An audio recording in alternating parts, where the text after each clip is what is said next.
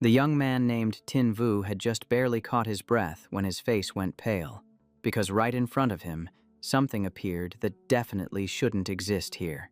A ferocious demon beast charged straight at him, moving so fast that the main character didn't even have time to process what was happening. Just as the monster was about to pounce on Tin Vu, a cold voice chanting a spell rang out through the air. An ancient sound echoed, opening with an incantation that seemed to recount the chaotic era before heaven and earth were separated. The summoning chant continued to rise, using blood as a token to forge a pact and call a soul back from the void. Blood as the oath, words becoming the seal. The chanter issued the command, and power began to converge. When the phrase, "Lion Flame Sky Rend," rang out, the demon beast was instantly blasted away, lying motionless, and the battle ended in the blink of an eye. Everything happened so fast that Tin Vu thought he was dreaming, so he rubbed his eyes just to be sure. But when he opened his eyes, the ruined scenery around him remained, proving that what just happened was completely real. Standing in front of the main character now was a girl with a cold aura alongside a giant lion, and that was Tunu Yen, the dean of the Azure Dragon Academy. She gently apologized because the incident that just occurred had accidentally dragged him into trouble. Regarding the damage caused to his house, the Azure Dragon Academy would arrange for people to come repair the damage and handle all the aftermath. At the same time, they would also compensate him with a substantial sum of money. After speaking, Tunu Yen smiled, handed Tin Vu a business card, and then quickly left with the other beast tamers. Watching the retreating figures of the beast tamers who had just saved his life, Tin Vu could only give a bitter smile full of admiration. In this era, everyone dreams of becoming a beast tamer, while he doesn't even have the money to buy a basic beast. No beast means he can't compete in the national tournament, and he wouldn't have the strength to protect anyone either. Lost in thought, suddenly a strange dog came running over from out of nowhere. It gently placed its paw on Tin Vu's thigh, as if they had known each other for a long time. Not stopping there, the dog excitedly licked his face, making the main character startle. He looked at it and muttered, "Don't tell me you followed that giant dragon and got lost in here. Could it be a husky falling from the sky? Or is this actually a beast?" Suddenly, Tin Vu remembered he had seen a picture of this dog in a book. That's right. This is a swift wind dog, a low bloodline beast that doesn't require spiritual energy. So maybe he could actually afford to raise it. But the problem is, there are only exactly 3 days left until the National Beast Tamer competition. With such little time, would he be able to prepare properly? Even so, Tin Vu still decided to adopt the swift wind dog, and the very next morning, he held the little dog and went straight to the magic beast shop in the city.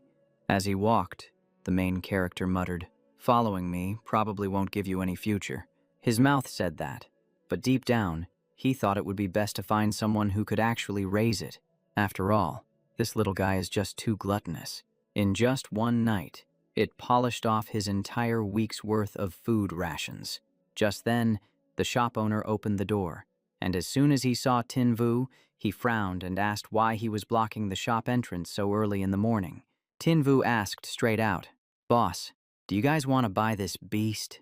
The shop owner looked at the swift wind dog and immediately waved his hand, saying no one wants to buy such a low bloodline type. So go somewhere else. Hearing that, the swift wind dog shrank back, snuggling close into Tin Vu's chest. The main character shrugged and said if they didn't want it, fine, no need to be so tense about it. And right at that moment, an information panel suddenly appeared before his eyes.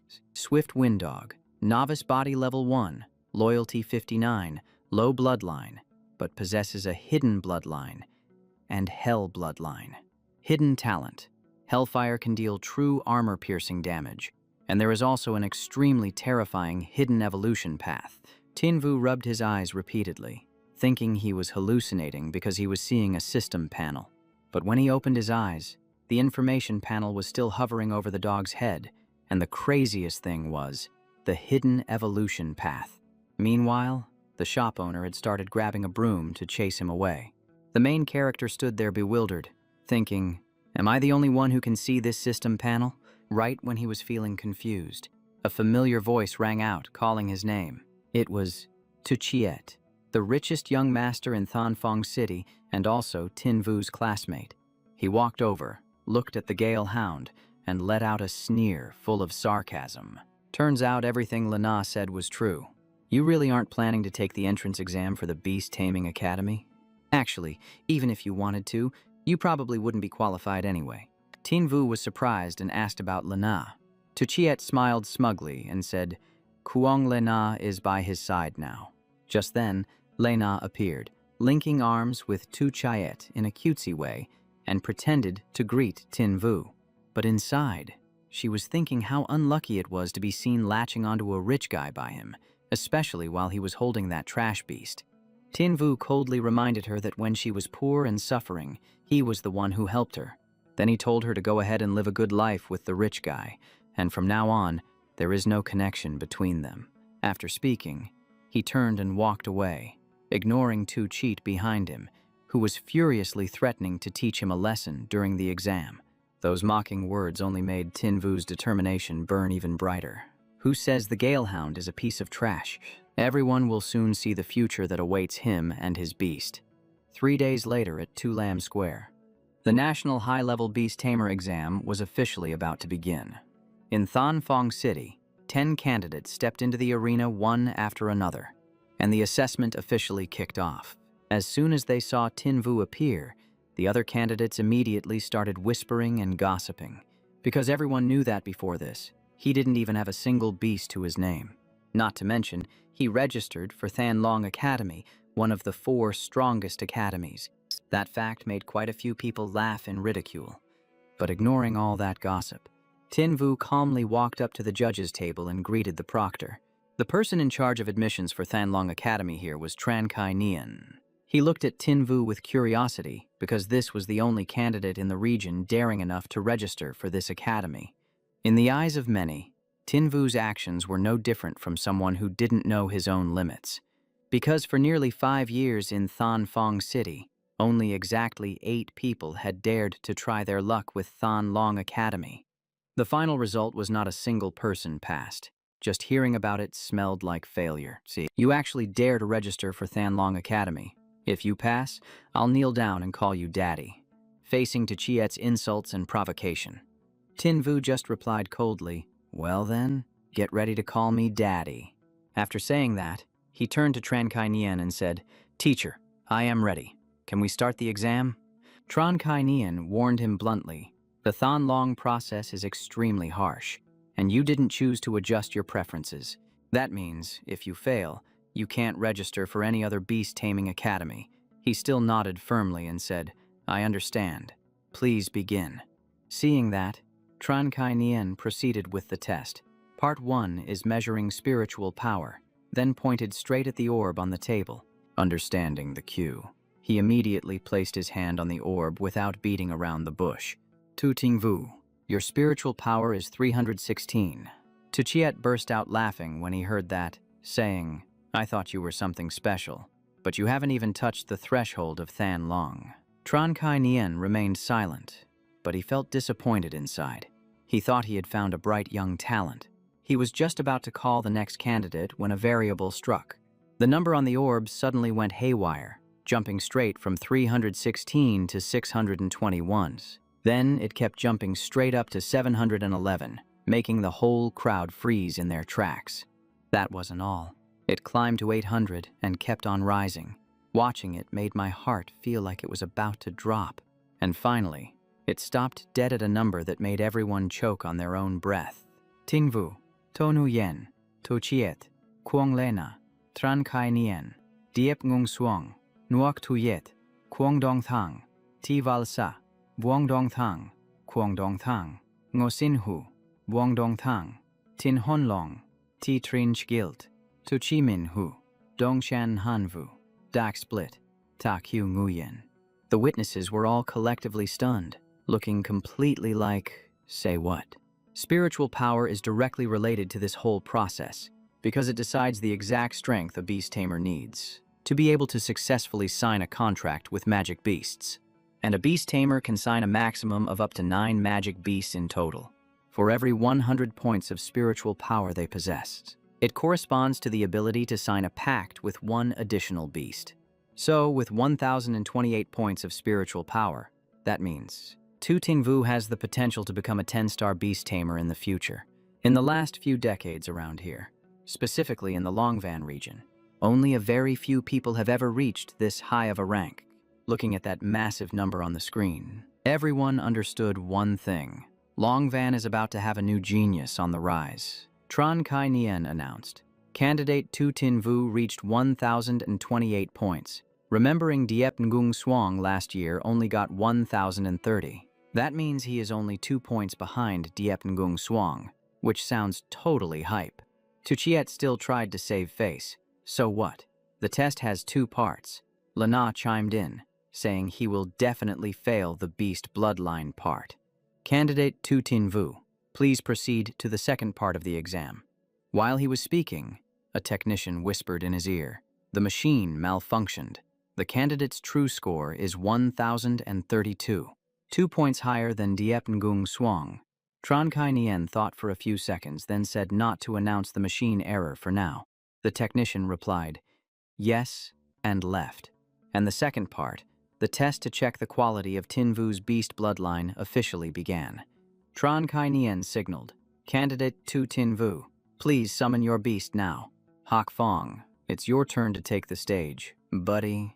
The whole crowd held their breath, waiting to see what kind of creature the genius would call out. But right when they saw Tinvu's beast, which appeared to be just a common Gale dog, everyone's eyes popped out in disbelief.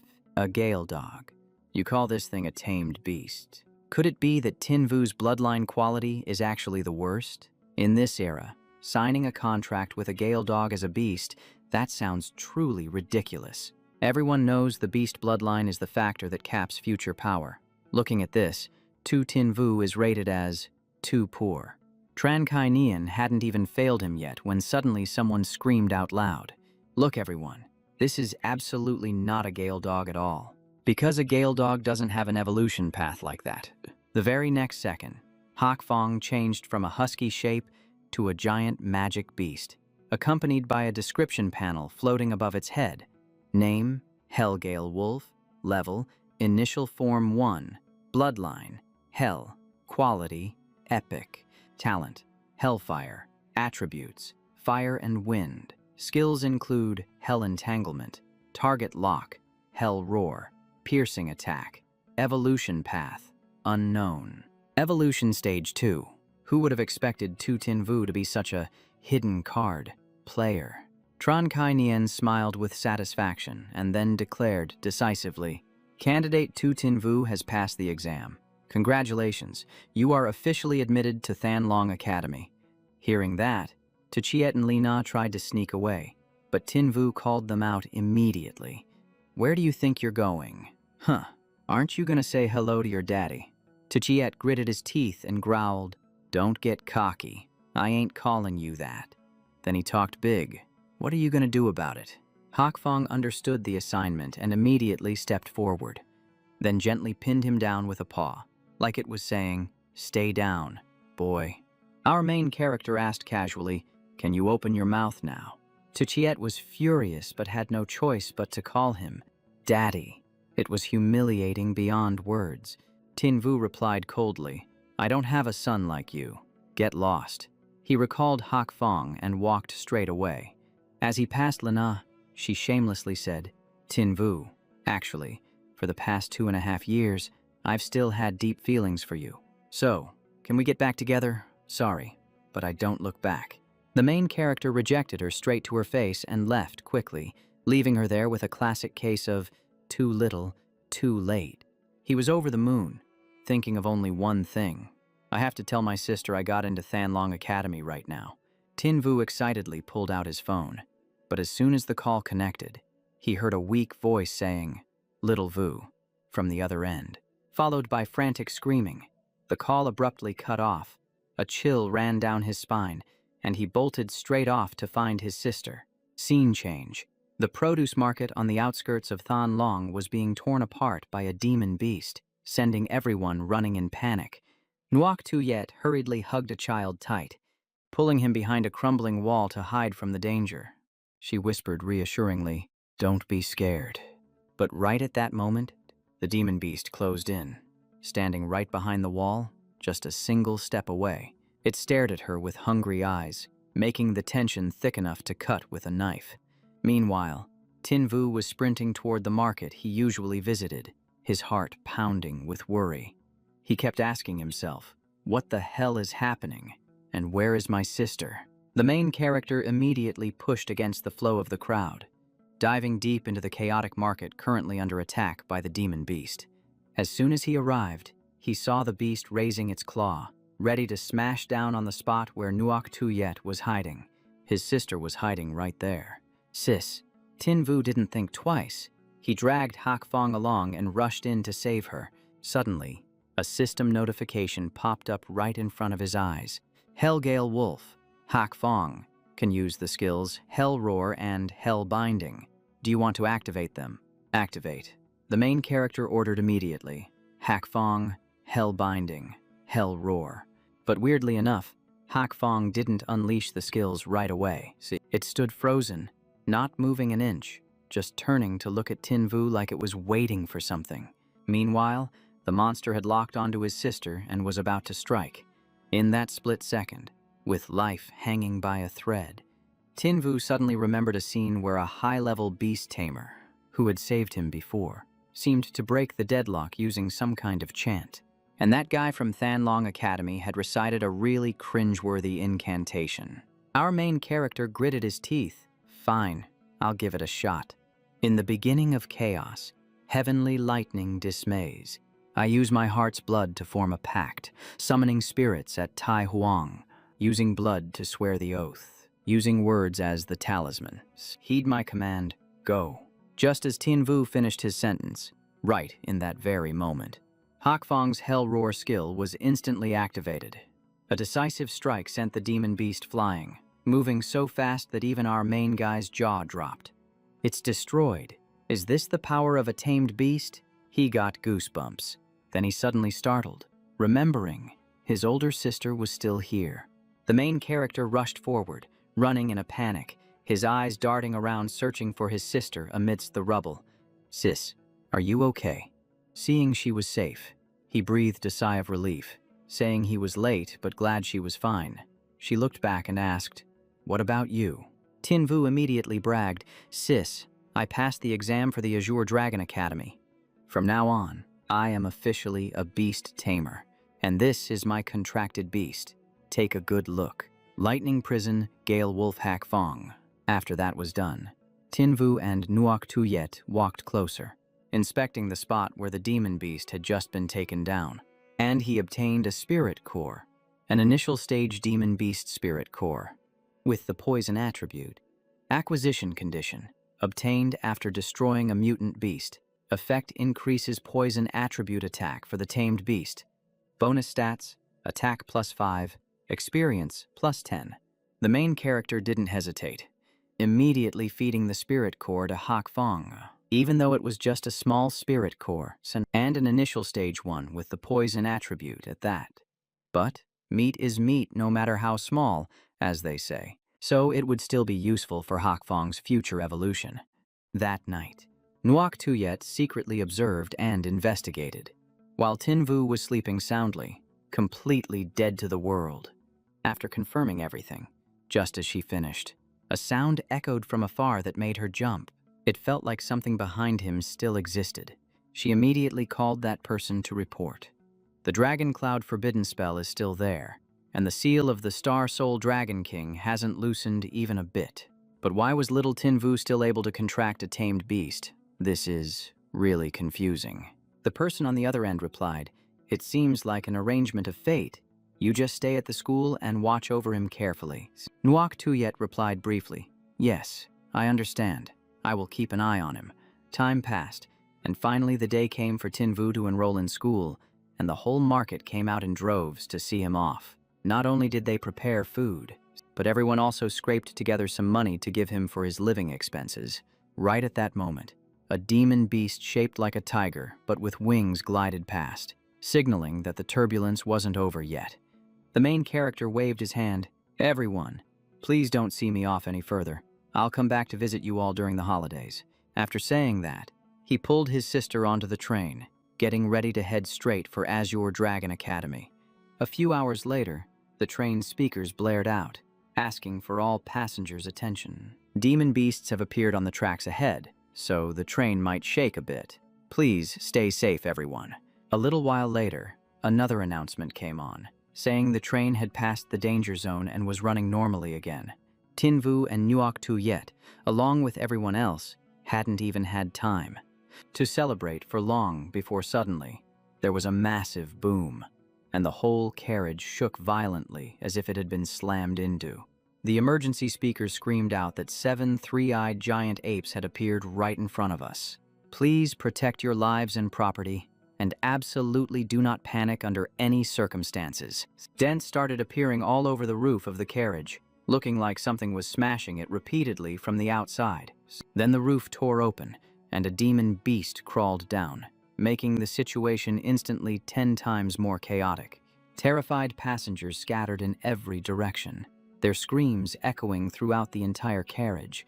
Tinvu pulled Nuok Tuyet into the deepest corner and told her to hide there and not come out. But she asked in a trembling voice, "Little Vu, what are you planning to do?" The main character didn't answer. He just turned around and walked straight toward the demon beast to face it, just as the demon beast swung a heavy blow, aiming directly at the spot where Tinvu was standing. A fox with shimmering golden fur suddenly appeared out of nowhere and whipped its tail with immense force. The strike blocked the demon beast right in its face, completely neutralizing the attack. A female voice snapped, "You idiot. What are you standing there for? Back off if you don't want to get wrecked." A girl with blazing red hair stepped out to shield Tinvu, radiating an aura that said, "Don't worry. Big Sister is here to carry." She immediately shouted an order for the little golden fox to take action. "Tiu, use lightning flash." Right after that, both the girl and the beast coordinated perfectly, executing their moves with incredible precision. The Star Soul Dragon Cloud Spear lunged forward, closing the distance and forcing that demon beast to retreat. Name: Three-Tailed Thunder Fox. Level: Transcendent Body 3. Bloodline: Thunder Fox. Quality: Epic. Element: Thunder and Wind. Evolution path: Three-Tailed Thunder Fox to Four-Tailed, and finally Nine-Tailed. Hidden evolution: Three-Tailed Thunder Fox to Extreme Shadow, Crimson Lightning Fox, then to Red Lotus, Flash Lightning Fox. Skill: Three-Tailed Thunder Blast sweeps across causing electrical damage and a 1-second stun. Lightning Flash teleports close to dodge attacks and returns lightning damage. After reading Tutu's info panel, Tinvu secretly rejoiced, thinking he had met some top-tier quality, as both the spear and this Thunder Fox were incredibly powerful. The main character realized immediately that this was Tanyen Hien, the daughter of the Skydome Guild Master, so we were definitely saved. Seeing the three-eyed giant ape going into a rage, Tinvu immediately urged everyone to get out of the carriage first. But then, he suddenly noticed something incredibly unusual. Three-eyed giant apes live in packs, so why had there only been one of them this whole time? See, just as he thought that, 2 more three-eyed giant apes popped out, as if saying, "Did you really think it was over?" Taking advantage of the moment while Tanya Nian was busy facing off against the first monster, the other 2 circled around behind her, planning a sneak attack. Luckily, the main character noticed it just in time, and immediately summoned Hak Fong, then instantly activated Hellbind. With just one crowd control move, the group of three-eyed giant apes lost their rhythm and couldn't close the distance. Thanks to that, Tanya Nayan escaped an extremely dangerous situation. She looked at Tinvu in total surprise, thinking, "I didn't expect you to be like this." Turns out he is a beast tamer too. Tanyen Nahayan gratefully said thank you, but the main character just replied simply, "It's nothing. Anyone would have stepped in given the situation. But seriously, that beast of yours." Tinvu looked at the panel above Tutu's head and saw the status indicating spiritual suppression and lethargy, so he started getting suspicious. Diagnosis: post-traumatic stress disorder. Treatment: soak a soul-eating flower in hot water. combined with a lightning attribute catalyst and a fully dissolved water-type magic beast crystal core. So, the main character asked straight up, has it been fighting or getting overly excited lately, then becoming lethargic and hurting itself after the battle? Tanyan Nihien was startled. How did you know that? Since he couldn't mention the information panel, Tinvu lied and said he read it in a beast tamer pathology handbook. Three-tailed lightning foxes are very prone to this syndrome. Tanyan Hien exclaimed, no wonder Tiu Tiu hasn't been happy lately. Thank you. I'll treat it immediately when I get home. She slapped Tinvu on the back so hard it almost knocked the wind right out of him.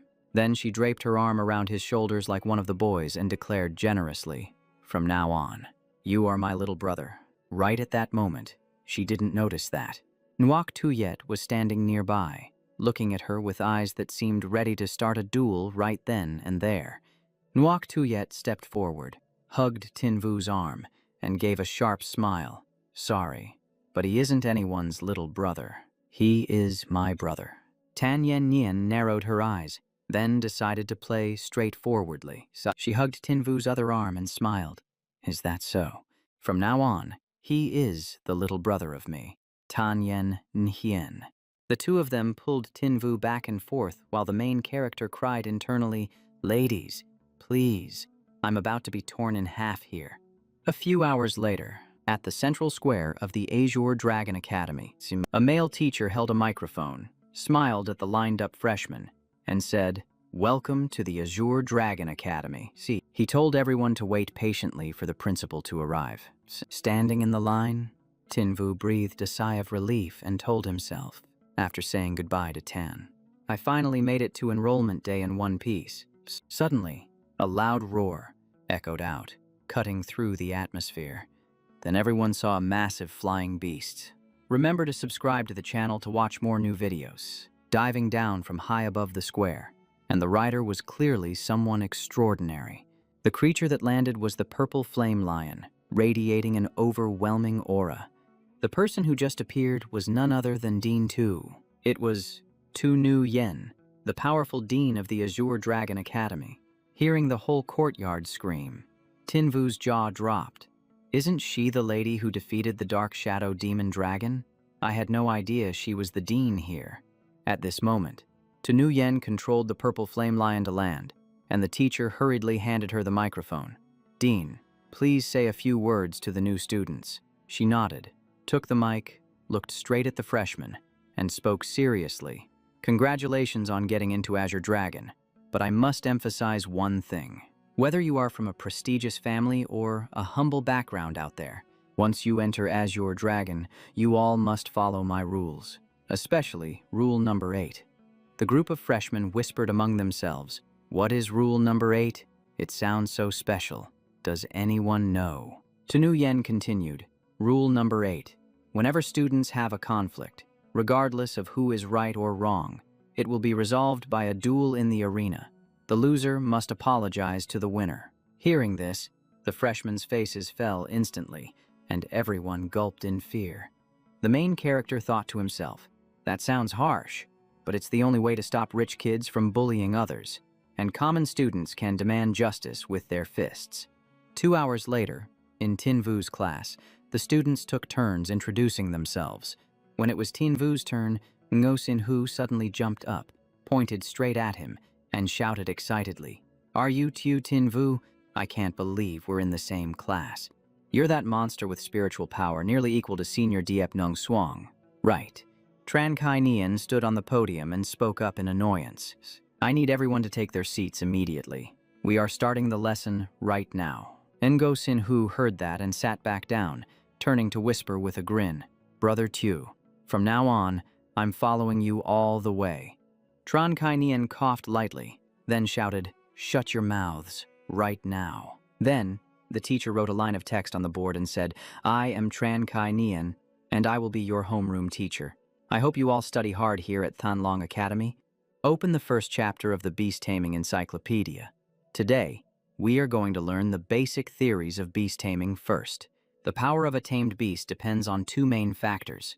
First is the level of the tamed beast itself. From lowest to highest, they include initial form, growth form, complete form, transcendent form, and the highest rank is the beast king form. Second is the quality of the bloodline. The higher the bloodline, the stronger the beast spirit, allowing it to suppress weaker species. Additionally, attributes also create elemental counters. For example, the 5 elements: metal, wood, water, fire, and earth. Metal counters wood, wood counters earth counters water, water counters fire, and fire counters metal. Besides the basic attributes, there are also variants like ice and lightning. I won't be giving examples for every single other one. The lecture just kept dragging on like that.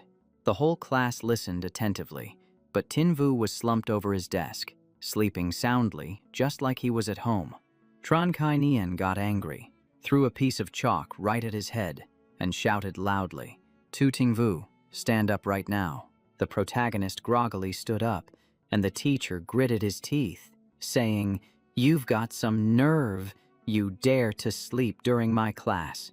Answer me this. What is the weakness of the divine-scaled sky demon? If you can't answer, then pack your things and get out of my class." Tinvu answered concisely, "The poison sac located under its belly." Tran Kai Nian paused for a moment, then asked another question. "Tell me this, too. Where does the frost condensation crocodile usually live?" The main character replied, "Frostfall Lake in the southern Dragon Kingdom, and the Cold Pond waterfall beneath the Kunlun Mountains." The whole class dropped their jaws looking at him. Tran Kai Nian was also shocked, but he wanted to test him further, so he asked a tough one. "If you encounter a demonic sky-rending tiger in the wild, how would you deal with it?" Tinvu replied with a straight face, "I would put my ID card in my mouth, find a nice shady spot under a tree, and lie still." Tran Kai Nian froze. Why? The class also looked over curiously, thinking, what on earth is this guy talking about? The protagonist smiled and explained, "The demonic sky-rending tiger is a mutated beast, beast king form. Only a 6-star beast tamer or higher can handle it. If we meet it, we're done for. So, I hold my ID card for easy family identification, and I lie in the shade to keep the body from smelling too bad. Just keeping it simple." Tran Kai Nian slammed the table with a bang and declared, "For that answer, I give you full marks." The teacher continued, "I just asked about knowledge from the end of the syllabus. How did you—" Before he could finish his sentence, Tinvu pulled out 3 books and smiled, "Because I already finished studying the entire rest of the course." The class groaned. "How are we supposed to survive this? What kind of monster genius is that?" Tran Kai Nian said, "You all study on your own. Tiu Tinvu, step outside and have a word with me." Outside the classroom, Tinvu apologized for dozing off and promised not to do it again. But Tran Kai Nian said, "It's not about that." The teacher said, "You've only been here for half a lesson, yet you've finished the entire theory course." The protagonist replied, "It's thanks to your good teaching. Mr. Tran, you teach very well." Tran Kai Nian got annoyed. "Kid, don't suck up to me. If you're done learning the basics, then go study something deeper." The teacher handed him a card and patted his shoulder. "This is a library card for Thanlong Academy. With this card, you can enter and exit the Thanlong Library whenever you want, and you can even borrow books for free. Go on, get out of here. I have nothing left to teach you." A while later, at the Thanlong Academy Library, Tinvu was peacefully sleeping again, truly mastering the art of learning through osmosis. Just then, Huang Diem brought along a few of his lackeys, barging in and shouting loud enough to shake the entire library. "This Thanlong Library belongs to me today. All you guys, get the hell out of here." Knowing he was the son of Vice Principal Vuong Dong Thang, the boys kept their mouths shut and scrambled to leave. Vuong Diem gave the girls a dirty look and laughed. "Why don't you ladies stay and read with me?" Heh heh. The girls turned pale with fear. "Young Master Vuong, please let us go." But right then, there was one single guy who didn't run away. Tiu Tinvu threw the book he was reading straight at Vuong Diem's head, dropping just 2 words, "Too noisy." Vuong Diem turned purple with rage. Who did that? A lackey pointed at Tinvu and yelled, "Young Master Vuong, it's that clueless brat over there." Tiu Tinvu stepped in front of a girl, looking at Vuong Diem. "Bullying girls. That's just embarrassing." Vong Diem roared. "Who are you? Trying to be a hero?" The girl hurriedly whispered, "You should go. He's the son of Vice Principal Vuong Dong Thang. We can't mess with him." Hearing that, Tu Tin Vu immediately switched to sarcasm mode. "Oh, I see. So you only dare to act cocky because your daddy is the vice principal." Instead of getting mad, Vong Diem lifted his head arrogantly, as if to say, "Glad you know your place." He snorted coldly, his voice dripping with arrogance. "If you know what's good for you, kneel down and apologize right now." But Tu Tin Vu just smirked and shouted, "In your dreams," then suddenly attacked, making the air instantly tense up like a guitar string. And if you guys don't want to miss out on dramatic scenes like this, remember to subscribe to the channel for the fastest updates. That last hit made the guy hurt so bad he was rolling on the ground, clutching his stomach, looking absolutely pathetic. The lackeys standing nearby panicked and rushed over to ask, "Young Master Vuong, are you okay?" Vuong Diem pointed a shaking finger at Tu Tin Vu, his face red with fury. "Ridiculous. Who do you think I am?" He gritted his teeth, emphasizing every word. "You dare touch me. I guarantee you won't walk out of this library. Today, I'll show you who really runs this academy, who really calls the shots at Than Long Academy." And right at that tense moment, Tunu Yen walked into the library with Tran Kai Nien and another male student. Hearing everything, she replied coldly, "Oh, quite the big talker.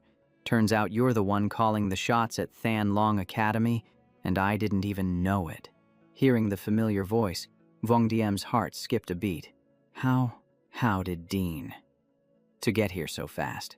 She walked up to him, her face cold as ice. "I know everything that just happened. If you two have a conflict, then we'll handle it according to Academy Rule number 8. This news spread faster than online drama. In no time at all, students from everywhere flocked to see the excitement. "Let's go. Hurry up. Tu Tin Vu is dueling Vuong Diem in the arena. You'll regret it for the rest of your life if you miss this." But some were worried. Vuong Diem's beast is the 6-clawed sky-rending leopard. It has a legendary bloodline. Can Tu Tin Vu really fight against that? Someone immediately retorted, "Nonsense. My brother Tu is invincible." A while later, at the Academy's arena square, up in the stands, Tran Kai Nien looked down at Tu Tin Vu and thought to himself, "Tu Tin Vu, don't let me down." Inside the arena, the referee loudly announced that the match was about to begin. Both sides stepped onto the stage, stood facing each other, and shook hands as per protocol. Vuong Diem gritted his teeth and whispered, "Tu Tin Vu, I'll show you the price of crossing me." Tu Tin Vu just smiled lightly. "Is that so? Then I'll be waiting for your apology." The referee shouted again. The match officially begins. Vuong Diem immediately formed a seal to summon, yelling loudly, "Ice Flame, come out." Just a second later, the giant demon beast appeared right next to him.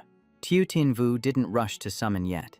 First, he activated the system to observe the opponent's stats. Name, 6-clawed sky-rending leopard. Rank, nascent form, level 1. Bloodline, legendary. Attribute, ice and wind. Talent, mystic ice freeze. Every attack has a freezing effect, reducing the enemy's movement and attack speed by 30%. Skill, glacial shatter launches an ice orb that locks onto the target, then explodes in an instant, dealing area of effect damage. Loyalty, 72. Tu Tin Vu thought to himself, "So, it's a dual attribute beast." His face grew serious, and he whispered, "It's time. Come on out." Hak Fong. A second later, Hak Fong appeared right in front of everyone. Ngo Sin Hu immediately shouted, "Holy crap. Bro Tu's beast looks so cool." The person next to him nodded vigorously. In terms of looks, the sky-rending leopard is totally outclassed. In the VIP spectator seats, Tunu Yen looked at Hak Fong, her eyes filled with deep thought. Tu Tin Vu's beast. How come I've never seen it before? It looks like an evolved version of the Gale Dog. But the Gale Dog is traditionally considered a trash beast with no evolutionary path. And yet, he actually managed to do it, inside the arena. Hearing everyone praise Tu Tin Vu's beast, Vuong Diem grew even more jealous. It's just for show. Let's see how long you can keep smiling. He immediately ordered Bang Diem to use Sky-Rending Claw and lunge straight at Hak Fong. Seeing that, Tu Tin Vu calmly ordered Hak Fong to use his movement technique to dodge, while simultaneously closing in on that ice leopard. But just as he got close, Hak Fong prepared to launch a counterattack. Bang Diem was one step faster, instantly circling around to the flank. The surprise attack left Hak Fong unable to react in time, and he was knocked flying. The ice leopard immediately seized the opportunity to rush in and pursue. On the stands, Tran Kai Nien frowned. Tu Tin Vu's beast is dual wind and fire, while the sky-rending leopard is ice and wind, elemental disadvantage. It's really hard to avoid. In the arena, Bang Diem pressed his advantage, unleashing a flurry of claw attacks. Hak Fong could only continuously dodge, forced into a passive position. Vuong Diem laughed loudly. Tu Tin Vu, this young master is going to cripple your beast. Bang Diem, unleash Frost Sky Blast. Hearing the command, the ice leopard immediately stopped chasing. It raised its head, opened its mouth, and spat out a giant ice orb. The orb flew straight forward and slammed right into Hak Fong. A loud explosion rang out, and Hak Fong was instantly sealed inside a massive block of ice. Seeing this, Vuong Diem laughed with smug satisfaction. Tu Tin Vu, it won't be long now before your beast freezes to death in there. On the stands, all eyes turned toward Tu Tin Vu. Everyone wanted to know what he would do next, but Tu Tin Vu just smiled. Is that so? Hak Fong, Shadow Stealth. Immediately after, the entire audience's eyes went wide. Hak Fong suddenly turned into a stream of black mist and vanished from the ice block. On the stands, Tran Kai Nien and Tu Nu Yen both frowned. Dark attribute. Does this Hellgale dog have 3 attributes? Inside the arena, Vuong Diem looked around in confusion. What the hell? Where did it go? He had no idea that right behind him, on the ground, a black shadow was silently closing in. Up in the stands, Tran Kai Nien and Tu Nu Yen took one look and understood immediately. It turned out that it had transformed into a shadow, so the block of ice was too slippery to hold Hak Fong down. Right at that moment, Hak Fong burst out from the shadow behind Vuong Diem for a surprise attack. But the guy got lucky. Bang Diem rushed in just in time to shield its master, saving him from a heart-stopping close call. It blocked perfectly and pushed Hak Fong back to Tu Tin Vu's side, preventing a second ambush. Tu Tin Vu huffed coldly.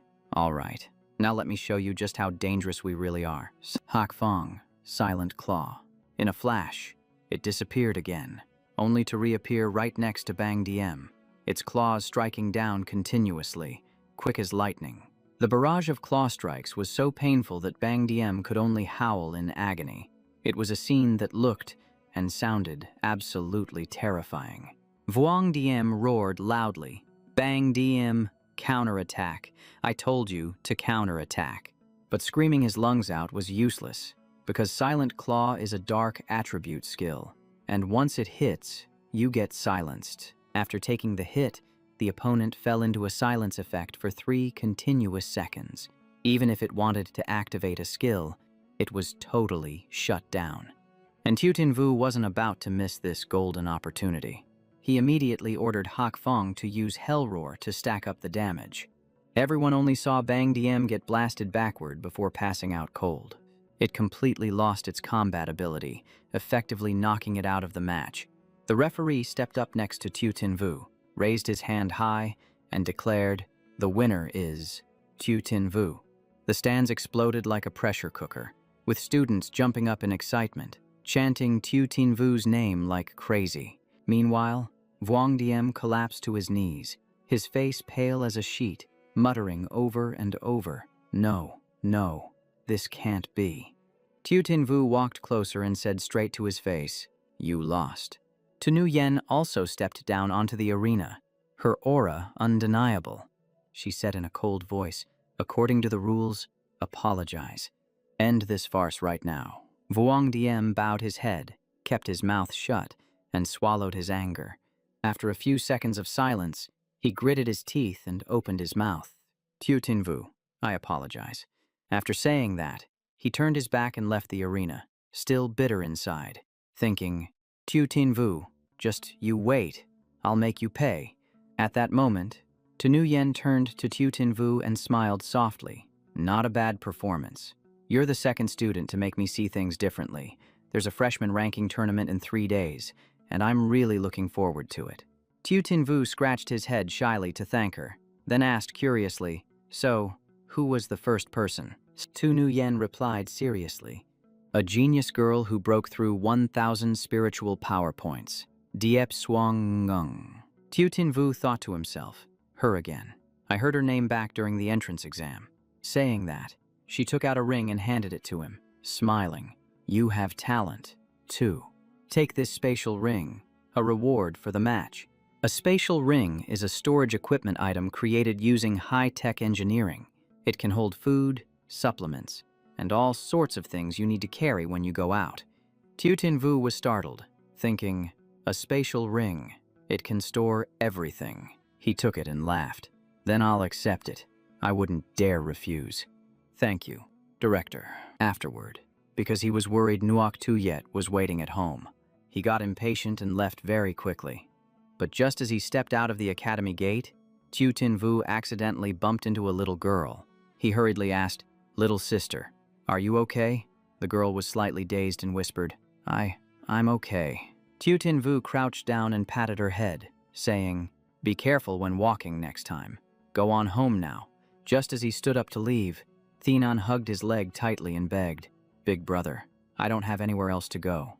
Please, let me come with you.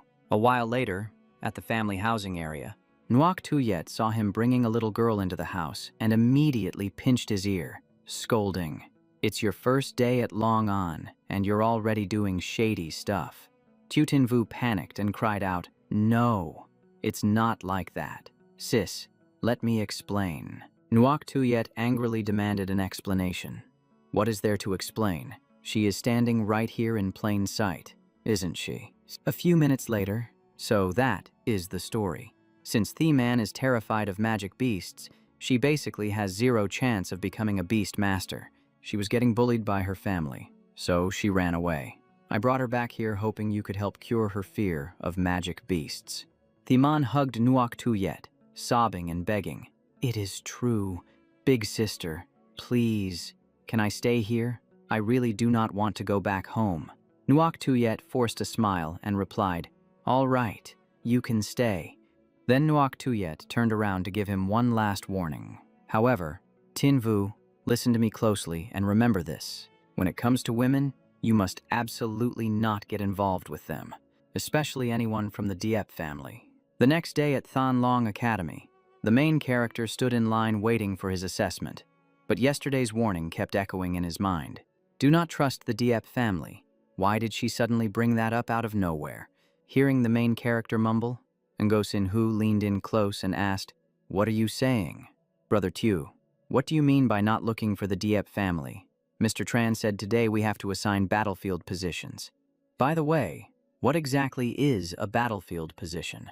And which position do you think my beast, the storm butterfly, would be suited for? Tran Kai Nien looked annoyed and pointed straight at him. Ngo Sin Hu, stop whispering while class is in session. Ngo Sin Hu jumped in surprise and hurriedly stood at attention. Yes, Mr. Tran. Tran Kai Nien spoke seriously to the whole class. Now, in order of your student ID numbers, take turns summoning your beasts for the assessment.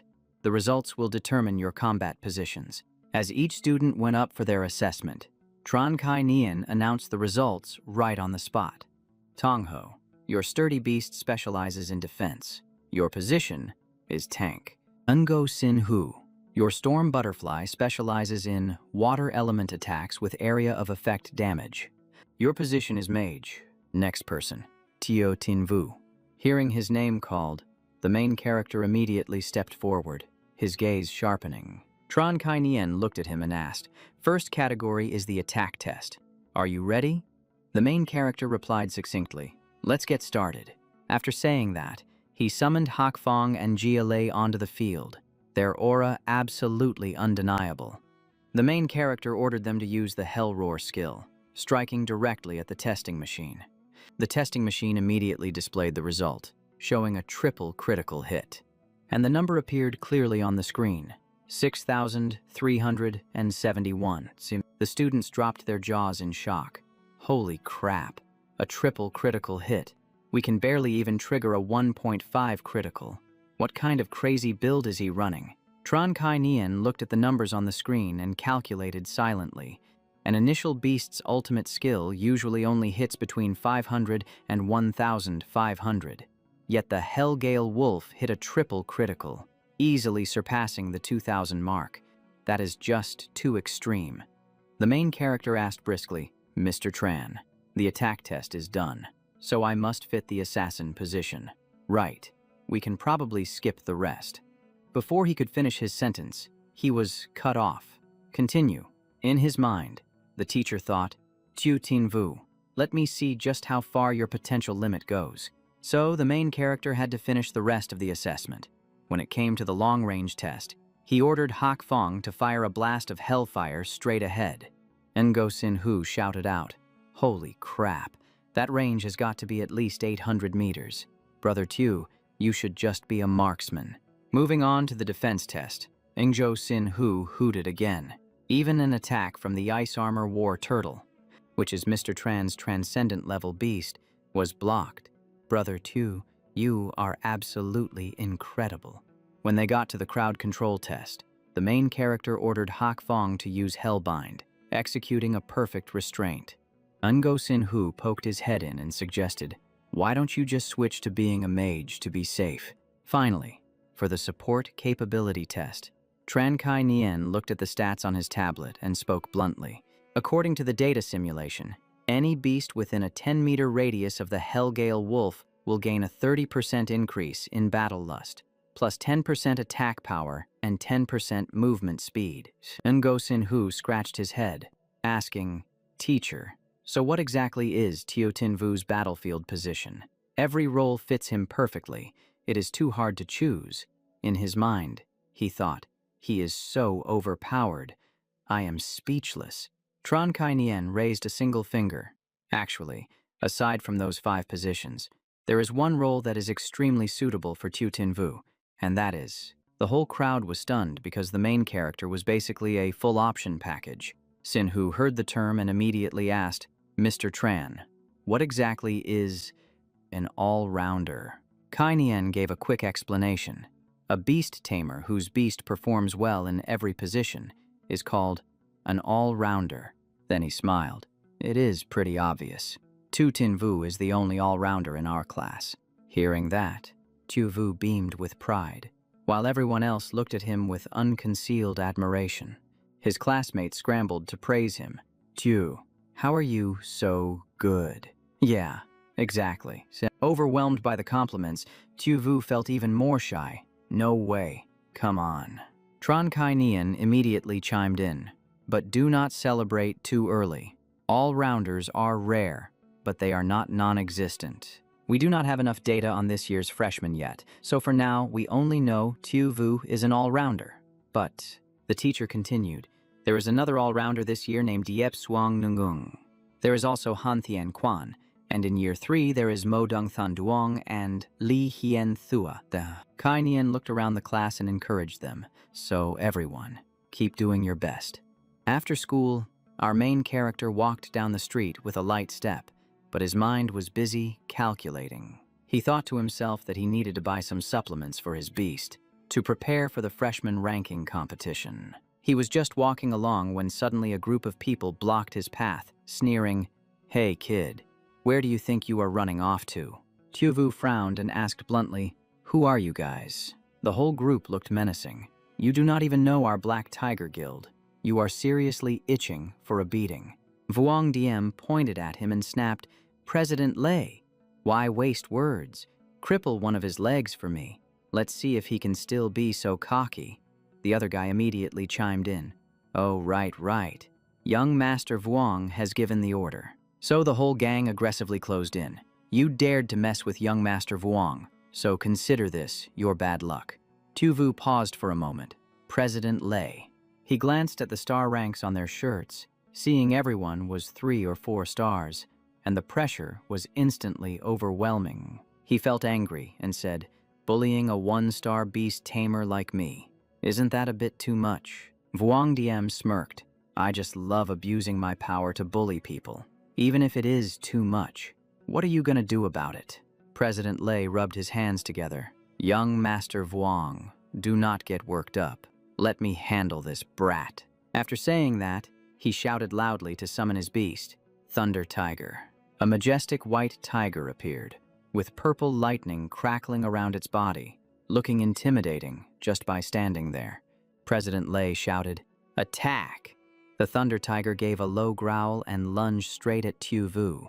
In the blink of an eye, Tu Vu summoned Hak Fong, who lunged forward to block the path and launched a fierce counterattack. Its eyes were glowing red as it clamped its jaws tightly onto the Thunder Tiger's neck, locking it down like a vice. Instantly, President Lei's beast was slammed to the ground, lying motionless for a moment. President Lei's eyes widened in shock, thinking, "Young Master Vuong told me to attack but did not mention this beast was this strong. Is he trying to set me up?" He started to panic, thinking, "I am supposed to be a beast tamer at the mature stage. How am I stuck in a stalemate when my Thunder Tiger is in the transcendent form?" But he still tried to act tough. Let's see just how powerful a 1-star loser like you really is. Or if my Black Tiger Guild's 3 and 4-star members are the powerful ones." As soon as he finished speaking, his teammates summoned their beasts in unison.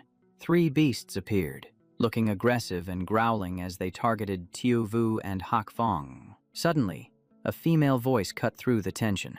"Well then, let me see just how powerful your Black Tiger Guild really is." The sudden appearance of this person made President Lei and his gang freeze, their faces going blank as if someone had hit the mute button. The girl stood in front of Tu Vu, hands on her hips with arrogance. "Or maybe you should let this young lady's Firmament Guild teach you boys a lesson." Tu Vu turned around and, along with Hak Fong, looked at the group that had just arrived to support them. It was clearly backup. Seeing that the leader was Yen Nian, he called out happily, "Sister Tan." The Black Tiger Guild was surrounded from behind, and everyone's faces turned pale. One of them stammered, "President, we are done for. It is the Firmament Guild." President Lei suddenly remembered that the Firmament Guild was the number 2 Beast Tamer Guild in Longan City, and that even the top-ranked Giant Wind Guild would not dare to risk a conflict with them. So he immediately changed his tune. "Miss Tan, what brings you to this neighborhood?" She casually threw her arm around Tu Vu's shoulder and smiled. "If I had not happened to pass by, I never would have known what President Lei was planning to do to my dear little brother." President Lei's jaw dropped. "Wait, aren't you the only child of President Tan? Since when did you?" Yen Hien cut him off sharply. "This boy, Tu Tin Vu, is the adopted brother that I, Tan Yen Yen, have personally acknowledged." She stared straight at him and declared coldly, "Anyone who bullies him is declaring war on me." President Lei immediately shut his trap, his face twisting into a grimace of utter resignation. Yen Nian twisted the knife. "That also means you're going against my Firmament Guild." President Lei quickly tried to suck up to her. "Miss Tan, it's just a misunderstanding. A huge misunderstanding." Then he pointed a shaking finger straight at Vuong Diem. "It's all his fault. This kid hired us to mess with your little brothers." Vuong Diem panicked when the finger turned on him, raising his trembling hands. "Tan, Miss Tan, I didn't mean to go against Tu Tin Vu. I just..." Yen Nian didn't even bother listening, turning her cold gaze back to President Lei. "You know how to handle this." Sweat poured down his face as he stammered, "Yes, yes, ma'am." President Lei immediately barked orders to his lackeys. He dared to bully young Master Tu, teach him a lesson he'll never forget. As Vuong Diem got the beat down, he whimpered weakly, "But I hired you guys. Why are you doing this to me?" Back at the Firmament Guild, Yen Yen couldn't hide her annoyance. "Little Vu, how in the world did you end up running into people like that?" The main character replied nonchalantly, "I just went out to buy some nutritional supplements for my beast. Who knew I'd be unlucky enough to bump into them?" She chimed in immediately. "Nutritional supplements. You should have just come to me." My firmament guild specializes in that kind of stuff. Yen added generously. From now on, if you need any supplements, just let me know. I'll give them to you for free. The main character was left speechless. He never expected Sister Tan to be so generous. Not to mention she was the daughter of the Firmament Guild's president. After that, she took him on a tour of the guild. This was their training base, equipped with top-off-the-line machinery to help Beast maximize their combat skill training efficiency. Moving to another section, Yen introduced the leisure area for Beast Tamers to relax after missions. It had everything from golf courses to saunas. Next, she pointed to the top floor. That's the conference room. Whenever we have a major mission, we go up there to hammer out a solid battle plan. One area over was the medical center, stocked with modern equipment and plenty of medicinal herbs. Yen gave him a wink and told him the most important part was, she said enthusiastically, our beast doctors are incredibly skilled, using the best techniques to treat injured beasts. Hearing this, a thought sparked in the main character's mind. A beast doctor. Huh. He grabbed Yen's hands and asked immediately, Sister Tan, can I join the Firmament Guild as a beast doctor? She looked at him, hesitating. That would be a bit unusual. Just then, a voice cut through the air, cold as ice. Absolutely not. The speaker was Lun Guyet, the vice president of the Firmament Guild. She stared at him with a steely gaze. I don't know who you are or why you're here, but with your age and lack of experience, you think you can be a beast doctor for this guild? This joke isn't funny. Yen recognized the voice immediately and rushed to explain. Auntie, he's the one who helped me subdue the giant three-eyed ape on the ship. Remember, he's also the godbrother I told you about. Suddenly, someone ran in from the door, panting heavily. Vice President Lu. Several critically injured beasts have just been rushed to the medical center. He panicked. We don't have enough staff.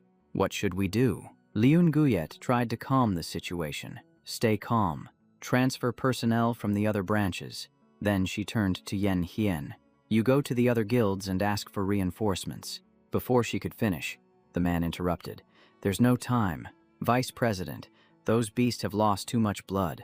They're not going to make it. The main character stepped forward. Let me handle it. Vice President Lu, time waits for no one. Meanwhile, inside the Firmament Guild, Beachtin lay on a stretcher as two doctors rushed it into the operating room.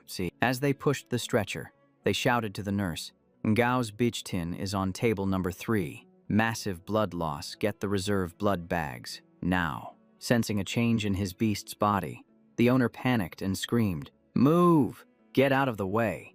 But due to severe blood loss, Beachtin lay motionless, its breathing becoming visibly weaker. Doctors surrounded the stretcher, the atmosphere taut as a bowstring.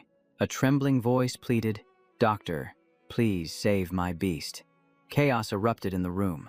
Too much blood loss. Stop the bleeding first. The hemostatic clamps aren't working. Mix the medicine. It's no use. We can't stop the bleeding. One doctor shook his head in helplessness. Standard hemostatic methods are useless. The main character observed everything, his eyes sharpening with a serious, contemplative look as if he were processing data. On the high-tech treatment table, Beachtin convulsed in pain. Its eyes squeezed shut as it tried to endure every agonizing moment. The system displayed the data. Name, Ngao's Beachtin. Level 3, Transcendent. Loyalty, 92. Elite Bloodline. Diagnosis, puncture wound caused by the Demon King class Golden Needle Poison Bee King. Large surface area, green mucus preventing closure. The doctors analyzed the situation. The wound was caused by a Golden Needle Poison Bee King. That shimmering green mucus is a special toxin that prevents healing. Suddenly, the main character looked straight at the owner and spoke with conviction. I have a way to stop your beast bleeding. Do you trust me? The owner placed a trembling hand on Beachtin and stammered desperately. I have nothing left to lose. I trust you. Please, stop the bleeding for my beast. I'm begging you. The main character listed the method. Crush heavenly spirit grass and purple cherry flowers. Prepare 20 grams of the base medicine. Add a transcendent level poison attribute beast crystal. And boil for 5 minutes. Hearing this, the doctor retorted in horror. Those ingredients have conflicting toxicities. Using them like that is just going to make the beast's injury worse. But the main character stood his ground, speaking firmly. Apply it exactly as I said, right now. If we miss the window of opportunity, Ngao's bitch Tin definitely won't make it. The owner looked ready to faint from anxiety. Don't just stand there. Go get the medicine. Realizing the urgency, the two doctors immediately ran to prepare it. 5 minutes later, a doctor returned with a vial of green liquid. The medicine is here. The main character puts on black surgical gloves, his movements so practiced and smooth. It looks like he's done this 100 times before. He takes the medicine bottle and opens the cap with extreme care, not daring to make even a single mistake. Then he applies it straight onto Bitch Tin's wound. The cut is deep, with green slime still streaming out, looking absolutely spine-chilling. The moment he applies it, the creature roars in pain, making both the main character and its owner jump out of their skin. Suddenly, someone shouts. The bleeding stopped. It actually stopped. And sure enough, there are only a few drops of green liquid left on the wound. Bitch Tin falls asleep from exhaustion, and its owner hugs it tight, overcome with emotion, sobbing. We saved him. We saved his life. Meanwhile, the main character clasps his hands, smiles, and asks, Vice President Liu, about this performance. Are you satisfied yet? Liun Guyet looks at him with clear respect and extends her hand, saying, It went far beyond my imagination. I apologize for my earlier behavior. Now, I formally invite you to join Thuong Hung and take the position of special pharmacist. The main character beams with joy and replies, I'd be happy to. The two of them shake hands, officially sealing the deal on their partnership. The scene shifts to his house, where Nuoc Tuyet questions him. You came home late. Was it because you were signing a contract to be a special pharmacist with the Thuong Kung people? The main character nods awkwardly, stammering a bit. Yeah, that's right, sis. She turns her face away, acting all sulky. Now that you have a sugar mommy, did you forget your own sister? He hurriedly explains. How could I? Sis, come on. It's nothing like that. Just as things get tense, Tianan runs out asking, Brother Vu, what's a special pharmacist? Can we eat it? The main character bursts out laughing and explains, You can't eat it, but being a special pharmacist means I get a salary. He happily announces, This weekend, I'm treating the whole family to a feast. The man hears that and immediately cheers. Yay, let's go, let's go. Meanwhile, in Vuong Diem's room, he's lying in bed with his left leg in a cast suspended in the air, so angry he looks like he's about to explode. He screams at the top of his lungs. Tu Tin Vu, this young master will never let you get away with this. Lam Thuong crosses his arms, looking down at him, and says coldly, You useless piece of trash. Vuong Diem bursts into tears, feeling wronged, and sobs, Dad, you have to get justice for me. The man speaks sternly. You are Lam Thuong's son, yet you lost to some punk from a small town in a duel. You didn't just embarrass yourself, you made our entire Vuong family lose face. He wipes his tears and sobs. Dad, stop scolding me. I don't know where that guy found a triple attribute horse beast to form a contract with. Lam Thuong sits down next to him, gritting his teeth. Plus, he has the Thuong Kung Guild backing him now, so it'll be hard for you to get payback. Then he nods thoughtfully. Thuong Kung is indeed not someone the Vuong family should clash with. Suddenly, his tone changes. But if Tu Tin Vu were to meet with an accident during the Amnam Mountain trial and fall to a demon beast, that wouldn't have anything to do with us, would it? He pushes up his glasses with a calculating look and smiles creepily. Today, at Amnam Mountain, the sky is clear and the sun shines through the leaves. It looks peaceful, but the vibe feels anything but peaceful. The instructors stand on high ground to manage the new students. Lam Thuong speaks loudly. Today is the day of the Amnam Mountain trial. This trial will be live-streamed online across all platforms. He holds the microphone and signals. The wristbands you are wearing will monitor the number of demon beasts you hunt and record your combat footage. Then he explains the grading scale. Hunting 1 to 10 beasts gets you a C grade. 11 to 30 beasts is a B grade. Hunting 31 to 50 beasts, A high-tech screen displays the score chart as Lam Thuong continues. Hunting 51 to 80 beasts earns an S grade. Over 80 beasts is an S+. Tu Yen reminds him, Vice Dean Vuong. Before we start, please announce the all-rounders among the new students. The crowd below whispers. I heard the top ranker of the trial last year was Diep Ngung Swang. Lam Thuong announces. Based on the placement assessment, this batch of new students has a total of 3 all-rounders. Mo Dung Duong Sok from Class 1. A tall young man with long platinum hair steps out, exuding the confident aura of someone from a prestigious family. He continues the announcement. The crowd below gasps in shock. Holy crap. Class 1 has 2 all-rounders. The beautiful pink-haired girl is none other than Mo Dung Han Han, the daughter of the Mo Dung family. And the last one, Tu Tin Vu from Class 3. Everyone is stunned by the name, while the main character, despite being the center of attention, is busy thinking about the Mo Dung family. The Dragon Country has 4 great beast-taming families: the Diep family, the Lai family, the Mo Dung family, and the Thuong Quan family. The main character secretly startles, thinking, could it be that Mo Dung family? The 4 families represent 4 different beast guardians, protecting 4 regions of the land. The scene shifts to the Thon Long Academy broadcast station, where instructors are sitting around a table, staring intently at the screen behind them. Duong Hooks introduces himself seriously. Hello to everyone watching the live stream. I'm the MC for this trial, Duong Hooks. The live stream camera pans to Nu Yen. She asks, Vice Dean Vuong, how many demon beasts do you think Tu Tin Vu will hunt? Lam Thuong replies coldly. I'd say 50 is already an overestimate. Kai Nian sits nearby in deep thought and counters. Impossible. With that kid's talent, he'll get at least 80. Nu Yen rests her chin on her hand, eyes twinkling mischievously. What if both of you are wrong?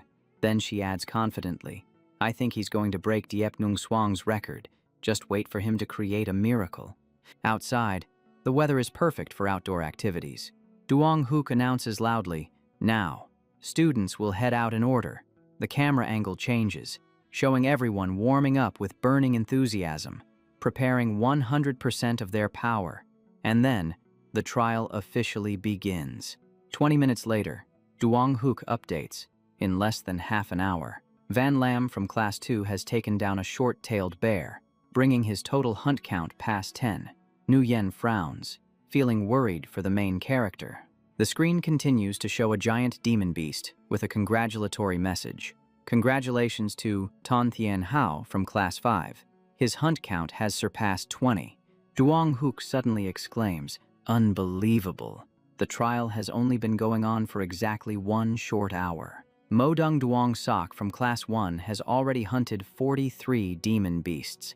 The comment section blows up. Truly a favored son of heaven. Young master. Mo Dung is amazing.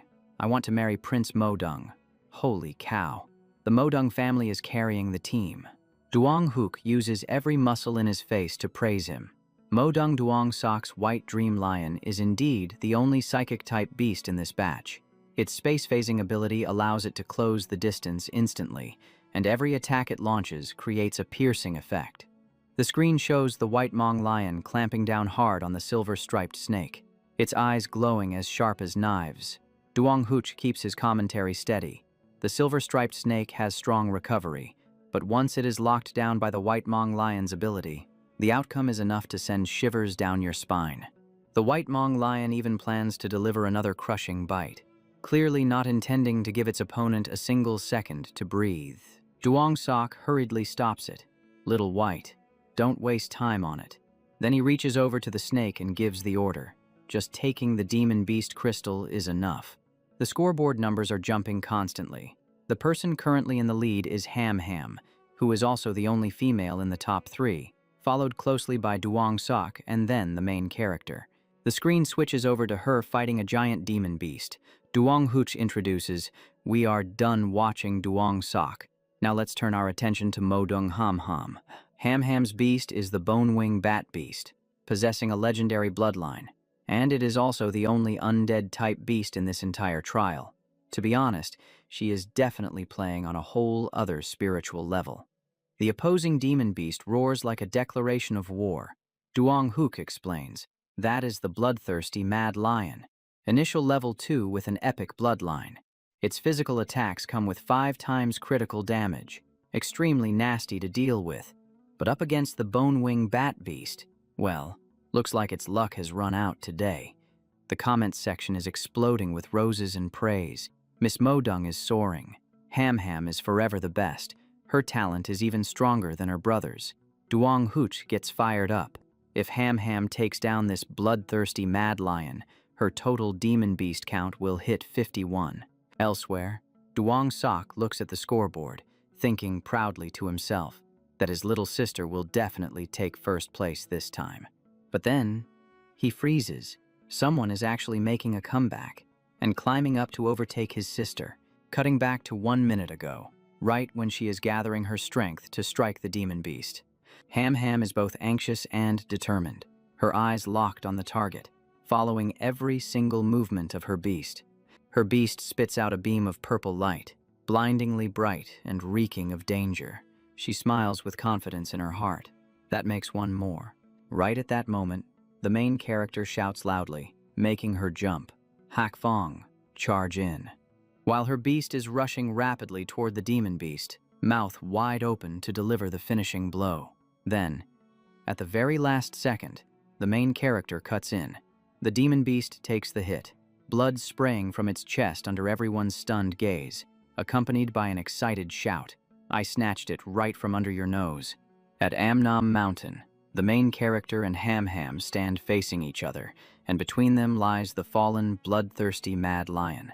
He rides on Hak Fong, smiling nonchalantly. Friend Mo Dung, thanks for gifting me this one.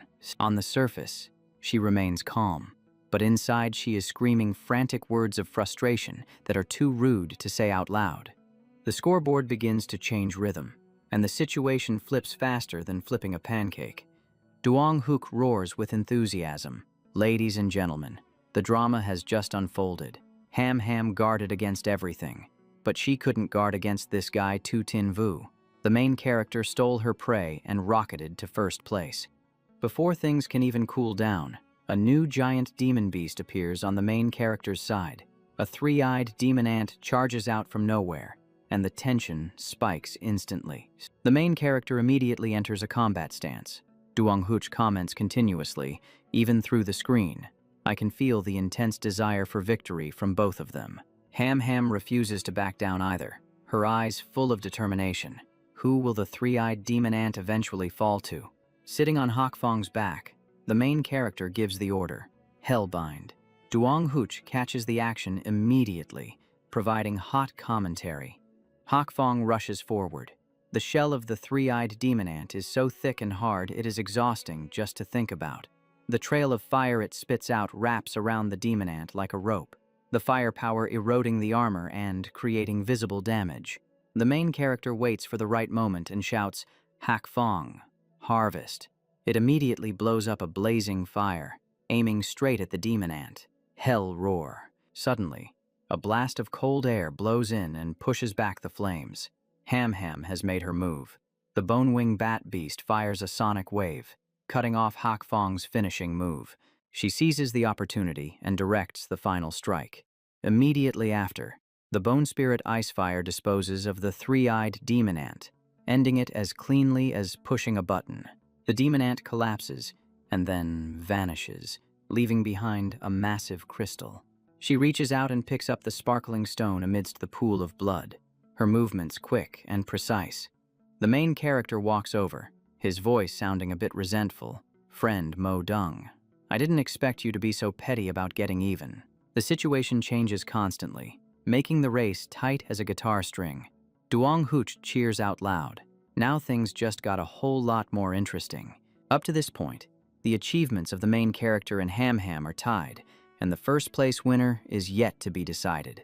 There is less than 1 hour left until the trial ends. Who will hold the top spot? Let's wait and see. And the main character has found a new prey. Hak Fong, get ready. But before he can even make a move, the demon beast is taken out in a split second. It was Ham Ham who struck. She snatches yet another one, and the confrontation officially explodes. The main character is getting his kills stolen constantly, looking clearly annoyed as he stares at the fallen beast. It is exactly like wherever he goes. She follows him just to rob him. The total number of demon beasts she has hunted has reached 89. Duong Huch continues. Half an hour has passed, and Ham Ham, thanks to constantly robbing Tu Tin Vu's prey, has firmly secured first place. At this point, the main character starts to feel a bit guilty. Friend Mo Dung, stealing your prey was my mistake. But do you really have to keep chasing me like this? Ham Ham hears this, but she is still not over it. Duong Hook speculates. Will she widen her lead, or will the main character break through? See, the camera zooms in on Ham Ham's face, her expression dark and grim. Looking at her, you can tell she is still very salty about it. The main character finally issues a challenge. Friend Mo Dung. From now on, I won't be holding back anymore. So watch out. The camera captures his total confidence, as if saying he hadn't even used his full strength yet. But there is less than half an hour left. Can the main character really turn the tables? He rides Hak Fong again, rushing off to find another demon beast.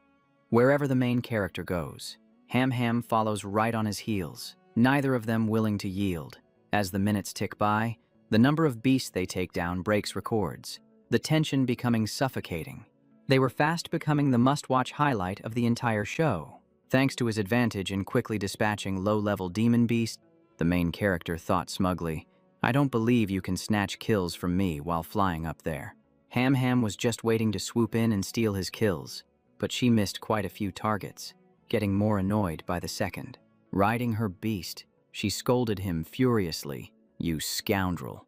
The main character wasn't backing down either, replying confidently, Mo Dung. It hasn't even been half a minute. You won't beat me. Ham Ham just kept repeating, "You scoundrel." Even Duong Hook was leaning toward the main character. If nothing unexpected happened, first place would likely belong to Tu Tin Vu. Hearing her curse him nonstop, the main character got irritated.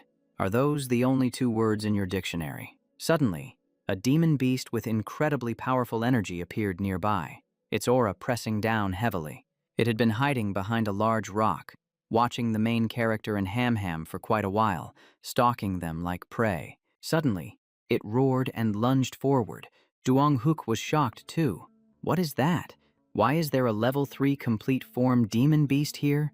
As soon as the main character realized it, he quickly climbed onto Hak Fong to dodge the incoming attack. But the demon beast struck too fast. Its magic power surged violently, the pressure slamming right into his face. The main character's eyes went wide, terror clearly visible. His heart sank. Neither he nor Hak Fong could dodge in time. The pressure blasted them away, smashing them against the cliff face. This was bad. Witnessing this, Ham Ham was stunned and panicked. Tew. She rushed to the edge of the cliff and saw the main character had luckily grabbed onto a tree branch, while Hak Fong was holding onto his leg tightly. Ham Ham had her beast stall the demon beast, while she tried to find a way to save him instead of running away. She reached out. Give me your hand. Hanging in midair against the cliff, the main character suddenly saw Vuong Diem sneaking around below. Vuong Diem, it's you again. But the branch was too weak. It couldn't support both the person and the beast. It quickly cracked and snapped. Ham Ham watched helplessly as the main character fell, screaming in despair. Tu Ting Vu. After the accident, the broadcast station immediately grew extremely tense.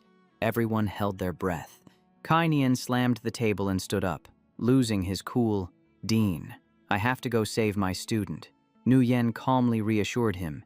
Teacher Tran, calm down. Both Tu Tin Vu and Mo Dung Ham Ham are my students. I won't let anything happen to them. The two immediately left to handle the situation. Kai Nian announced, I'll tell security to initiate emergency rescue. Lam Thuong remained seated, thinking smugly, some genius. I just used a little trick, and isn't he off reporting to the King of Hell now? A while later, beneath the Amnam cliff, the harsh sun pierced through the dense canopy, hot and suffocating. The main character slowly opened his eyes. His whole body ached as if he had been stretched on a rack. He was confused. Am I still alive? An image flashed in his mind of Wang Diem with a cunning smile, hiding on the other side of the cliff. Now he realized it. Wang Diem was behind this again. This time, he definitely wouldn't let it slide. Sitting there panting, Tiu Tinvu suddenly started, "Wait, where was Hak Fong?" He frantically looked around, his heart pounding like he had just realized he left a teammate behind on the battlefield. Looking closely, he realized he was lying on top of it. He immediately stroked it guiltily. "Hak Fong, did you use your body as a cushion for me?" The beast just whimpered. In so much pain, it let out a soft growl. Luckily, the main character was a genuine pharmacist, the type who always carried medicine like a professional survivalist. He opened a vial, carefully fed it to the beast, and soothed it. "Here, drink this recovery potion. You'll feel better in a bit." But right at that moment, the sky suddenly darkened. Black clouds rolled in, and rain poured down as if someone were dumping buckets of water from the heavens. Seeing that, he just sighed helplessly. "Great, it's actually raining." Not wanting Hak Fong to get more exhausted, he immediately recalled it and muttered, "Come on, I'll find a shelter for you." After wandering around in the forest rain for a while, he finally found a rather spacious cave. It was the ideal shelter for this situation. Standing there looking out from the cave entrance, the rain got heavier and heavier. The main character could only sigh, wondering when this storm would finally stop. Being unable to contact anyone made him feel even more uneasy. He thought about his sister at home. She was probably going crazy with worry. Then the memory from earlier suddenly returned. "Give me your hand." Thinking of that, he started worrying about how that girl was doing now. Just as the atmosphere was quiet, the sound of footsteps stepping on dry branches echoed in the cave. The main character instantly went on alert. There was someone else in the cave. But before he could react, he turned his head only to have a hand reach out and choke him tightly. The person looked at him like a sworn enemy and said coldly, "Human, you have seen the face of this sovereign, so there is only one outcome." The grip on his throat tightened, choking the life out of him with the last of his strength. The main character struggled to activate his ability and analyze his opponent. An information panel instantly popped up. Title: Nine-Tailed Demon Fox. Level 1, Beast Emperor. Mythical bloodline. Her innate talent, Calamity Eyes, could petrify anyone weaker than her, while her nine-tailed fox transformation scorched the soul with terrifying mental attacks. Seeing that he recognized her true identity, she looked surprised and said, "I never expected a mere human like you could see through to this Empress's true form." The protagonist couldn't speak with her hand crushing his windpipe, so he could only think to himself. Knowing her stats was one thing, but actually fighting a beast emperor was nothing more than a pipe dream. However, she clearly had no intention of letting him go. He struggled violently, coughing out a few desperate words. "Wait, hold on." He forced the words out with great difficulty. "You were injured by a pure-blooded dragon. In less than 30 minutes, you're going to be dead." Hearing that, her eyes widened in even greater shock as she demanded, "How do you know about that?" Right at that moment, her internal injuries flared up, causing her to double over and cough up blood. And this was exactly the opening he had been waiting for. Without a second of hesitation, he immediately activated his own energy. A burst of magical power erupted, releasing a blinding light that temporarily obscured her vision. Seizing the opportunity, the main character instantly retreated several steps to create some distance between them. Rubbing his sore neck, he said, "If I already knew you were the nine-tailed demon fox, then figuring out the rest wasn't exactly rocket science." Watching her cough up blood, he checked her status again. Heavily injured magic beast. Life signs critical. Death in 30 minutes. Further analysis showed the wound was caused by a pure-blooded dragon, with dragon power invading her heart, meridians, and sending her blood flow into chaotic turbulence. He was a bit surprised himself since pure-blooded dragons were supposed to have gone extinct 300 years ago. So how did one show up now? But the priority was calming her down. So he looked her in the eye and said, "I can save your life." She was weakened by her injuries but still looked at him with suspicion. "You are just a one-star beast tamer, And you think you can heal me?" She smirked cynically and said, "This wound was inflicted by a pure-blooded dragon. Even the best human doctors would struggle to treat it." He remained calm and replied, "It's not that hard. I can save you, but I have a condition." He got straight to the point. "I don't want to save you just to have you kill me afterward. If you want me to heal you, you have to sign a blood pact with me." Outside, the rain continued to pour down in torrents. Inside the cave, the tension was so thick you could cut it with a knife. She exploded with rage, releasing her aura. "You insolent brat. Do you expect this empress to become a mere mount for you?" The pressure from her purple energy made him frown, but he answered succinctly, "Exactly." She roared, her eyes glowing crimson. "You are digging your own grave." Saying that, she lunged at him, her energy erupting violently as if it wanted to swallow him whole. His throat was crushed in her grip again. He choked out, "Killing me is easy, but if I die, you die too." She ground her teeth, glaring at him. Did she really have to submit to this human? Right at that moment, a tremor ran through her body, making her dizzy. Her legs trembled. He pressed on. "The dragon power has already eaten deep into your heart meridians. If you don't sign the contract, it will be too late." A fierce battle raged in her mind. No, she still had a mission. She couldn't die here. Finally, the hand choking him slowly loosened its grip, leaving behind a dark purple bruise on his skin. Then, she gritted her teeth and said, "Fine, I agree to sign the blood pact. From this moment on." He immediately bit his fingertip, his expression turning extremely serious as he began the ritual. A single drop of blood fell. He whispered, "Then, from now on, you are the contracted beast of Tu Tin Vu." His blood-stained finger touched her forehead, and a star-shaped light flared up between them. She thought to herself, "So his name is Tu Tin Vu." Then she asked coldly, "Now, can you treat this empress yet?" He replied nonchalantly, "Of course. You're my beast now." Then suddenly, he started taking off his shirt, making her blush. A sharp dagger appeared in his hand as he said seriously, "I'm doing this to heal you. How can I get the blood without taking my shirt off?" Saying that, he stabbed himself in the chest, his face twisting in pain. Pointing at the wound, he said, "Hurry, drink it." Her face turned bright red as she shouted, "What are you talking about? How could this empress possibly do something like that?" He explained simply, "My heart essence blood can protect your heart meridians." She felt conflicted inside, but eventually, she moved closer. She began to absorb his essence blood, and a warm flow of energy spread throughout her body. Her face gradually looked relieved, as if she were being embraced by some protective power. When it was done, he said, "The wound is stable for now. So, can you tell me your name yet?" She replied, "This empress goes by the name Yahello." Then she hesitated. "But I want to know." She suddenly pressed him. "How did you know my injury was caused by Dragon Force?" He understood the weight of that question. A nine-tailed fox wounded by the Dragon Clan. Obviously, this was not a simple matter. He let out a sigh. "I will not hide it from you. 2 months ago, my eyes were splashed with dragon blood." As he spoke, his eyes shifted to an amber gold hue. "I can see the information panels of magical beasts. It is like a system." Hearing that, Yahello froze instantly.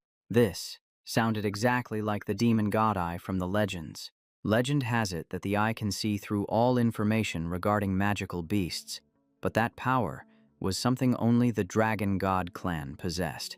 She looked at him with deep suspicion. "Tu Tin Vu, who exactly are you?" But on second thought, she reassured herself. After all, he was her beast master now. If it really was the demon god eye, then that was even better. She sat down on a rock and said, "You got lucky. Your eye has likely mutated into the demon god eye." He widened his eyes. "Wait, so it is not a system?" She scoffed. "System my foot. You are not some transmigrator. Stop reading so many novels." He touched his eye, lost in thought. Was it really just the power of the demon god eye? Then why could he still hear it? Talking. He suddenly recalled the time he heard a strange voice urge him, "Pick it up." When he followed the instruction, he actually awakened his beast-taming bloodline, like a complete rebirth. It sounded dramatic, just thinking about it. Then he looked back at the first time, after the Shadow Demon Dragon attack. That voice guided him to find a crystal, claiming it was a bloodline awakening crystal that could help Hak Fong evolve. The second time was during the Azure Dragon Academy assessment, when he fed the crystal to Hak Fong. The moment the wolf bit down, the surrounding air turned a blazing red, as if activating breakthrough mode right on the spot. And he never expected. That time it actually evolved, ascending straight to a Hellgale wolf, powerful enough to ace the Academy's exam. It was truly a top-tier comeback. Both times involved that mysterious voice. He pondered endlessly. When would be the next time he heard it? And this was the creepiest part. Right nearby, a magical beast was lurking and watching from the shadows of the cave. It bared its sharp fangs, its eyes screaming, "Dinner time." Suddenly, it charged straight in, letting out a roar that shook the cavern walls. Dilo reacted with lightning speed, grabbing his collar and yanking him back. She snapped, "Hey kid, stop spacing out and daydreaming." Outside the cave, the rain was still pouring down in sheets. Just listening to it gave the vibe that an intense cave battle was about to erupt. The beast exploded with aura, surrounded by a glowing red light. He recognized it immediately. The magma lion tiger beast. This was the exact creature that had knocked him off the cliff. He thought he had escaped, but it was clinging to him like bad debt, chasing him all the way here. Before he could say another word, it pounced to attack. The two of them barely managed to dodge the first strike by a hair's breadth. Its aura pressed down on them, backing him right up against the rock wall. His escape route was practically cut off. Alarm bells rang in his head. Crap. Is my number finally up? Suddenly, the lion tiger's body was tightly wrapped in a violet light. It roared in agony, appearing to be frozen in midair. His eyes widened in mild shock. It was clearly being hit by magic and sustaining injuries. It turned out to be Dilo's attack. She stood tall, her face full of confidence. "Even if this empress is injured, I am not someone you can provoke just because you feel like it." But the beast did not back down. It growled and lunged forward, slashing with claws as sharp as blades. The two sides collided, the terrifying pressure throwing the cave into chaos. Stone dust flew everywhere, and the tension in the air was taut as a bowstring. She managed to block the attack, but it was clearly a struggle. Her voice remained ice-cold. "Since you dare to be disrespectful to this empress, then so be it." Finishing her sentence, she unleashed a burst of spiritual force, slamming it into her opponent like an invisible sledgehammer. Simultaneously, she activated the Heavenly Annihilation Eye. Just hearing the name told you this was nothing to mess with. Instantly, a massive, ferocious eye appeared in the air, beaming straight down onto the lion tiger. The beast was instantly turned to stone, then shattered into countless pieces. It was a clean, cold, and incredibly satisfying finish. Seeing it was dealt with, he let out a sigh of relief, finally safe. But then he noticed his body starting to feel wrong. His vision blurred, and the last thing he heard was her calling his name before he blacked out. Tiu Tin Vu. Inside his sea of consciousness, a gigantic dragon, hundreds of feet long, loomed before him. It spoke. "You have finally awakened." The dragon addressed him as the Demon God Eye. He was stunned. Who is speaking? He looked down and realized he was sitting atop a black dragon. Wasn't he just in the cave with Dilo? He pressed for answers. "Who are you? And where is this?" It replied, "Have you forgotten me? Your beast evolved thanks to my guidance." At this moment, he finally connected the dots. So, the voice that guided me to find the bloodline awakening crystal was you. Then he asked bluntly, "Who exactly are you?" The black dragon sounded like he was confessing. "The power of the bloodline woke me up, but I honestly have no idea who I am." Hearing the words, bloodline power, the main character suddenly remembered his past. Could it be the dragon blood from back then? Before he could say another word, the dragon cut him off with a tempting offer. "But I do know one thing. I can help you achieve ultimate glory." The main character let out a scoff. "That is ridiculous. You do not even know who you are. So how exactly are you going to help me?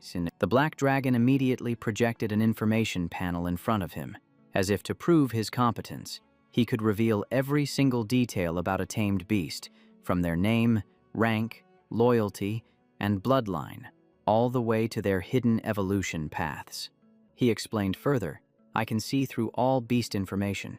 You just need to call me with your mind, and I will appear. Then he promised a dazzling future, but the main character remained on guard. That sounds too good to be true. What is your actual goal? He answered with a suspicious amount of honesty. Perhaps to recover my memories. I am not entirely sure myself. The main character pressed on. Why show your face now? I thought you were just the system. The dragon stayed silent for a moment before replying. He made it clear, I can only communicate stably through your consciousness once you have gotten stronger. Now that you have formed a contract with two beasts, it is finally time for me to appear. The main character looked around the vast, empty space. Where is this place? Why am I here? The dragon replied, This is the sea of consciousness, where our minds are connected. Then he concluded, I could only meet you because you were in a coma. Now, it is time for you to wake up. The main character immediately asked the most important question. When will we meet again? The dragon dodged a specific answer, simply dropping a vague line. I am always right beside you. Opening his eyes, the main character realized he was no longer in the cave. Why am I in the hospital? He was completely confused. I was definitely at the bottom of the cliff, wasn't I? Kai Nian and Nu Yen were standing at the door, and the moment they saw him stir, they asked urgently, You are finally awake. The main character replied with a hint of guilt. I am sorry for making the Dean and Mr. Tran worry. He propped himself up and asked, I remember being in a cave at the bottom of the cliff. So why am I? Nu Yen explained that the rescue team had found him near the cave, and by the time they discovered him, he was already in a coma. She kept a serious expression as she continued. The strange thing is, the rescue team found the corpse of a magma lion tiger near the cave, less than 100 meters from where you were. Do you have any idea what happened? The main character paused for a second. Dean To, you said it yourself. I was in a coma. Then he added a sarcastic remark. Do you honestly think a one-star beast tamer like me could have taken that thing down? Hearing that, she started to doubt herself. Was she really just overthinking things? Nu Yen tried to reassure him. Rest assured, the Academy will investigate this to the very end and give you a proper explanation. The main character forced a smile. Yes, I believe in you. Dean. Kai Nian also chimed in. Besides that, regarding the trial at Southern Yin Mountain, the evaluation scores for both you and Mo Dung were S+. You even broke the Academy record. Just focus on resting and preparing for the freshman ranking competition this weekend. After saying that, the two of them left, leaving the main character alone in the hospital room. The atmosphere became strangely quiet. As soon as everyone was gone, a glowing figure appeared. It was Dai Lo. The main character let out a sigh. I was wondering where you had disappeared to. It turned out she had been hiding inside the beast badge. She immediately started scolding him. You brat. You relied on your strength to let this empress absorb your blood essence, and then you passed out from exhaustion. Recalling the scene in the cave, her face darkened. When the rescue team arrived, she did not want to be discovered by humans, so she had gone into hiding. She furrowed her brows. I heard what they said. Was your fall from the cliff really just an accident? The main character gave a faint smile, his eyes filled with sarcasm. Accident. Yeah, right.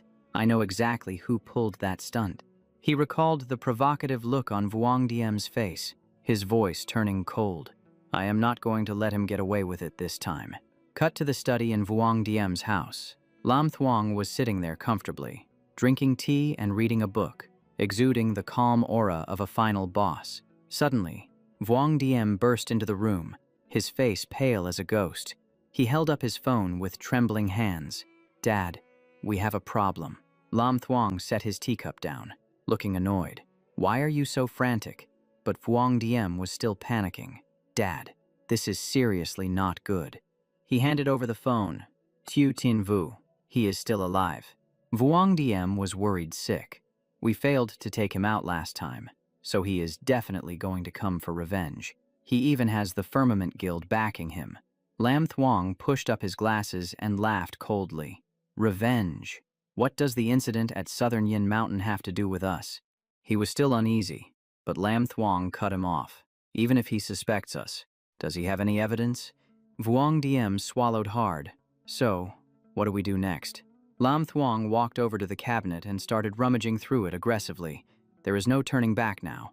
He continued speaking, his face darkening as his fingers traced a small box, as if weighing a chilling decision. Then Lam Thuong tossed the box to Vuong Diem, giving a short, sharp order. Kill him. Meanwhile, at the main character's apartment complex, the sky had turned completely dark. The hallway lights were flickering, creating an atmosphere that screamed impending trouble. The main character was lying down to relax when his phone rang. He thought to himself, "Is that old Ngo calling?" As soon as he picked up, Sin Hu started wailing like a siren. Boo-hoo-hoo. Brother Tu is still alive. Thank heavens. And you took first place at Southern Yin Mountain. Then he dropped a fierce line. Whoever hurt you, Brother Tu, I will beat them like a dog. Hearing that, the main character could not help but laugh. It was clear that everyone was genuinely worried about him. Before he could say a word, Sin Hu kept firing away.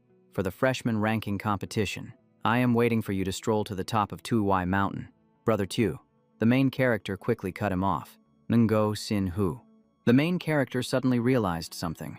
Wait a minute. Did news get out that I passed out in the cave? On the other end of the line, Sin Hu explained immediately, You do not know. Brother Tu, your disappearance is trending on social media. The school activated emergency search protocols, and a lot of teaching activities were postponed, including the freshman ranking competition.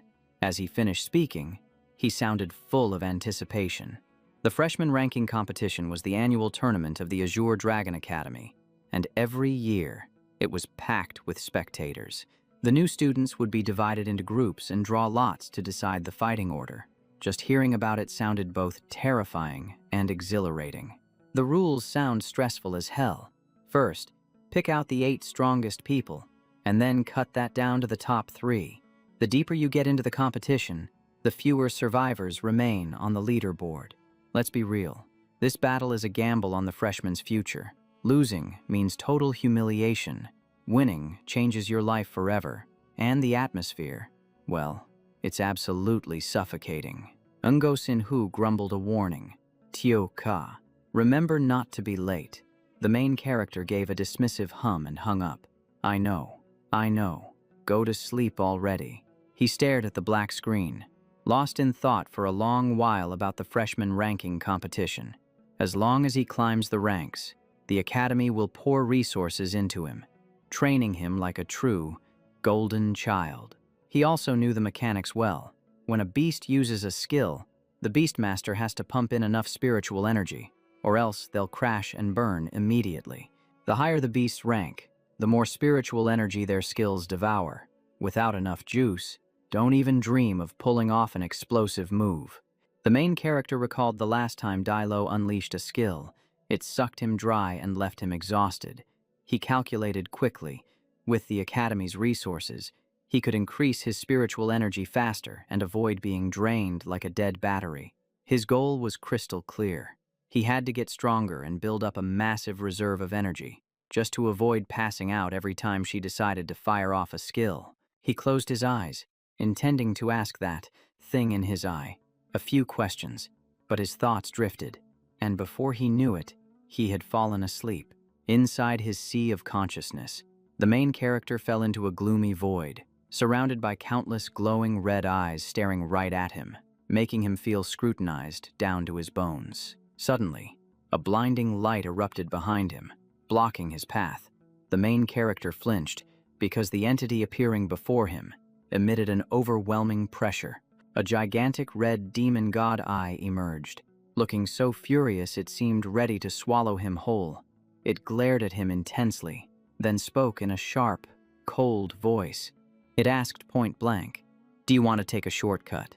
The main character gave a forced laugh and scratched his head. "Well, since you're here, why wouldn't I take advantage of a freebie?" The eye fell silent for a beat, then sighed. "Fine. If you help me recover my memories, I will do my best to support you." The main character exhaled in relief and replied, "Deal. I'm a man of my word, and this benefits both of us." It continued speaking, warning that staying in the sea of consciousness for too long was dangerous. Then, it opened up a game simulation interface. Search, disease analysis zone, shop. All the information appeared clearly before his eyes.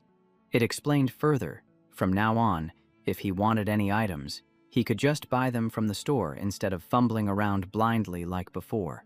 However, to keep the main character from getting lazy, it would issue random quests. He would only get points or rewards upon completion. Looking at the item list, the main character got excited. Okay, now that's some motivation.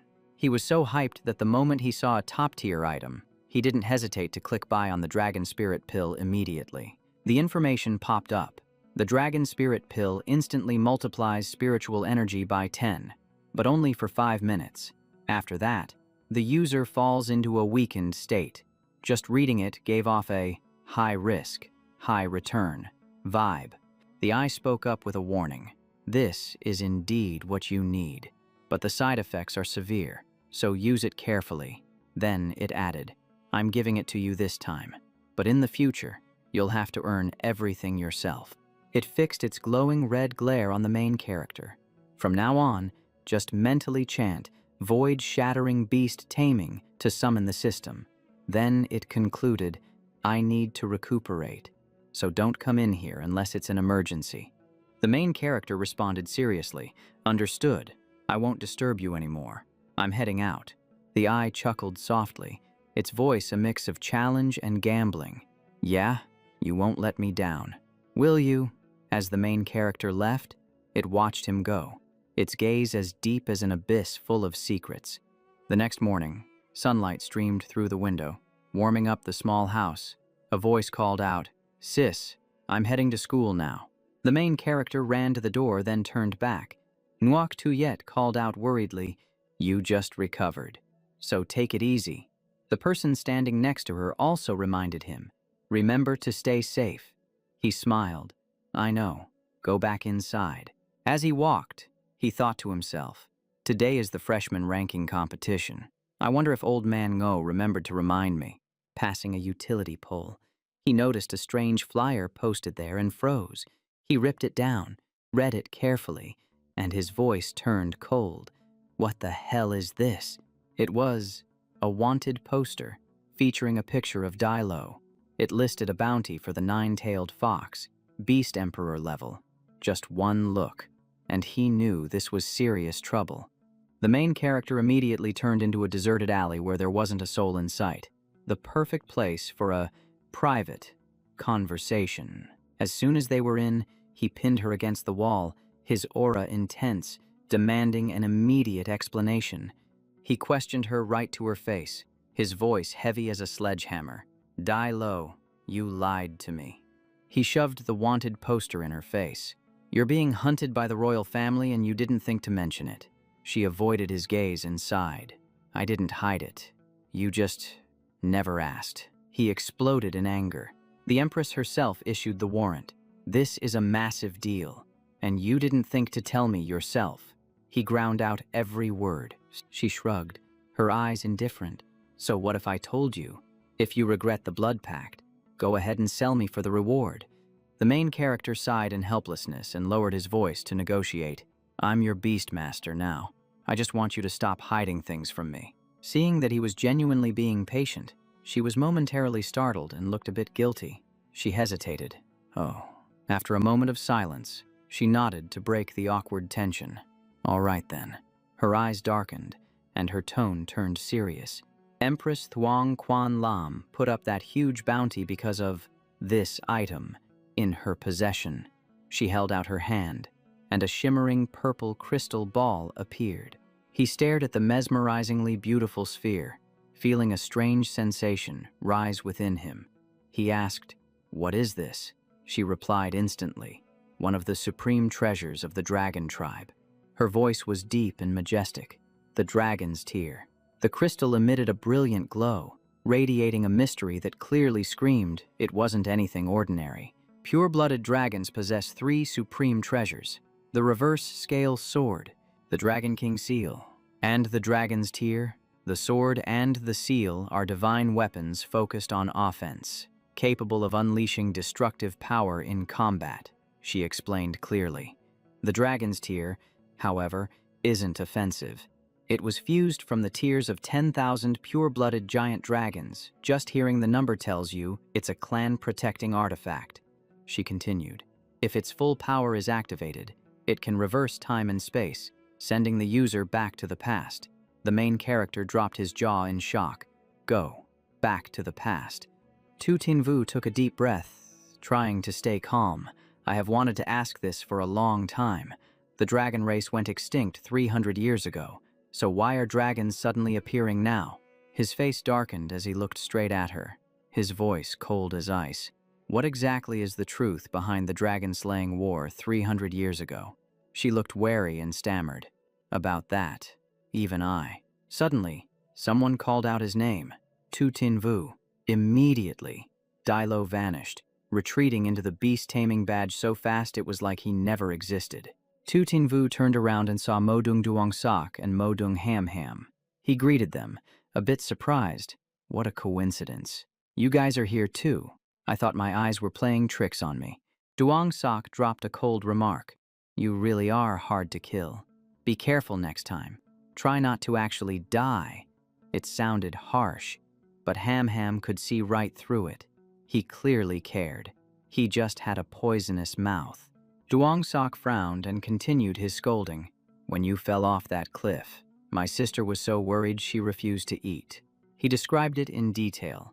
That day, when told to eat, Ham Ham hid under her blanket and shouted back, I am not eating. It was not until she saw the news on TV that you were safe that she finally ate several bowls of rice that night.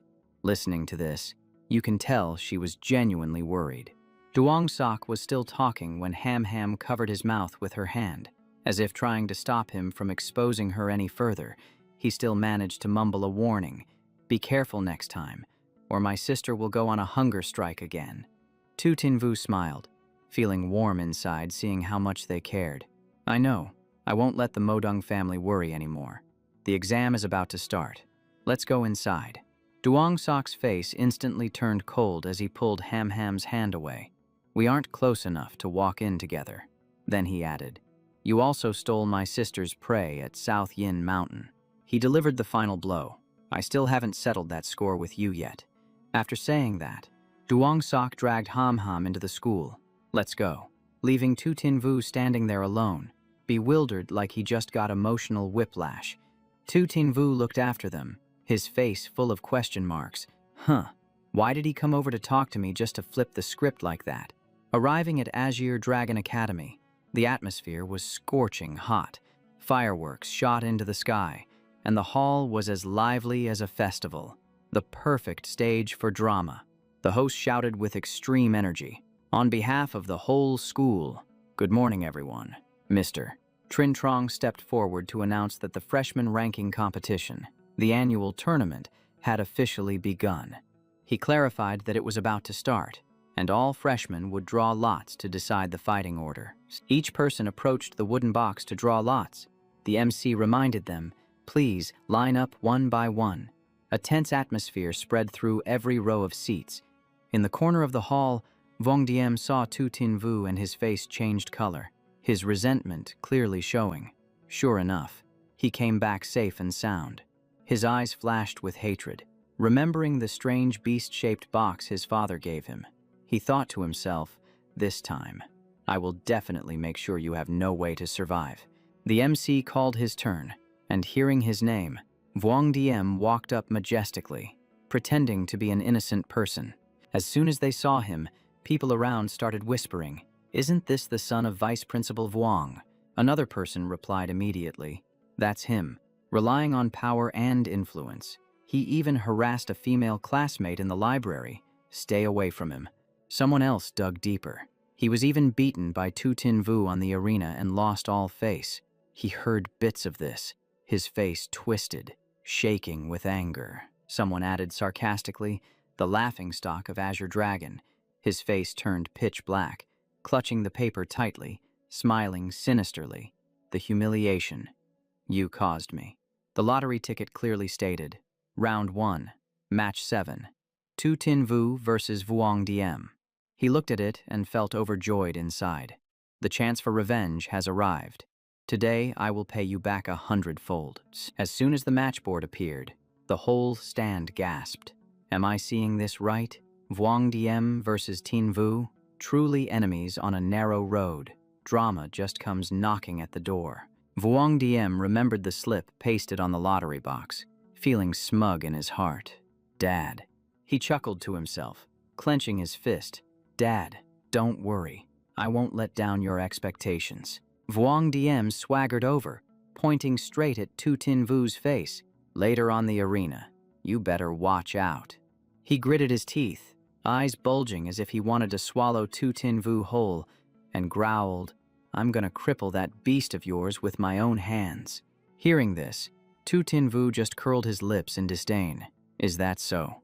Then keep your eyes open and watch. After speaking, both sides stepped onto the ring, standing opposite each other. The atmosphere was so tense you could clearly hear the sound of swallowing saliva. A gust of wind whipped past. Tu Tin Vu calmly moved forward, his eyes full of confidence like he was saying, Come on, let's do this. Up in the stands, Duong Sok asked, Sister, why are you staring at Tu Tin Vu like that? Ham Ham didn't answer immediately, but asked back, Brother, can you feel it? Duong Sok froze, confused. Feel what? Ham Ham lowered her voice. Ever since the incident where he fell off the cliff and was saved, his aura has become much stronger. Nu Yen felt it too, wondering to herself, Tu Tin Vu, in just a few short days, what on earth did you go through? Back at the ring, Duong Hook raised his flag and shouted loudly, Round 1, first match, Tin Vu versus Vuong Diem. He swung the flag vigorously to signal, shouting clearly, Start. As soon as he heard the command, Vuong Diem immediately took a defensive stance, jumping back, cautious as if afraid of getting slapped right at the start. Tu Tin Vu also shifted to the side, proactively widening the distance, fighting safely, not eager to rush in too early. He shouted to summon his beast, his eyes full of determination. Black Wind. The wolf immediately got into an attack stance, ready to charge. Vuong Diem also summoned his beast, his eyes set on victory. Ice Flame. A leopard with skin like it was covered in ice appeared, chilling to the bone. The electronic screen displayed the stats for the two beasts. Hak Fong is a Hellgale wolf, initial form level 1 with an epic bloodline, possessing hellfire that ignores armor. Bang Diem is a 6-clawed sky-rending leopard, initial form level 1, with the Mystic Ice Freeze talent that reduces speed and attack rate. Duong Hook pointed at the screen while explaining. Suddenly, Ham Ham's expression darkened. She felt something was off about Hak Fong. This aura, it just isn't right. The screen still read, Hellgale Wolf, initial form level 1, epic bloodline. But the more she looked at it, the more something didn't sit right with her.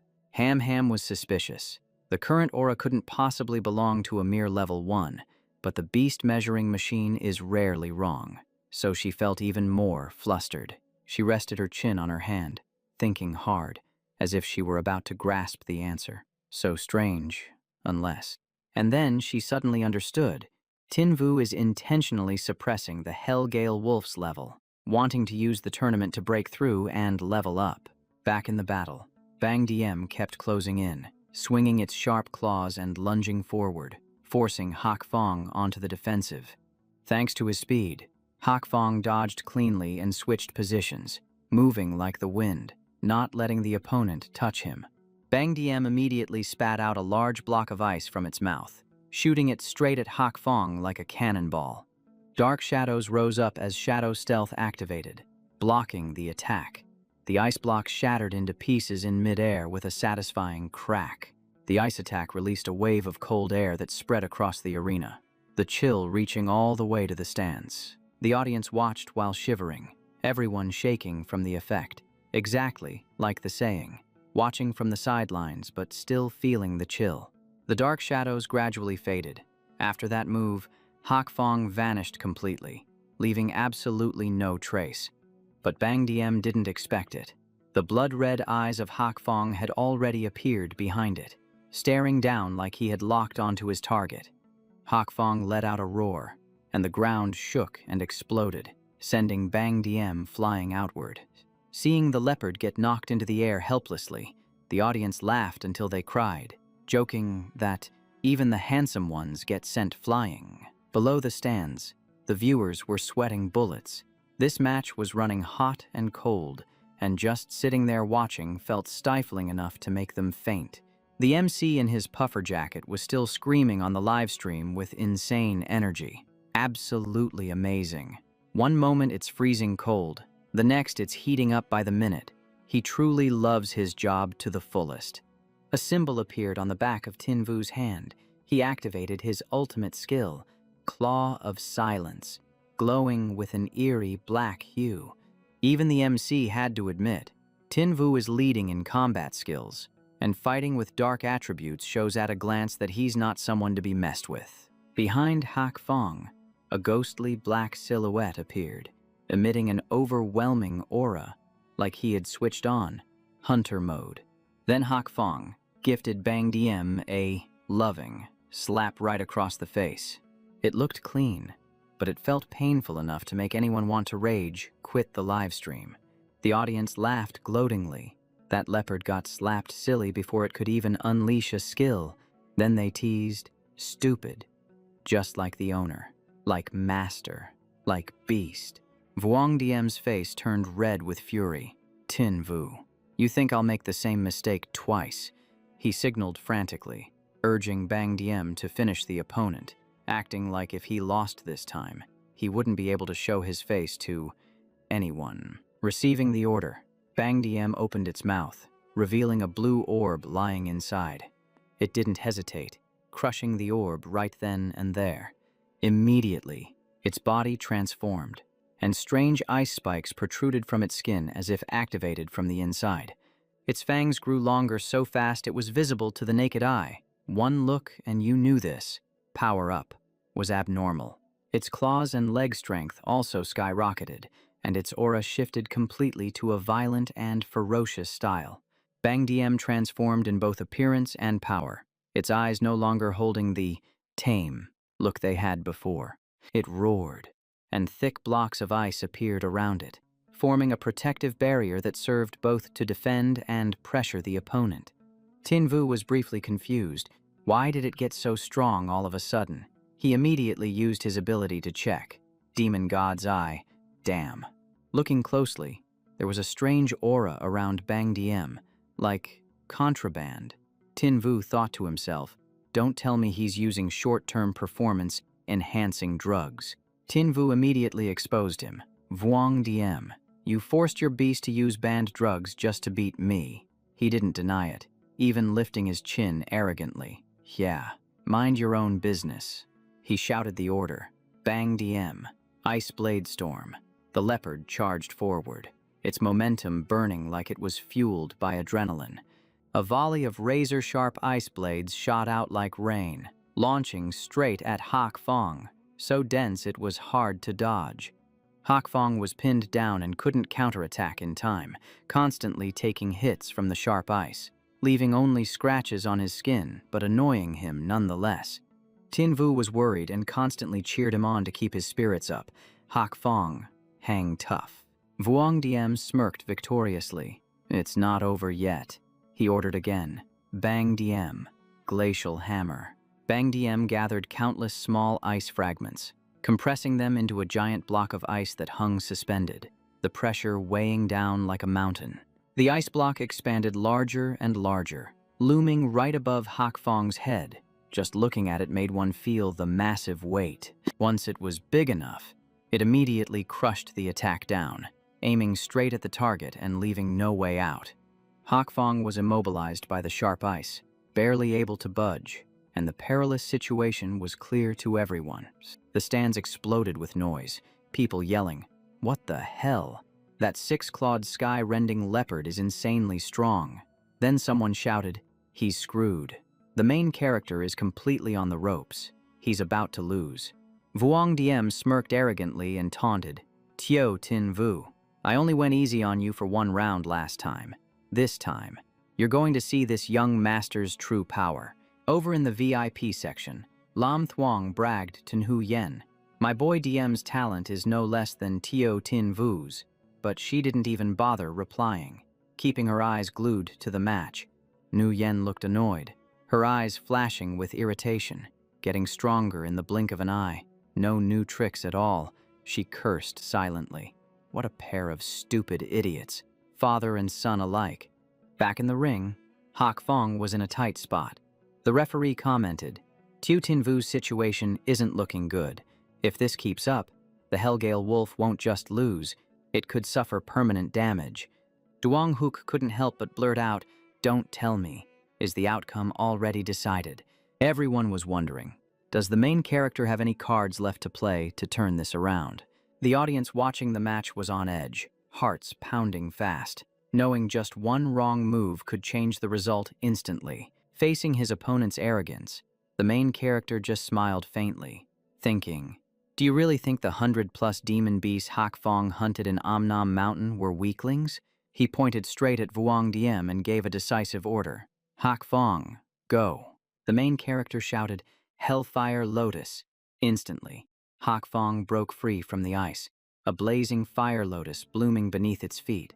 Seeing the tables turn, Vuong Diem screamed in panic, Bang Diem, run, get out of there, quick. But Hak Fong closed in, the radiating heat making the air shimmer and vibrate. Bang Diem couldn't escape no matter how hard it tried. Hak Fong stopped in the open space, slowly lowered its head, and took a deep breath, red flames pulsing rhythmically in its mouth. Then it unleashed a blazing fire lotus with explosive power. One look and you knew. The real climax hadn't even hit yet. Kai Nian watched the turnaround with obvious delight, exclaiming, a fire attribute combat skill, the Hellfire Lotus. Nhu Yen was also impressed. I didn't expect a beast in its initial form to use a combat skill meant for a complete form. His future is incredibly bright. Lam Thuong was stunned. This growth speed is terrifying. It seems I can't let him have any peace anymore. Hak Fong's Fire Lotus chased Bang Diem relentlessly. The announcer screamed, ladies and gentlemen, your eyes aren't deceiving you. Tio Tin Vu has used a combat skill of a complete form fire beast. Hearing that statement gave the whole stadium goosebumps. A giant fire lotus hung over Bang Diem's head.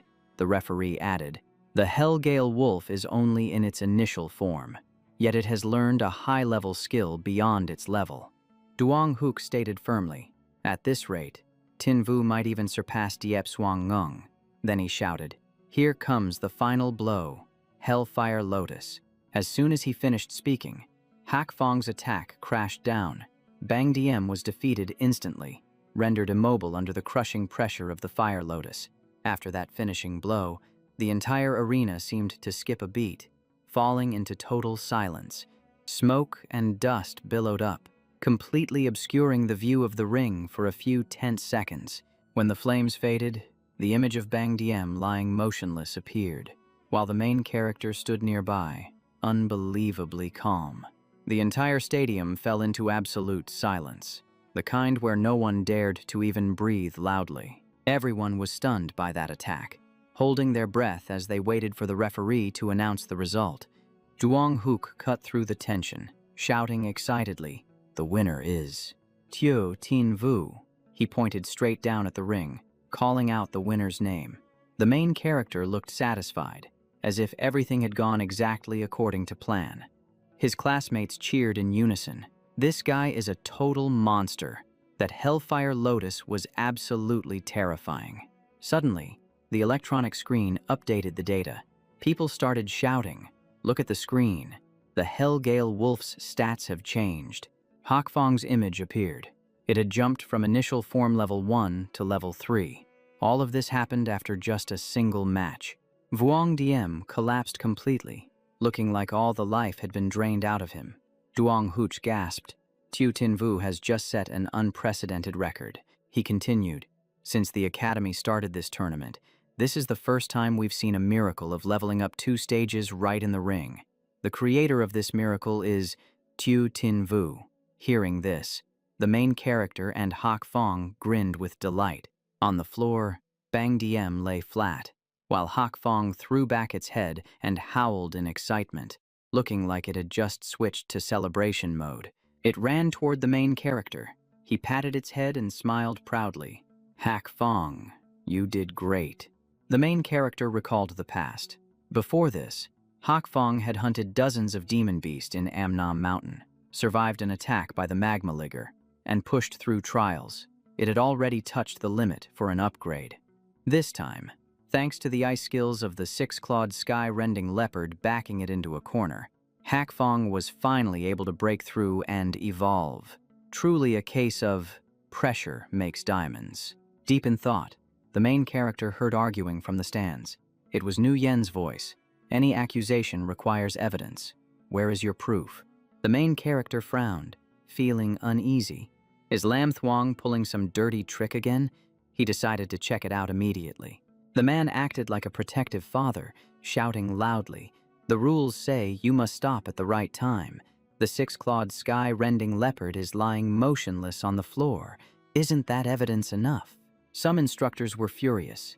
Dean, Tu Tin Vu is talented, but his methods are too cruel. We can't keep him. If his character is flawed, he must be expelled. Nu Yen's voice turned cold. Everyone. The Academy will investigate thoroughly and provide an explanation. Then she paused, her eyes sharp as knives.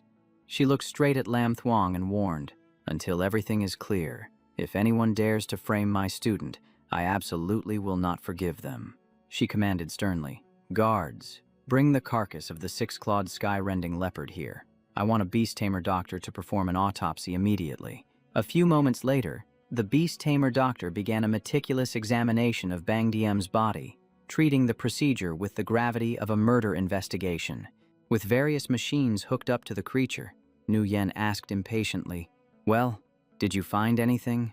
The doctor replied, massive internal bleeding, likely caused by the Hellfire Lotus. The statement caught her off guard. Standing nearby, Lam Thuong smirked inwardly, calculating his next move. Thank goodness I managed to take care of the Academy's beast tamer doctors beforehand. He stepped forward with a smug look, asking, did you hear that? Dean, even the doctor confirms it. Tu Tin Vu cut him off, his voice sharp. Let me ask you something. Is there any killer foolish enough to execute such a brutal attack in plain sight of everyone? He continued his reasoning. Hak Fong's Hellfire Lotus is a soul-burning attack, yet this corpse shows signs of internal organ hemorrhaging. The instructors nodded in agreement. Nobody would be dumb enough to commit a crime so openly. Tu Tin Vu locked eyes with the man. Doctor, are you absolutely certain about your diagnosis? The doctor's face went pale. Well, about that. Leaning in close, Tu Tin Vu whispered coldly, don't ruin your entire career as a beast tamer doctor for a little petty cash. Think very carefully before you speak. Panic set in, and the doctor glanced nervously at Vice Dean Vuong, looking like he was about to crack. He turned back to the woman with urgency. Dean, I implore you to test the six-clawed sky-rending leopard's blood before making a final conclusion. Nu Yen nodded and ordered, do it. Immediately. 5 minutes passed with the doctor busily running tests, while Vuong Diem stood frozen to the spot, looking like his soul had left his body. The doctor from earlier began to stammer. Dean, the results, Nu Yen snapped, losing her patience. Stop stuttering and spit it out. Pointing a trembling finger at the data, the doctor said in disbelief, it died because of the berserk pill. Hearing this, Vuong Diem lunged forward to argue. You quack. Don't you dare frame me like that. He fell to his knees, pleading. Dean, please believe me. I didn't give Bang Diem the berserk pill, but the doctor held up the results. This drug forces a beast into a frenzied state, spiking its power before causing a fatal backlash. Nu Yen clutched the report, looking down at him with fury. The evidence is undeniable. Are you still trying to deny it? He could only stammer. I won. Desperate. Vuong Diem turned to Lam Thuong. Dad, save me. The instructors erupted in outrage. How vicious. Forcing a beast to take that poison. Truly inhumane. Lam Thuong, heartbroken for his son, hastily begged Nu Yen, "Dean, can't you give my boy one more chance?" She replied with icy detachment, "Vice Dean Vuong, don't forget your position. You aren't just a father, you are a leader of this academy. If you want to destroy our discipline for personal reasons, then you are welcome to leave Thanlong Academy along with your son." Her words cut like a knife. Seeing she wasn't going to show any mercy, a chill ran down Lam Thuong's spine. If this keeps up, I'm going to get dragged down with him. He raised his voice to make a declaration. Vuong Diem has violated academy regulations by using the berserk pill. He is hereby expelled. The words struck like a thunderbolt. Vuong Diem stared at him, unable to believe his ears. "Dad, even you are kicking me out."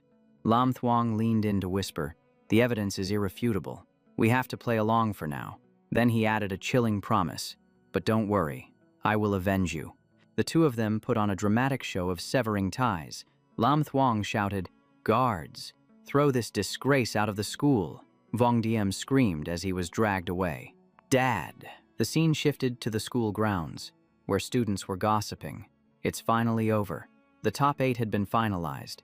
The leaderboard displayed the names: Mo Dung Ham Ham, Tiu Tin Vu, Mo Dung Duong Sok, Triu Tien Min, Pham Due, Chao Tu Vu, Ton Van Bang, and Lam An Ta. People were whispering right in front of the Mo Dung family members. Tiu Tin Vu is the most dangerous opponent. No power, no background, yet he made the top 8. That's terrifying. Many who saw his match with Vuong Diem had even forfeited. Duong Sok comforted Ham Ham. "Little sister, he made it into the top 8 after he stole your prey at Amnam Mountain. Well, I'm fighting him tomorrow, and I will get revenge for you." Ham Ham stared intently at the name. Tiu Tin Vu, her eyes lighting up. "I want to defeat him with my own hands tomorrow." Meanwhile, Sin Hu called out gleefully, "Brother Tiu, great news. You made it into the top 8. Tiu Tin Vu replied nonchalantly, "It's just the top 8. What's there to get so excited about?" Sin Hu huffed, out of breath. "Bro, we have to have a celebration feast." In the shadows behind them, Lam Thuong couldn't hide his rage, gritting his teeth. "Don't celebrate too early, Tiu Tin Vu." At that same moment, Tiu Tin Vu's home had been ransacked, looking like a disaster zone. It was a classic surprise, left to see if he could still smile after coming home. It turned out that earlier, Vuong Diem had begged Lam Thuong, "Dad, please don't expel me. I'll steal Tiu Tin Vu's winning entry ticket for you." Lam Thuong had lectured him coldly. "You idiot. You think stealing a ticket matters? What about the other leverage? We do this quietly. This is a necessary sacrifice." On the way back, Tiu Tin Vu was in high spirits after the match. Old Ngo had dragged him out to celebrate until late, so he was only just arriving home. But as he reached the entrance, the scene before him made his blood run cold. Why is the door smashed to pieces like this? He rushed inside, shouting at the top of his lungs, "Sister, Man Man." Man Man saw him and burst into tears. "Big brother," she sobbed uncontrollably. "Sister Nguok Tu Yet. She was taken by masked men. They left this letter." Tiu Tin Vu clenched his fists. "What did you say?" Tiu Tin Vu furrowed his brows, his heart aching as he patted her head. "Don't cry. Sister Nguok Tu Yet is going to be fine. I promise." He tore open the letter. Inside, there was only a single line. "If you want to save your sister, come to Amnam Mountain." The scene shifted to Amnam Mountain, where the sky was still pitch black. Driven by pure anxiety, Tiu Tin Vu had arrived with lightning speed. As he ran, his mind raced. "Whoever dared to touch my sister, don't tell me it's sister." Tiu Tin Vu found Nguok Tuyet passed out under a massive tree. The surrounding area was completely deserted, the silence terrifying. Right as he was about to leave, a figure in a mysterious black cloak stepped out from behind a tree. His voice dropped low. "Don't be in such a hurry. Your sister isn't asleep yet." Tu Tin Vu immediately flew into a rage, his eyes turning cold as he gritted out every word. "Let my sister go." The cloaked figure didn't rush. He just chuckled and asked back, "Aren't you curious about who I am?" He calmly analyzed the situation.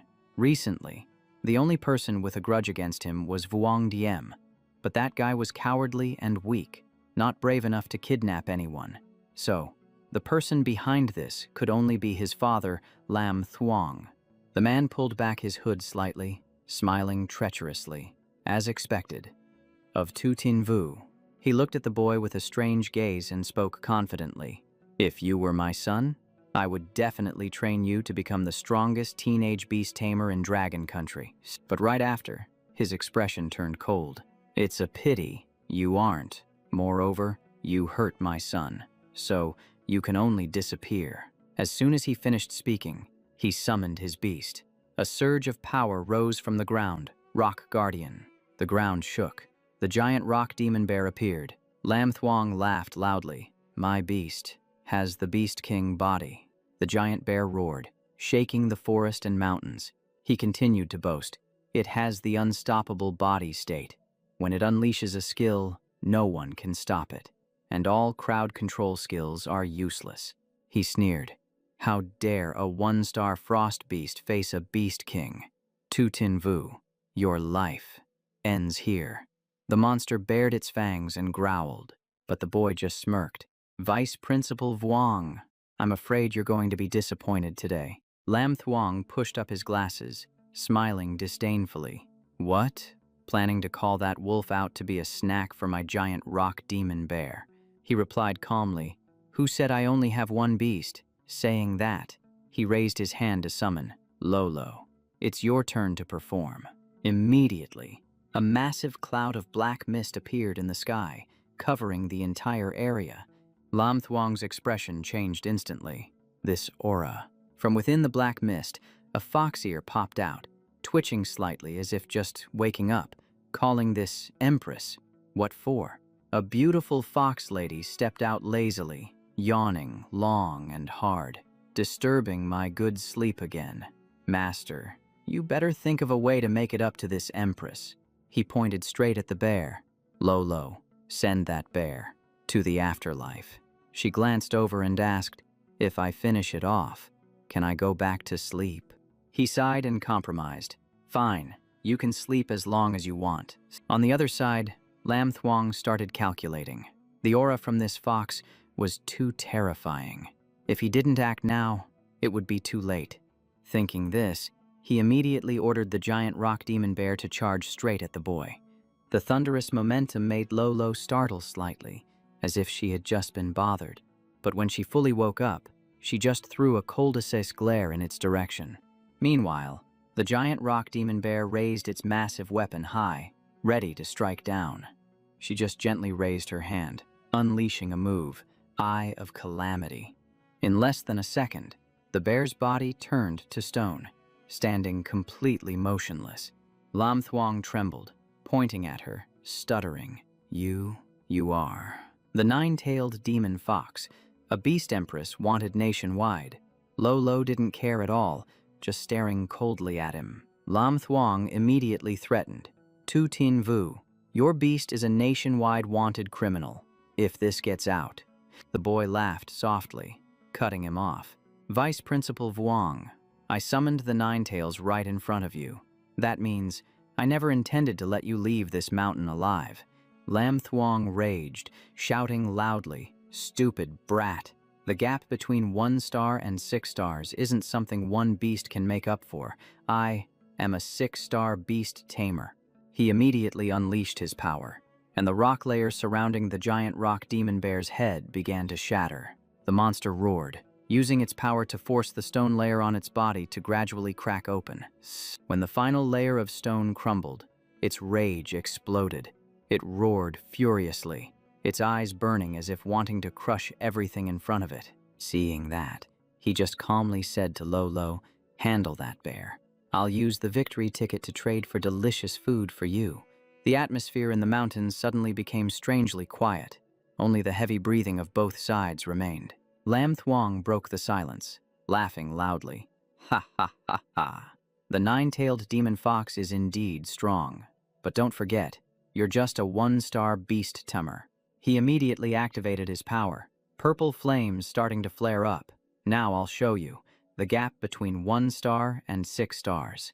The giant rock demon bear stomped hard on the ground, causing the earth to shake and rocks to fly everywhere. It roared ferociously, swinging a massive weapon that was only part of its body but had a terrifying sharpness, the sound echoing across the desolate mountain range. Its roar spread far, covering the entire area, dragging a thick layer of fog that began to spread out. Seeing that scene, the boy's expression darkened. This thick fog was the dark attribute. The monster became more and more frantic. He immediately realized this was a dark attribute beast, needing to absorb the blood of humans or demon beasts to increase its power. His eyes immediately turned cold. For the past 5 years, Hidden Dragon City had frequently seen low-level beasts go missing. It turned out the culprit was him. Lam Thuong just pushed up his glasses, smiling smugly. A bright red skull symbol suddenly appeared on Lam Thuong's cheek. He laughed coldly, his aura full of malice and his voice hoarse. To die by the mouth of the southern Titan bear. For you kids, that is already an honor. Tin Vu froze. That symbol. That is the Red Skull Guild, a dark beast tamer organization specializing in training dark attribute demon beasts, so infamous that they are listed as terrorists, a gathering place for bloodthirsty maniacs. And the Red Skull Guild is one of the 5 most notorious dark forces in the beast-taming world. Tin Vu calmly looked straight at Lam Thuong. If outsiders knew that the vice principal of the Azure Dragon Academy was a member of this guild, the academy would absolutely explode. The old man sneered. Since I revealed my identity in front of you, naturally, I will not let you leave this mountain alive. Hearing this, Dailo immediately whispered a warning. Master, your current spiritual power is too weak. I cannot use combat skills. Tin Vu just smiled lightly. Don't worry. Little Tin Vu has never fought a battle with a win rate below 100%. After speaking, he immediately tossed the dragon spirit pill straight into his mouth. Then he lowered his head, exhaling a long breath, the air carrying dense spiritual power. The spiritual power inside his body began to explode violently, rushing through his meridians and making him roar in pain. Seeing this, Lam Thuong immediately ordered his beast to attack. He laughed menacingly. Tio Tin Vu, next year I will visit your grave to burn an incense stick for you. The dragon spirit pill dissolved, and freezing cold spiritual power soaked into every muscle fiber, making his heart feel as if it were frozen solid. He whispered, "Lo, lo." Supported by his spiritual power, Dailo responded immediately, her eyes sharp and cold. Master, I am here. At this moment, Lam Thuong's demon bear beast had already rushed over, its massive body carrying surging dark spiritual power. In the critical moment, Tin Vu roared loudly, bloodthirsty eye. Immediately, a demon beast silhouette appeared, its eyes burning like fire. It was Dailo after transforming, the 9-tailed demon fox. In her fox form, she raised her head to the sky, letting out a resounding howl. In the sky, there immediately appeared a gigantic eye. The eye slowly locked onto its target, aiming straight at the bear's heart. But Lam Thuong's beast still knew nothing, roaring as it charged forward. The very moment the target was locked tight, the eye fired a terrifying beam of spiritual power, piercing straight through the bear's body. Even the final layer of armor could not stop it. The blast of force continued through to pierce Lam Thuong standing behind, making him scream in pain. Lam Thuong writhed and screamed, "No, I am not resigned to this, Dark Guild." Immediately after, flames erupted, burning him to ashes right on the spot. From the cliffs of southern Yin Mountain, Tin Vu and Dailo silently witnessed the entire scene. His body began to sway, the consequence of forcibly using the dragon spirit pill. Tin Vu's head was spinning, and he could only faintly hear Dailo's voice calling. "Master." She hurriedly sat down beside him, shaking him worriedly. "Master, do not sleep." As she spoke, she patted his face. "Wake up right now for this Empress." Just then, the sound of footsteps rang out. Dailo's fox ears heard it immediately. She just turned her head to ask who it was when her neck was choked tight by a hand. A bolt of lightning tore across the sky, light flashing, and Dailo saw the face of the person in front of her clearly. Amidst the desolate cliffs of southern Yin Mountain, Nguok Tuyet choked Dai Lo and lifted her into the air.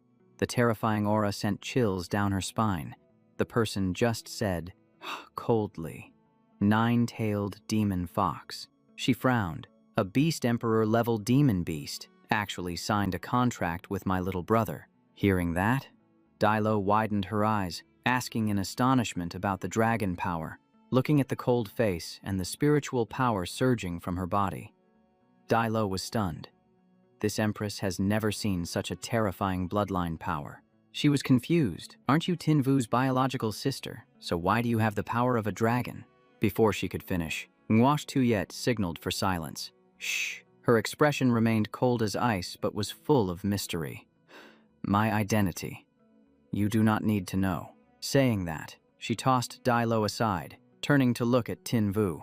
In short, right now. Nguok Tuyet sat down next to Tin Vu, her eyes showing a glimpse of worry. I am just Tin Vu's sister, that is all. She placed her hand on his chest, transferring spiritual power to heal him. Meanwhile, Dai Lo approached and asked, how is he? Nguok Tuyet spoke while healing. He probably used a medicine to boost spiritual power for a short time, so he is suffering from backlash. With the treatment finished, she spoke calmly. Rest assured.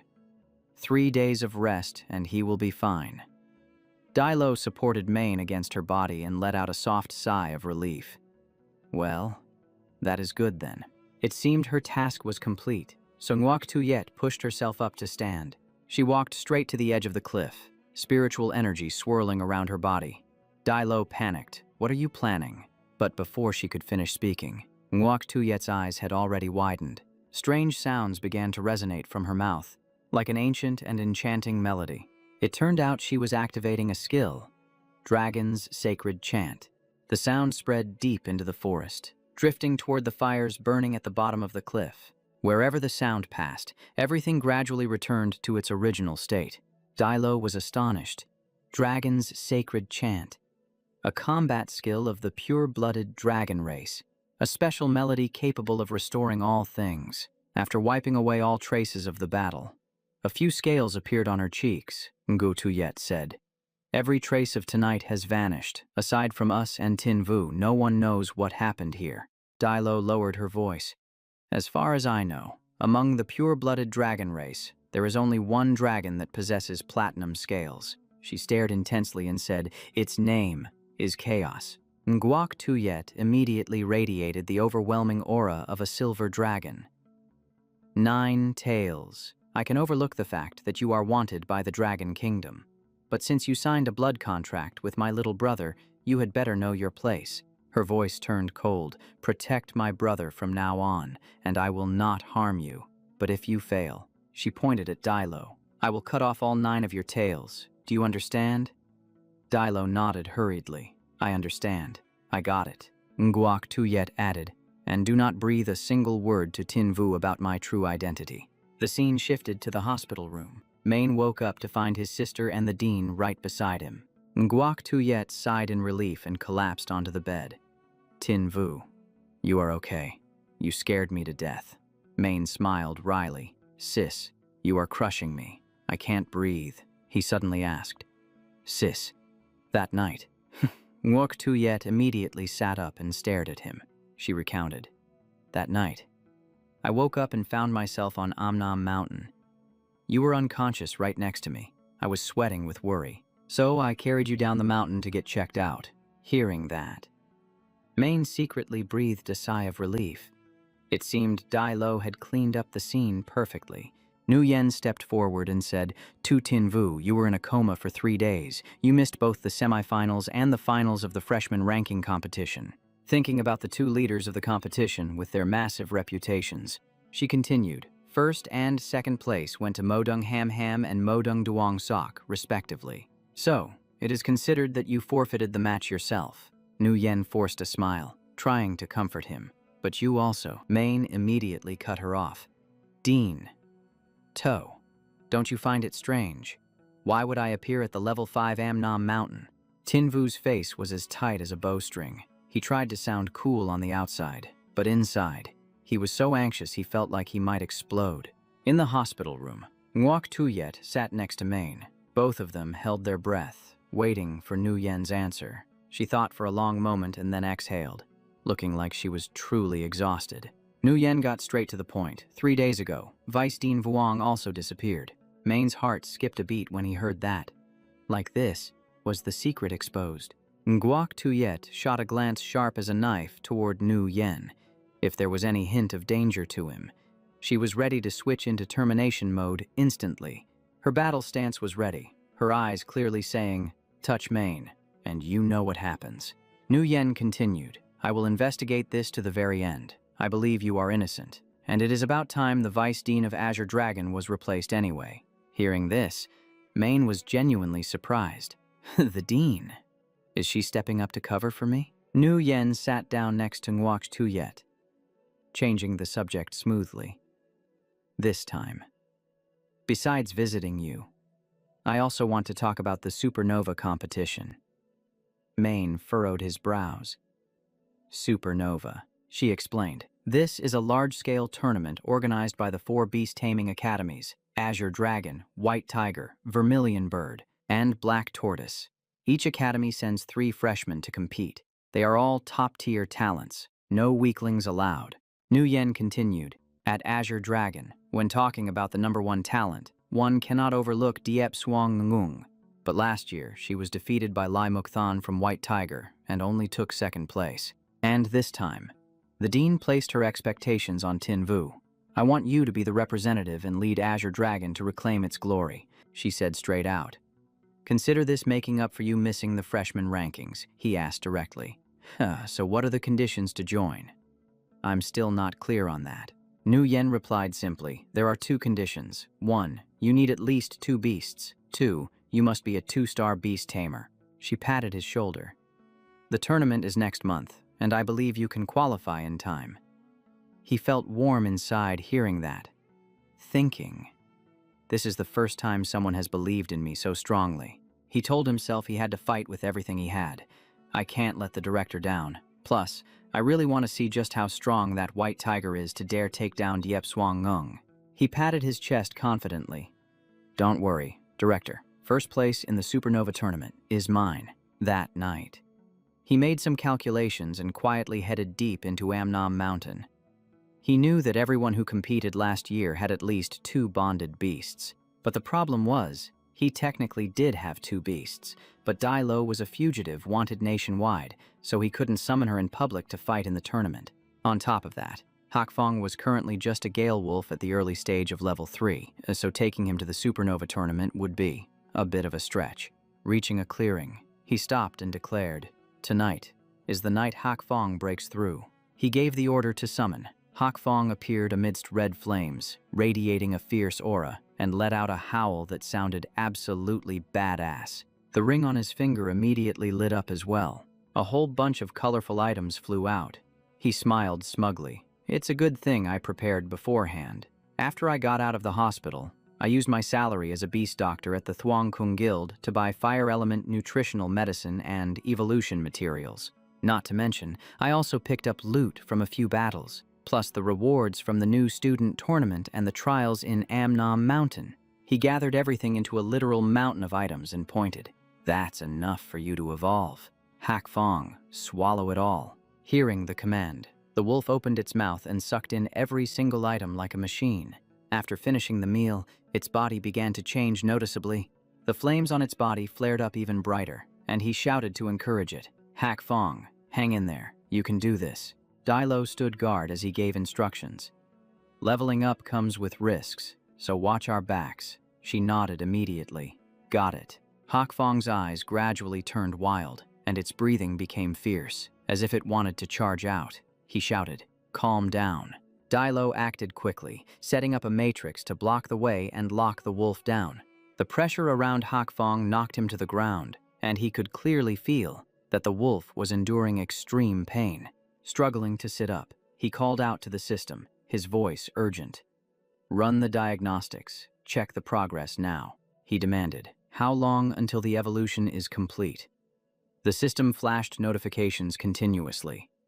Upgrade progress 30%, 58%, 73%, 79%, 87%.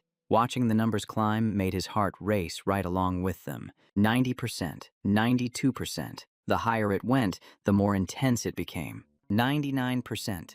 But the screen froze at 99%, making him break out in a cold sweat. Don't tell me it failed. And here is the craziest part. A powerful paw stepped out from the purple flames. The transformation was complete. He shouted with excitement, "Hack Fong." The evolution was a success. A new information panel appeared. Lightning. Hell Nether Wolf. Mature Form Level 1. Hell and Epic Bloodlines. Hellfire Talent. Demonic Force Talent. Fire. Wind. Dark. And demonic attributes.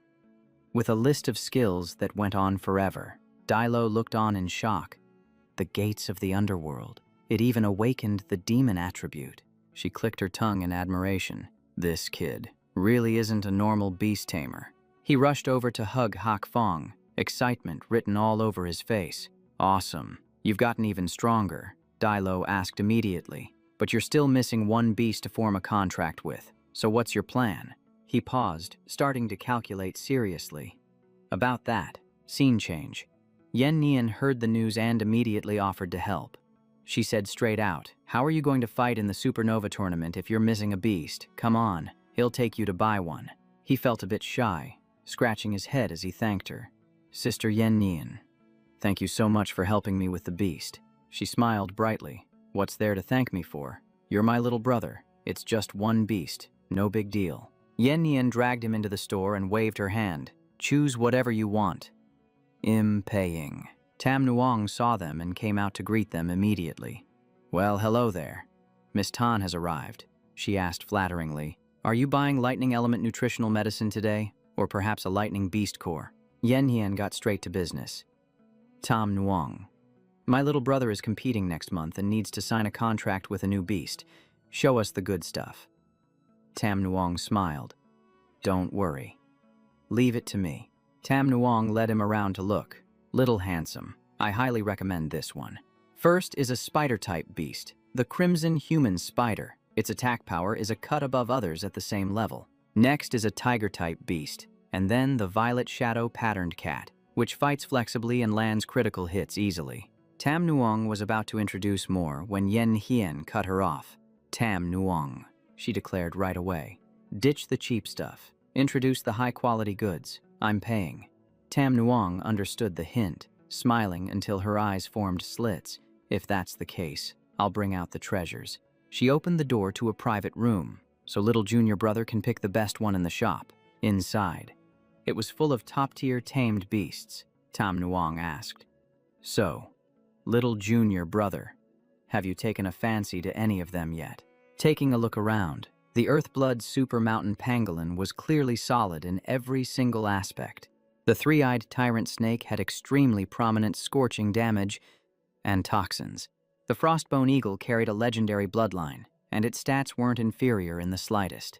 But the main character still hesitated. These ones.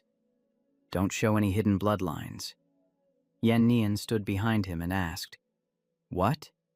You don't like any of them?" Tam Nuong was enthusiastic. "Such high-end goods and you're turning your nose up. Whatever type of tamed beast you want, just say the word, and I'll personally import it tomorrow." Just then, a voice called out from outside the door. "Tam Nuong, the new shipment has arrived." A big guy with a sinister face walked in carrying a cage, laughing heartily. "This batch is real fresh." Inside the cage were two little girls. The main character recognized them immediately. Spirit-type tamed beasts. He was stunned. "I remember spirits are considered useless. Tam Nuong, why did you import this kind?" Yen Yen pulled him back and whispered, "Selling them as tamed beasts is hard, but selling them as pets guarantees they won't go unsold." He understood right away. Turns out they cater to the twisted hobbies of the powerful. But right at that moment, the main character's eyes lit up. He sensed a very unusual energy source. He inspected the info of little Freya. Water, elemental, little spirit. The info panel made his jaw drop. Initial form, level 1. Looks underwhelming, but the hidden bloodline is angel. Mythical quality. He was totally stunned, thinking, did I just hit the jackpot? Yen Yen called out repeatedly, Tin Vu, why are you standing there frozen? Tin Vu. He spun around, eyes blazing. Sister Yen Yen, I want to buy her. Tam Nuong narrowed her eyes with a suggestive question, while Yen Hien panicked. You're not joking. Are you? The main character frowned. Where are your minds wandering to? He said it straight. I want her to be my tamed beast. Inside, he was secretly rejoicing. This is an angel bloodline. Leaving the shop, the main character held Freya close and went straight back to Amnam Mountain. He opened the cage very gently, lifting the little one out. Don't be afraid, I won't hurt you. Then he handed her a healing pill. Eat this, and your wounds will heal. As soon as Freya ate it, she recovered quickly, her eyes lit up, and her spirits lifted significantly. The main character held out his index finger. Do you want to form a contract with me? To be my tamed beast? Freya hesitated for a beat, thinking for a very long time. The little one shyly recalled how gently the main character had treated her from the start until now. Finally, she grabbed his finger, taking it as a nod of agreement. The main character was excited. You agree. Then from now on, he made a light cut on his fingertip, letting a drop of blood fall. Freya caught that drop of blood. She absorbed it slowly, then smiled. The contract was confirmed. Blood contract signed successfully. Right there on Amnam Mountain, the contract between the two was formed. He smiled and asked, now that the blood contract is signed, that means you acknowledge me too, right? He gently touched the small figure beside him, clearly sensing the closeness between them grow. Then, all of a sudden, a thought crossed his mind. Oh, there was something else he had almost forgotten. A small crystal appeared in his palm, a bloodline awakening crystal. I've already crushed it. If you eat it, you'll be able to evolve. Freya approached cautiously, reaching out her tiny hands to touch the crystal. She held the crystal pieces and ate bit by bit, puffing out her cheeks, looking both pitiful and adorable. But suddenly she froze. Her face turned pale, and the crystal pieces fell from her hands. Freya hugged herself, trembling as if sharp energy was sweeping through her body, clearly in pain. The main character knew this was the critical moment and could only encourage her. Hang in there, just get through this and you'll be fine. Freya. The energy grew stronger and stronger. A blinding light exploded, shooting straight into the sky, with pressure bearing down heavily. Dilo felt the danger approaching and immediately appeared to shield them. Master, what's happening? Are you okay? She erected a protective layer around him, her face tense as a bowstring. He reassured her immediately. I'm fine. A giant vortex of light enveloped Freya, the air swirling violently, clearly entering the final stage of evolution. From within the vortex appeared the silhouette of a young girl spreading white wings, the aura sparkling, so bright it was practically blinding. And it is done.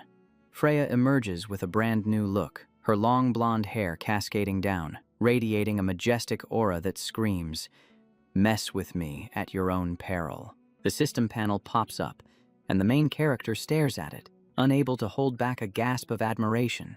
Hidden bloodline activated, winged messenger, six-winged angel, archangel, and finally, the holy maiden archangel. He steps closer and whispers softly, "Just wait until the day I become a 9-star beast tamer. You will continue to evolve." Right. The main character suddenly realizes, I still have not given you a proper name. Before awakening, you were just a water elemental spirit. How about I call you Freya? He names her after the goddess from mythology, which sounds fitting and connects well with a water-type spirit. Freya descends to the ground, standing right in front of the main character and die low. She kneels on one knee, bowing her head respectfully before her master. He smiles warmly. Freya, from now on, we fight side by side. Dilo lets out a sigh of amazement. So, you have taken yet another step closer to becoming a supernova. The main character nods. That is right. He gives a faint, cool smile. The next step is becoming a 2-star beast tamer. Meanwhile, in the faculty office, a hand slams hard onto the desk, and the loud smack clearly signals that someone is ticked off. Hearing the main character's goal, Kai Nian looks visibly annoyed. Say that again. You want to register for the 2-star Beast Tamer exam. He scratches his head and gives a goofy grin. Yes, Mr. Tran, the supernova competition is about to start. So I need to pass the 2-star assessment as soon as possible. Kai Nian is torn between worry and reflection. Why do these kids grow up so fast? Mo Rong passed 3 days ago, and I heard Tiu Tinvu's Black Wind has already reached growth stage 1. Does this kid really meet the standards too? After thinking for a moment, he says, "All right, if your spiritual power meets the requirement, I will allow you to take the 2-star Beast Tamer exam." The main character grabs the spiritual power gauge, his eyes lighting up. You said it, Mr. Tran. The surrounding teachers are also curious. We have heard rumors about Tu Tinvu for a long time, so let's see what he has got. The numbers on the device start climbing rapidly, and his spiritual power is clearly skyrocketing. Finally, the counter freezes at exactly 2,583. The whole room freezes in shock. 2,583.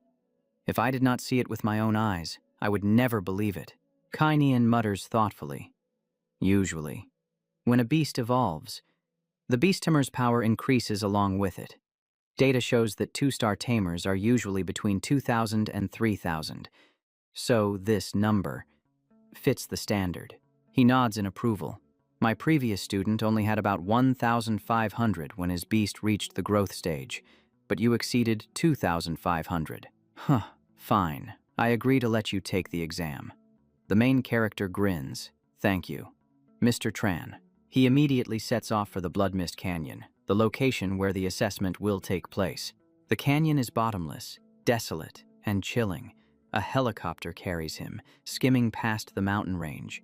The main character yanks the helicopter door open and looks down below. He stands firmly, his gaze calm and steady. So this is the assessment location.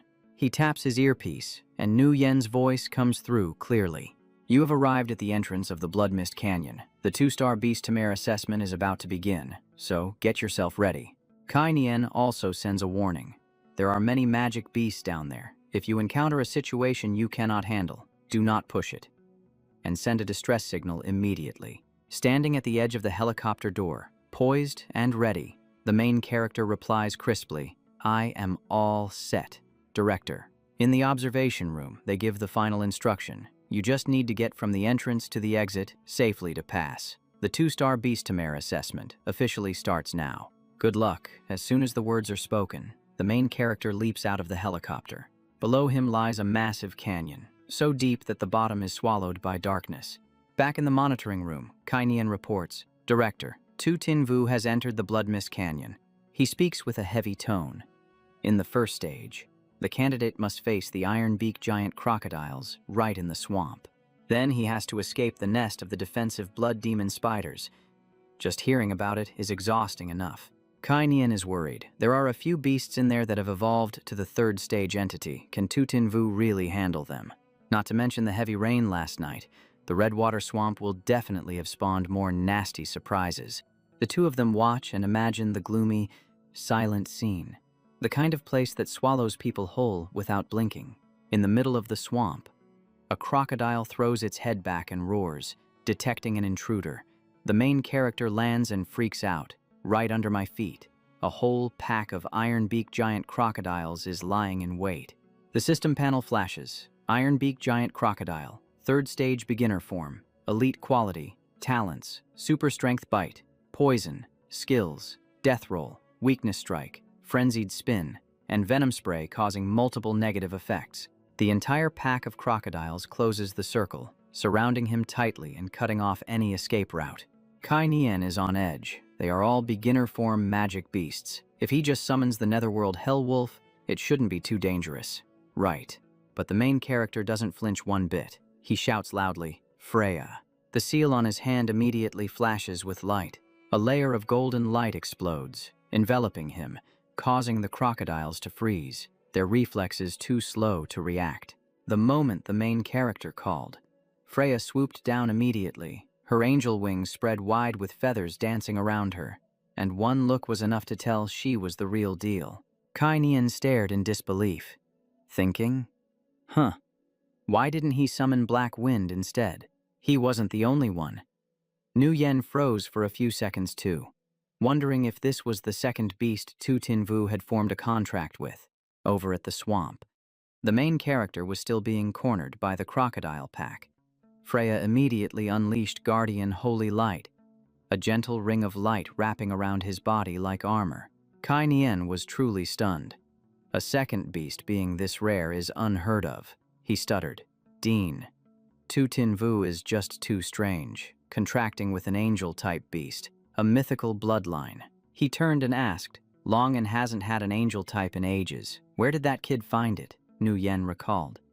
I heard 2 days ago he bought a water elemental spirit. Could it be that one? Kai Nian's eyes went wide. Impossible. A water spirit has a low bloodline, while the Holy Light Angel is a purebred angel bloodline. Nu Yen lowered her voice to remind him. Old Tran. Don't forget, in the beginning, the Hell Nether Wolf was just a low bloodline Gale dog.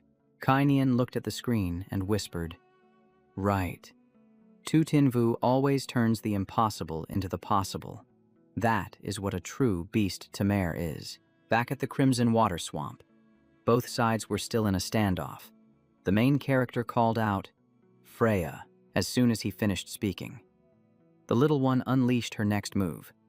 Holy Light Cross Slash. A cross-shaped slash crashed down, sweeping away dozens of crocodiles as if they were deleted from the screen. Kai Nian let out a breath. One move. Just one move cleared out the iron-beak crocodiles. Suppression by bloodline, truly worthy of the mythical angel system. The reputation is well-deserved. After clearing the crocodile pack, the main character pointed to the next target and said, Freya, get me across that swamp. Just as he finished speaking, a small arm gently wrapped around his waist, leaving the main character bewildered. Freya scooped him up and flew straight into the sky. The main character panicked. Freya, what are you doing? The little one ignored her master's words and just hugged him tight. Rushing across the swamp, he blushed furiously. Put me down. This is too embarrassing.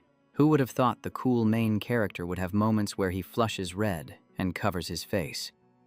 Freya, meanwhile, remained as serious as if she were on a mission. Reaching the next point, the little one set him down. In front of them was a fissure with black mist rolling up. The demonic energy so thick even the main character had to say, the smell is really heavy. Before he could even catch his breath, thousands of small spiders crawled out from the fissure, spilling out exponentially. Spider silk also came rushing in, getting thicker and thicker, giving the feeling that this challenge was no less intense than the crocodile swamp. The main character warned vigilantly, Freya, be careful. Freya responded immediately, holding her sword with both hands to carve a giant cross, causing light to flare up brilliantly. But the sticky layer of silk made it difficult for the little one to activate her skills, as they clung tightly to the blade. And then, Freya's strike truly took effect. 2 slashes intersected, the destructive power exploding so hard it even startled the main character. Right at that moment, a giant spider appeared, its dark aura spilling out heavily. Red silk shot out like tentacles from its pincers, covering the entire space. It roared ferociously, its aura looking like it wanted to finish off both of them right there. The system panel appeared. Blood Demon Spider, Mature Stage Tier 3, Elite Bloodline. Talent is Resilience, impervious to water and fire. Skill is Spiderweb Prison, weaving a large net to trap enemies until they suffocate. Reading it, the main character frowned. Blood Demon Spider. In front of them were dozens of pairs of vicious eyes staring right at them. This species lives in packs, so there must be no fewer than 20 of them in this cave. Before he could react, the spider roared and lunged straight at the main character. In the observation room, Kai Nian and Nu Yen strained their eyes to watch. The Holy Light Angel beast is only at the initial stage, yet it can bypass levels to deal damage to a mature stage Blood Demon Spider. Switching back to the battlefield, the spider attacked relentlessly, pressuring the main character continuously. He was forced to dodge. The Beast Tamer badge on his hand flashed as he whispered, Black Wind. Immediately after, it appeared next to the main character, a powerful aura flooding the entire space. Freya and Black Wind stood together shielding him, their posture ready to rush in at any moment. Nguyen immediately reminded him through the earpiece. Tu Tin Vu, don't get too aggressive. The standard is to reach the destination, not to exterminate the demonic beasts. The main character just smiled lightly, as if to say, I got this. He gave the order, Black Wind, Hell Scream. Just as Black Wind unleashed the move, the blood demon spiders sensed the danger and immediately changed their state. They counterattacked in unison, pouncing straight toward Black Wind. Surrounded by a matrix of spider silk, Black Wind began to lose his rhythm. Right at that moment, a spider seized the opportunity. It sprayed silk straight toward Black Wind. The silk targeted his hind legs with precision, wrapping them so tightly he could barely budge. Hakfong was put on the defensive, finding it incredibly difficult to fight back. He let out a furious roar, the sound shaking the entire cave to its core. As if on command, the swarm of spiders relentlessly sprayed their webs, aiming to completely immobilize Hakfong. Seeing the disadvantage, the protagonist shouted, Freya, support! The kid cast Guardian Holy Light on Hakfong while he yelled, spin around and unleash the Hell Black Lotus. Freya immediately launched her support skill, perfectly on beat. Her move and Hakfong's attack synchronized perfectly, just like they had practiced. A protective layer formed around him, neutralizing the volley of spiderwebs coming their way. The defensive tornado grew stronger and stronger, sweeping back toward the army of spiders. In no time at all, the blood demon spiders were completely wiped out. The protagonist relaxed and clicked his tongue. Just 25 of them. Is that all these blood demon spiders have got? But before they could rest, the ground beneath them suddenly shook violently, shifting with intense force. The protagonist immediately realized something was wrong. This aura is.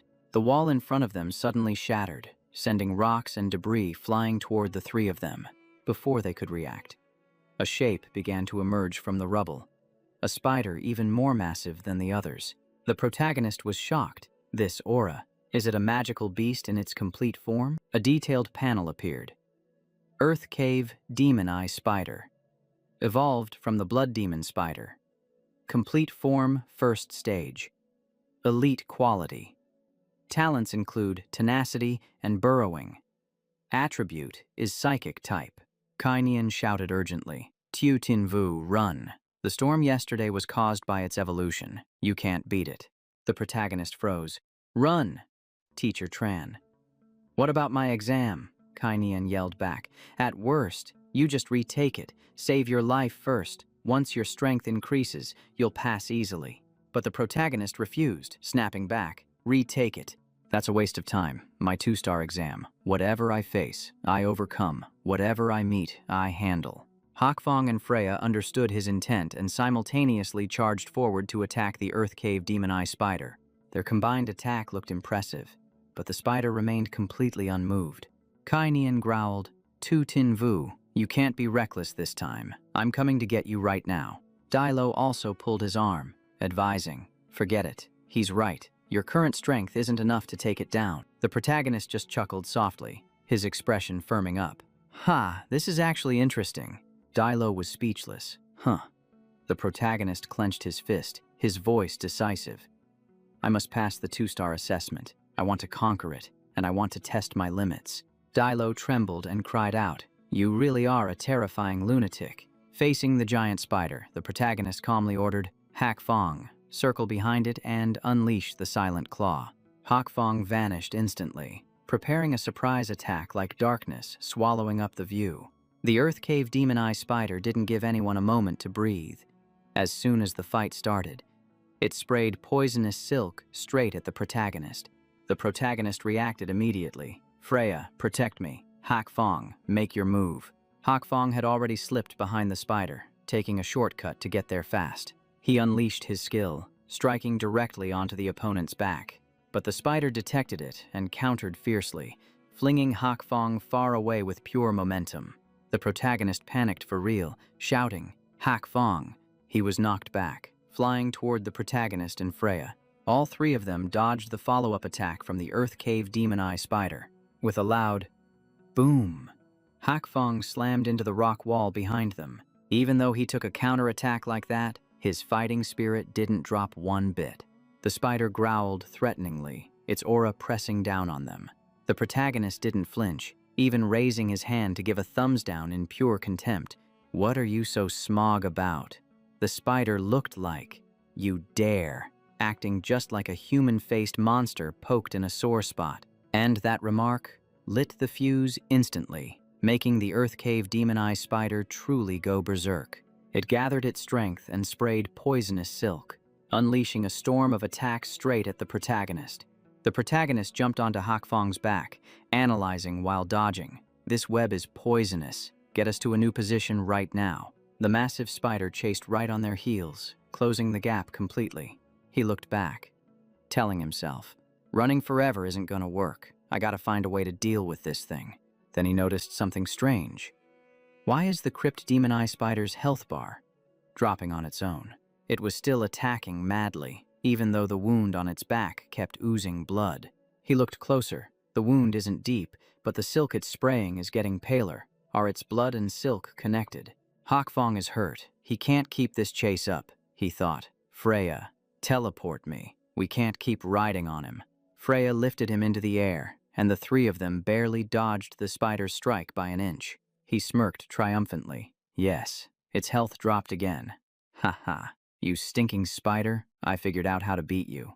He shouted an order. "Hakfong, annoy it, spit, saliva on it."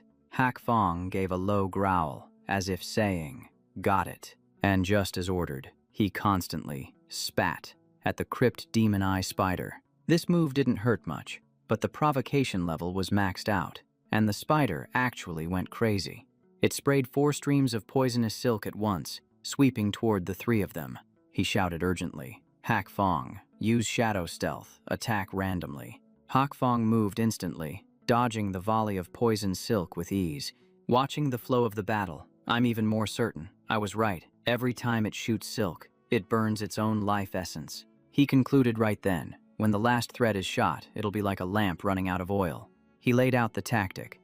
"Don't risk your lives, just keep annoying it." Hakfong growled in response, understanding the assignment. He kept changing positions, spinning like a top, making it impossible for the spider to lock onto a target. Every time the spider sprayed poison silk, Hakfong would dash up to dodge, forcing it to burn its own health. But as luck would have it, a stream of poison silk still wrapped around Hakfong's hind leg. He was yanked violently from the air and dragged straight down to the ground. Fortunately, Hakfong hadn't lost too much vitality and managed to use his agility to break free from the restraint just in time.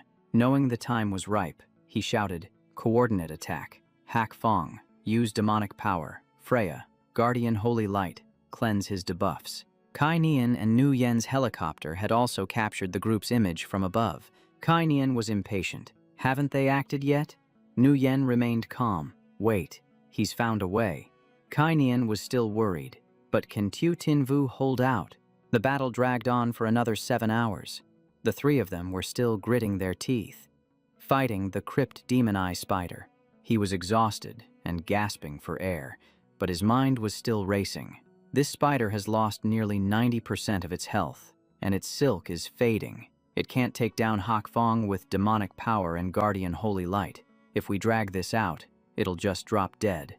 But then he realized something felt off. Every creature wants to live. Why is it losing health but refusing to retreat? Is there something in the cave it has to protect? It never leaves the cave. There must be a treasure. Just then, the Crypt Demon Eye spider shot out a massive stream of poison silk, sweeping straight at the group. The silk rushed toward them faster and faster, the pressure closing in as if to swallow the entire space. In the decisive moment, he ordered, "Hakfong, counterattack, use Hell Scream."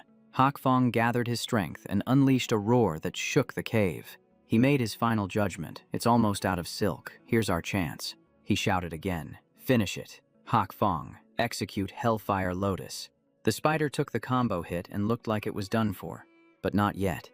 It mustered every bit of strength left, pouring all its power into a counter-strike at the group.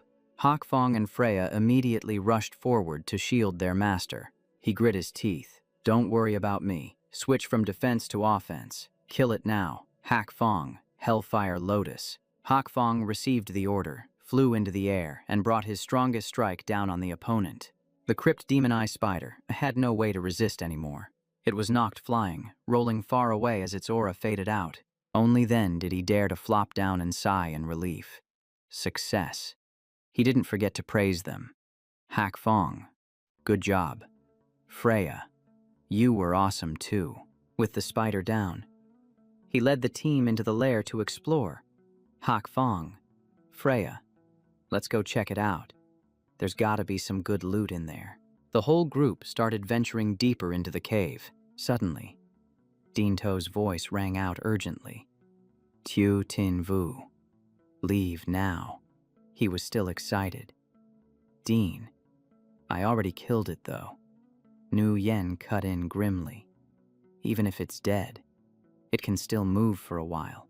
Upon hearing that, the main character flinched and spun around, shouting, "What did you just say?" The scene behind him sent chills down his spine. The demon-eye cave spider that should have been down was crawling closer, ready to strike. It used its last breath to let out a roar, shaking the entire cave. The main character dragged Freya and dashed toward the entrance, but panicked when he saw it. We are done for. The only exit is blocked. The cuts on its body split open as it roared in agony. Yet its aura was still overwhelming. The main character hurriedly ordered, "Freya, hide in my beast-taming metal, now."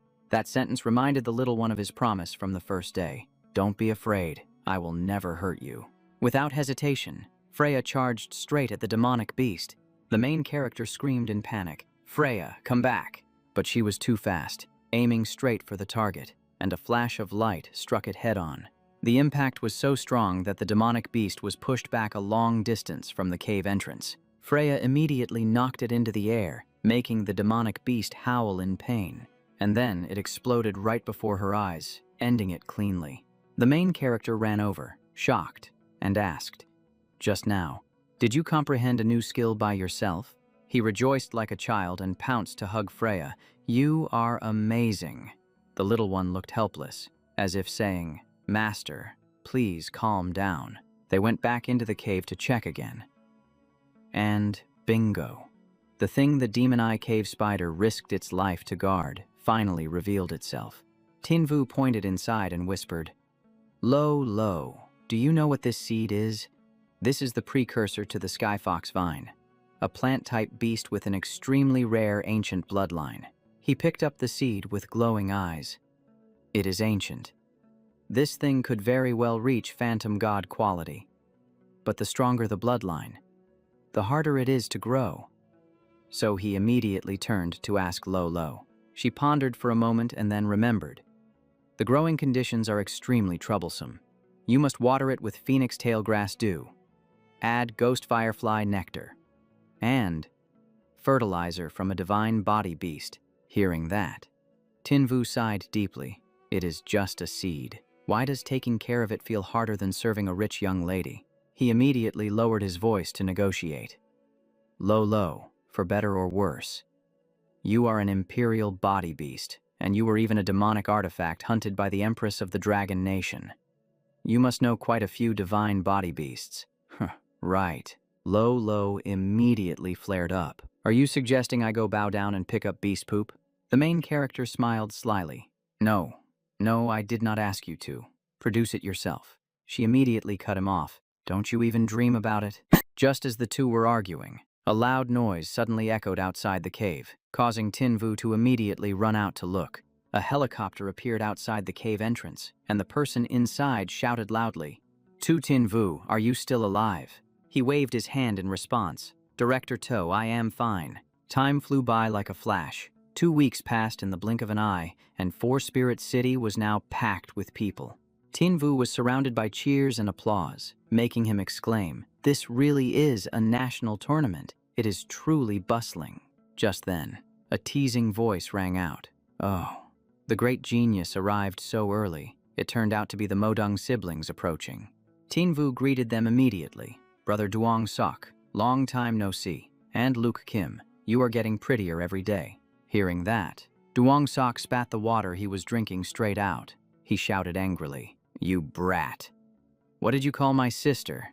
The main character calmly replied, "Just Luke Kim." The name Modung Ham Ham is too long to write, so I gave her a convenient nickname. Duong Sok was so furious he crushed the water bottle. Since when do you write my sister's name? And what is with that childish nickname? If I don't deal with you today, I am not Modung Duong Sok. But Ham Ham immediately reached out to stop her brother. Brother, sit down, hearing his sister say that. Duong Sok cooled down instantly. Tin Vu stepped closer and asked, "How have you been?" "Luke Kim, how is your beast upgrade going?"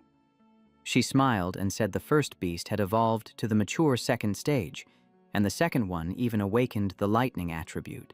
Duong Sok stood there petrified. His sister actually initiated a conversation with another guy, and even accepted the nickname Luke Kim. He clutched his head and wailed inwardly. In the past, I only called her by a nickname once by mistake, and she was angry for days. Yet now, when Tu Tin Vu calls her that, it is accepted. Duong Sok looked up to the sky and lamented, "This world has gone crazy. Mice act as bridesmaids for cats, and my sister is siding with an outsider." The other two just looked at him calmly, and Ham Ham sighed, "Just ignore him." Tin Vu suddenly remembered and asked, "By the way, who is our opponent today?" Ham Ham shook her head. "The draw results haven't been announced yet." Suddenly, a voice cut in. "No, the results are out." Everyone turned around and said in unison, "Director 2. Nu Yen announced sternly, "The opponent for the first match is White Tiger Academy. No matter what, in today's solo match, you must completely suppress them."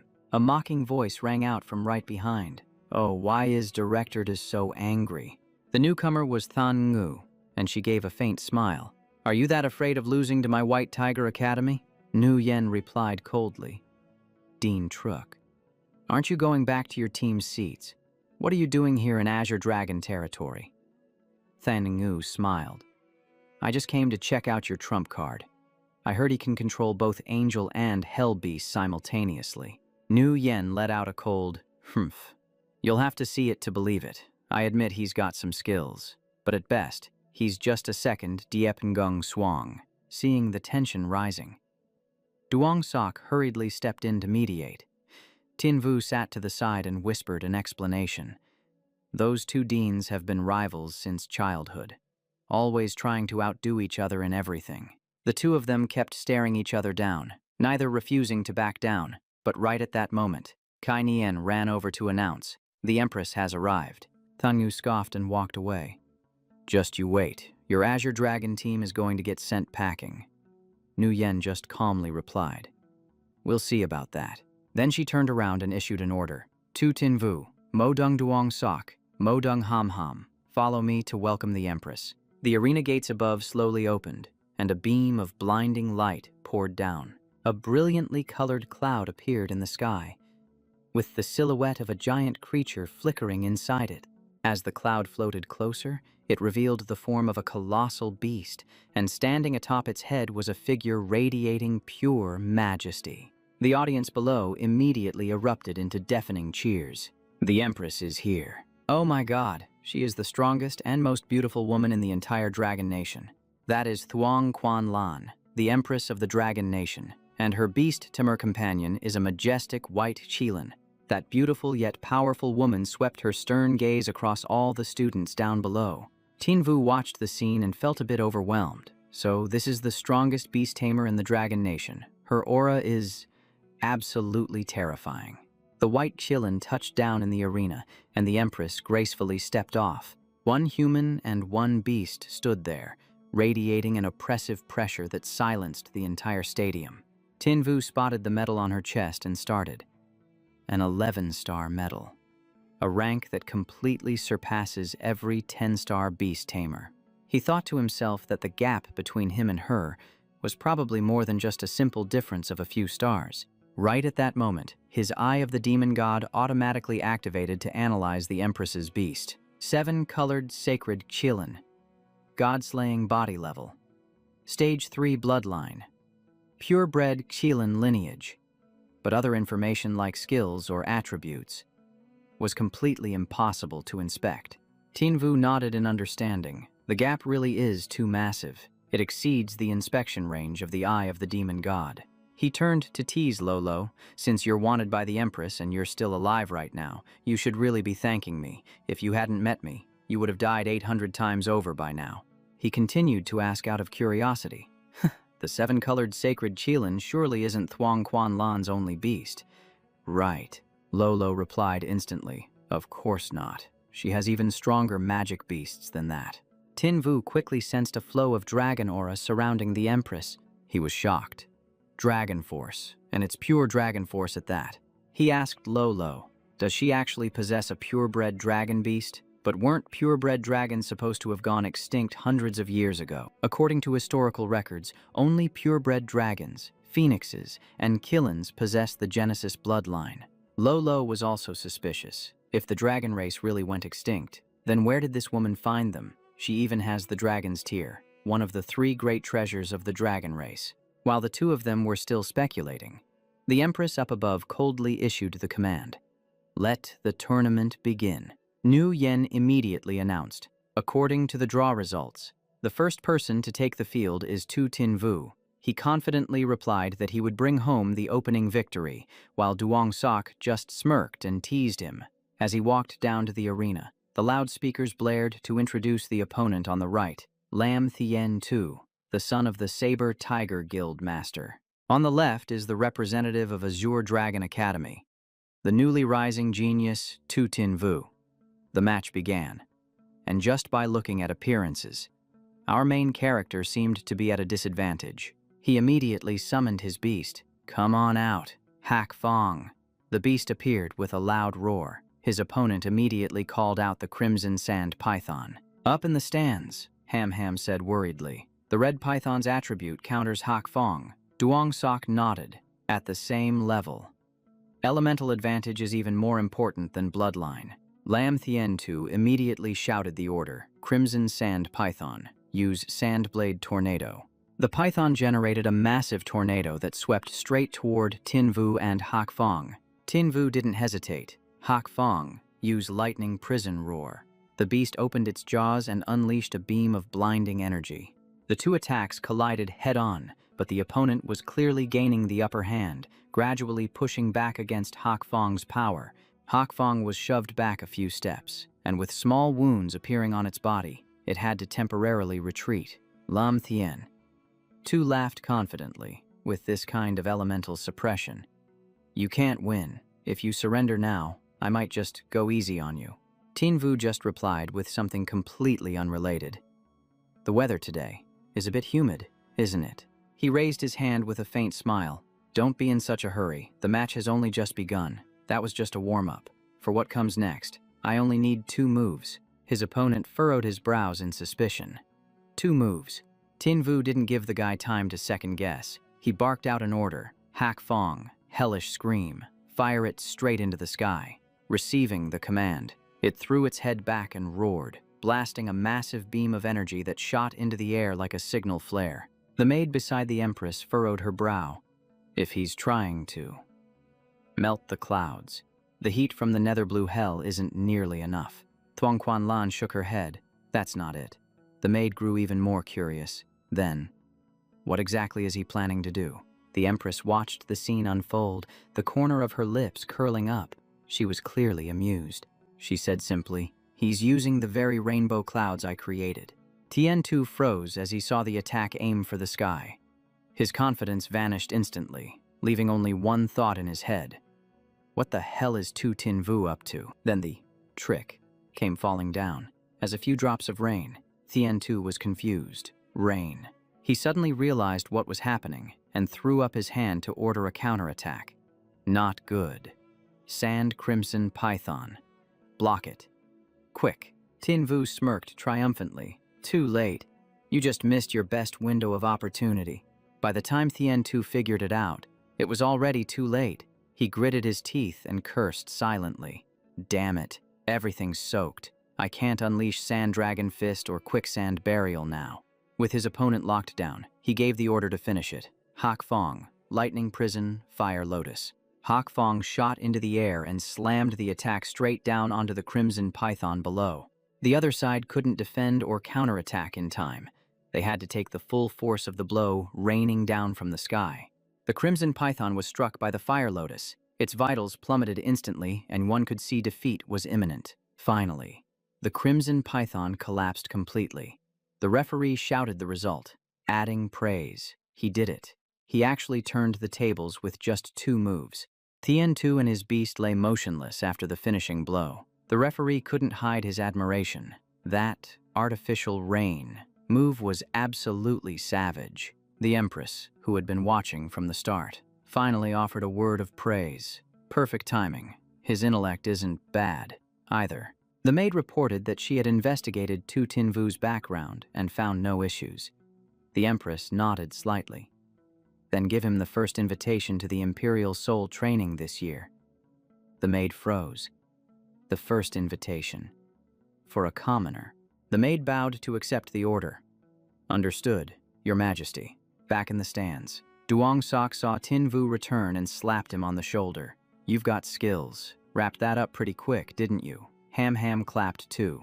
Great fight. Tinvu grinned, basking in the praise. Of course, like I'd ever lose. Director. To jump to her feet and shouted, Tu Tinvu, solid performance. I'll have a reward for you when we get back. Tinvu waved at Nu Yen and replied coolly, just make sure you keep your word. Director To. Lolo tugged on his arm and whispered, Phoenix Tail Herb. I can sense Phoenix Tail Herb nearby. He blanked for a second. Doesn't Phoenix Tail Herb grow at the border? 4 Spirit City has it too. Ham stood next to him and asked softly, Aren't you going to watch the next match? Tinvu immediately made up an excuse. My solo is done. I'm off the clock. I gotta go. Answer nature's call. Hearing that, her face fell. But the next match is mine. Duong Sok immediately flared up. Hey kid, what did you just say to my sister? Tinvu had to smooth things over. Good luck. Luke Kim, you'll definitely win. I'm right behind you, cheering you on. Ham called his name. Tu Tinvu, seeing her shy expression, he patted her head apologetically. I really have something urgent to do. I can't watch right now. She turned her face away, speaking softly but clearly enough to be heard. After the competition, you have to hang out with me. Tinvu heard that and bolted like a racehorse out of the gate, disappearing in seconds. The referee's announcement boomed. Match 2. Modung Ham of the Azure Dragon versus Chowda of the White Tiger. The scene shifts to 4 Spirit City, over at the Moon Peak Road District. The crowd was packed tight, forming a massive circle of cheering people. Guarding the border day and night must be exhausting. Welcome home. City Lord. Some shoved baskets of eggs into his hands, while others hailed him as the hero of 4 Spirit City and the entire Dragon Nation. Tinvu got swept up in the sea of people. He groaned inwardly. So crowded. Are they really all here just to welcome the army? The City Lord and the Imperial Rhino, Haiyan Hung, stepped out in front of the crowd. An information panel appeared. Giant War Rhino Emperor. Level, Wilderness Guardian. Stage 2. Bloodline. Mythical. Talent. War Roar. Boosts attack and defense. Rallies morale. Type. Superpower. Attributes. Massive strength. Skill. Crushing stomp. Loyalty. 150. Tinvu's jaw dropped. He turned and whispered to Lo. Look at that. An 8-star beast Tamer with a Wilderness Guardian beast. Loyalty over 100. They must have been through hell and back together. Lo looked serious. I know the Giant War Beast clan. They're aggressive and have a long-standing feud with my 9-tailed fox kind. If a Chow is the city lord, it has to be Chow Hung, who guards the west. Tinvu realized something. So Chow Da, the guy fighting Ham, is his son. Lo immediately hatched a plan. Phoenix Tail Herb grows by the Lyko Ice River in the west. It's crawling with demon beasts, but since he guards that area, he definitely has some. Go borrow his bag. Tinvu gave a strained laugh. Easy for you to say. You want me to borrow from an 8-star beast tamer. As he was speaking, he suddenly noticed something odd. He looked closely at the Rhino Emperor. It was limping slightly. Does it have a health issue? All over the Rhino Emperor's body, even around the rims of its eyes, it was covered in bugs. It was like Tinvu had struck gold. He shouted right from the middle of the crowd. City Lord Chow, your giant war rhino is injured, isn't it? I know how to cure it. The shout drew Thong Kong's gaze, and his voice turned stern. The beast is sick. How dare you say that? Young man. He eyed the azure dragon uniform on the boy, thinking, he is the same age as my own child, yet he knows medicine. Tin Vu presented his card and introduced himself. I am a special pharmacist from the Firmament Guild. Does the beast often feel lethargic? Does it get red spots and irritated skin when it rains? Thang Kong was both surprised and skeptical. That is exactly right, down to every detail. The city lord was blunt. I'm being honest. I came back here to treat my beast, but to put it straight, I can't trust you just yet. So go ahead, tell me. Why did it get sick? The main character curled his lips into a smirk. That's simple. He clamped a beetle found on the Rhino Emperor's body and explained, City Lord Chow, take a look. The culprit is the sandvine bug. Thong Kong observed the young lad, thinking he actually had some knowledge. For years, I've hired many famous doctors, yet none could completely exterminate the sandvine bugs. Since you volunteered yourself, do you have a way to cure it for good? Tin Vu gave a cheeky smile. City Lord Chow. Let's talk somewhere else. I'm going to need a few medicinal ingredients, the man replied immediately. Come to my villa. Tell me whatever you need, and once the cure is done, I will grant you one request. Standing across from him, Tin Vu secretly rejoiced in his heart, thinking this was such a sweet opportunity. Not only could he get the phoenix tail grass, but he could also build a connection. The scene shifts to the Chow family estate.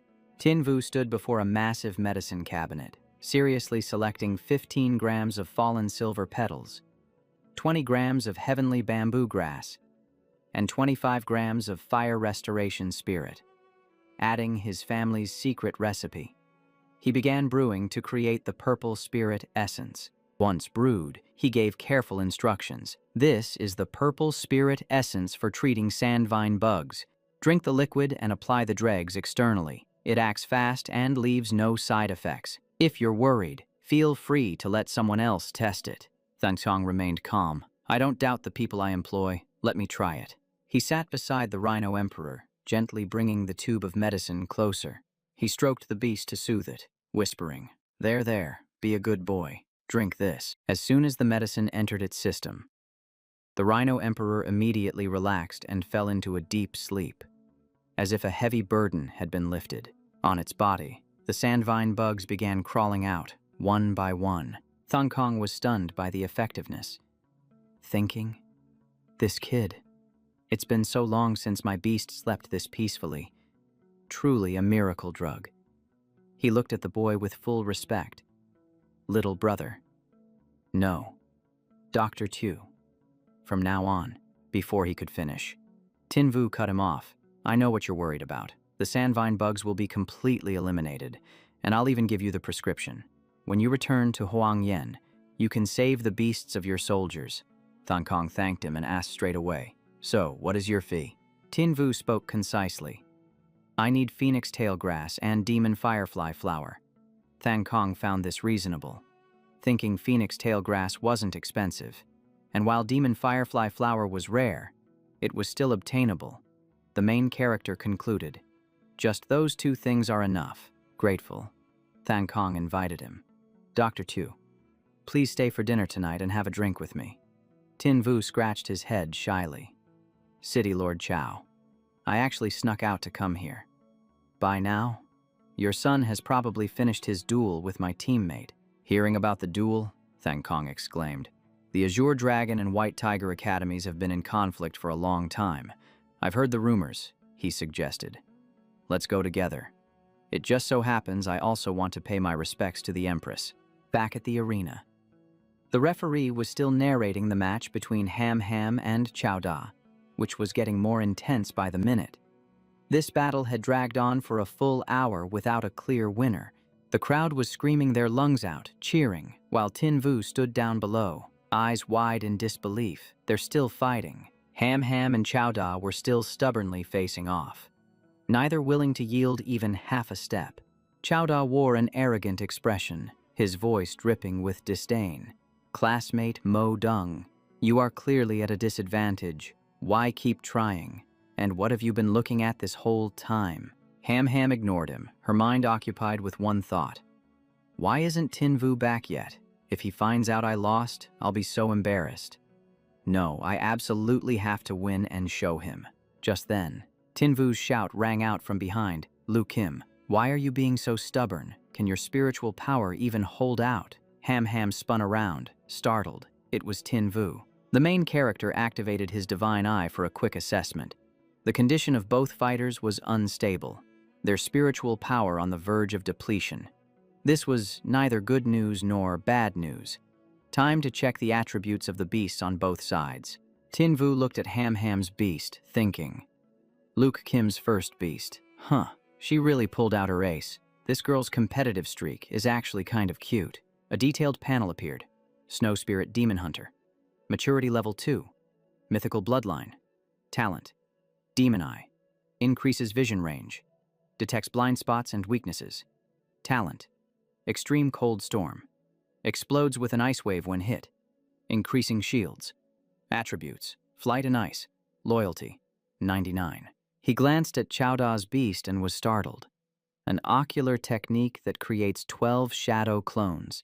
No wonder this fight is taking forever. The details appeared. Evil Eye Blue Wolf. Maturity level 2. Mythical Bloodline. Talent. Wolf Head. Reduces frontal damage. Talent. Ocular Art Shadow Clone. Consumes spiritual power to create 12 clones.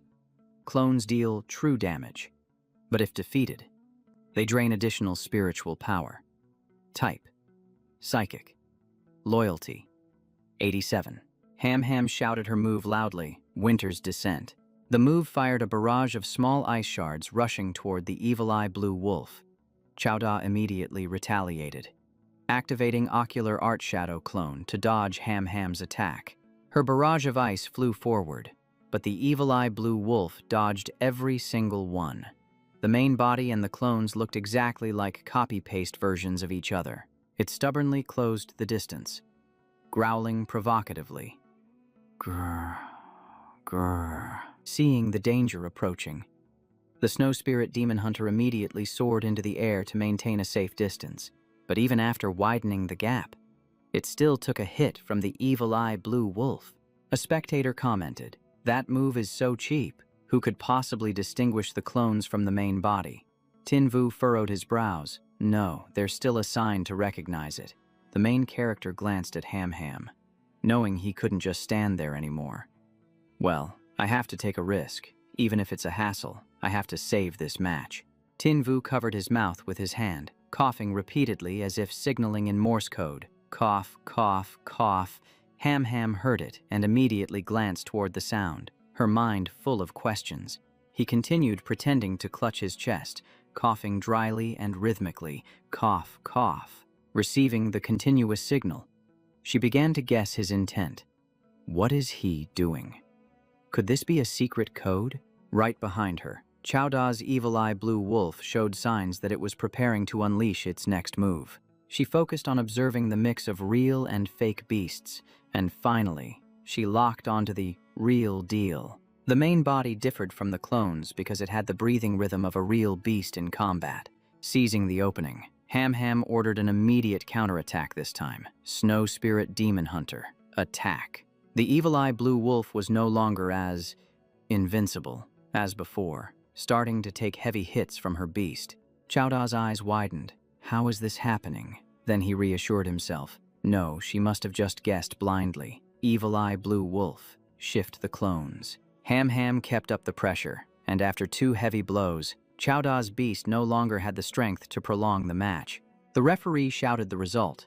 The outcome is decided. The winner is Modung Ham Ham, bringing the solo record for Azure Dragon Academy to 2-0. After the announcement, she happily ran toward her brother and Tin Vu. Duong Sok praised her.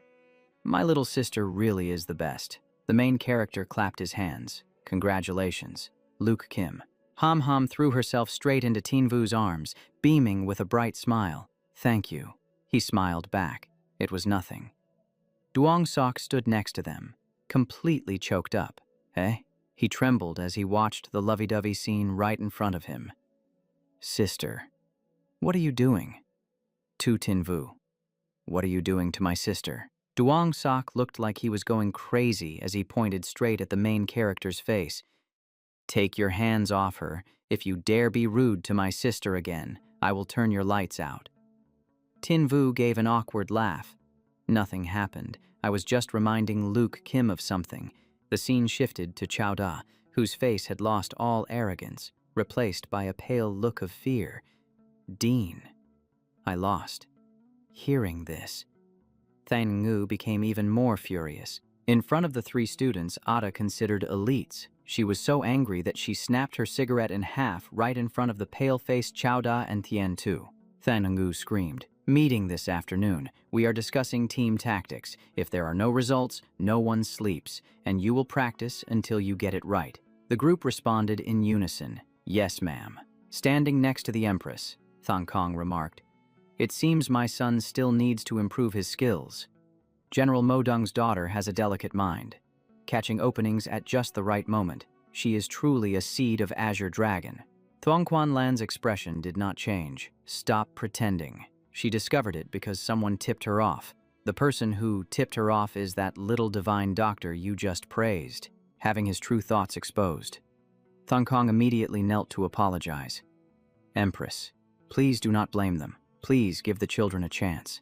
The Empress did not bother to hold a grudge, simply saying lightly, "Chao Da, Mo Dung Ham Ham, and Tu Tin Vu all performed well. I will send them invitation letters to the Emperor Soul Training Camp." Thong Kong breathed a sigh of relief, bowing his head in thanks. Back with Tin Vu's group and the two Modung siblings, the boy smiled and asked, "Brother Duong Soks, Dean, Tu invited us for barbecue tonight. Which place do you suggest?" Duong Sok snapped irritably, "Get lost. Get lost. Who is your brother? I do not accept that." Just then, an organizer arrived with letters. "Tu Tin Vu and Mo Dung Ham Ham, the Empress has recognized your performance. This is an invitation to the Emperor Soul Training Camp." He took the letter and turned to ask Duong Sok, "What is this camp?" He explained, "It is a special camp the Empress opened for the 4 great academies, where she personally serves as the instructor." The main character heard this and finally understood why everyone who comes out of there becomes a high-level pillar. Because the Empress teaches them directly. Tin Vu immediately broke into a cold sweat. The benefits are many, but Lolo and I signed a blood pact. If we get caught, I am done for. While his mind was in chaos, without him noticing, Ham Ham was already standing right beside him, her hand placed on his anxious face. Startling the main character, she gently encouraged him, "Stop spacing out. You said we were going to eat barbecue. Leave the future worries for later." Tin Vu sighed. "All right." Arriving at the barbecue restaurant, marinated meat sizzled on the charcoal grill, the aroma wafting up and attacking their stomachs directly. The three of them, Tin Vu, Ham Ham, and Duong Sok, sat around the table, eating and chatting.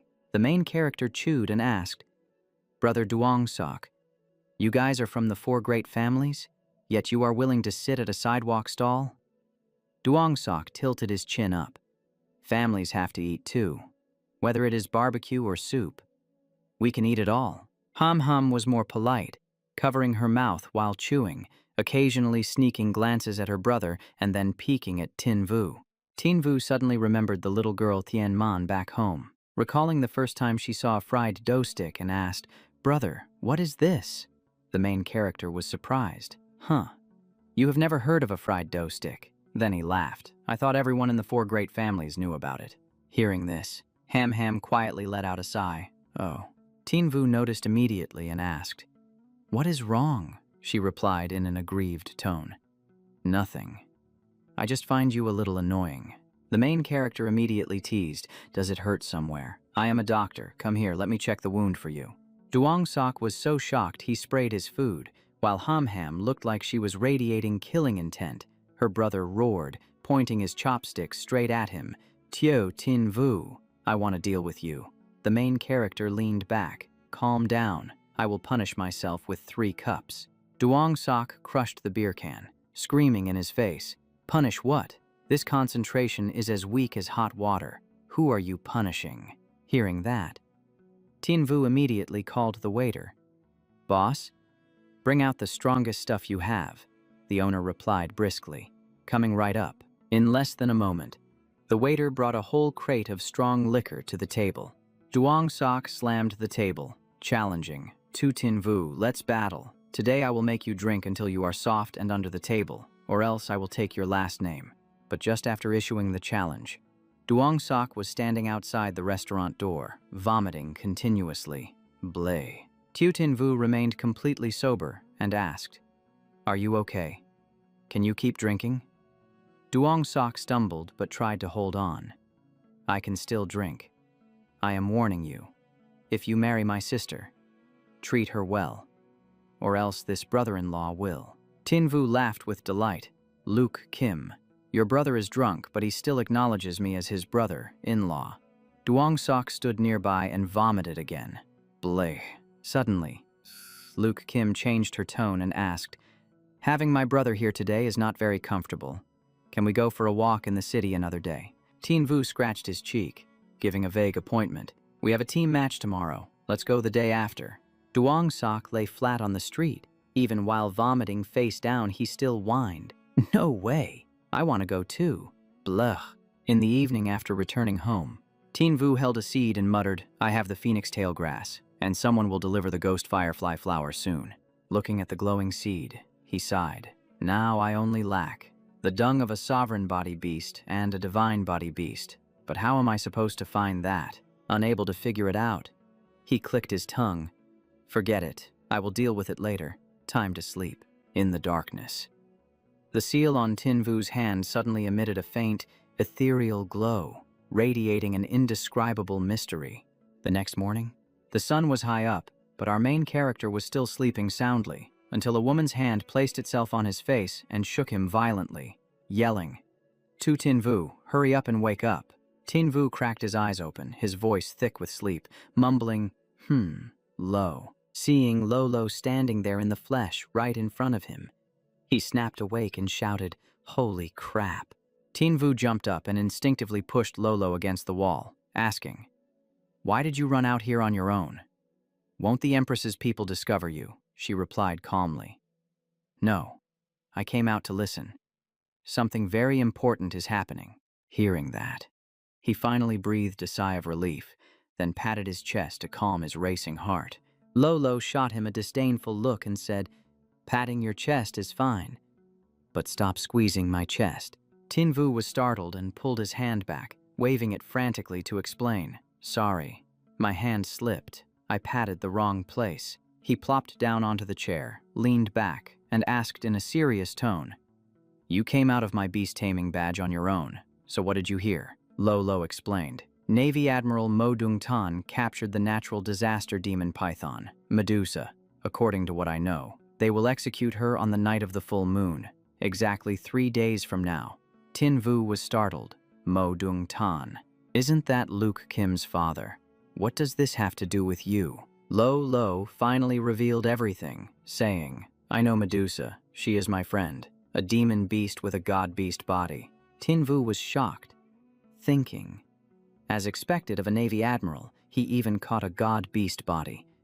Then he suddenly realized, "Wait, are you planning to go rescue her?" Lolo used Medusa's secret as a bargaining chip, saying, "She holds a secret regarding Empress Shangguan Lan and the Great Dragon Slayer War," but Tin Vu cut her off immediately.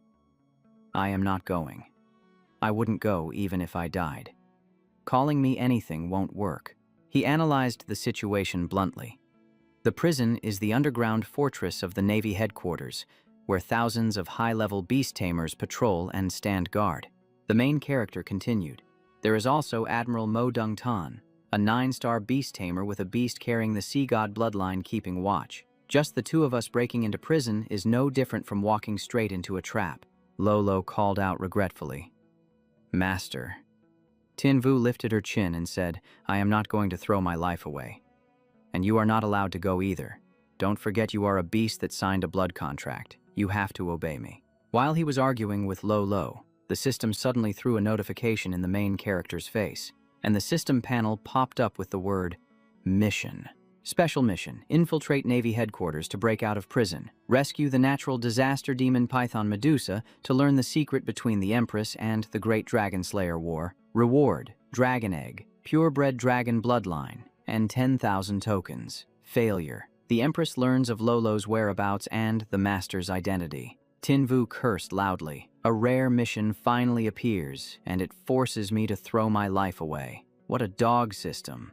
After cursing, he had to calm down, realizing that revealing his identity would drag Lolo down with him, so the main character forced himself to think positively. If he succeeds, he gets rewards, a chance to sign a contract with the god-beast body Medusa, and even solves the fertilizer issue for the heavenly foxvine, so he decided to risk it. He changed his tone, pretending to be cold but speaking very affectionately. Lo, you are my beast, but also my family. I help unconditionally. I have decided. I will go with you to break into prison and save Medusa. Lolo heard this and was so happy she wanted to fly, saying, Master, thank you. The notification panel popped up.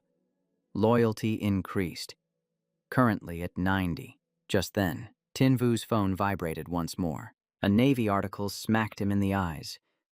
3 days later, Medusa will be publicly executed at Manhwa Island.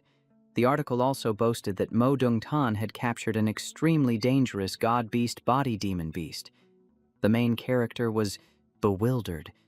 Exactly 3 days later. Why did they choose this specific day?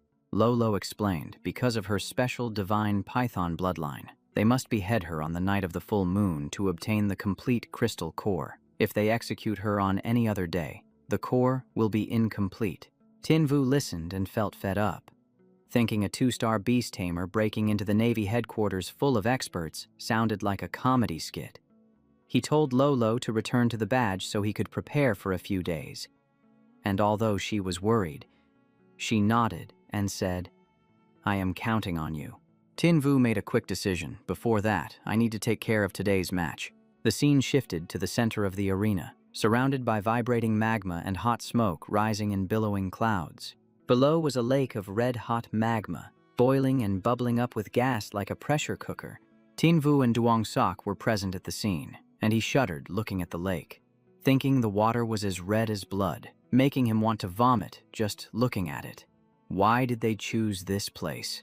Duong Sok explained. Rumor has it that during the Great Dragon Slayer War, a giant dragon fell into Fallen Dragon Lake, its blood dyeing the water like magma year-round. But that is just a rumor. The main character activated his god eye to scan the arena and muttered, This team match is really intense. Losing would be a total embarrassment. Let's see what is actually down in that lake. Looking deep into the bottom, he caught sight of a strange light flickering. Tinvu sensed a special flow of power, and it had the scent of the dragon race. He exclaimed, The power of a dragon. This is dragon essence. The main character pondered.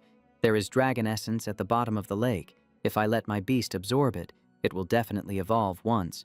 But how do I get it? The two Modung siblings dropped a hint, saying, You have been zoning out this whole time. The match is about to start. Wake up. Big brother, the whole country is watching the live stream. Above their heads, helicopters filled the sky, and loudspeakers boomed to welcome the audience watching the team match of the Supernova tournament. Surrounded by countless cameras pointing straight at them, broadcasting every single frown live. Back at home, the commentator's voice blared from the TV. Azure Dragon versus White Tiger. All 6 contestants are geniuses, Tian Man said happily. Sister Nguosh Tu Yet, he will definitely win. Nguok Tu Yet reminded her gently, Man, drink less soda, or you will get cavities. Back at the arena, the atmosphere exploded, with the audience screaming the names of the two teams as if they wanted to blow the roof off.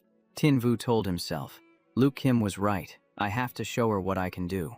He raised his hand to summon Black Wind. It appeared with a roar, its ferocious aura pressing straight down on the field. Black Wind bared its sharp fangs and stood blocking Tinvu, looking at the opponents as if it wanted to eat them alive with its gaze.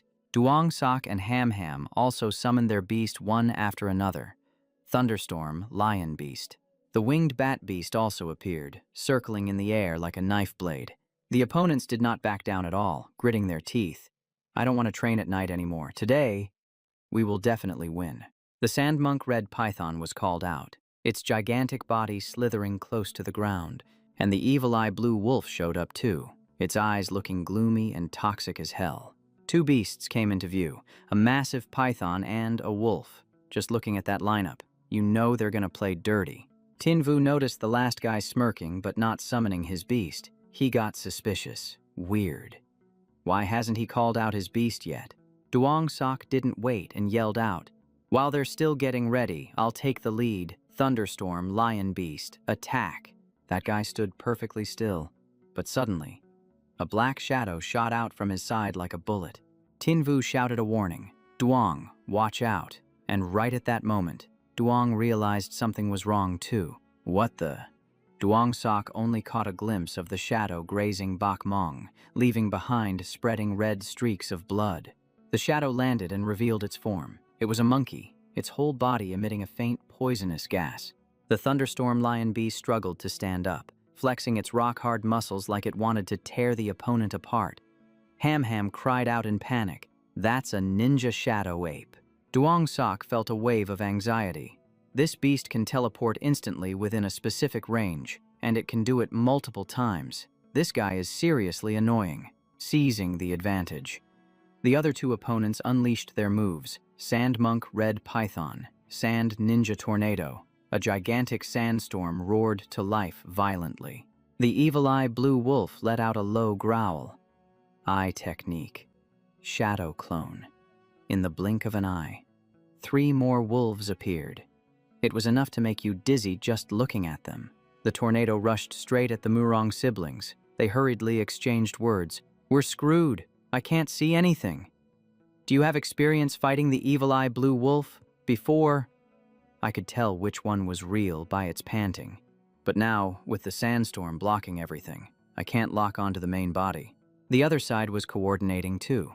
"Chow Da. Tell the Evil Eye Blue Wolf to focus on suppressing the Hell Underworld Wolf first."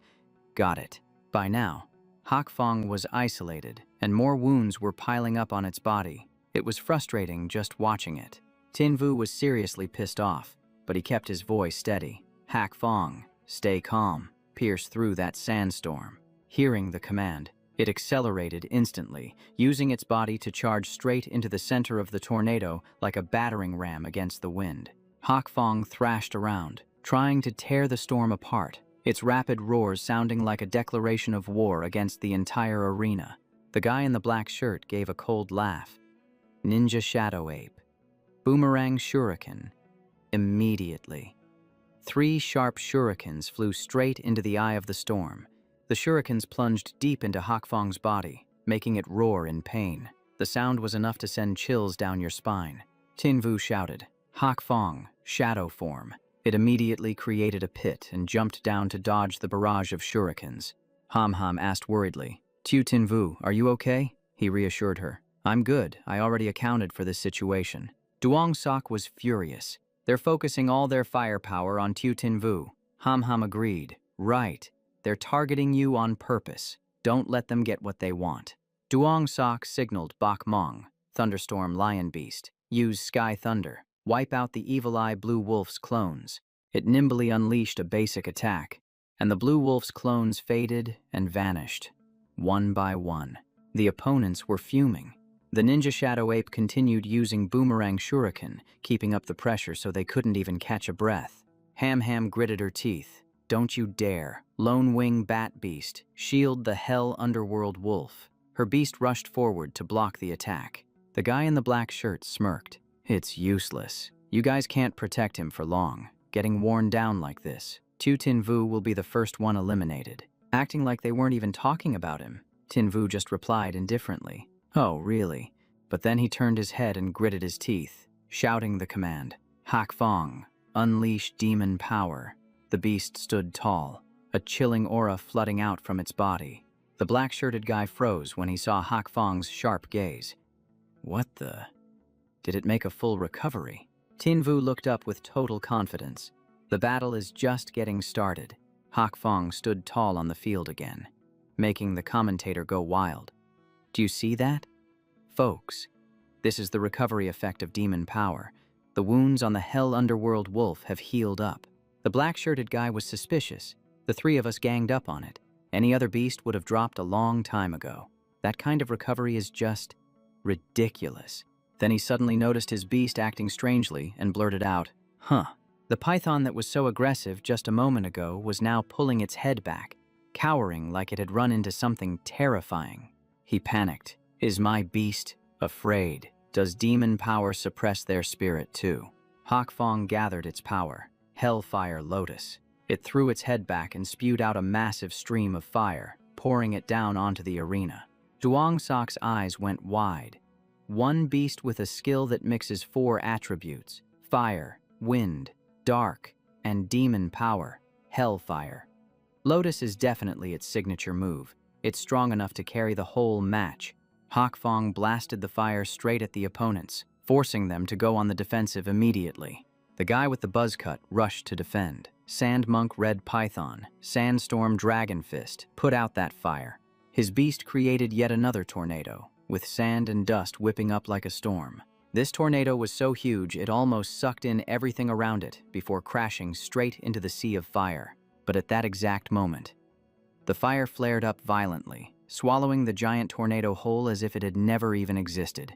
The buzzcut guy stood there, petrified. How is that possible? Sand attribute clearly counters fire, doesn't it? Ha ha.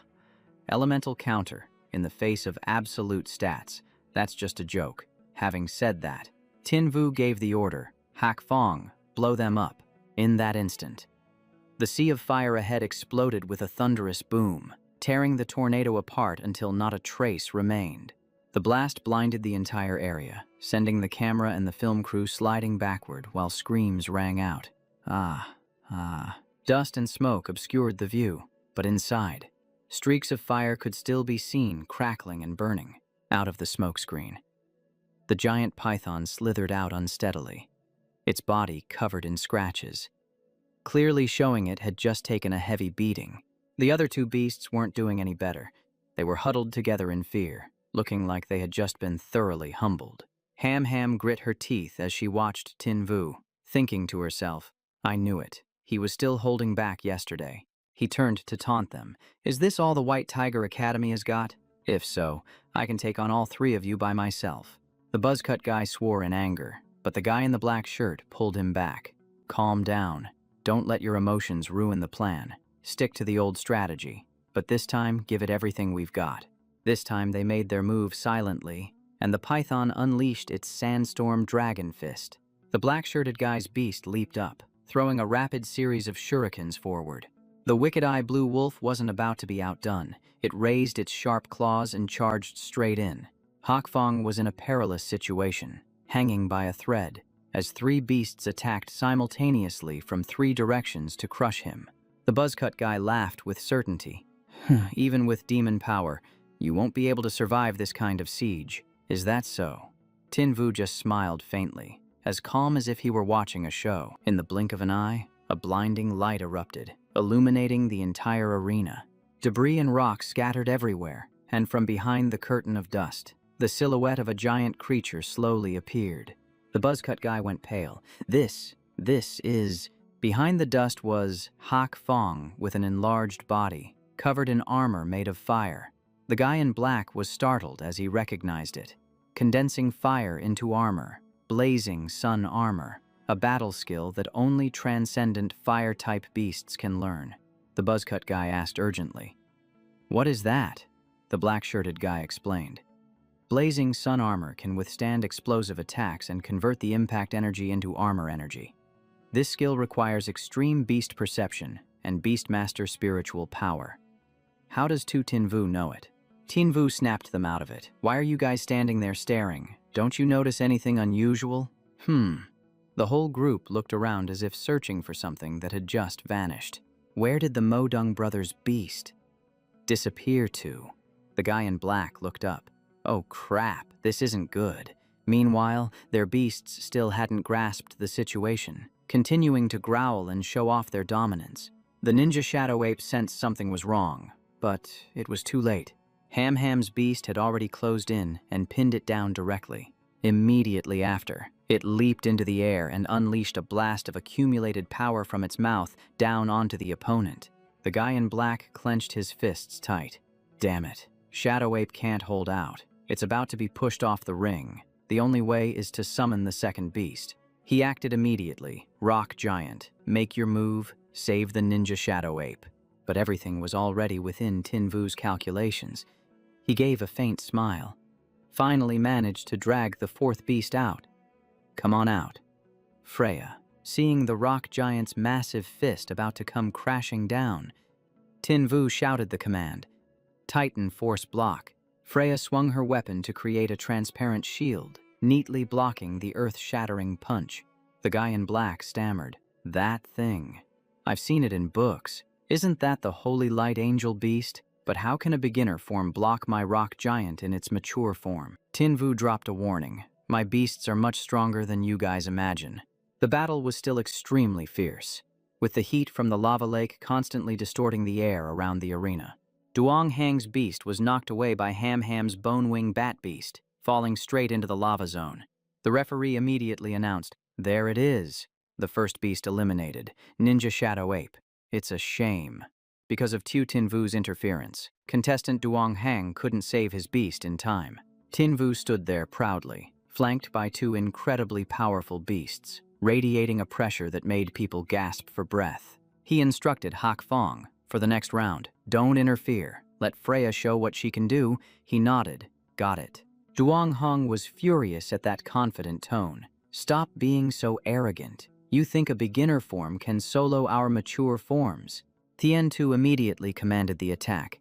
Crimson Sand Python, teach that ridiculous Tin Vu a lesson. Freya, standing beside him, suddenly let out a shriek and vanished. Tin Vu chuckled to himself. Looks like he underestimated this little one.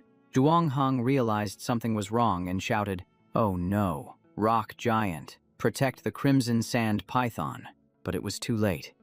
Freya had already appeared right in front of Tien Tu's beast, moving so fast that only a few afterimages flickered behind her. Freya unleashed a direct kick, slamming it straight down onto the snake. That kick sent it flying back dozens of yards, tumbling all the way across the arena. Tien Tu's beast couldn't react in time and took Freya's full combo right to the face, only stopping when the rock giant caught it mid-air. But the kick was so heavy that even though the rock giant caught it, the big guy was still forced back a few steps. Everything happened way too fast. The camera crew couldn't even catch it. What just happened? Director, replay it. No, still too blurry. Try slowing it down 1,000 times. Maybe then we'll see something. Duong Sok went wide-eyed and asked, Tin Vu, what kind of combat skill was that? Was that light speed? He smiled proudly. Freya figured that one out herself. It's called the Flash of Light kick. Chowda frowned. That beast is too strong. Even the rock giant is having trouble blocking. Duong Hung, what's the plan now? He furrowed his brows. I don't know yet. Tin Vu stood across from them and called out loudly, Hey there, classmate Duong Hung. He pointed straight at them. Tell me, have your beasts ever been kicked at the speed of light? The corner of Duong Sok's mouth twitched. The sass level of that line is enough to make it the hottest flex of the year. They tried to reassure themselves. Don't panic. That beast probably can't use light speed kicks continuously. We still have 2 beasts left. There's still a chance. Duong Hong also gritted his teeth. I miscalculated. But now I'll give everything to support you guys. Chowda summoned his beast, Ancient War Rhino. A blue rhino appeared, its whole body covered in a layer of dark green energy. Tien Tu also got fired up, his beast Tamer badge flashing. I'm not losing a second time. Go, vicious gray tiger. Following the summon, the new beast appeared and charged into the formation, looking ready to smash everything in sight. Over on the other side, the Modung siblings weren't just watching either. Ham called out. Big brother, Duong Sok replied. Don't worry. How could I let him carry this whole fight alone? Tin Vu immediately commanded, Freya, Take down the smallest vicious gray tiger first. As soon as she got the order, the little one shot forward like a beam of light. Duong Hong roared, "I won't let you get your way, rock giant," switching to the other side. The Modung siblings were bracing themselves against the barrage of attacks, shouting together, "Stop them." Freya clashed head-on with Tian-Tu's beast, launching a light-speed kick straight into its gut, moving so fast it couldn't even react. The beasts paired off to fight. Over here, Duong Sok's thunderstorm, lion beast, was struggling to defend against the rock giant. Chowda's ancient war rhino was also affected by the lightning attribute attacks, and its rhythm started to get messy. The three of them, Chowda, Duong Hong, and Tian-Tu, were clearly exhausted, panting heavily, and you could tell their spiritual energy was running on empty. Seeing the bad situation, he spoke urgently. "Old Duong, my spiritual energy is running low, but Tiu Tinvu looks like he's still got plenty to spare." Tian-Tu chimed in, "I'm at my limit too. I only have enough energy for my beast to unleash one final combat skill." Duong Hong reassured them, "Brothers, use your ultimate skills. This is our last chance to turn the tables." Tinvu noticed them slowing down and immediately warned the Modung siblings. "Their energy is almost out. They're definitely going to launch a full power attack. Luke Kim, Duong Sok, let's use our strongest ultimate skills for this final round too." "Got it." Duong Hang ordered, "Rock giant, giant form." Its body swelled up another size, becoming even tougher. Tian-Tu shouted, "Crimson sand python. Use yellow sand sky net. Green energy mixed with sand wrapped around the rock giant." Chowda yelled along, "Evil eye blue wolf. Eye technique. Mimic the rock giant." Dozens of illusions mimicking the giant popped out. The corner of Tinvu's lips curled up. He called out softly, "Luke Kim." Duong Sok. Ham Ham replied as if understanding him immediately. "I'm on it." He shouted the order, "Attack," as soon as he finished speaking. The whole herd of rock giants charged straight at Hak Fong like living tanks. The encirclement tightening. Just looking at it, you knew something big was about to go down on the arena floor. Without saying a word, the giants raised their fists like sledgehammers and slammed them into the ground with a thunderous crash, making the earth shake violently. The terrible pressure caused dust and smoke to rise up blindly, burying the whole arena in a thick cloud. Nobody could see clearly what was happening anymore. Just then, a wind-piercing howl rang out, making Duong Hong startle and look up at the sky. And oh yes, the drama has officially begun. Up in the air, Ham Ham's bone-winged bat beast was circling, while the thunderstorm lion beast was carrying Hak Fong, hovering right above them, not giving the opponent a moment to breathe. It immediately gathered magic power. A yellow and red vortex started to form, energy churning like a storm. Tinvu flashed a confident smile and shouted, "Hak Fong, give them the finishing blow." The air heated up by the second. Ham Ham yelled, "Bone-winged bat beast, transfer the undead fire." On the other side, Duong Sok wasn't backing down either. Thunderstorm lion beast, transfer the power of lightning. Two sources of power immediately poured into the body of the hellish netherwolf. Three attribute streams combining. The pressure skyrocketing. Hak Fong absorbed all the energy, the magic vortex growing bigger and bigger, magic power churning like it was about to explode. The combined attack of the three beasts created a massive tornado covering the entire arena, trapping all the opponents in the eye of the storm. When the energy hit its peak, it opened its mouth to unleash the power, a blazing stream of fire erupting violently. The fire shot out like a ferocious dragon, stretching into a trail of bright red flame tearing through the sky. The only target, all of the opposing beasts huddled together right in front of it. At the moment of impact, a massive explosion rang out, shaking the entire arena as debris rained down like a meteor shower. A series of magma giants were blasted away, their bodies cracking apart before shattering into countless rocky fragments. It didn't stop there. The stage itself trembled violently, and the surrounding water churned and swirled as if trembling in fear of that overwhelming power. A moment later, the dust and smoke began to settle, and as the wind swept away the thick haze, the state of the battlefield was slowly revealed. The magma giant illusions had vanished completely, leaving only the real body lying motionless on the ground. On the other side, the evil-eyed azure wolf had collapsed as well, its body covered in wounds and completely unconscious. The Crimson Sand Python didn't fare any better, meeting the exact same fate as the other two. Duong Hang, Chowda, and Tien Tu slumped onto the floor, their eyes filled with regret, forced to admit that they had truly lost this match. The referee's voice echoed across the arena. The match is over, and the winning team is Azure Dragon Academy.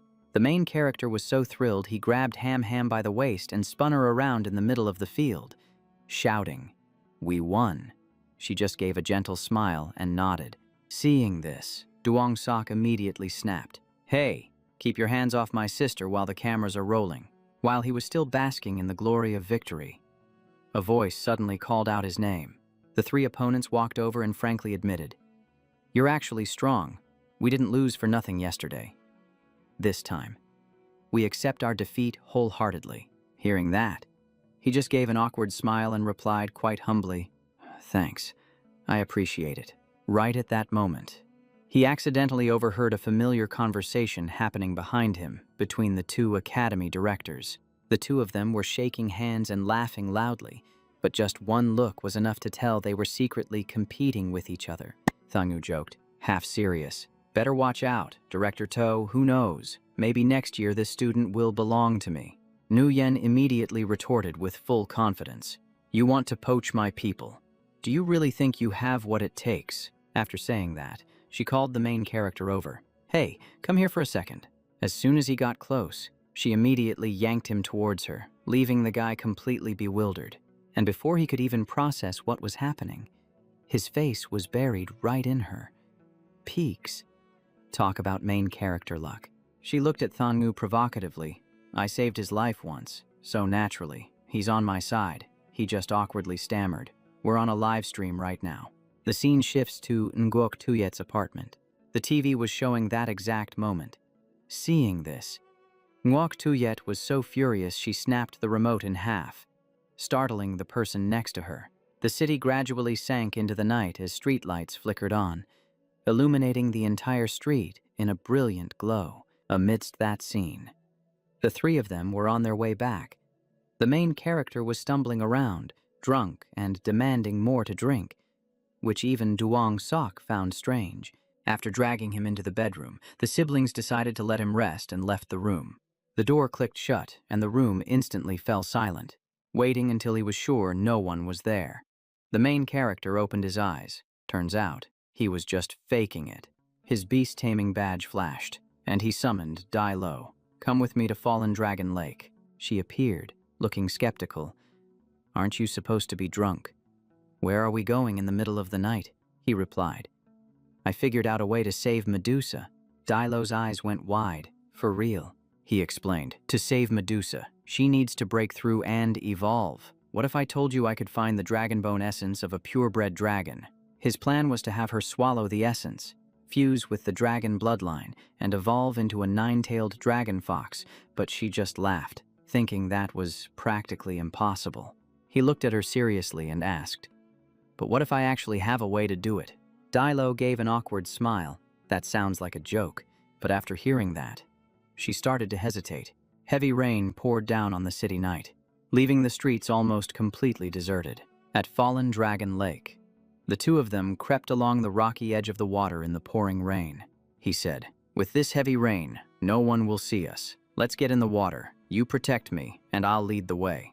As soon as he finished speaking, she wrapped her tail around him and dragged him into the water, making him yelp in panic. In just a moment, they had both dived deep into water that was as red as blood. Dai Lo asked, "Where's the dragon?" He continued to point the way. The bottom of the lake was pitch black, forcing them to constantly adjust their direction. They had about a few hundred meters left to go. Finally, she spotted the thing they were looking for. A massive skeleton loomed at the bottom of the lake, leaving both of them completely stunned. Dai Lo gasped, "This is..." He immediately explained, "It's the dragon heart bone, the hardest bone in its entire body." Suddenly, the ring on his finger lit up, and his expression shifted. A golden light erupted from the ring, enveloping the entire skeleton. The massive skeleton shrank down and was sucked right into the ring. He quickly ordered, "Let's get ashore and head into the forest for fusion." The scene shifts to a deep cave within the forest. While rain pours down outside, Dilo wrung out her wet tail and asked, "So, how exactly are you planning to help me evolve?" He revealed a glowing red stone, causing her to bombard him with surprised questions.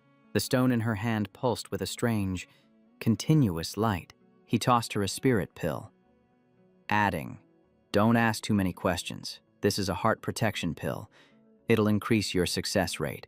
Then his expression turned serious. "Evolution is extremely dangerous. If the fusion fails, you could suffer a severe backlash." Dilo grabbed his hand, teasing, "Are you worried about me? Is the guy who wants to be the strongest beast tamer actually hesitating?" She looked him in the eye. "I've made up my mind. I want to save Medusa. I want to live with dignity. I have to get stronger." Hearing that, he smiled and activated the glowing ring. "All right. Lolo. Let's start the fusion." Dilo shifted into her giant fox form, standing as firm as a mountain, her posture screaming, "Bring it on," ready to begin. He snapped his fingers to release the skeleton from the ring. It materialized and expanded, regaining its original, massive size. He ordered her to inhale the skeleton, the red stone, and the pill all at once, and she opened her mouth to swallow the entire combo. In the blink of an eye, everything slid down her throat, disappearing cleanly as if it never existed. She tried to absorb the power, but within seconds, something went wrong. The energy began to spiral out of control. Her body trembled violently, on the verge of losing control, while scorching heat radiated from her, driving her to the brink of madness. Unable to take it anymore, she bolted out of the cave, feeling like she would explode if she stayed there another second. She smashed through the trees, blocking her path, clearing the way and sweeping aside anything that dared to stand in her way. He chased right on her heels, shouting reassurance as he ran. "The fusion crystal is working. Hang in there. You can do this." But he froze. The immense power radiating from her was so overwhelming that he couldn't take another step. Looking down at the lit-up city below, she seemed to spot something, and her face instantly darkened with pure hatred. On a skyscraper's giant screen, the image of the Dragon Nation's Empress appeared, the very person she wanted to destroy. The energy inside her surged violently, and years of suppressed rage rushed straight to her head. Realizing something was wrong, he rushed forward to stop her. "Lolo, control yourself. Now is not the time for revenge." He continued, "Remember what you just said. If you lose control, it's all for nothing," she whispered softly. "Master." Her focus shifted solely to him, calming her down as he promised, "Stay with me. We'll get stronger together. I'll help you get revenge, and you'll live in the sunlight. I promise." She gritted her teeth. "Get out of here." Then she roared, unleashing a blast of wind that knocked him completely out of her range, although he wasn't hurt. Panic set in. Did it fail? "Lolo, are you okay?" But then, her giant fox form vanished, replaced by a human figure, and the atmosphere shifted completely. She was panting heavily, exhaustion written all over her face, her eyes growing heavy. Looking closely, he realized she had successfully leveled up. He exclaimed, "What? You actually did it!" Before he could celebrate, she lunged at him, giving him no time to react. She shoved him hard, pinning him to the ground, strictly following protocol, no warning given. She straddled him, leaving him frozen in shock, his face screaming, what happens now?" Breathing heavily, she scolded him, "Tu tin vu, you jerk. Why did you make it sound like a marriage proposal?" As she leaned her face close to his, he stammered, "Prop number 1. I didn't mean it like that." She looked at him with teary eyes and whispered, "Tu tin vu, I still want it." The scene shifts to a sunrise over the mountains. He monologues like he's writing a diary entry, noting the sunny weather, clearly reflecting on his mistakes. Sitting slumped on a rock, looking visibly haggard, he scolded himself. "I'm such an idiot. I only remembered that dragon blood makes you stronger, but I forgot one crucial detail." He kept complaining, saying that asking why he didn't summon another beast to intervene was pointless since it wouldn't have helped anyway. As for why men can't control themselves, well, he figured it was just built-in biology. While he was sitting there wallowing in self-pity, a pale white hand suddenly reached out in front of him, and his gut instinct screamed that something was wrong. Turning around, He realized she was actually strangling him. She screamed. "You shameless jerk," he yelled back. "Lolo, I'm the one who took the loss here." Hearing that, she let go and grumbled in frustration. "How could I not control myself? I'm going to be the laughingstock when I get back." He just rubbed his neck. Gasping for air, he pulled a cloak out of his storage ring and handed it over, coughing awkwardly. "Put this on. It's not good to stay like this," she sneered. "You've already seen what you shouldn't see and done what you shouldn't do. Why pretend to be a gentleman now?" He helplessly draped the cloak over her shoulders and said, Lo, we are both adults here, so." He kept a straight face and declared, "If there are any consequences, I will take full responsibility for the little fox's life." That statement made her jump, furious. She threw a rock at him and yelled, "Get lost." He covered his head and bolted, literally switching into survival mode. After running for a bit, he stopped, rubbed his head, looked at his phone, and grinned like he had just remembered something important. He held up the phone and said, "Even though we had a little incident, I still want to congratulate you on your breakthrough and successful evolution." The screen reflected her figure, and seeing her new appearance, she gasped in surprise. "Are those dragon horns on my head?" His eyes had a strange look in them at that moment, but he answered simply, "That's right." She excitedly looked over her body and asked, "The wounds on my body, they're all healed." Before his eyes was her system information panel. Name: Nine-tailed dragon fox. The screen was packed with bloodlines, talents, skills, and attributes. Her loyalty was at 88, and her hobbies were eating forest deer and sleeping in. The main character gave a thumbs up and praised, "You are the first tamed beast to merge with pure-blood dragon lineage." She immediately snapped back, "If you say one more word of nonsense, I will fight you to the death." The scene shifted to a housing area. The main character checked his phone and analyzed the situation. The prison was strictly guarded. To save her, he had to go to the ice island in 2 days. The school finals were in 6 days. He only had one chance. If he failed, he would have to abandon Medusa and flee, or else he would easily be suspected. He asked, Lo, do you have any questions?" She was still deep in thought. She put her hand to her mouth, calculating. "You are a 2-star beast tamer with a spiritual power of about 2,000 or 3,000. How can you possibly fight against a 9-star beast tamer?" He laughed it off, saying, "I have my own ways. I just need the dragon spirit pill. I have to refine it myself this time, so I'll need you to give me a little bit of your blood." Hearing that, she pulled out a knife and sliced her finger without hesitation. "Just take it. I'll give it my all." The main character panicked and shouted, "That's enough." She dripped her blood into the glass vial for him, but the blood just kept flowing continuously. Worried, he grabbed her hand and put her finger in his mouth to stop the bleeding, scolding her gently. "Don't just carelessly hurt yourself like that anymore." She froze, her cheeks turning bright red. "Tu tin vu, you." Just when the atmosphere was getting warm, his phone buzzed with a notification, completely killing the mood. He stared intently at the screen, completely ignoring her adorable, blushing face right next to him. It was a text from Luke Kim. "Meet me at the north gate of the night market at 7 tonight. My brother wants to invite us for barbecue." In the blink of an eye, evening had arrived. Duong Sok was already waiting. Seeing him arrive, he waved and called out, "Tio Tin Vu, over here," the main character asked. "You got here early." "Huh," he replied wearily. "My little sister forced me to." Turning around, he saw Luke Kim wearing a pretty dress. She shyly complained, "You're so late." Both men looked over at her. He apologized awkwardly and made up a random excuse. "Sorry, I stayed up too late playing games last night, so I overslept this morning." Then he turned to her and asked for a favor. "Luke Kim, can you help me with something?" she asked bashfully. "What is it?" He said it straight. "I need some special medicinal ingredients. They are really expensive, and I can't afford them." She nodded instantly. "Sure, I'll help." He beamed with joy. "Luke Kim, you're a lifesaver. I love you so much." Duong Sok coughed dryly to remind them. I am still right here. You know." She glanced at her brother and dropped a hint. "Brother Tin Vu and I are going to buy the ingredients first. He got the message and made up an excuse to leave. I actually have something to do tonight, so skip the barbecue." Before leaving, his face turned cold, and he motioned for the main character to come over for a private chat.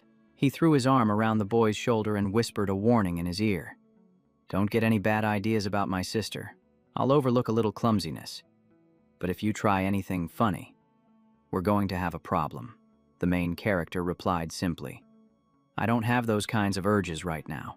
Having said his piece, he waved goodbye as if nothing had happened.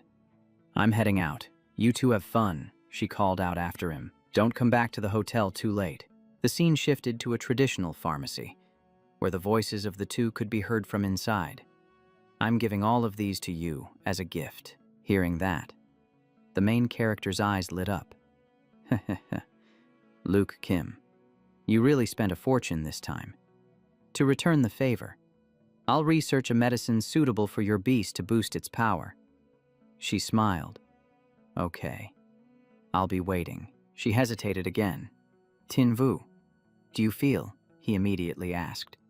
"Feel what?" Seeing her expectant look, he guessed she wanted him to compliment her outfit, so he decided to play dumb. "I don't feel anything at all." Hearing him say he did not feel anything, Ham was clearly disappointed. She watched his retreating back and called out, "Is that really it?" Right then, a black cat popped out of nowhere, its eyes glowing in the dark, showing up like a professional jump scare artist. She was startled and fell with a thud. He panic-called her name, but she sat on the cold floor and replied quickly, "I am fine. Just got spooked by the cat." He sat down to check on her, asking if she sprained her ankle. She grumbled, "I sprain it all the time since I was a kid. I am used to it." Then he turned his back and said, "The ground is slippery. Do not force it. Let me carry you back." She quickly waved her hands. "No need. I can walk myself." The black cat sat in the corner watching the drama, leisurely licking its paw like. "Keep it coming," he urged her. "Stop arguing. Get on." In the end, she really could not walk, so she had to let him carry her back, feeling both shy and helpless. And of course, her chest accidentally pressed against his back, exactly like a forced situation trope.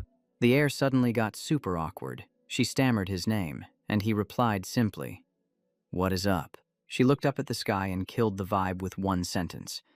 "I think it is raining." He looked up too. Yeah, it really was raining. He carried her and ran for dear life, yelling, "It is pouring." She panicked and asked why he was running so fast, and he shot back, "If I do not run, we will be soaked like drowned rats." After running for a while, they made it back to the hotel, while the rain outside kept drizzling without letting up. Once in the room, they both let out a sigh of relief. He grabbed a towel to dry his head, saying, "Finally made it back in time." Then his eyes wandered over. Since her dress was wet from the rain, it clung tight, revealing patches of skin that made the atmosphere a bit tense. He quickly tossed the towel over, saying, "Your dress is soaked. Dry off. Need me to help you change?" She took the towel and refused. "No need. I can do it," he then said. "Then let me massage your ankle for you." She was about to call him a pervert, but before she could open her mouth, he had already sat down, moving too fast for her to argue. Looking at the man carefully massaging her leg, she suddenly went tongue-tied, not knowing what to say. He checked her injury and asked, "The first time you got hurt, it was related to a demonic beast." "Right," she started. "How did you know?" He just smiled to cover it up. "Well, I am a doctor. If I can heal beasts, I can heal people too." She began to recall the past, talking about the time she was 5 years old and went out to sea with her dad. They hit a tsunami, and the boat was attacked by water-type demonic beasts. She slipped and fell into the sea, almost becoming bait for a black gold-armored beast. Her dad saved her, but he lost an arm, she said lightly. "Compared to my dad, a twisted ankle is nothing." He thought about how he had to go to the naval headquarters tomorrow, and his heart suddenly felt heavy. He stood up and instructed, "Limit your walking for the next few days, and it will heal before the finals." "I am leaving now," she replied softly. but she seemed to regret something, reaching out to grab him, determined not to let him leave. He was startled and blushed, turning back to ask, "Is there something else?" she said shyly. "My leg is not working well. Can you help me into the bathroom?" He nodded. "Sure, in the bathroom." Her silhouette appeared faintly behind the frosted glass. Just looking at it was enough to know how awkward the situation was. She relaxed under the hot water. The warm stream flowed down, creating a steam mist, the kind of scene that makes people's imaginations run wild. Outside, not only had the rain not stopped, but it was getting heavier, drumming on the roof. Stepping out after her bath, she wondered if she had been too obvious. Her heart was pounding like she had been caught red-handed. And here is the twist. Dronzer had appeared out of nowhere, sitting on the bed holding a glass of water. Without turning his head, he asked, "Is your leg better?" She jumped. "Brother." He hesitated and then said, "Vu told me to come. He had something to do, so he went back first." Then he stated bluntly, "I know you like that guy, but do not do anything foolish. You have to use the right methods. Be careful with these feelings." "Got it." She was a little disappointed, but still obediently replied, "I understand." As for Vu, he was fired up and named the team the Vu Squad, then turned and shouted, "Lulu, get out here. We are pulling an all-nighter to refine pills today." She appeared and immediately started teasing. "Why aren't you hanging out with that girl anymore?" He blushed and tried to defend himself, beating around the bush for a while before finally snapping, "Just hurry up and help me control the spirit fire. We have to refine at least 2 complete dragon spirit pills." Hearing that and realizing she couldn't squeeze any more drama out of him, she just pouted in boredom, mumbling that he really has no sense of humor. And so, for the rest of the night, the two of them split the work clearly. He focused on preparing the medicinal ingredients, while Lulu channeled the spirit fire to refine the pills, creating a scene of non-stop busyness. Time just drifted by. The rain outside kept falling without end, and even as dawn approached, the air remained cold and damp. Finally, when the pill was formed, his dark circled eyes suddenly lit up, because right in front of him appeared 2 complete dragon spirit pills. And here is the craziest part. He actually pulled it off. After that pill refining marathon, he let out a sigh and told Lulu, "I'm going to sleep for a bit. When I wake up, we are heading out immediately." He was just about to lie down when she pulled him back, causing him to bolt upright with wide eyes, looking completely confused about what was happening. But Lulu just smiled gently. "Thank you. My master? Actually, no. You are." See, after a deep sleep, he stood in front of the mirror to compose himself, then told himself, "Get ready. The real life or death journey has begun." Lulu suddenly got serious and tried to dissuade him. "Master, maybe we shouldn't go. You have no obligation to risk your life for me. I am a divine beast body now. I can retreat on my own." Hearing that, he flicked her forehead lightly. "Stop saying such stupid things. You are not just my tamed beast, you are my family. And once I decide something, I see it through to the end." She froze at his serious attitude, while he bluntly added, "Don't get me wrong. I'm not doing this entirely for you either." Lulu suddenly remembered something else. What about the academy? He smiled casually. "I said my sister missed me, so I had to go back. Dean."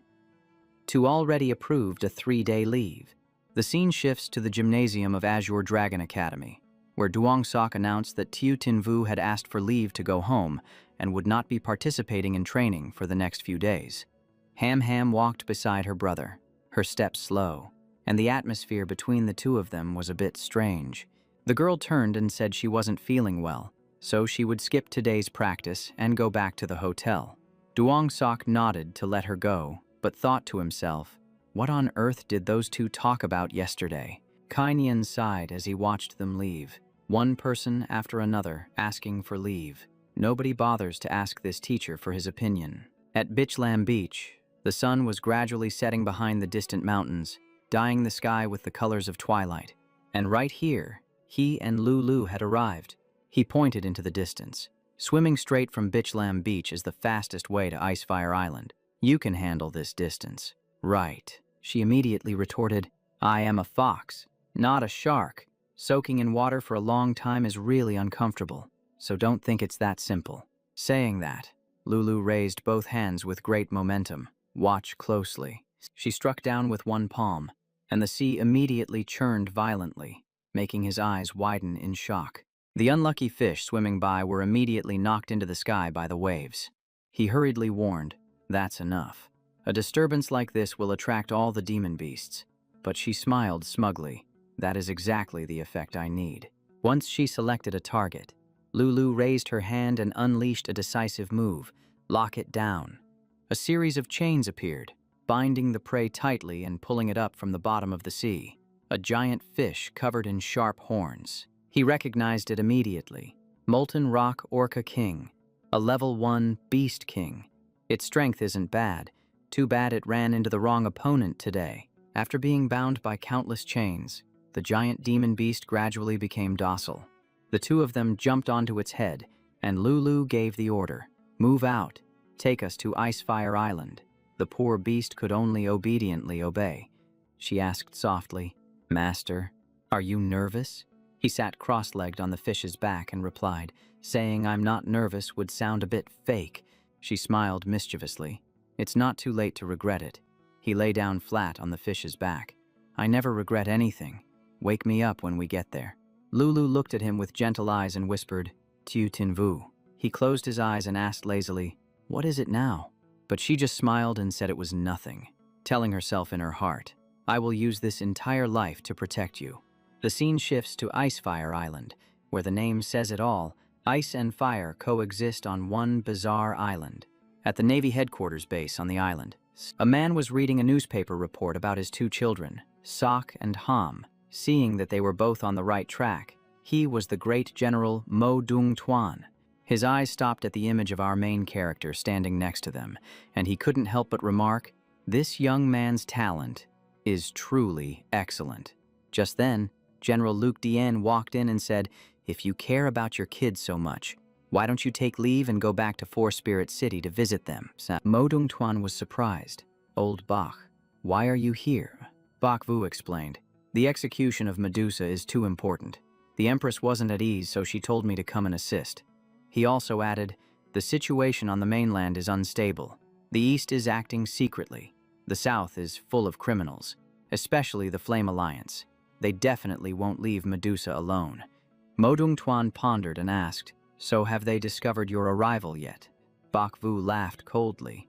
"If they find out there are two generals on this island, I'm afraid they won't have any chance to return." Two guards standing nearby turned deathly pale from his overwhelming aura, their legs shaking so hard they could barely stand. Mo Dung Tuan immediately spoke up. "Enough. They are our people. Stop pressuring them. We do not have much time left. Prepare for the execution." A transport pod made of titanium was slowly lowered down.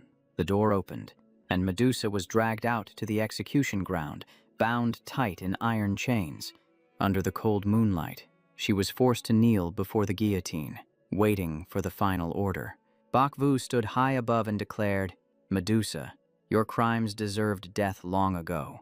Letting you live until today was already a mercy from the Empress." She slowly opened her eyes, looked straight at him, and calmly asked, "Heinous crimes, really?" An information panel appeared. "Beastkin Magic Beast, Calamity Demon Python Medusa." She laughed coldly. "If I am truly so wicked, then that unspeakable secret of Thuong Quan Lan. What should we call that?" Meanwhile, the main character and Lolo had sneaked onto the island. She whispered, "Two generals guarding the place. How are we supposed to fight this?" He observed carefully and said quietly, "Just wait a little longer. An opportunity might appear." In another area, the waves started roaring violently, getting stronger with every crash. Mo Dung Tuan instantly tensed up and ordered, "Open the dragon seal lock." Water drops fell like bullets, as two of his subordinates struggled to pull the mechanism latch. After a tough struggle, the latch was finally pulled up. Medusa saw this and laughed provocatively. "Thuong Quan Lan, do you think killing me will bury that secret under the sea forever?" Even bound in chains, she exploded with spiritual power.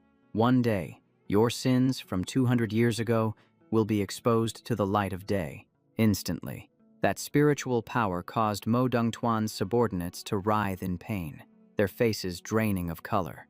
The person next to her was trembling too, trying to hold the chains, but his face was getting paler by the second. A demonic aura spread to everyone. Even they could sense that this situation was not simple at all. Medusa's spiritual power quickly surrounded the remaining soldier. He was completely controlled, his face full of panic, but his body refused to obey. Right at that moment, General Bakvu appeared and shouted, "Do not inhale the demonic energy." He unleashed his spiritual power. Wind roared like a tornado, and countless vines sprouted up everywhere. Medusa watched the shaking scene as his power blanketed the entire area. And of course, he did not spare her. Thick, thorny vines tightened around her, causing Medusa to cry out in pain. Bakvu laughed coldly. Truly impressive. Even in this situation, you can still cast illusion arts. Medusa looked at him with utter contempt. "Bakvu, have you forgotten the massacre of the Bak family?" Hearing that, his face instantly turned cold. "You talk too much." In the shadows, the people from DM Min had sneaked in, whispering to each other. "The power box for the execution ground is right there. We just need to cut the power, and we strike immediately."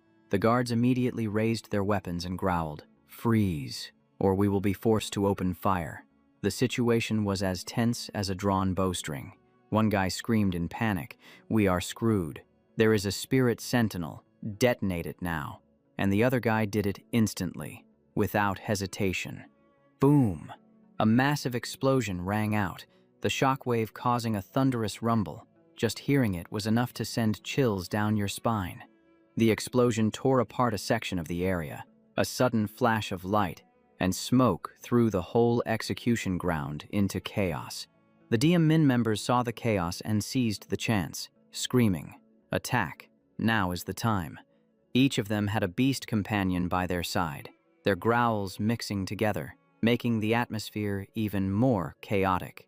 Bakvu shouted loudly, "Do not panic. Activate defenses. Seal off the whole island. Do not let even a fly get through." Mo Dongtuan's aura flared up, his voice hard.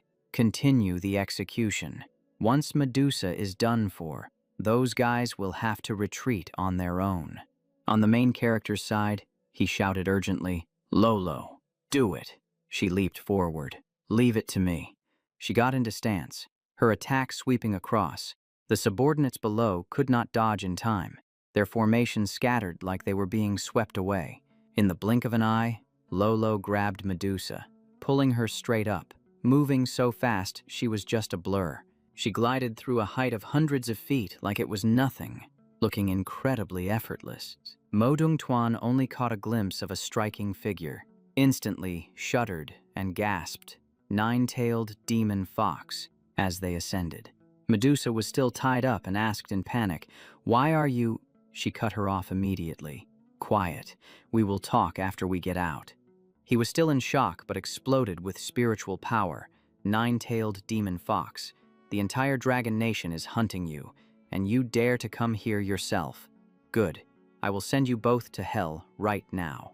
Before anyone could make a move, a black shadow suddenly burst onto the scene with a deafening boom, radiating a dark aura so intense that just his presence felt suffocating.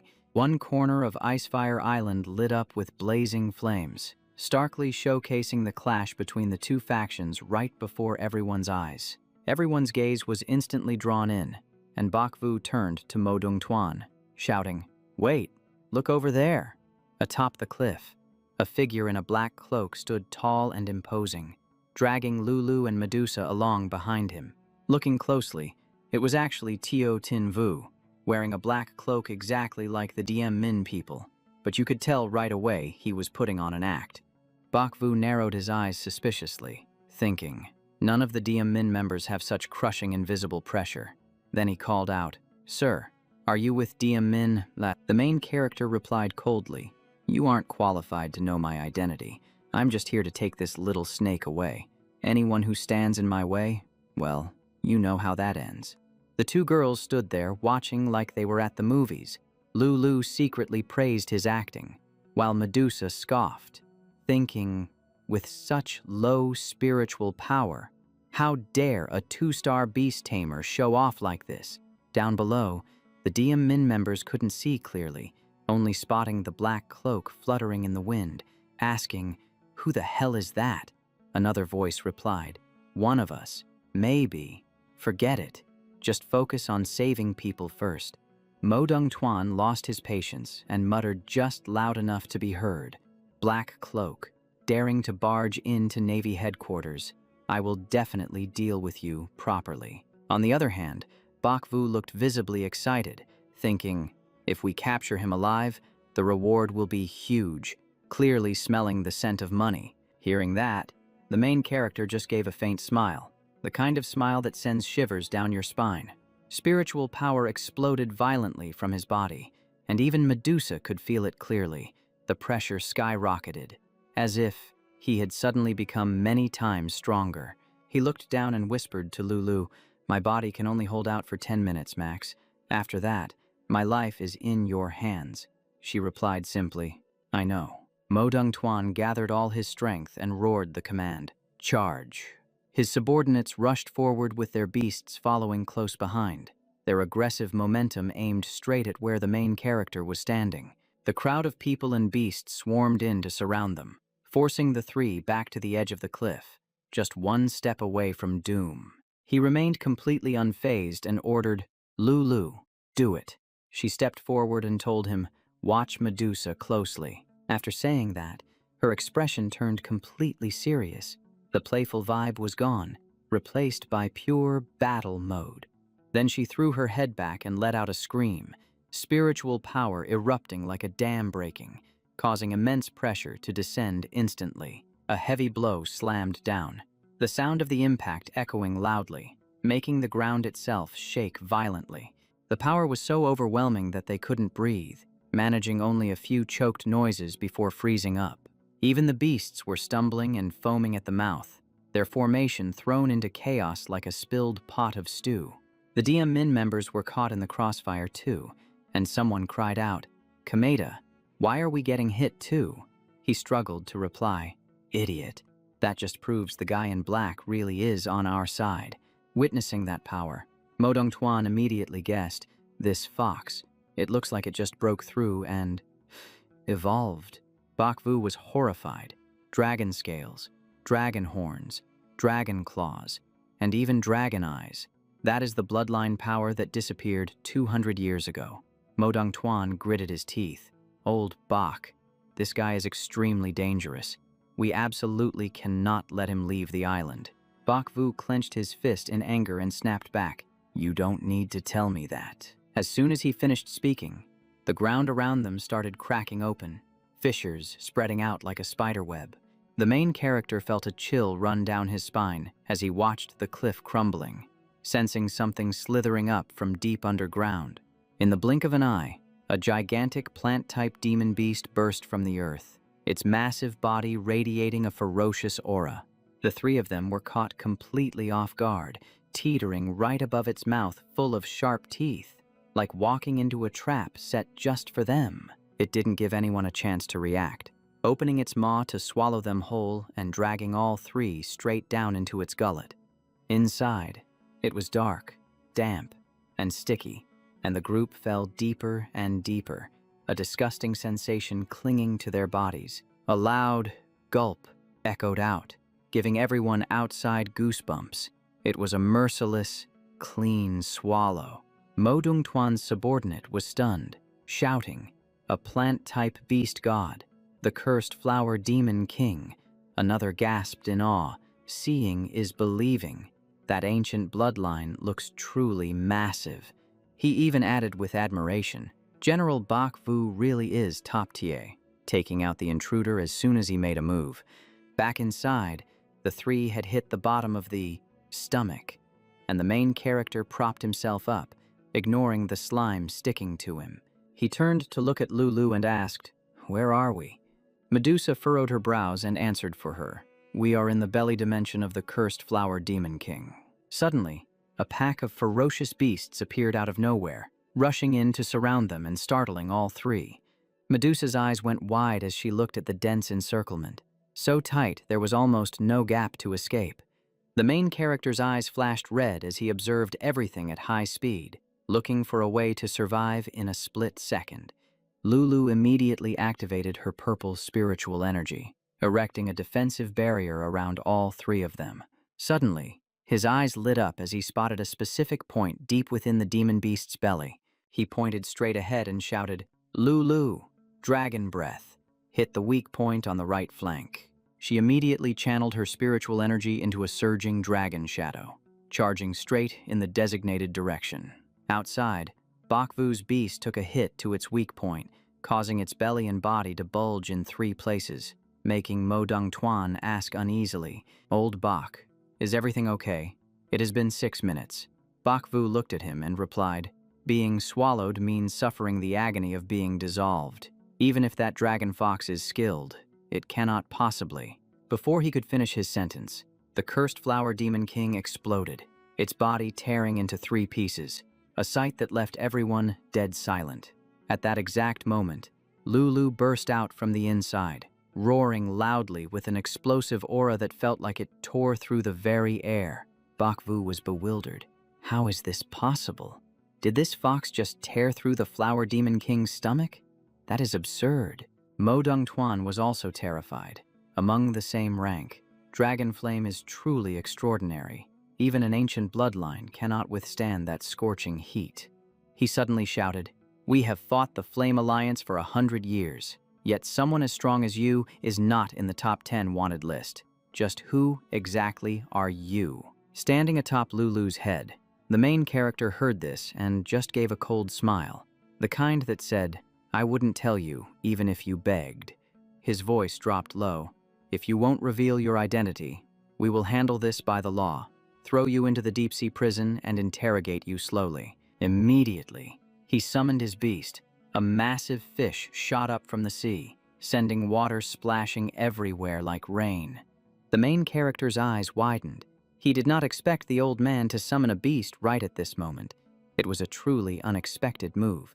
Mo Dongtuan's beast emitted a sonic wave, pressing straight toward the group like a massive shock wave. The attack swept toward them, but Lulu reacted in time, erecting a barrier to block it so no one would be blown away. The main character broke into a sweat watching this. The destructive power is too intense. One slip up, and we are toast. Mo Dongtuan's beast unleashed a relentless barrage of sonic waves, attacking in a suffocating rhythm that became denser by the second. Unable to take it anymore, Lulu counterattacked, opening her mouth to blast a stream of scorching flames straight at it, clearly furious. The two powers collided, shaking the sky before erupting into a deafening explosion that looked powerful enough to shatter eardrums. The situation was urgent, so the main character immediately warned, "Lulu, do not get too aggressive. The potion only has 3 minutes of effect left." Hearing that, she immediately changed direction, her voice clearly panicked. "Then let's run, fast, or we are screwed." Bakvu seemed to see right through their plan and laughed. "Run, dream on. 10,000 vines strike." Instantly, vines wrapped tightly around Lulu's entire body, locking her in place and making it hard to even budge. Bakvu growled. Although the Flower Demon King was injured by the dragon flame, plant-type beast gods do not feel pain. You guys miscalculated. Seeing they were trapped front and back, the main character felt a chill down his spine. We are in a pincer attack. Being surrounded like this is seriously dangerous. The vines tightened their grip, freezing her body in place. The more she struggled, the tighter they squeezed. Beneath the surface, Viathan opened its eyes wide and roared, the sound echoing upward with crushing pressure. A trident of the sea god shot out, tearing through the wind straight toward Lulu with a chilling trajectory. Standing on her head, the main character immediately said, "Do not get baited again. Retract your dragon power and drop the defensive shield." She looked up, confused. "Why?" He waved his hand decisively. "Just do as I say." Vines erupting from the ground coordinated with the trident, the attacks layering over each other to cut off any escape route. Bakvu watched in confusion. Why is this fox not resisting? And why did she drop her shield? Mo Dongtuan took a drag of his cigarette and replied calmly, "Forget it. No one can withstand Viathan's trident of the sea god anyway." At that very moment, a beam of light flashed through the smoke like a sharp cutting edge. Bakvu started, "Brother Tuan, he is not dead yet." He growled, "Impossible." From within the light, a purplered dragon soul shot up into the sky, radiating a terrifying aura. Modong Tuan's eyes widened. A dragon. No, this is a dragon soul. He grit his teeth, his eyes red with rage. He can still release a dragon soul. What kind of monster is this guy? Lulu was bewildered. "I am still okay," the main character explained. "That is your innate dragon soul talent.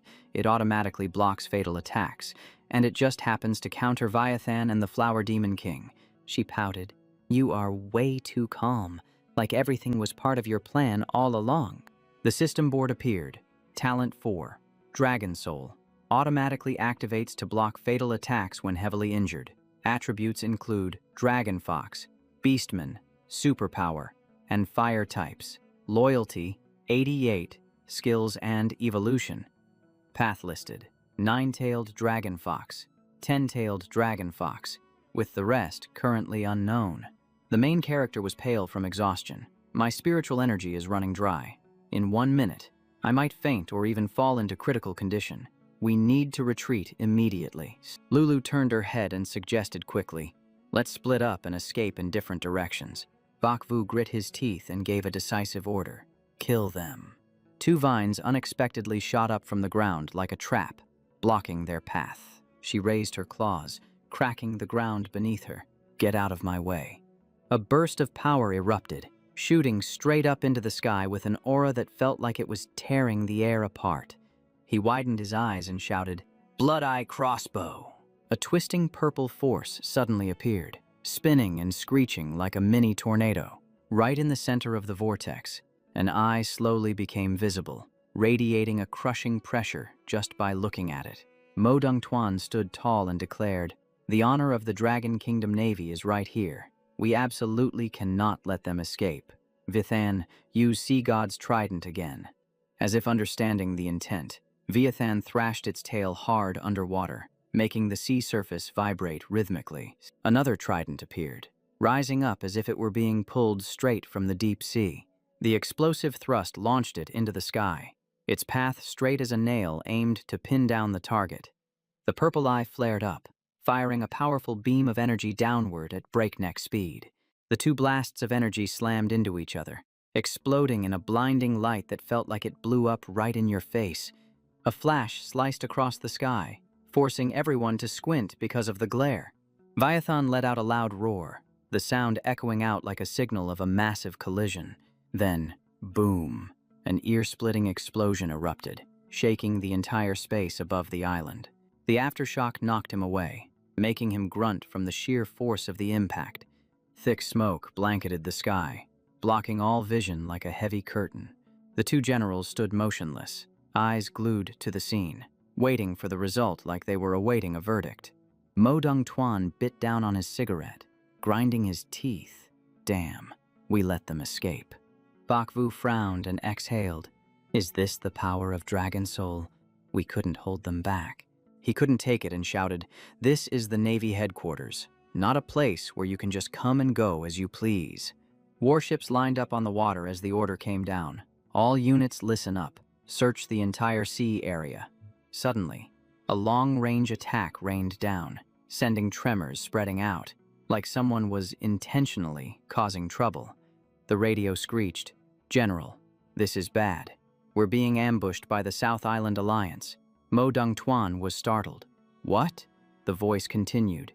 "Ship number 1 is being pinned down. The situation is critical." Reports came flooding in. "General, don't worry. The enemy isn't strong, but the turbine on ship number 7 is destroyed. Ship number 3 is also under attack." The voices kept overlapping without pause. The announcements continued. "General, the main ship is malfunctioning." Hearing this, he gripped the radio tight, his face darkening. Modong Tuan immediately turned around and ordered, "Abandon the search for the man in black. Viathan, head to the support zone immediately." On the other side, Lulu popped her head out of the water, calling repeatedly, "Master, Master, where are you? Answer me." Underwater, his body was still sinking, going deeper and deeper, no longer showing any clear reaction. The side effects of the dragon spirit pill were too strong. He thought exhaustedly. I don't have any strength left. Lulu, so sleepy, so cold. Suddenly, a massive figure glided past him, its dark shadow blocking out the light. Then it transformed into Medusa. She cradled him in her palm and rose to the surface, her movement smooth as if she was used to this. Medusa stared at him, curious. A little human dared to go against 2 9-star beast tamers. You really make me see you in a different light. But she suddenly stuck out her long tongue to check him, her voice cold. Sorry. Having said that, she dove back down, dragging his whole body into the deep water, disappearing into the waves. Medusa rolled her eyes, observing, this kid is critically injured and unconscious. This isn't good. There's a deserted island ahead. We'll stop there to rest. Looking into the distance, a deserted island appeared faintly in the mist, looking exactly like a life-saving sanctuary. Back at the scene, Modung Tuan frowned in disappointment. This battle, 2 generals like us have really lost face. Bakvu sighed. Brother Tuan, you better think of a way to endure the Empress's wrath. Suddenly, a brilliant light appeared in the sky, causing an immediate crushing pressure. The 7-colored sacred Qilin strode straight down, its aura tearing through the clouds. It stopped on the cloud layer, standing tall like the master of the sky, making anyone who looked at it automatically hold their breath. As soon as they saw the person standing on the Qilin's head, both of them panicked. Her Majesty, the Empress. Thuong Quan Lan raised an eyebrow, her eyes cold as ice. Where is Medusa? The 2 hurried to report, their voices trembling. Your Majesty, we failed your trust. Medusa was snatched away by a villain, and we were also ambushed by another force. Otherwise, he wouldn't have escaped. Hearing this, she darkened her face and shouted, I don't need the details. Just tell me who took Medusa. Bakvu turned pale, his voice shaking. That person was wearing black clothes and a demon mask.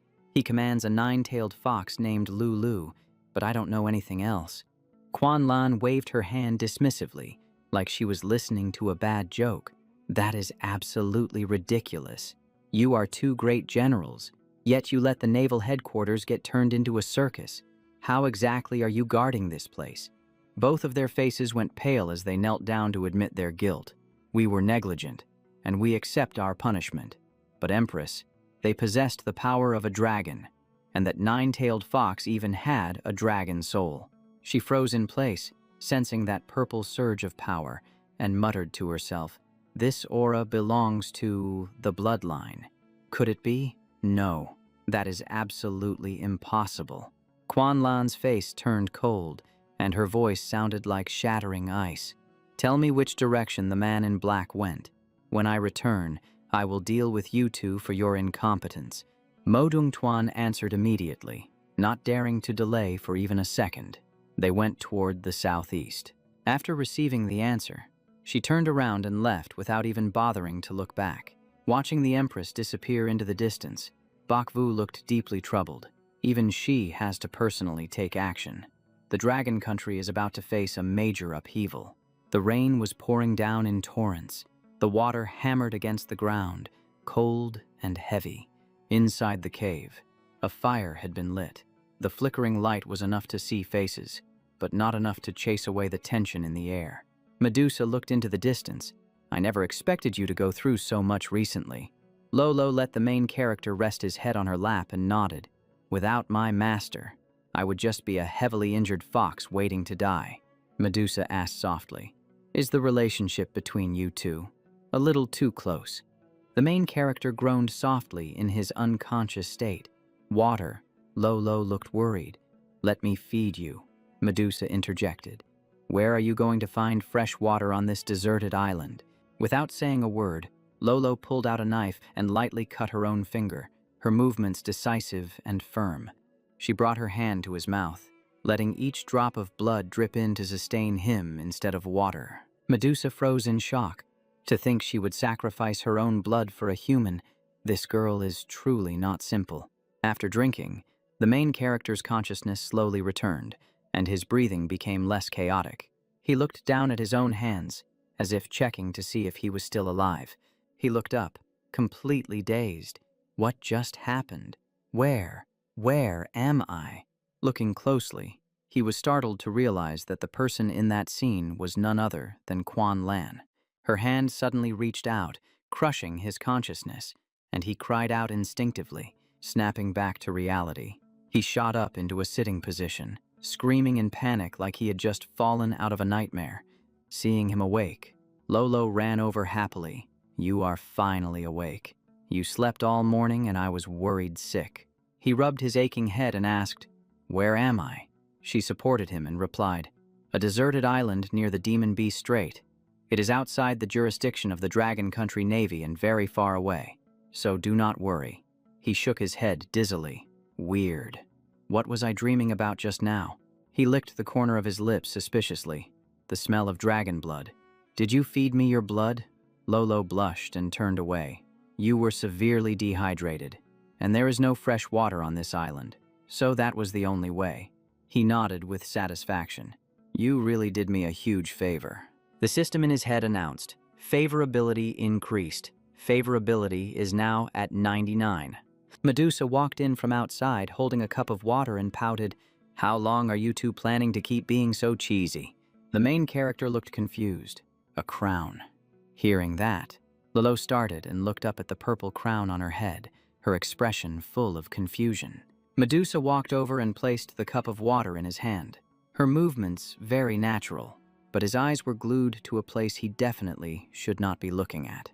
You know, the kind of look that says it all. His cheeks turned bright red, and he froze, not knowing where to hide his face.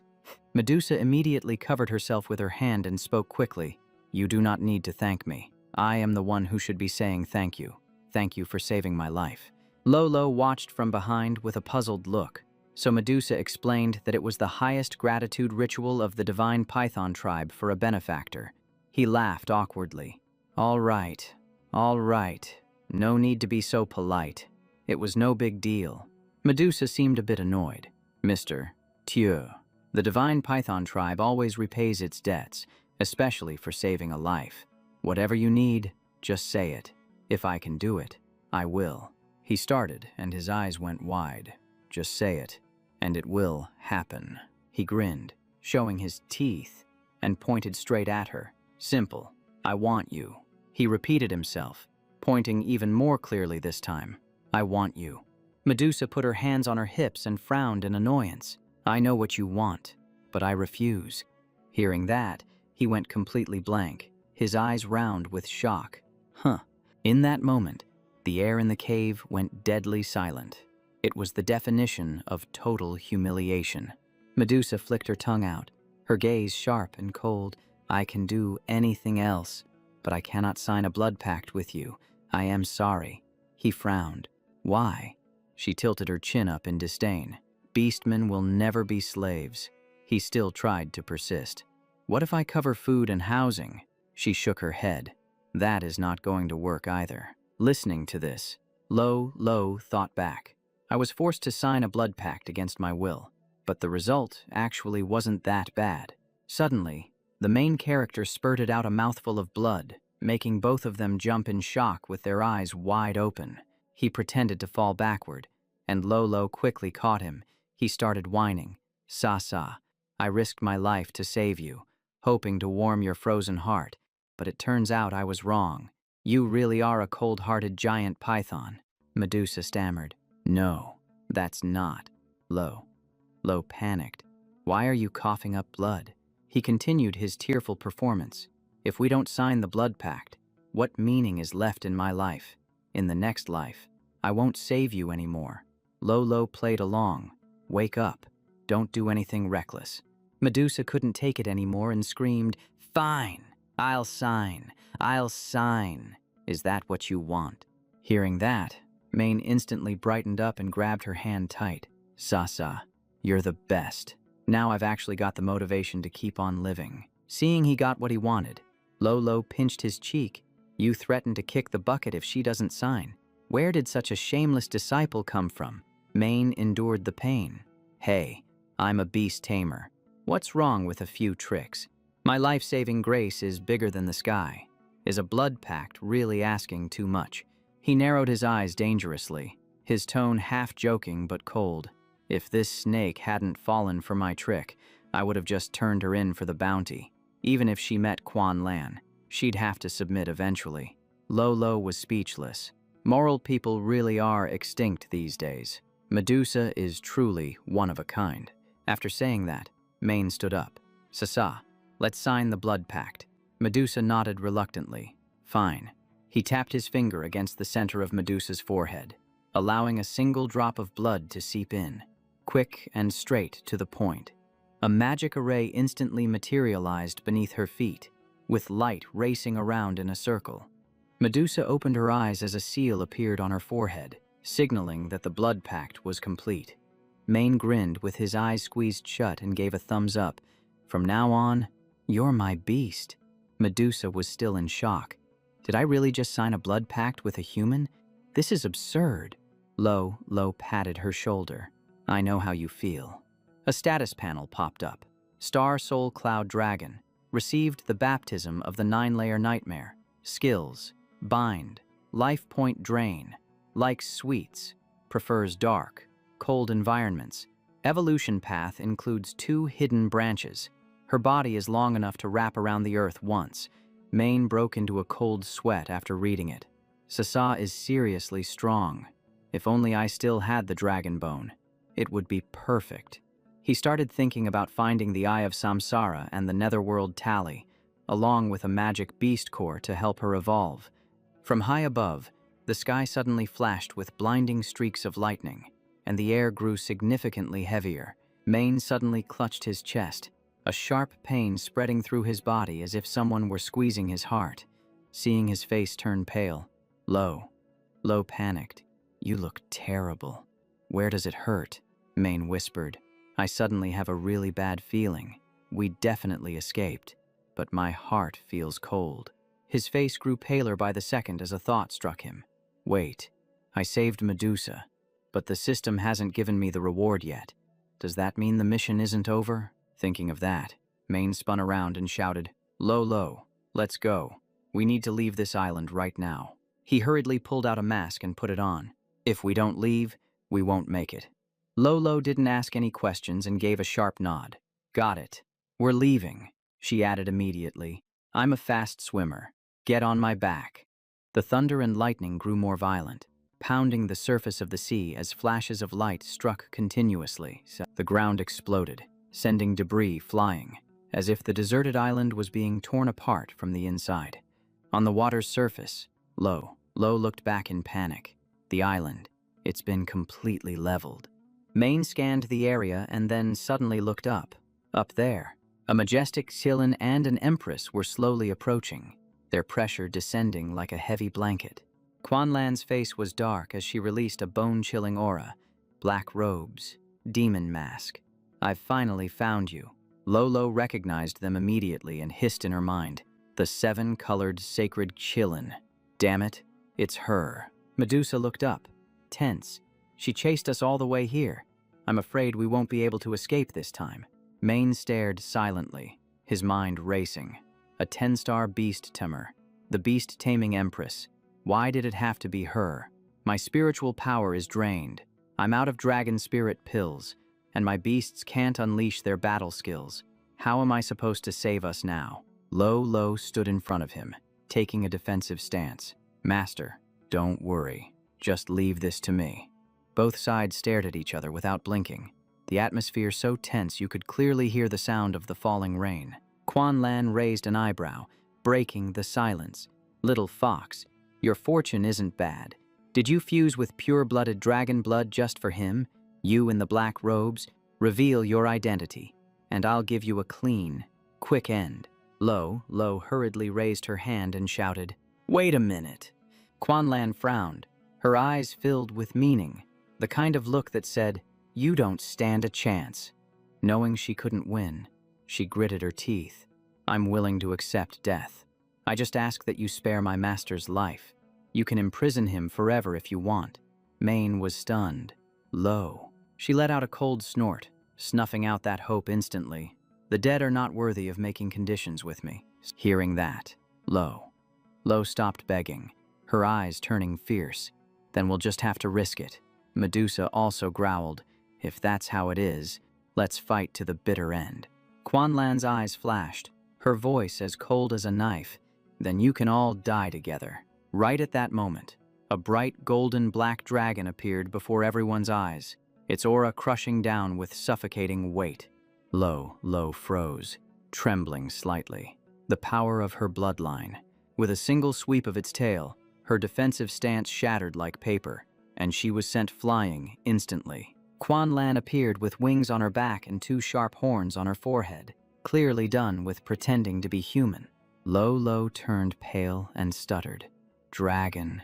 A black dragon soul. This power is so evil. Just what kind of monster is she? Isn't Quanlan a human? Medusa flicked her tongue and replied quietly, Fox, this is her true face.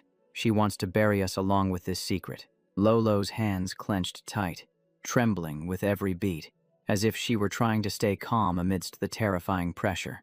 Then her hands slowly loosened, her voice choked with despair. We don't stand a chance. Both the Qilin and Quanlan radiated a terrifying power, compressing the air until it was so thick that even breathing became difficult. Determination flashed in Lolo's eyes as she thought, I absolutely cannot lose this. Right after that, she transformed into her fox form, and her aura exploded outwards as she prepared to risk everything on this one move. Even though she knew she was outmatched, she still charged in, fighting with the mindset that as long as she was still breathing, she was still in the game. But the moment they clashed, Lolo was backed into a corner, with blood staining her mouth and her breathing becoming ragged. Wounds started appearing all over her body, each cut a cruel reminder of the massive gap in their power levels.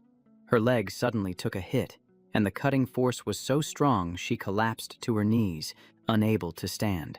Before she could even recover, her ear took a slash, and the pain was so searing that her vision went completely black for a second. Then she was knocked back again and again, her blood splattering into the falling rain. It was a scene so brutal it would make anyone choke up. The main character's eyes went wide with panic, and he screamed out, Lo! She couldn't hold on any longer and was forced to revert to her human form, gasping for air, her whole body trembling uncontrollably. Medusa immediately grabbed the main character and rushed forward, calling out urgently, Lo! She fell into the water, and he hurriedly pulled her up, asking, Are you okay? Is it bad? Please, don't scare me like this. Lolo's mouth was full of blood. She looked at him with weak, fading eyes and managed to whisper, Master. Her trembling hand reached up and she whispered, Why did we have to meet so late? If only we could have been together for just a few more days. I regret it so much. If I hadn't dragged you into this, it would have been better. He shook his head violently, tears streaming down his face as he said, No, I don't regret it. I don't regret it one bit. I did this willingly. Lo gently stroked his face and pulled his head down closer to hers. Her movements were weak, but filled with so much lingering affection. Tears rolled down both of their faces as she gently kissed him on the cheek. A silent goodbye. She forced a smile and whispered, Please forgive me for going on ahead without you. After saying that, her hand slowly slipped away, and her voice faded. My true heart. His pupils constricted in shock, and he called her name in utter despair. Lo. He couldn't hold it back. His tears just kept falling, mirroring the relentless rain around them. Holding Lolo tight, he remembered every single moment they had shared, and it felt like his heart was being torn into pieces. Quanlan frowned, clearly not interested in watching this drama, and said, It is time for you two to be on your way as well. After speaking, she unleashed her power, and the pressure bore down on them, threatening to crush them completely. She swung her hand, and a swirling ring of fire rose into the air, spinning like a tornado. Medusa curled her body and spoke with a serious tone. Master, before the end, I will do my best to protect you. Lolo and I will go down there first and wait for you. But he shook his head and yelled, No. Medusa froze, her eyes widening in surprise. What? Clutching Lolo's body, He looked up and roared, "No! This is not the ending I want. The person I want to see is a living Lolo." Suddenly, a glowing gem appeared in front of him, shining brightly amidst the rain. It slowly floated up into the air, and all three of them watched it, too stunned to speak. The gem split into many small fragments, like a cluster of stars shattering and then gathering back together. The fragments surrounded the three of them, radiating a strange power that felt like it was creating a time barrier. Quan Lan's eyes bulged in disbelief as she stammered, "Dragon's tears." Time began to reverse, like a clock winding backward. The wounds on their bodies started to heal, and it was an unbelievable sight. As time reversed, Quan Lan's attack was automatically recalled, as if someone had pressed an undo button. The ground that had been cracked and broken moments ago also began to repair itself, returning to its original form. Everything returned to its original state, as if the disaster had never happened. He stared wide-eyed, seeing Lolo standing there, alive and in the flesh, and he blurted out, "Tieu Tin Vu." Seeing that she was safe, he sighed in relief and said, "It worked." Lolo looked at him, confused, and asked, "Tin Vu, what are you thinking about?" Suddenly, her cheeks flushed red. It was as if her body was reacting on its own, even though she didn't understand why. Before she could say another word, her lips were sealed by his, and she gasped out, "Tin Vu, you." Medusa stood to the side, covering her mouth, not sure if she should watch or look away, and stammered, "What are you two doing?" He pulled away, his face urgent as he said, "There's no time to explain. Run, now. Sa. Swim towards the beast straight. The more chaotic the smells are there, the better." Even though she didn't understand what was going on, Lolo nodded and said, "Got it." Right after that, the ground exploded again, and rocks flew everywhere, as if something was tearing the island apart. Quan Lan stood atop the Kirin's head, her gaze calculating as she tracked them down. They disappeared in this direction, and straight ahead lies the demon beast straight. She let out a cold snort, her eyes sharp as needles. They certainly retreated fast. She stared intently at the deserted island, grinding out every word through gritted teeth. "You man in black, the next time we meet, I will tear you to pieces." The atmosphere suddenly became unusually quiet, leaving only the sound of falling rain and the rhythm of tense breathings. The three of them hid in a corner, their hearts pounding against their ribs.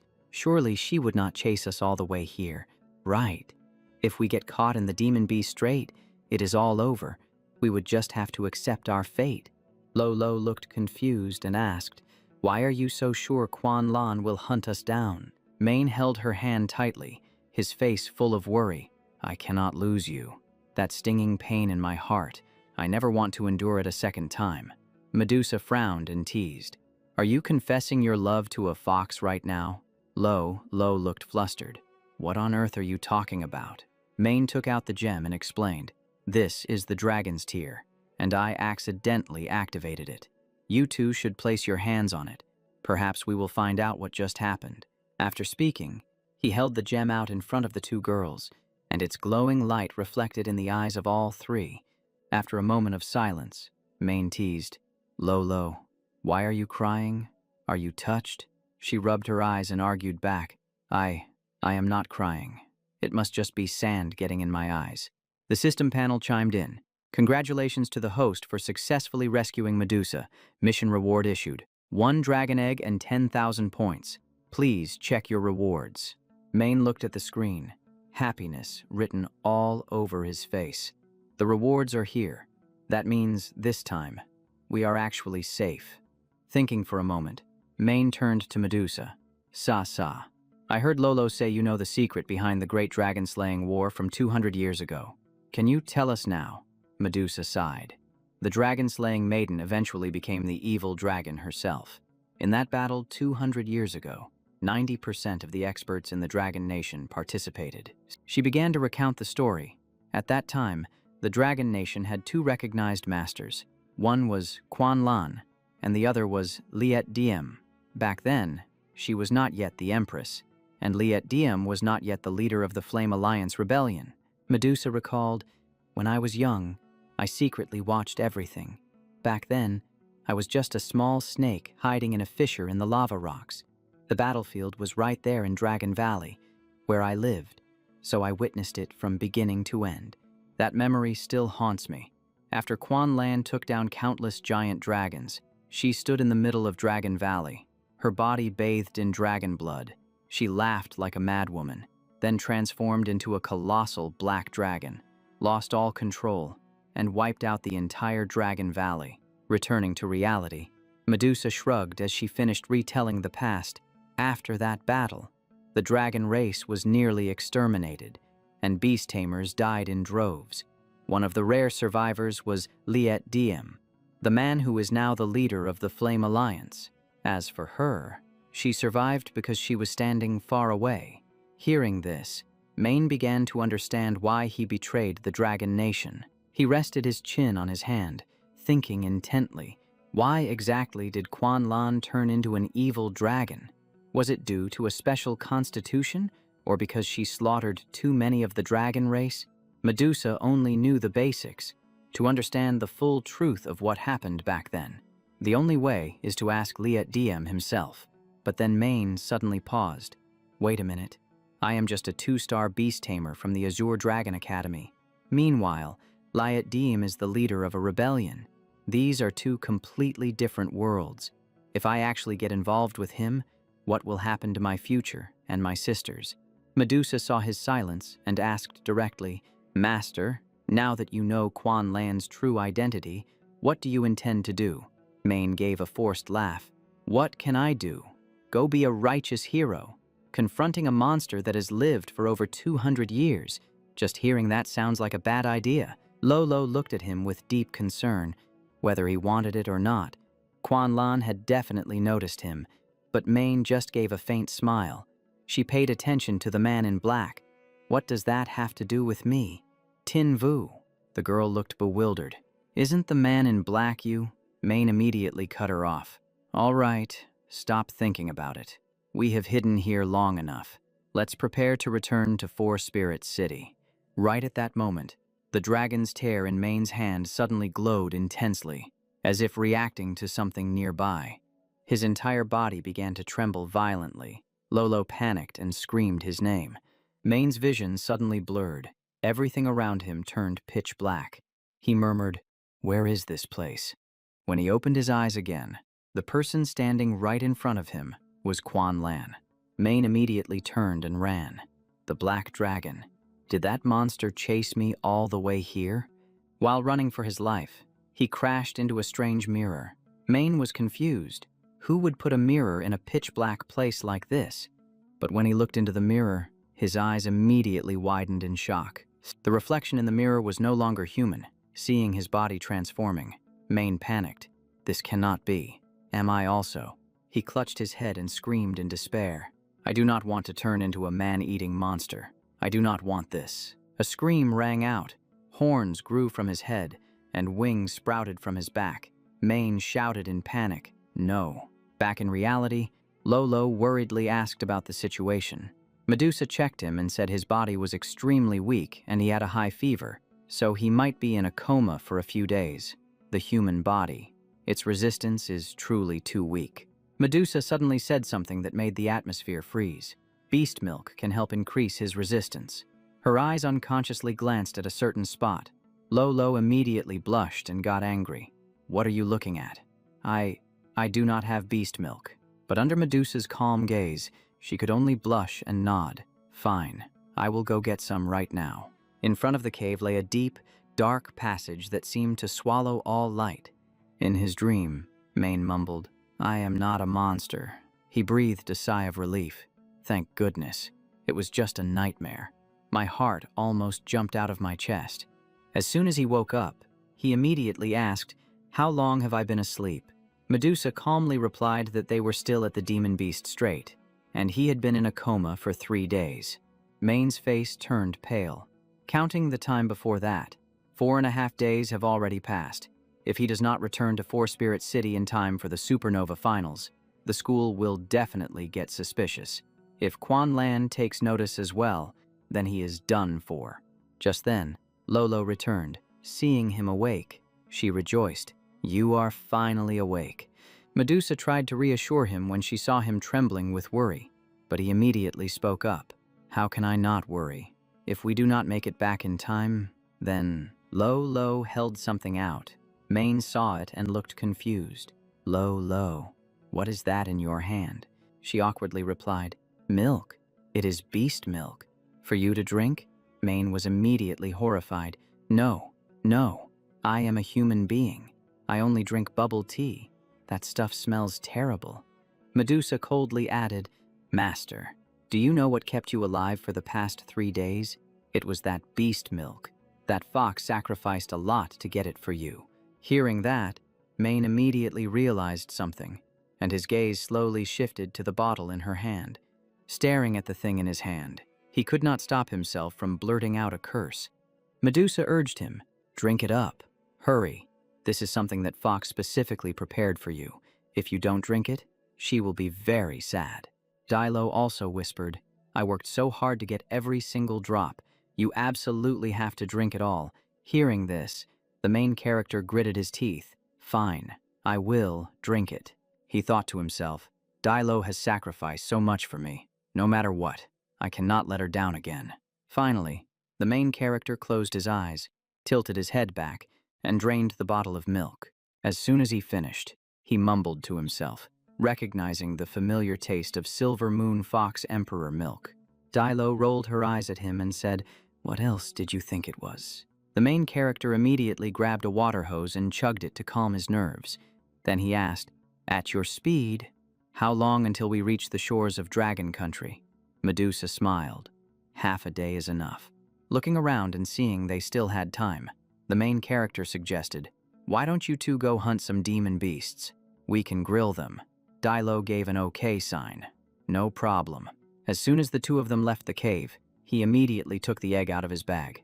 Let's see what the system reward is. Opening the system panel, the information appeared. Dragon egg, purebred dragon race, attributes unknown, talent unknown. To raise it, one must transmit dragon power. Materials to accelerate hatching include dragon bone snow lotus, dragon heart, and earth flame fruit, and it is absolutely forbidden to come into contact with evil aura. After reading it, the main character looked at the egg and groaned. Dragon bone snow, lotus, and dragon heart. Just hearing the names made him feel broke. But thinking about it, this is a purebred dragon. So if the conditions are a bit harsh, he just has to accept it. Right at that moment, a noise came from the cave entrance. Dilo walked in carrying a pile of beast carcasses. Tin Vu, we caught some. The main character laughed. That was fast. The group immediately built a fire and started grilling the demon beast meat right inside the cave. The three of them ate voraciously, as if they had not eaten in a week. Medusa bit into a drumstick with satisfaction and exclaimed, Even in human form, you can eat this much. Huh. Seeing the main character looked thoughtful, Medusa asked, Is something on your mind? Master, he asked back, in your opinion, what is the relationship between us? Hearing the answer, Master is my lifesaver. He smiled and said something that froze the air. Then, can you give me a pile of poop? Medusa instantly turned to stone, then flew into a rage, her claws appearing. Do you want to die? The two nearly got into a fight when Dilo hurriedly intervened. Calm down. But Medusa still roared, Stinky fox, don't stop me. I have to deal with this brat. The main character continued with an even more shocking sentence. If you don't want to, then Lolo can give me some too. Dilo held Medusa back tight, her face flushing red. Tin Vu, you are such a pervert. What kind of weird fetish is that? The two girls gritted their teeth in unison. Pervert, get lost. The main character held the plant pot, smiling innocently. I just wanted some fertilizer for the plant. Did you have to react so violently? Dilo sighed. Master, we are beastkin, not wild beasts. We have our dignity too. Then she looked at the pot. Is that a plant-type beast? The main character nodded an apology but told the truth. He needed manure from a beast god-level demon beast to fertilize the plant. Hearing this, the two girls thought about it. Medusa patted her chest confidently. Easy. This is the demon beast strait. There are plenty of beast god-level demon beasts sleeping at the bottom of the sea. No sooner said than done. The group went to the beach and threw 3 fireballs into the water. The fireballs plunged straight down to the deep ocean floor. A loud explosion rang out, sending seawater, sand, and rocks flying. A tiny figure surfaced angrily. Who dares disturb this lord's sleep?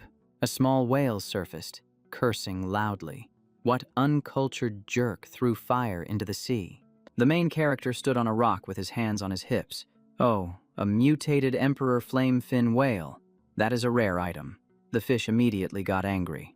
Who are you calling rares? Looking closely, it saw it was just a human. It laughed coldly, seeking your own death. The main character nodded. Right, come up here and fight me. The fish roared. I will finish you in 3 seconds. It shot out of the water like lightning, its aura extremely aggressive. But as soon as it got on shore, seeing the 2 figures behind the main character, it immediately knelt down in terror. Medusa and Dilo stood blocking the front, their aura exploding.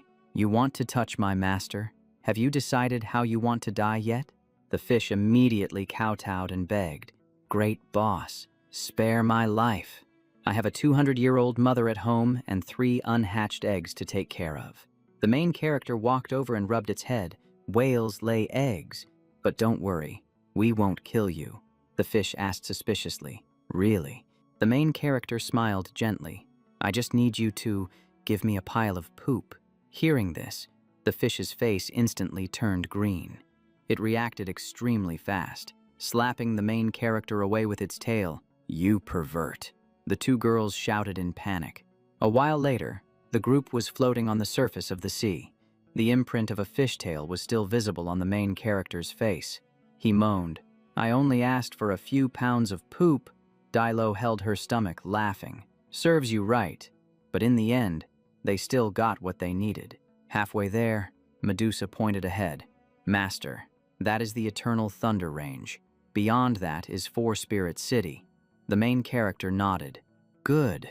Let's rest a bit. I need to go down to the river and bathe. If I go into the city smelling like this, everyone will get suspicious.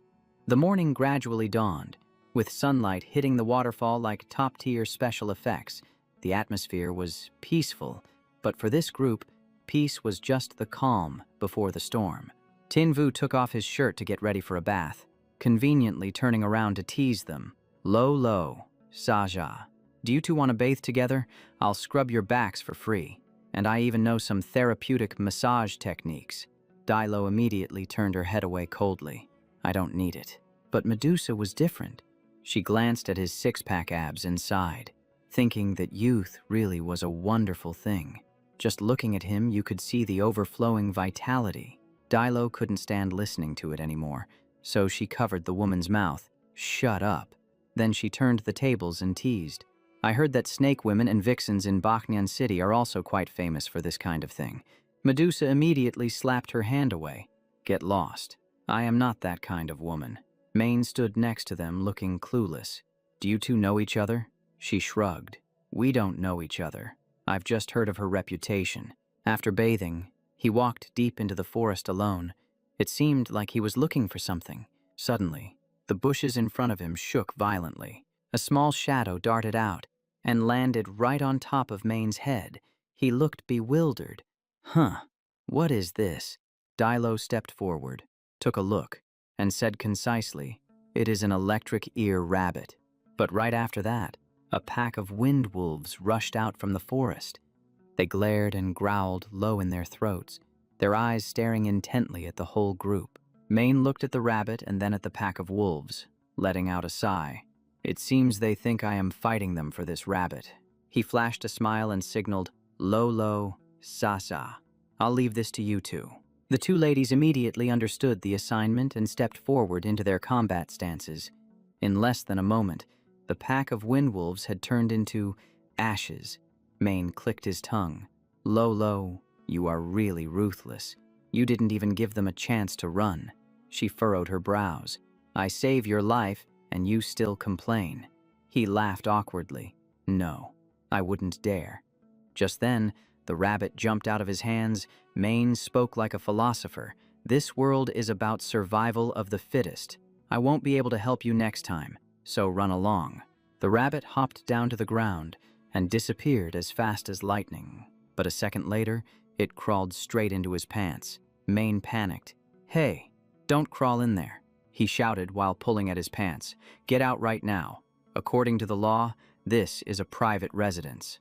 Dilo stood by helplessly. Talking about the law with a rabbit is a bit weird, isn't it? Finally, Mane managed to grab it by its 2 ears. "Stop clinging to me. Otherwise, I will seriously consider spicy rabbit head for dinner tonight." He held it up in front of his face. "Fine, I will give you a chance. If it's fate, I will raise you." The system immediately displayed the information panel. Electric ear rabbit mutated.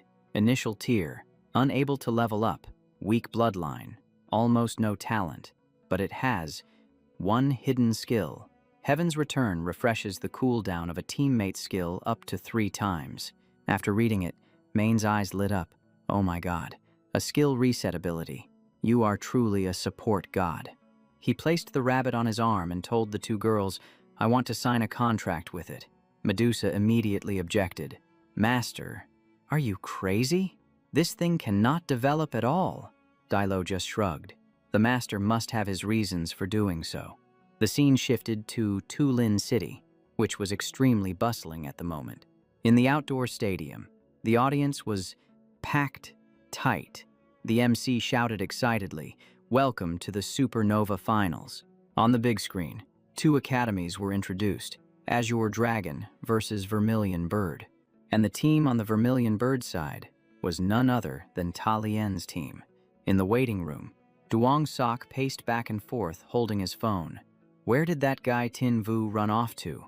There are only 15 minutes left until the match. Ham Ham said, "Let me try calling him." He frowned.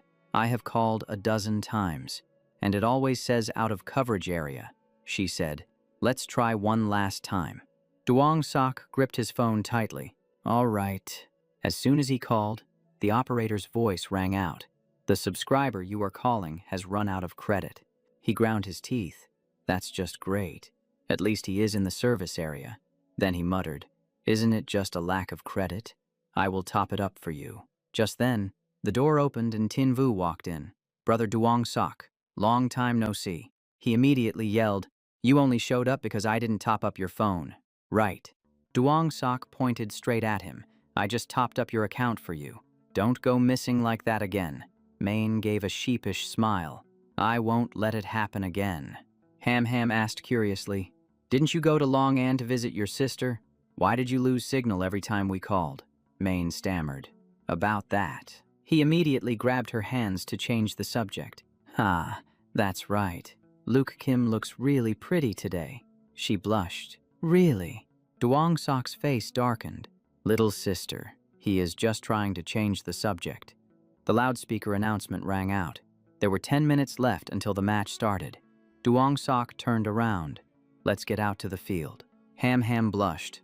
"Brother, I need to go to the restroom for a bit." The scene shifted to the restroom. While she was washing her face, a familiar voice spoke up from behind. "Ham Ham, it has been a while." She turned around. "Talien, why are you here?" Talien crossed her arms and smiled. "Did you not expect me to participate in the competition?" She smirked. "Lamni got injured, so I am replacing her. Do you have a problem with that?" Ham Ham didn't say anything. Turning to leave, Talien added, "Even though we're childhood friends, once we're in the ring, I won't go easy on you." She didn't turn back, simply replying, "Then I'll see you in the arena." Watching her walk away, Talien let out a cold laugh. This time, she would definitely humiliate her in front of the entire audience. Just as she stepped out, her brother Nguyen said, "It's time to hit the field." She nodded. The 2 siblings shook hands. Then they walked together toward the arena.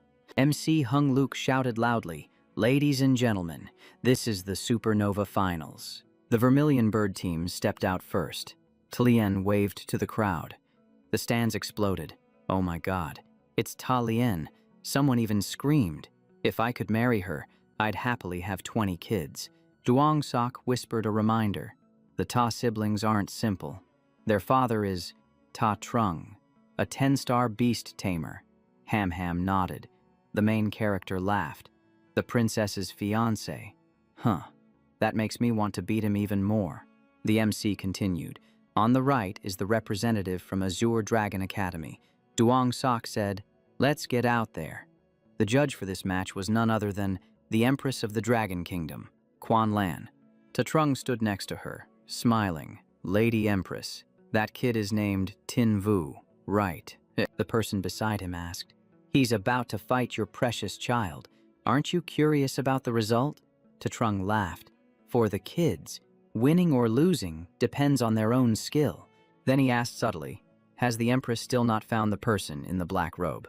Quan Lan replied that the Imperial Soul Association had investigated all 9 and 10-star beast tamers, but still had no leads. Ta Trung narrowed his eyes. Perhaps that person is just a small figure within the city. The main character felt a gaze watching him. When he turned around, he was instantly stunned. Ham Ham asked worriedly, "Tin Vu, what's wrong with you?" He shook his head. "No, it's nothing." But his eyes remained glued to Quan Lan. He recalled the time he almost died at her hands, but surely she wouldn't recognize him. After all, he was just a 2-star beast tamer. The MC announced the rules, rotating challenges. Duong Sok said, "I'll go out on defense first." The main character laughed. "Don't get taken down first." He gritted his teeth. "Get lost." The MC shouted, "Both sides, send out your contestants." The opponent stepped out, and the audience was amazed. It was the Vermilion Bird's ace, Ngui An. Duong Sok was a bit tense, but thinking of his status as the son of a Navy admiral, he couldn't afford to lose face. Ngui An laughed coldly. "The match is already over." Duong Sok flared up. "You're looking down on people too much." At that very moment, his demon beast appeared, right above Duong Sok's head. So, without hesitating, he roared to summon his beast. "Come out, heavenly demon blue flame beast." Seeing the monster appear, Duong Sok froze for a split second. What the hell is that? Outside the arena, Tin Vu frowned. "Let's see what kind of goods this thing is." The main character opened the system panel. Heavenly Demon, Blue Flame Beast. Maturity level 3. Heavenly Demon Bloodline. Mythical quality. Talent. Heavenly Demon Gene. Reduces enemy attack power and movement speed by 70% within range. Psychic type. Loyalty 68. Weakness. The tail takes high damage. He switched to check Duong Sok's beast. Thunderblast Lion. Maturity level 3. Legendary Spirit Thunder Bloodline. Can temporarily paralyze the enemy's soul. Lightning and flight type. Loyalty 94. Has a hidden evolution path to Azure Thunder Hydro Hammer. Capable of launching fire and lightning hammers. Weakness. Flying too long causes misses. Extended duration leads to paralysis. Ham Ham stood in front, her heart about to drop. "My friend is in danger."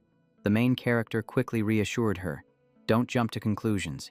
He still has a chance. He just needs to hit the tail." But unfortunately, with cameras all around, he couldn't signal the tip. The main character pursed his lips and observed. The Thunderblast Lion's advantage was its strong explosion in the first 3 minutes.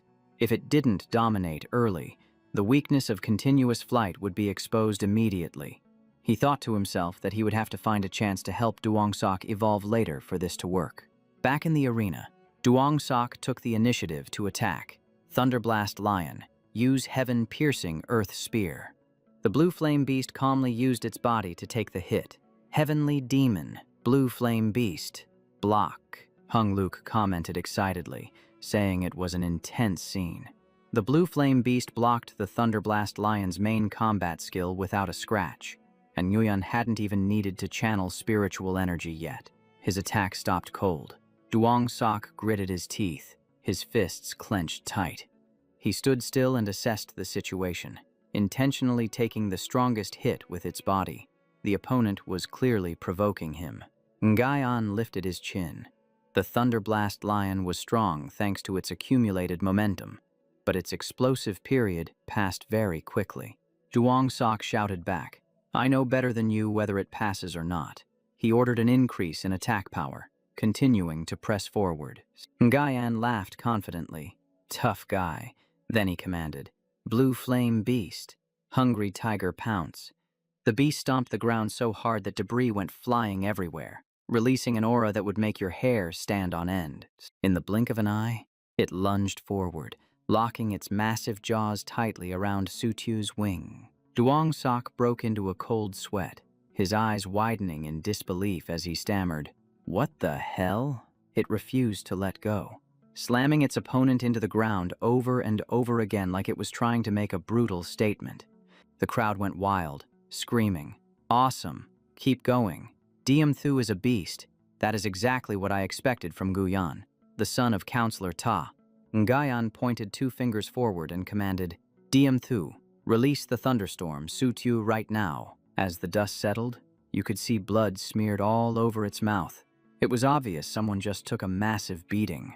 Meanwhile, Sutyu was collapsed on the floor, gasping for air and barely able to move. Ngayan smirked and said, "It is just a match, and you have clearly had enough. Just admit defeat already." Duong Sok roared in anger. "I will not lose in front of my little sister." He was determined to keep fighting, causing Nguyen to curl his lip and mutter, "Reckless fool." Ham Ham was about to scream out, "Brother," when Maine covered her mouth and pulled her back. She turned to him, confused. "Why are you stopping me?" Maine patted her shoulder and said, "Luke Kim. Right now, he is not just a competitor. He is a big brother protecting his pride."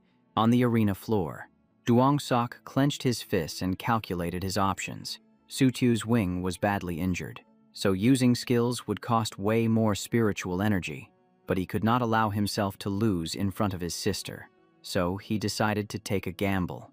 Refusing to give up, he summoned another beast onto the battlefield. "Come out, raging steel giant ape." The giant ape appeared with its freakishly large physique, letting out a roar in unison with Sutyu. Duong Sok immediately shouted the command, "Giant ape, use giant steel arms." As soon as he spoke, a pair of massive, spectral arms materialized over its body. One of the giant hands smashed into the ground, making the entire arena floor shake violently. He continued his command, "Sutyu, use Thunderpeak power." The 2 beasts combined their power and charged forward like a bulldozer. The giant ape's massive arm slammed down, the pressure so intense it felt like the air itself was being crushed. Ngayan frowned, sensing the danger, and quickly shouted, "Diamthu, absorb it." The blue blaze beast opened its mouth and released a wave of energy that seemed to swallow the attack whole. The violent lightning struck down, but it was still blocked by that strange force, stopping the offensive dead in its tracks. Duong Sok fell to his knees, gritting his teeth in disbelief. It got absorbed. How is that even possible? That was the move he had practiced countless times. Ngayan shouted with pure arrogance, "It is over. Diamthu, use Blue Demon Storm Howl." A massive blast of blue energy erupted from its mouth, shooting straight at the giant ape and Sutyu.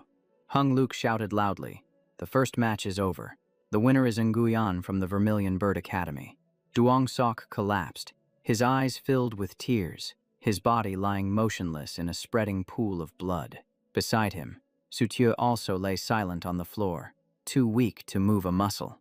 Ngayan turned his back to leave, dropping a cold remark, "You are too weak." Then he called out, "Next challenger." Maine stood on the sidelines analyzing. A heaven-defying beast like that probably came from his father's help. Ham Ham nodded.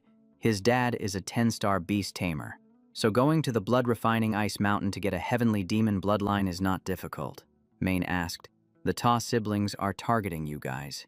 Is there some bad blood between you?" She recalled a childhood memory. She and Ta Lien had fought over a bone-wing bat beast, a gift the Empress brought back from the blood-refining ice mountain. They both screamed, "It is mine," and "No, it chose me," and that was when everything fell apart.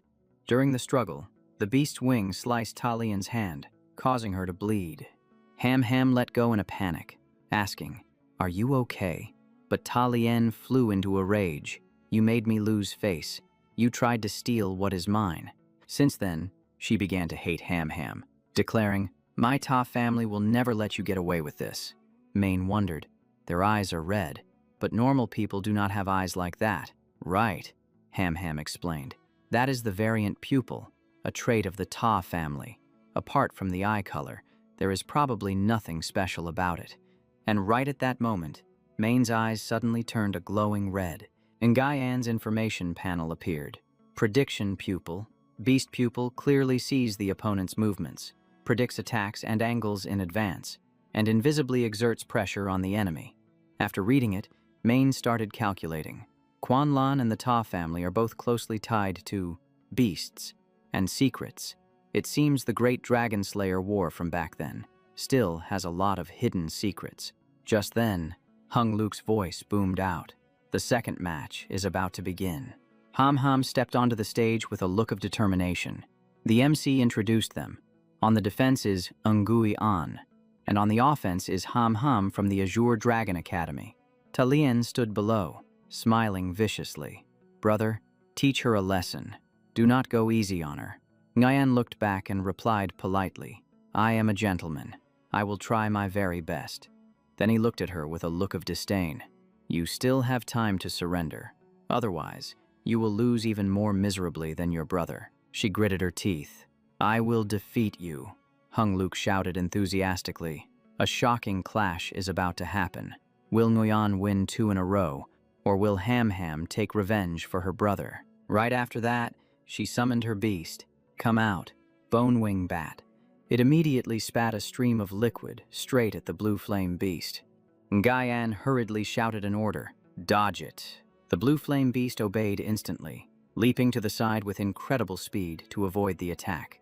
Hung Luke was stunned. What the heck? Usually, the blue flame beast just tanks hits, but this time it dodged.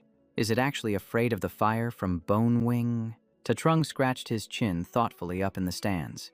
That little girl has been coached. She found the blind spot in the blue flame beast's damage immunity. That young man is definitely not simple. Quan Lan asked with interest, Strategist, who do you think will win? Tatrung replied, My son has the beast eye. Do you even need to ask? But that girl is tricky too. Still, as a father, I have to support my own kid. Bone Wing kept spraying poison continuously, forcing the blue flame beast to keep its distance. In no time, it was beaten into a daze, stumbling around on unsteady feet. Mane shouted in encouragement, Nice shot. Keep it up, Luke Kim. In his mind, he calculated. The 70% damage immunity only works on physical hits and pure magic, but Bone Wing's undead poison fire includes a mental attack, so the blue flame beast can't block it. Ham Ham gave the next order, Bone Wing, undead arrow rain. It launched a barrage of poison balls, raining them down on the blue flame beast like a heavy shower. It couldn't dodge in time and took the full hit, its body visibly swaying from the impact. Ngaian was furious. Blue flame beast, crimson blood spin. It roared and erected a ring of fire to block Bone Wing's offensive. Ngaian commanded again. Blue flame beast, reflect the damage. Another roar echoed, and the poison balls instantly bounced back toward Bone Wing. It couldn't react in time and got hit by its own reflected attack on the spot. A large chunk of its body was destroyed, a sight that sent chills down the spine. She frowned, calculating her odds. The heavenly demon blue flame beast is too annoying. Now only that stubborn tiger head remains, and who knows what other moves it's hiding. Ngaian rubbed his hands together, his voice dripping with arrogance. It's time to end this. Behind him, the blue flame beast also flared up with intensity, ready to close the show. Seeing the danger, Ham Ham ordered decisively, Bone Wing, recover. Use the ultimate move, Undead Fury. The two demon beasts rushed at each other, moving so fast the audience couldn't even blink. The collision created a massive vortex in the arena, with dust and wind swirling up like a mini typhoon. She gritted her teeth and poured everything she had into this, betting it all on Bone Wing this time. On the stage, the blue flame beast started to falter, clearly losing its advantage. Ngaian realized it and panicked. This is bad. At this rate, I'm going to get pushed back. Bone Wing's tornado closed in from behind. Ham Ham thought to herself. The fury looks fierce, but it's not fatal enough for the blue flame beast. I need to add a finishing blow right now. Seizing the moment, she immediately gave the order. Do it now. A bone blade shot straight toward the blue flame beast like a bolt of lightning. Ngyan sneered. Cheap little tricks. As soon as he finished speaking, the blue flame beast struck hard, knocking the bone blade away. Ham Ham froze. What the hell? Bonewing circled back behind her, panting visibly, its spiritual energy draining rapidly. She calculated her situation. Using undead fury exhausted her energy. Now she can't summon the snow spirit demon anymore, so Talian laughed scornfully. You lost. Ham Ham. Then she instigated, Brother, take this chance to cripple Bonewing. On the stage, Ngyan also tilted his chin up. Trash like you should get off the ring. Hai Lam rushed in to intervene. Contestant Nguyen, the opponent has already. Before he could finish, Ngyan coldly commanded, Blue Demon Blast. A beam of energy shot straight toward Bonewing and her, moving at no joking speed. Bonewing rushed up to block it. Ham Ham pulled it back in a panic. Get away. Dodge it. Quick. Just then, another beast unexpectedly jumped out from behind her. It fired another beam of energy, intercepting the blue demon blast right in front of them. As the smoke cleared, Tin Vu was standing there shielding Ham Ham, his stance as solid as a rock. Ngyan was slightly surprised. I didn't expect that guy's beast to block the blue demon blast so easily. Mane pointed straight at his face and shouted, What are you trying to do? According to the rules, once the other side runs out of energy, they lose. Why did you ignore the referee and keep attacking? The audience immediately started whispering, That's right, that was dirty. If that hit, Bonewing could have been permanently crippled, but he played dumb. Hold on, I didn't know if she still had energy or not. The referee didn't blow the whistle, did he? Ta Trung in the stands calmly waved his hand. The referee failed to determine the outcome and almost caused a major accident. Then he shouted, Drag this referee down. Ban him from the profession for life. Security dragged Hai Lam away. Mane watched and scoffed internally. Blaming it all on the referee, old Ta Trung is truly shameless. The Empress stayed silent too, as if she didn't want to get involved. Hai Lam begged frantically, but it was useless. Hung Luke quickly did some damage control. Just a small conflict, folks, but it's fine. The second match is over. The winner is Nguyen, and now stepping up is the arena challenger, Tin Vu. Ham Ham held Tin Vu's hand. Indignant, I should have won that. But there's something weird about Nguyen. He saw right through my plans. Tin Vu replied seriously, I know. Leave the rest to me. Down below, Talian glared at him. If Tin Vu hadn't cut in, her brother would have already crippled the Bonewing. She considered this opponent the biggest threat, thinking if he met her brother, he would be on his knees begging for mercy. Dragon King stepped forward and handed a pill to Nguyen. According to the rules, anyone who wins 2 consecutive matches receives a spirit recovery pill. He snatched it with irritation. I don't need you to remind me. Hung Luke shouted loudly. The Azure Dragon team is down to just Tin Vu. Meanwhile, the Vermilion Bird team still has all 3 members. Will Nguyen keep his winning streak alive, or will Tin Vu turn the tide of the whole game? Nguyen narrowed his eyes provocatively. Tin Vu, if you admit defeat now, your beast won't have to suffer. Otherwise, he didn't even finish his sentence before he flinched, his face visibly changing color. Because Tin Vu was staring right at him, emitting a killing intent that made the back of his neck go cold. That gaze, it was the kind of look that could instantly extinguish a person's soul. Tin Vu clenched his fist and declared, I'm going to make sure your sister sees exactly how pathetic her big brother looks on this stage. And then, I'm going to cripple your sister's beast. Nguyen pointed his finger in rage. You want to cripple my sister's beast. You have to beat me first. Then he shouted, Blue Flame Beast, get him. Tin Vu roared back, Black Wind, charge. Nguyen issued a command instantly. Blue Flame Beast, Crimson Vortex. Tin Vu responded immediately. Silent Needle Claw. The 2 beasts slammed into each other, clashing repeatedly, the tension tight as a violin string. Hung Luke was ecstatic. Oh my god. The nether wolf unleashed 23 consecutive silent needle claws. The blue flame beast has almost no opening to use a combat skill. Seeing it was going south, Nagayan quickly warned, "Don't try to resist. Fall back." Right as it tried to retreat, Tinvu commanded, "Dream on." Blackwind immediately used Hellish Howl. The blue flame beast was tightly wrapped by the chains created by the skill, locked firmly in place. Blackwind leaped into the air, dragging the blue flame beast up with it. It stomped hard on its opponent, making the blue flame beast roar in agony, sending shivers down the audience's spines. Unable to withstand it, the blue flame beast fell straight to the ground like a boulder. The impact created a shockwave, shaking the arena floor with a distinct thud. The blue flame beast lay flat on the ground, momentarily unable to move.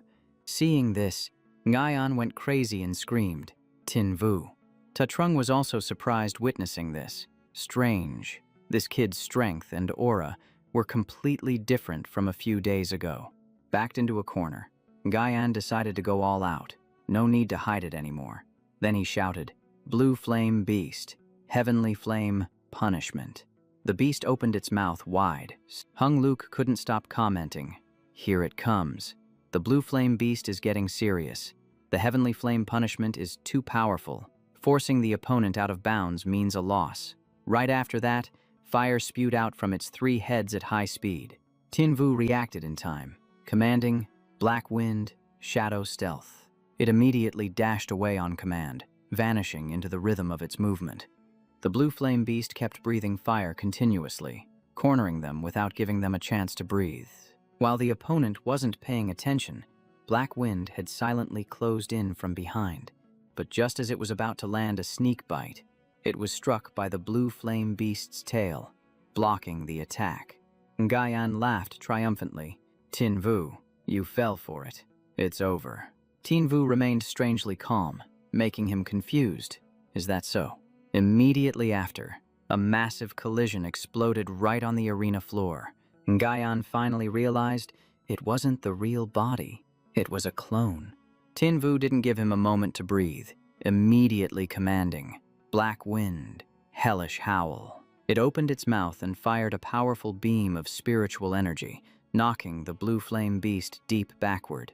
Hit by the attack, it lay prone on the ground again, breathing heavily. Ngayan was truly flustered. "How is this possible? I didn't expect you to even predict my prediction." He clenched his wrist, his glove changing from black to blue. "Tinvu, I acknowledge you. You are an opponent worth taking seriously." Then his voice turned cold. "Now, I will get actually serious." Ngayan raised his hand and shouted loudly, "Blue flame beast, activate second form." Its entire body immediately deformed again, its aura changing completely, as if it had just switched to a new mode. Arms started sprouting out from the blue flame beast's back like spiders. You could tell just by looking at it that it was about to go beast mode. Hung Luke got more and more hyped as he spoke. 3 heads and 6 arms. The heavenly demon blue flame beast has shifted into its beastman form, right in front of the whole stadium. Its transformation looked absolutely terrifying, the pressure hitting everyone straight in the face. But the main character stayed totally chill. "So, it's a beastman. So what? I'm still gonna use this chance to take you down right now." A blue light flashed in front of him, signaling that he was about to summon something else. Ngayan's jaw dropped. A second beast. What on earth is he planning to call out now? A few seconds later, the second beast appeared. An electric ear rabbit. The atmosphere around the arena instantly froze, like everyone just blue-screened for 5 seconds. Ngayan's mouth hung open and he couldn't even close it. Duong Sok was just as shocked, his eyes popping out like he was seeing a ghost. Even Ham Ham was rendered speechless for a moment, not knowing the right thing to say. Only Ta Lien was secretly happy, thinking, "That's right, keep being stupid for me." Quan Lan was also stunned, unable to believe it. An electric ear rabbit. Ngayan burst out laughing. "Tinvu, I thought you were on my level, but who knew you were actually an idiot? The electric ear rabbit has a low bloodline and is basically useless. Yet you bring it out as your trump card. He pointed right at the main character's face. You loser. You don't deserve to be a beast tamer. Then he shouted, Blue Flame Beast, 6 Union Hammer. Its 6 arms immediately gathered spiritual energy, its aura surging violently. It rushed forward, launching a combo attack on Black Wind, pressuring him so hard he couldn't even breathe. The main character clenched his fist and ordered the electric ear rabbit, support Black Wind. Right after that, a surge of power appeared around its body, enveloping it like a buff being activated.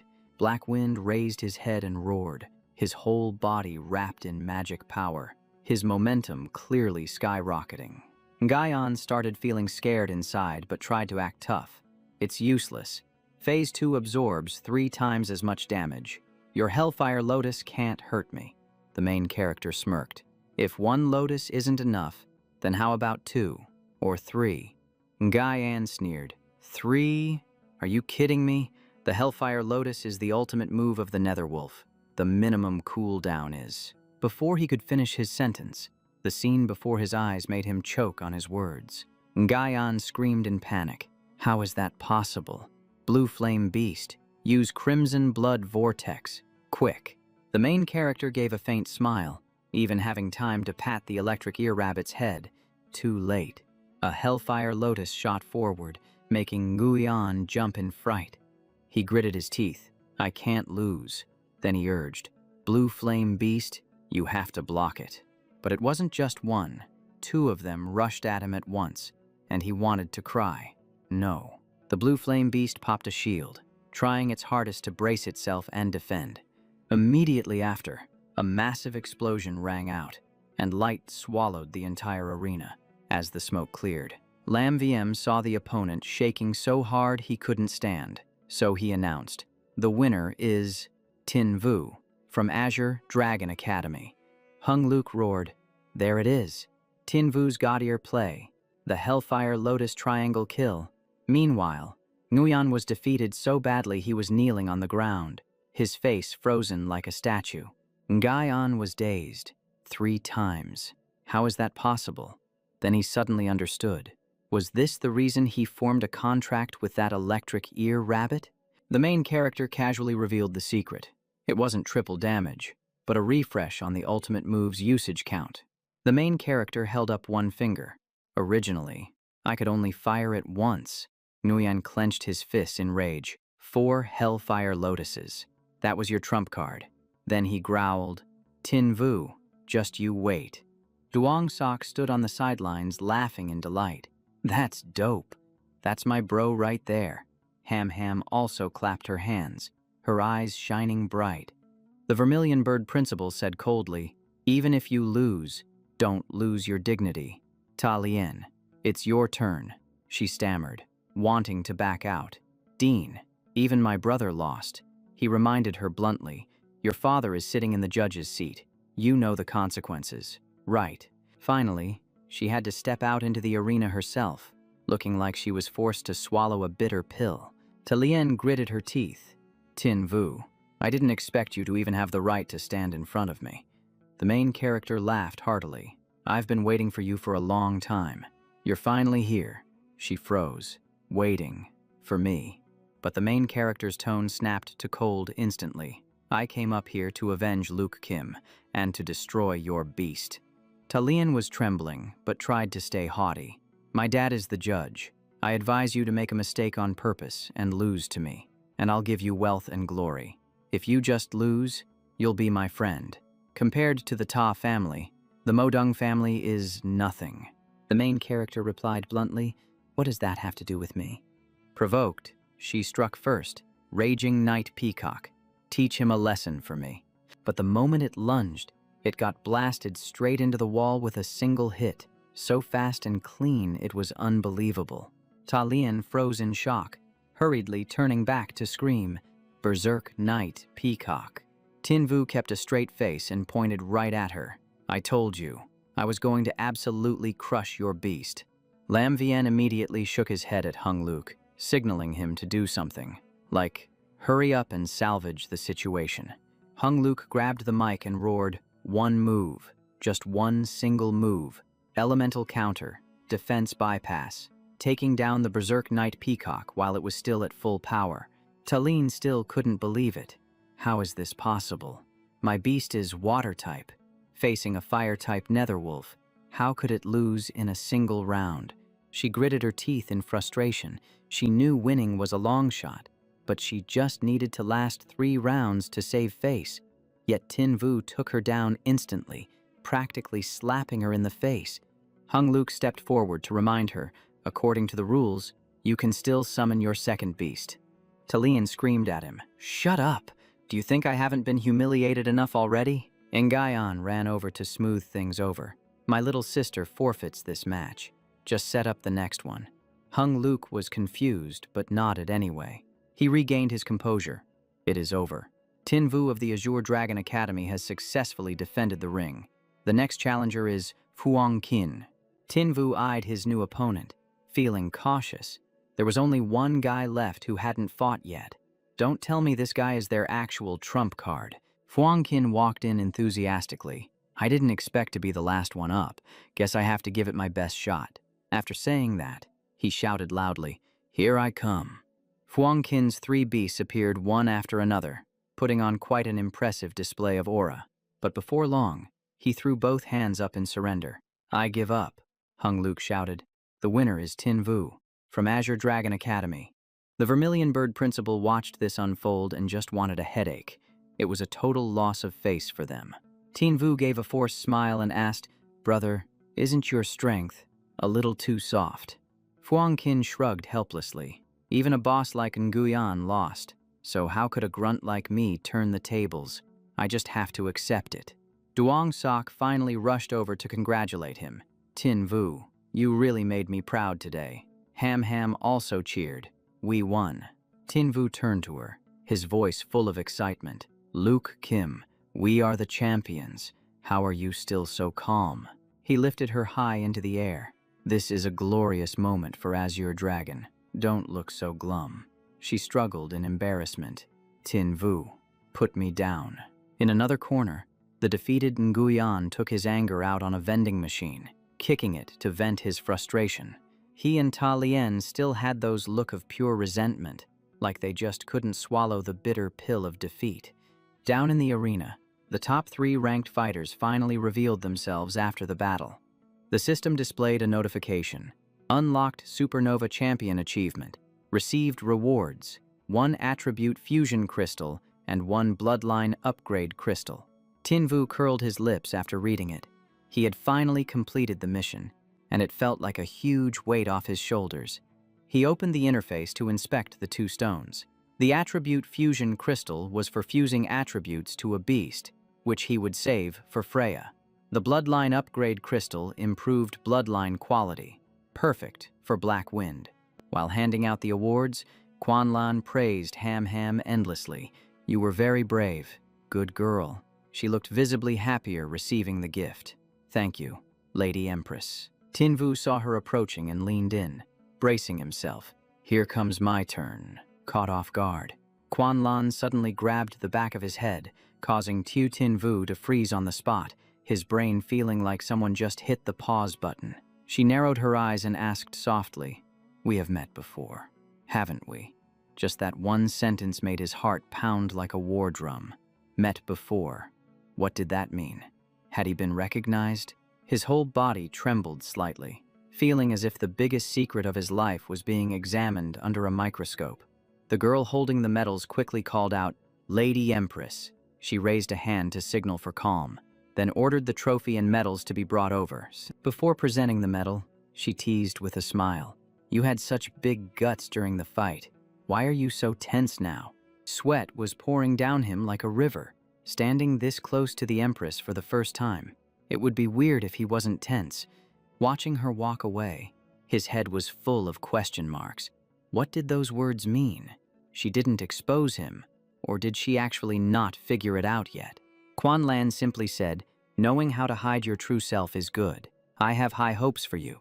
Even hearing that, Tin Vu still didn't feel at ease. Only one question remained in his mind. Was he truly safe? The stand suddenly erupted into chaos.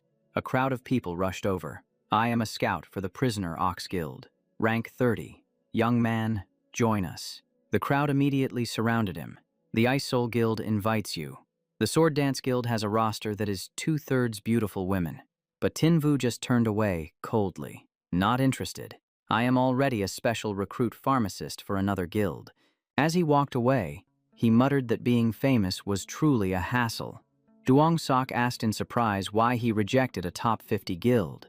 He answered bluntly, Yen Nian and everyone else treated him too well, and he didn't want to betray them. Duong Sok froze when he heard Yen Nian's name. Seeing the strange expression, Tinvu asked what he was thinking. To him, they were like family. Just then, Nu Yen appeared hugging a bottle of wine. "Let's go. Tonight we drink until we drop." Kai Nian immediately reminded her that tournament rules prohibited alcohol. She listened and waved her hand dismissively. "Rubbish rules. Go back to school and tell the disciplinary office to scrap them immediately." Kai Nian could only sigh. Whatever the dean said was absolute law. Nu Yen draped her arm over his shoulder. "Tin Vu, you're an undefeated hero now, but you look like you've got a lot on your mind." He forced a smile. "Is it that obvious?" He didn't beat around the bush and turned to say straight to her face, "Can I see your legs?" Hearing that, she immediately grabbed him by the collar and dragged him away. "Get over here." He panicked and screamed for help. "Luke Kim, save me." Duong Sok and Kai Nian closed their eyes and pretended to be blind. "You're on your own, buddy," the person behind them muttered under his breath. "Pervert." He was dragged into the room, and the door slammed shut with a bang. From inside, only a weak cry could be heard. "Help me." Nu Yen pinned him into the corner of the wall. "You've got some serious nerve, kid." He hurriedly begged for mercy. "Dean, I was just so stressed out. Consider it a joke before my execution." But unexpectedly, she gently lifted the hem of her dress just a little bit, making his eyes go wide. She smiled and teased, "That's your reward. If you become a 4-star beast tamer before the semester ends, you'll get to do more than just look." Just then, a dry cough interrupted them. The two of them turned around to find Tu Ni standing there with an awkward expression on her face. She bowed respectfully. "Mr. Tu, Her Majesty the Empress invites you to the Imperial City for a talk. The round trip will take about 4 hours. Do you have the time?" Hearing that, a chill ran down his spine, but he still replied, "I'll go." In his heart, he could only lament that the inevitable had finally arrived. The scene shifts to the center of the Dragon Nation. Before the Golden St. Kieran Gate, Tu Ni bowed. The Empress is waiting inside the hall. "Please enter." Staring at the massive gate, he was stunned. Even the gate itself was a beast god tier beast.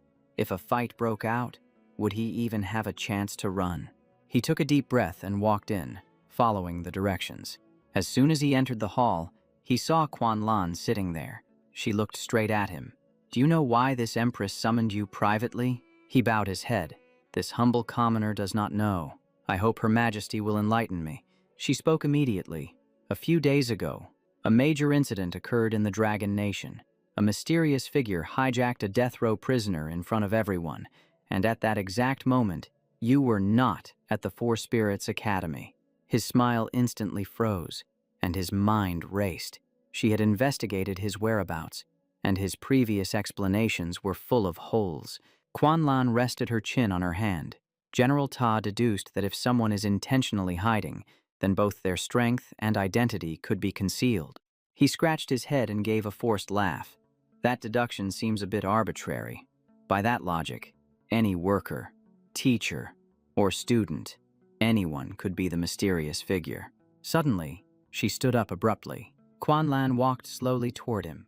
She walked right past him, causing his face to turn pale. Then she suddenly turned her head and asked, "You are the man in the black robe, aren't you?" That single sentence made him choke on his words. His mind exploded. Had he been discovered? How should he escape? But the Empress was right in front of him. Could he even outrun her? What about his sister? What about Luke Kim and the Azure Dragon Academy? If something happened, what would become of them all? But right then, she patted his head and burst out laughing. "I'm just kidding. Don't be scared." She said she had someone confirm that he went home to catch a new beast, the electric-eared rabbit. His sharp gaze and performance had made her see him in a new light. Quan Lan smiled. Ta Trung suspects you, but you've been raising beasts for less than a year. How could you possibly be on par with a 9-star beast tamer? He breathed a sigh of relief inside. That was a close call. He almost thought his cover was blown for real. He thought to himself, the Empress just helped me out of a tight spot, so I definitely have to repay this favor later. See, Quan Lan continued. After graduating from Azure Dragon, what do you plan to do? He replied, that's still 3 years away, so I haven't really thought about it yet. She spoke calmly. A graduated beast tamer only has 3 paths. 1, join a guild. 2, join the military. 3, become a mercenary at the border. Then she held out her hand. But what if I gave you a 4th option? Alarm bells rang in his head. Wait, a 4th option. Why did that sound so suspicious? Quan Lan said bluntly, join the Imperial Soul. Become one of my people. Hearing that name, his heart shook. The Imperial Soul, the Empress's most trusted organization, where missions were always life-or-death situations. Silver priests die like flies, and red priests have it even worse.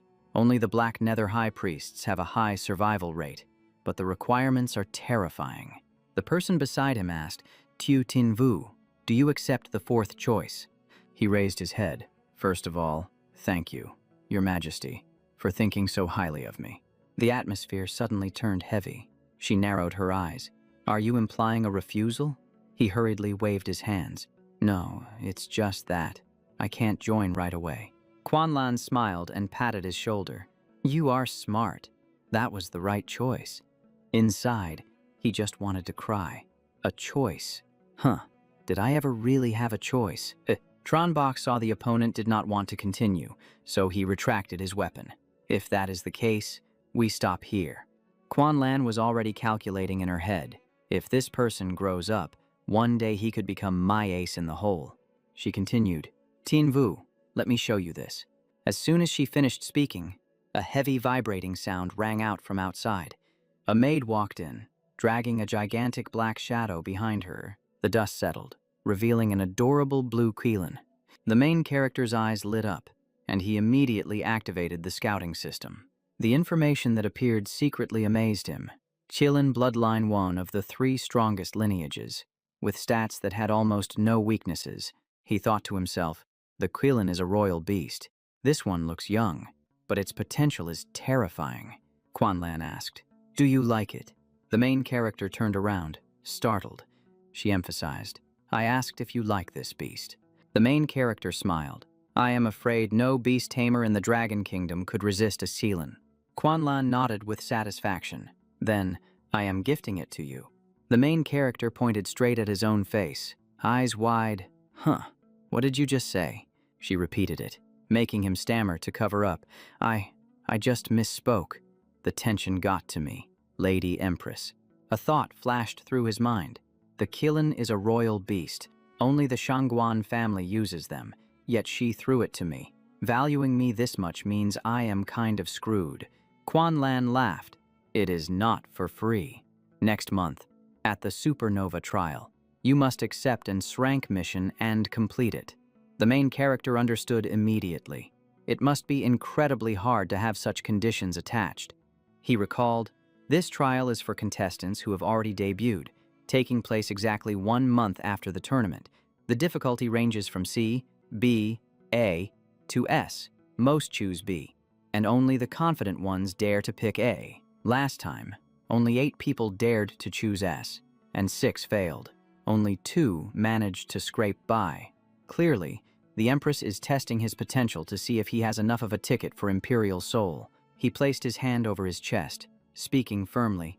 This subject will complete the SRANK mission. Then he asked back, so, am I qualified to enter Imperial Soul yet? She smiled. Smart. Tatrung wants to get Tengyan in, but I have not agreed yet. Quan Lan waved her hand. It is late. You may leave. The main character clasped his hands. This subject bids you farewell. She leaned back in her chair, thinking, this young man really shows promise. Why did I feel the urge to tease him just now? Her golden eyes gleamed with a pensive look. as if rummaging through an old segment of memory. A toy drum shook violently, emitting a cheerful boom, boom sound. Quan Lan laughed radiantly, sitting next to a child. The atmosphere rarely this light. Elsewhere, lights shone upon a gigantic hotel, illuminating an entire corner. Back in the room, the main character flopped down onto the bed, feeling like he had just escaped death by a hair's breadth. He looked at the two girls and groaned, "Lo, lo, sa, sa. You guys are too serious, making the air suffocating. Can't you crack a smile?" Dilo cursed straight out. "You idiot. Being near a king is like sleeping next to a tiger. Don't you know that?" He replied calmly, "I know, but if I did not nod back then, would I still be alive?" Medusa also spoke up. "Master, I understand the situation, but I must remind you, the Silver Priest is the bottom tier of Imperial Soul. The death rate is over 90%. The main character smiled gently. "Sometimes hitting a dead end reveals a way out. Do you two remember Shangguan Lan's last sentence?" She replied, "You mean the Empress refusing to let Tan Guyan in?" Medusa was wary. Shangguan Lan is suspicious by nature. She does not necessarily trust Ta Trung completely. Dilo nodded. "Correct. The Ta family's influence is expanding too fast, easily going beyond control." He snapped his fingers. "Exactly. This is the escape route. I have no power and no influence. My background is as clean as a blank sheet of paper. As a member of Imperial Soul, I can only be loyal to the Empress, unable to form factions, so she needs me to keep the Ta family in check." The main character continued, "Just act well to gain trust. Wait for her to lower her guard, and when I am strong enough, I will kick her right off the throne." Dilo's voice turned cold. "You are playing with fire," he shot back. "No, I am just playing with human hearts." Hearing this, she stared straight ahead, her face clearly flushing slightly pink. Then she asked directly, "So if you become emperor, there will be many women by your side, right?" The main character denied it instantly. "Absolutely not. I do not think so." Medusa reminded him with a chilling sentence, "Master, once you step in, it is hard to turn back. Failure means eternal damnation." He remained confident. "Rest assured. On this chessboard, just follow me. I will lead you two to victory until the end." Hearing this, she knelt on one knee. "My life is granted by the Master. Even if the abyss lies ahead, I will still follow." Dilo muttered, "Since when did this snake learn to flatter?" He turned to ask, "Sasa has made her attitude clear. What about Lolo?" She sighed. "Fine. Do whatever you want. I will stand behind you." The three looked at each other and burst into laughter, the kind of laugh that felt both joyful and a bit dangerous. The plane soared straight up into the azure sky, while the sunlight slammed against the windows with a blinding glare. Maine shouldered his backpack, his hands full of clunky bags, and sighed. "Finally, I get to go home." Kai Nian asked, "Do you have everything?" The boy rolled his eyes around the cabin and asked, "Teacher Tran, how come we are the only people on this plane?" The teacher replied, "The director was so happy that she chartered the entire flight this morning." Maine chuckled. "Wow, that is seriously generous." Duong Sok glanced at the bags. "Beef jerky, malt candy, 2 Lin specialties. Are you starting an import business?" The boy replied casually, "I just thought my sister would like them, so I bought a bunch." He sighed with admiration. "You really spoil your sister." Maine grinned. "Of course. My sister is the best woman in the world. I will be devoted to her for my whole life." Duong Sok waved his hand. All right. Being devoted is good." Duong Sok glanced over at Ham Ham and thought to himself, "I wonder how things are progressing between this kid and my little sister. Should I add a little fuel to the fire?" The plane continued to zoom forward, with the blue sky reflecting shimmering light just like in a movie. Suddenly, all 4 of them felt the plane shake and jerk violently. Duong Sok turned pale. "Teacher Tran, what is that?" Kai Nian shook his head. "I do not know either." Maine furrowed his brows. "Teacher, why is there a faint smell of oil?" The other man panicked. "The smell of oil.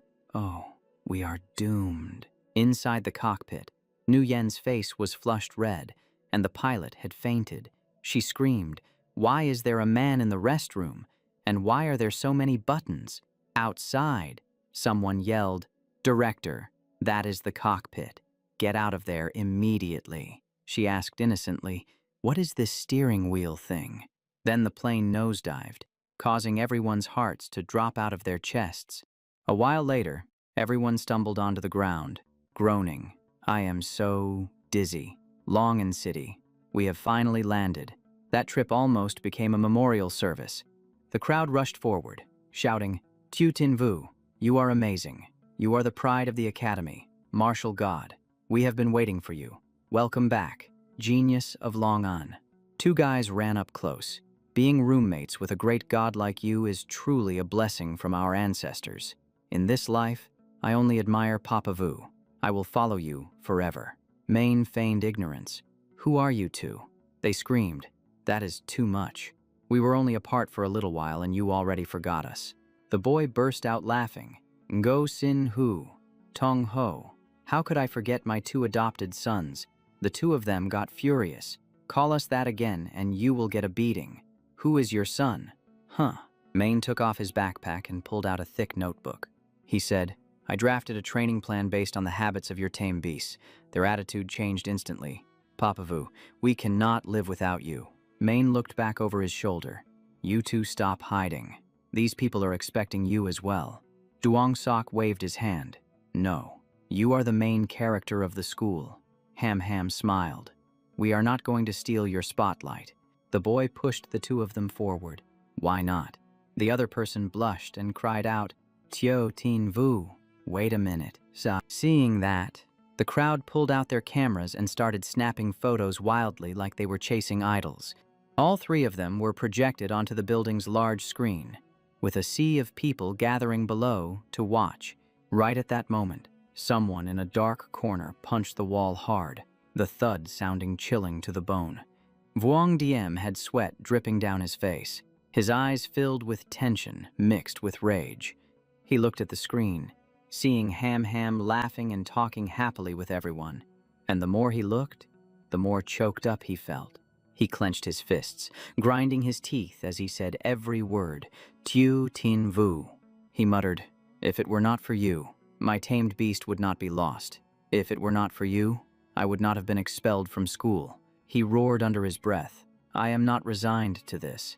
If it were not for you, my father would not be missing, and I would not be wandering around like a despised outcast." A shadowy figure stood behind him without him noticing. He continued, "Clearly, I am the one who deserves it, the champion. That glory should belong to me." Suddenly, a hand clapped lightly. He was startled and spun around. "Who is there?" The black-robed man replied, "Vuong Diem, son of Vuong Dong Thang." He froze. "Who are you? Do you know my father?" The stranger tossed a piece of paper. "You do not need to know much. If you want to take down Tu Tin Vu, then come find me." Watching the black-robed man walk away, Vuong Diem was even more confused. Who exactly is this guy?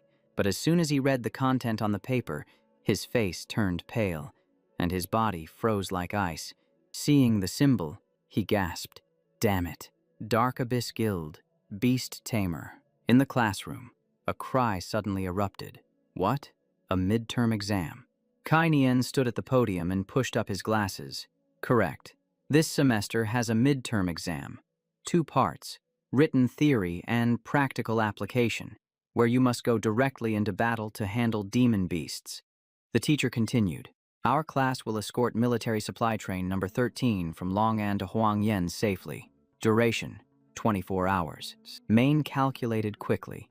Huangyan is exactly where City Lord Chu Hung promised to help me pick the ghost firefly flower, so that satisfies the condition for the heavenly soul vine to sprout." A student raised their hand to ask about the route and the level of the demon beasts.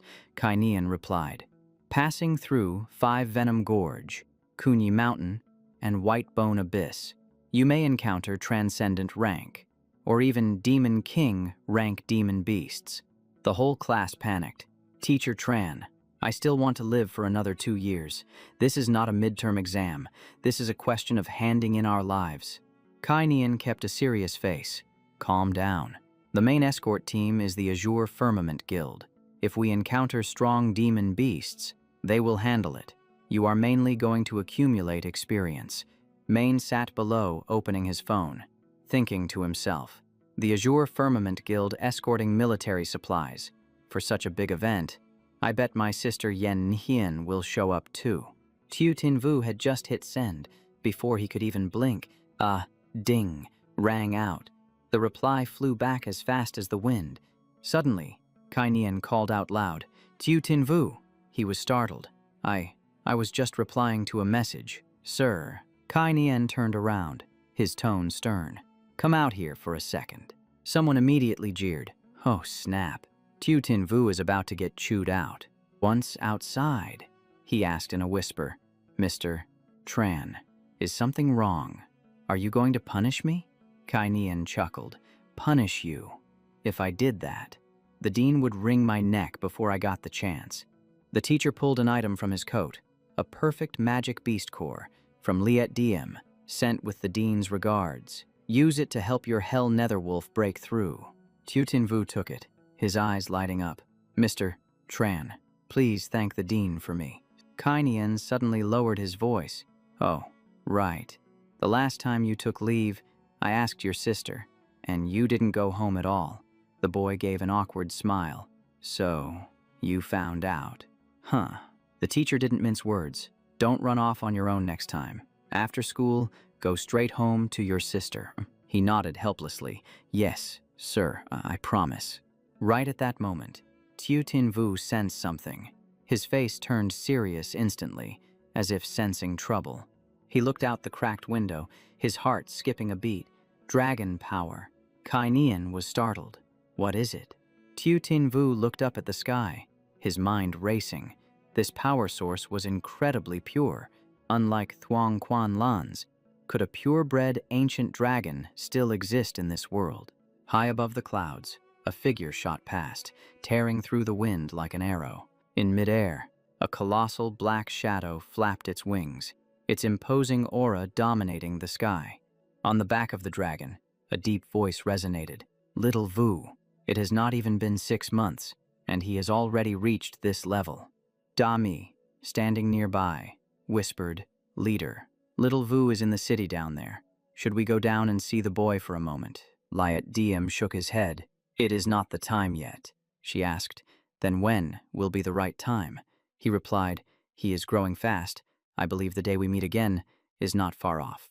Having said that, he commanded the spirit beast beneath his feet. "Let's go." Down below, Tiu Tinvu frowned. He had clearly just sensed the power of a dragon, but now it was completely gone, without a trace. Oh well, as long as it wasn't Thuong Quan Lan, it didn't matter. Time slipped by, and the quiet night covered the building like a black blanket. Tiu Tinvu opened the door and called out loud, "Sis, Man, I'm home." The little girl rushed out and hugged his leg. "Big brother, you've been gone for half a month. I missed you so much I could faint." He bent down to pat her head. "I missed you too." Then the girl chirped excitedly, "You were so cool in the arena. When I grow up, I'm gonna marry someone just like you." Tiu Tinvu chuckled. Man, you are still little.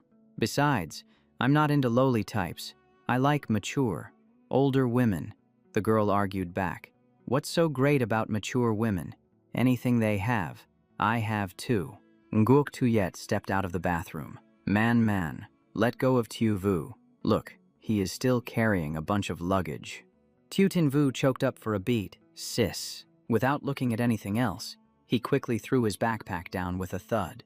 Then he rushed over, hugged her tightly, and blurted out, "Sis, I missed you so much."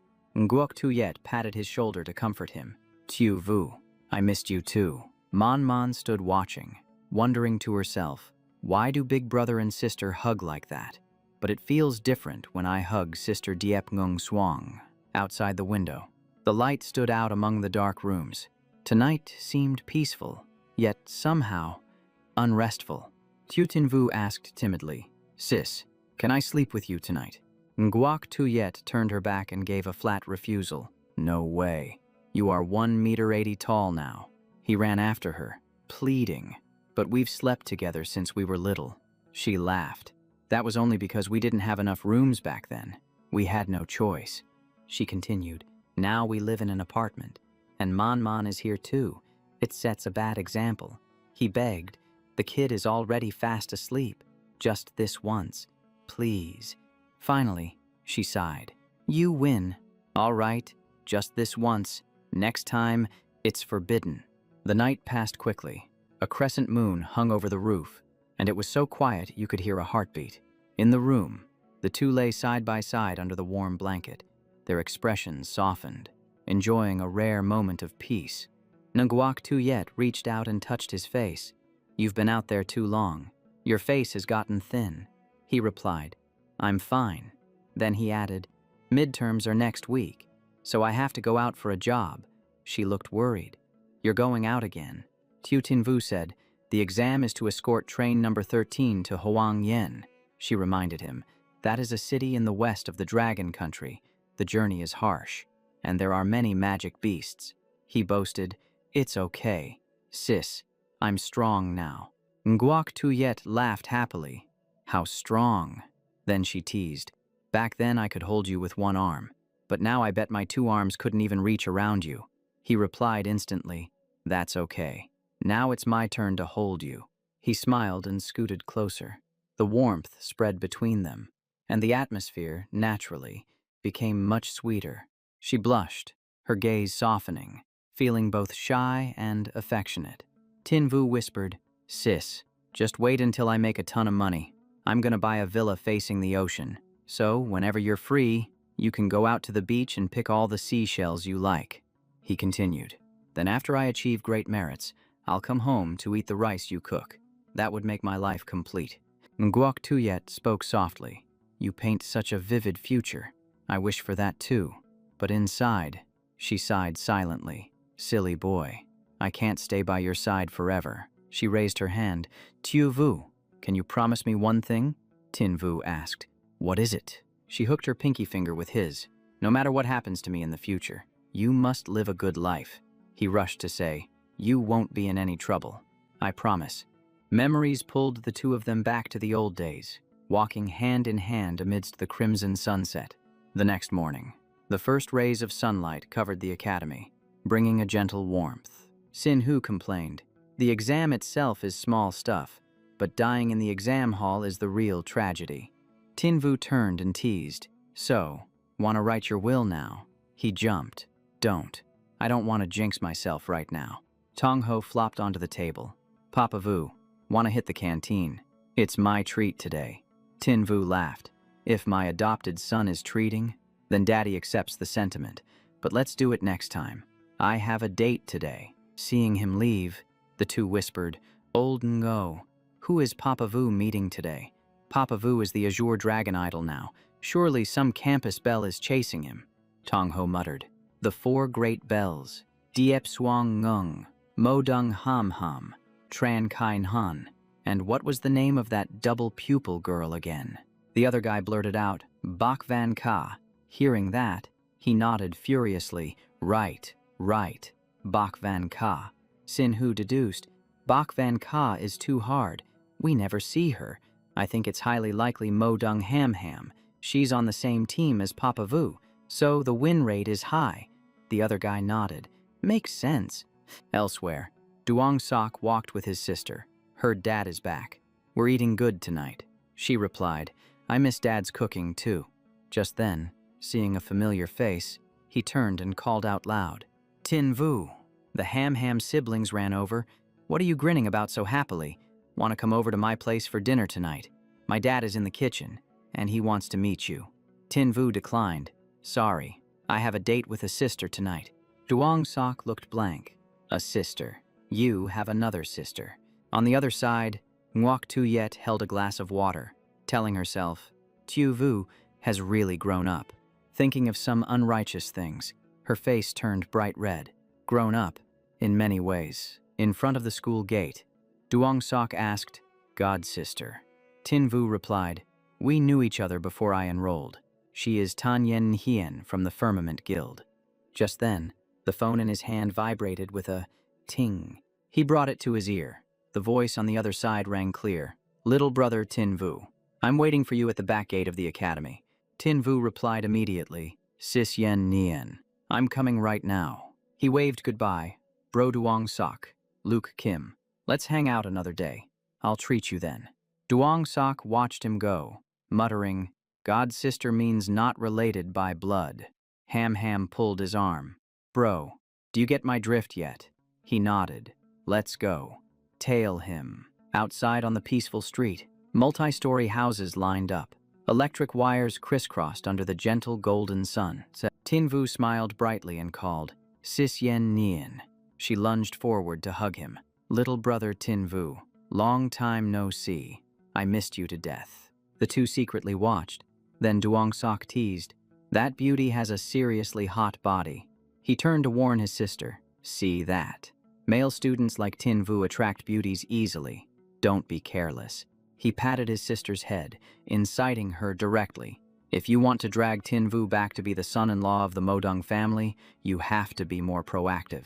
Ham Ham pouted, but I don't know how to be proactive, and even if I was, it would probably be useless. Duong Sok pondered like a strategist. Well then, time to unleash the ultimate move. A moment later, the scene shifted to a store with modern glass windows, lights reflecting dazzlingly, the entrance wide open as if inviting people to spend money. She held the menu and smiled. Tin Vu, this is the best restaurant in the city. Order whatever you want. It's on me. Tin Vu hurriedly stopped her. Sis Yen Nien. That would be too expensive. But she ignored it completely. I'm not short on money. Then she called the waiter. Bring one portion of every dish on here. The staff bowed. Yes. Miss Tan, please wait a moment. Soon, the whole table was covered in food, steam rising up like they just started a party. The two clinked glasses gently, the clink sound spreading out. The vibe exactly like celebrating a victory, she warned. Even though us sisters are escorting you on the trip to Huang Yen, don't let your guard down. Lately, the demon beasts outside the pass are starting to stir. The border is much more dangerous than inside the country. See, she continued, if the border is breached, demon beasts will flood into the Dragon Nation, and then this scene of eating and drinking happily will be over. Tin Vu laughed. Don't worry too much. When that time comes, won't you still have me? She nodded. Then I'll rely on you. The table next to them was noisy. Drink more. I can't anymore. The Heavenly Secret Pavilion auction is about to start. Tin Vu was startled. Heavenly Secret Pavilion, the biggest auction house in Hidden Dragon. Yen Nien teased. Kiddo, you're interested in the Heavenly Secret Pavilion auction too? Wanna go? Tin Vu shook his head.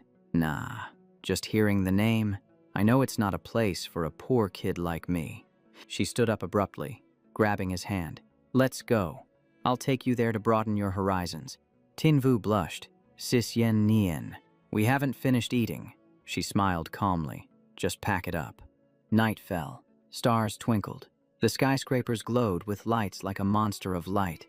The manager bowed respectfully and said, Miss Tan, please come this way to the VIP entrance. The main character thought to himself, having a rich sugar mama to lead the way sure feels good. The grand hall was incredibly spacious, featuring a magnificent high dome, and two figures stood there amidst the dim, luxurious lighting. The main character glanced around at the exhibits, the feather of the medicine-hunting eagle king, the tail of the ice rogue naga queen, and the skull of the black gold pincer. Yen Nien explained, the first floor is the private collection of Tower Master Kuang Tuyet Nu, so these items are not for auction. Just as he muttered the name, Kuang Tuyet Nu, a shout interrupted him. What are you looking at? Get out of this young master's way, or else. The tone was clearly looking for trouble. The main character immediately turned his head, his gaze sharpening as his alertness cranked up to the max. Standing right there was a man, followed by a group of bodyguards like he was putting on a show of force. He recognized him immediately. Young Master Lai Hang, the arrogant son of the Hurricane Guild, famous for being a flashy show-off. The guy stepped forward with a smirk. Oh, Yen Nien is here too. What a coincidence. She immediately put on a cold face and replied, Lai Hang, stay away from me. We are not close.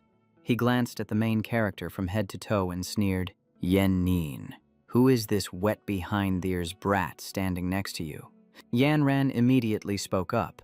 Li Hong, watch your mouth. My brother Xingyu here is the champion of the supernova competition. The guy immediately sneered, his face full of contempt. Just a 2-star beast tamer from a small town, with no power and no influence. Her taste in men was really getting stranger by the day. He even lowered his voice to threaten. Listen here, brat. Yan Ran is the girl I've got my sights on. If you're smart, get the hell out of the heavenly secret pavilion right now. But before he could even finish speaking, he was cut off. And what if I don't? Just as the tension was about to explode, a voice rang out. This is the heavenly secret pavilion. If you have a personal grudge, please take it outside to settle it. And don't damage my precious treasures. The crowd immediately started buzzing. Look over there. Boss Jiang has come out. The sound of slow, deliberate footsteps echoed on the wooden stairs, the steady rhythm making the entire main hall suddenly fall silent. A young woman walked down gracefully, her aura so seductive that the whole space seemed to light up, and everyone's eyes were instantly glued to her. Zhang Zhuorao gently raised a paper fan to cover half her face and smiled. I wonder if you gentlemen could show me a little respect. Li Hong immediately changed his attitude. Boss Jiang, I just spoke out of turn, accidentally causing trouble on your turf. Please don't blame me. Don't blame me. She maintained a smile as gentle as a spring breeze, her expression not changing in the slightest. But strangely, a dangerous aura radiated from her body, making the people around her unconsciously feel a sense of pressure. Xingyu frowned slightly, raising his head to look at the woman on the stairs with a gaze full of suspicion. Xu Rao turned around to announce, Ladies and gentlemen, the auction is about to begin. Please make your way to the exhibition hall on the top floor.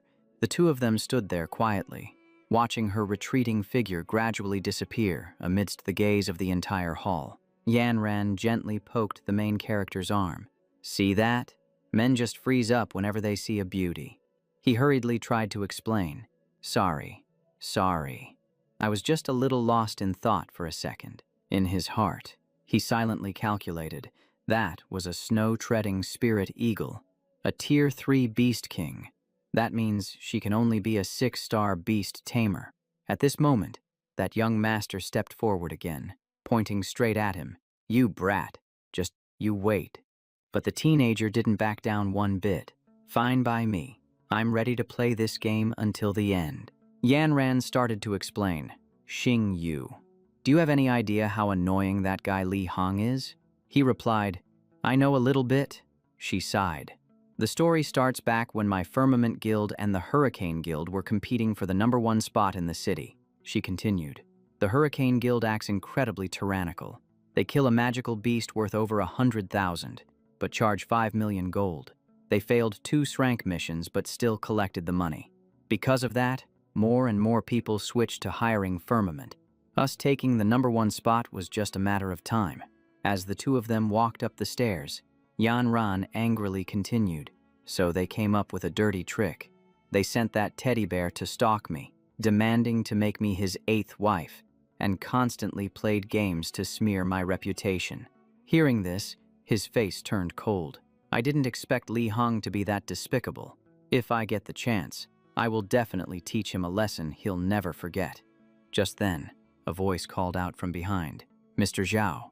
Hearing that, he turned around and realized the person calling him was the young woman who had just appeared a moment ago. She smiled. I have a few things I want to discuss with you. Could you come over here for a moment? He thought to himself, seeking me out again. Could it be related to the Empress? He turned and said, Sister Yan Ran, please wait for me a bit. After saying that, he immediately followed her into a private room inside. She took out an object. You left in such a hurry earlier. Her Majesty asked me to pass this on to you. He looked at it, confused. This is, she replied briefly, the Emperor's Soul Token. He took it and repeated, the Emperor's Soul Token. She explained. Seeing this token is like seeing the Empress herself. The members of the Emperor's Soul have never revealed their identities. Although you aren't fully qualified yet, Her Majesty still granted you this token. Hopefully, It can help you avoid some trouble while living in the academy. He immediately bowed his head in thanks. Thank you, miss, and please thank the Empress for personally coming here for my sake. But she just smiled. I was just passing by anyway. Then she looked behind her. I still have to escort that noble personage downstairs. He pointed his finger in surprise. She's taking a bath and you brought me in here. She laughed out loud. There's a curtain. It's fine. Her Highness won't blame you. He stood at the door and bowed. Then I'll take my leave. Once outside, Yanran asked worriedly, Are you all right? He smiled. What could possibly happen to me? Sister Yanran, let's go. The auction is about to start. She leaned in close and whispered, Being alone with a great beauty like that, did really nothing happen? He broke out in a sweat. I was only in there for 5 minutes. Yanran continued teasing. Xingyu, do you like the type like Jiang Shui Rao, or that girl from earlier, or someone like me? He answered immediately. Of course I like a brave heroine like you. Sister. She turned away, satisfied. I guess your EQ is pretty high. You sure know what to say. In another corner, Li Hang slammed his hand on the armrest. Damn it. What gives that brat the right to stand next to Yan Ran? The butler whispered a suggestion. Young Master Li, wait until the auction is over and I'll have someone drag him into an alley to teach him a lesson. But he just laughed coldly. I have to wait until then. That doesn't fit my style. Hearing that, the butler immediately produced a photo. Young Master, take a look at this. He continued. This is Xiaoxing Yu's older sister. Li Heng immediately flashed a wicked smile. Indeed, a rare beauty. From the auction floor below, shouts rang out continuously. 4,500,000, 6 million, 8 million. Someone even screamed. I'll pay 10 million just for Boss Jiang to smile at me once. Just give me a chance to have dinner with you. He watched and lamented. A heavenly eye spirit beast skull worth 3 million is being pushed up to 10 million. Is that really necessary? Yanran burst out laughing. You're so silly. What they're buying isn't the merchandise. It's Boss Jiang's attention. He immediately said, no matter how beautiful Boss Jiang is, she can't compare to Sister Yan Ran, who is both young and pretty. She smiled. I love hearing that. He looked up at the stage, fixing his gaze on where Tuyet Nu was standing. A glint flashed in his eyes, as sharp as if he wanted to see right through everything. He thought to himself, although I'm not really interested in this girl, that mysterious aura of hers is seriously intriguing. On the stage, Tuyet Nu continued. Next, please bring out the 9th auction item. She lifted the cloth cover. A rare 100-year-old treasure that can save a dying beast. The dragon horn ginseng. The starting price is 80 million. The crowd immediately gasped in shock. Is that really the dragon horn ginseng? Someone shouted loudly. Forget 80 million. I'd buy it even if it was 800 million. He watched the scene unfold, his eyes lighting up. My chance has finally arrived. Just as everyone was fighting to place their bids, a sudden sound rang out. A glass fell to the ground and shattered, spilling red wine all over the floor. He sighed helplessly. Oh man, I got my shirt all dirty. Li Hang immediately sneered. What a broke loser. You only came here to embarrass yourself. Tuyet Nu gave an order. Attendants, please take this gentleman to the restroom to clean up. But he smiled and asked, Boss Kuang, would you mind showing me the way yourself? Truong Hai immediately shouted, Who do you think you are to make demands of Boss Kuang? The crowd also got rowdy. A toad wanting to eat swan meat. Where is security? Kick him out. Li Hang smirked. You dare use such a clumsy pickup line right in front of Yen Nin. However, Tuyet Nu just smiled. Sir, I will take you there. He nodded. Sorry for the trouble. Boss Kuang. The entire hall instantly exploded. What? My goddess is actually going with that guy. Yen Yen thought to herself. So my little brother broke the glass on purpose to get close to Tuyet Nu. Does he have a thing for women in Cheongsams? Very quickly. The two of them walked down the hallway and entered the restroom area. Tuyet Nu asked him directly, Mr. Chu, you did that on purpose just to talk to me, didn't you? He wiped his shirt and said, that dragon horn ginseng just now is a fake. She immediately turned cold. Tianji Tower has always been reputable. You should be careful with your words. He spread his hands. I am just a 2-star beast tamer. Meanwhile, you have the beast king, the snow-treading dark eagle. What good would it do me to offend you? Tuyetnu was surprised. You recognized the snow-treading dark eagle. Then tell me, how did you know that ginseng was fake? He explained, real dragon horn. Ginseng grows in the Hanbang nation and has a very faint grassy scent, but that one didn't. It is most likely the worm blood whisker, which looks almost identical. A moment later she returned. It really is a fake. We were set up by the people from Lingnan this time. Thank you, Mr. Tu. He smiled. It was no big deal. She took out a card. This is the Supreme VIP Gold card of Tianji Tower.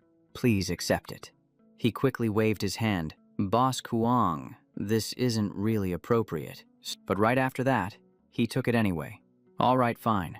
I'll hold on to it for now. I'll return it when I'm free. Tuyetnu covered her mouth and giggled. Mr. Tu, you really are interesting. Kuang Tuyetnu added, Mr. Tu, the auction is still ongoing. Please return to the hall first. I will come back later. Hearing that, Tinvu nodded immediately. Okay, I'll head back to my seat then. Behind him, she stood still watching his figure leave down the hallway, her eyes briefly filled with contemplation. Then she smiled softly and praised, as expected of the leader's son. Outside the hall, gossip immediately erupted. Why was Boss Kuang with that kid for so long? Another person chimed in. Don't tell me there's something going on between them. Even the dragonhorn ginseng from earlier was suddenly announced to be withdrawn from the auction, confusing everyone. As for Tinvu, he quietly returned to his seat and sat down next to Yen Nian as if nothing had happened. She immediately asked curiously, Tinvu, what were you and Kuang Tuyetnu talking about? He shrugged. Nothing much, just striking up a healthy friendship. Yen Nian was immediately suspicious. Just met and already healthy friends. He raised his hands to explain. Sister Yen Yen, we aren't just normal friends. We're like sisters. Hearing that, she nodded with satisfaction. That is acceptable then. On stage, Tuyetnu spoke up. I apologize, everyone. The Dragonhorn Ginseng has been reserved by a regular client, so it cannot be auctioned anymore. But coming up next is an even rarer item. She pulled off the cover, revealing a demon beast crystal core radiating a divine light. The host immediately announced, a special holy light attribute demon beast crystal core, starting price, 10 million. The crowd started whispering, the holy light attribute. But I don't have a beast with that attribute. Another person sighed. Holy light beasts are extremely rare. Buying it would just be for display. But he was different. His heart instantly fluttered. This spiritual power is even stronger than the devil force. If I give this to Freya, it would be perfect. Yen Yen noticed his gaze and said, Tinvu, do you like this one? I'll buy it for you. Hearing this, he was touched. Sister Yen Yen, 1. But before he could finish his sentence, she had already raised her paddle. 20 million. Li Hong immediately cut in. 30 million. Yanran silently gritted her teeth. This guy is clearly targeting me on purpose. She didn't hesitate, continuing to raise the bid. 40 million. He sneered. 50 million. Whatever Xin Yanran bids, I'll add 10 million more. So she got angry. Li Hong, you're crossing the line. He shrugged. I just want to give that brat a hard time. If you dare to drain the Firmament Guild's funds, then go ahead. I won't follow anymore. She immediately shouted, You! Seeing this, Xing Yu advised, Sis Yanran, I appreciate your kindness, but let's just drop it. It's just a crystal core. I'll have other chances later. She hesitated. But with quality like this, we might not see another one next time. See. Just then on stage, Shuiro picked up the auction item, then suddenly called out, Mr. Xiao. She announced to the whole hall, Mr. Xiao is the owner of Heaven's Secret Pavilion's Supreme Gold card, and also a friend of mine. Therefore, this crystal core will be withdrawn from the auction and gifted exclusively to him. The whole hall instantly exploded. What? Someone screamed. I spent half my fortune here just to become a diamond member. Why does that brat have a supreme card? Boss Jiang, we need an explanation. Li Hang also stood up. Boss Jiang, that's not fair. Is all that money worth less than a friendship with that brat? Su Rao smiled dangerously. That's my personal business. Even if there's a loss, I'll bear it myself. No need for young Master Li to worry.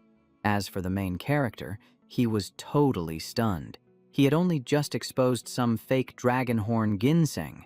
Getting a gold card was expected, but getting the crystal core for free like this was definitely off script. Li Hong gritted his teeth. Very good. Xiaoxing Yu, you really are favored by women, but I want to see, when your face is smashed in, who will help you then? As soon as he finished speaking, his bodyguards immediately pushed the crowd aside. Move it. Yanran saw this and asked, Li Hong, what do you want to do? He laughed coldly. Today, I have to teach my brother-in-law a lesson.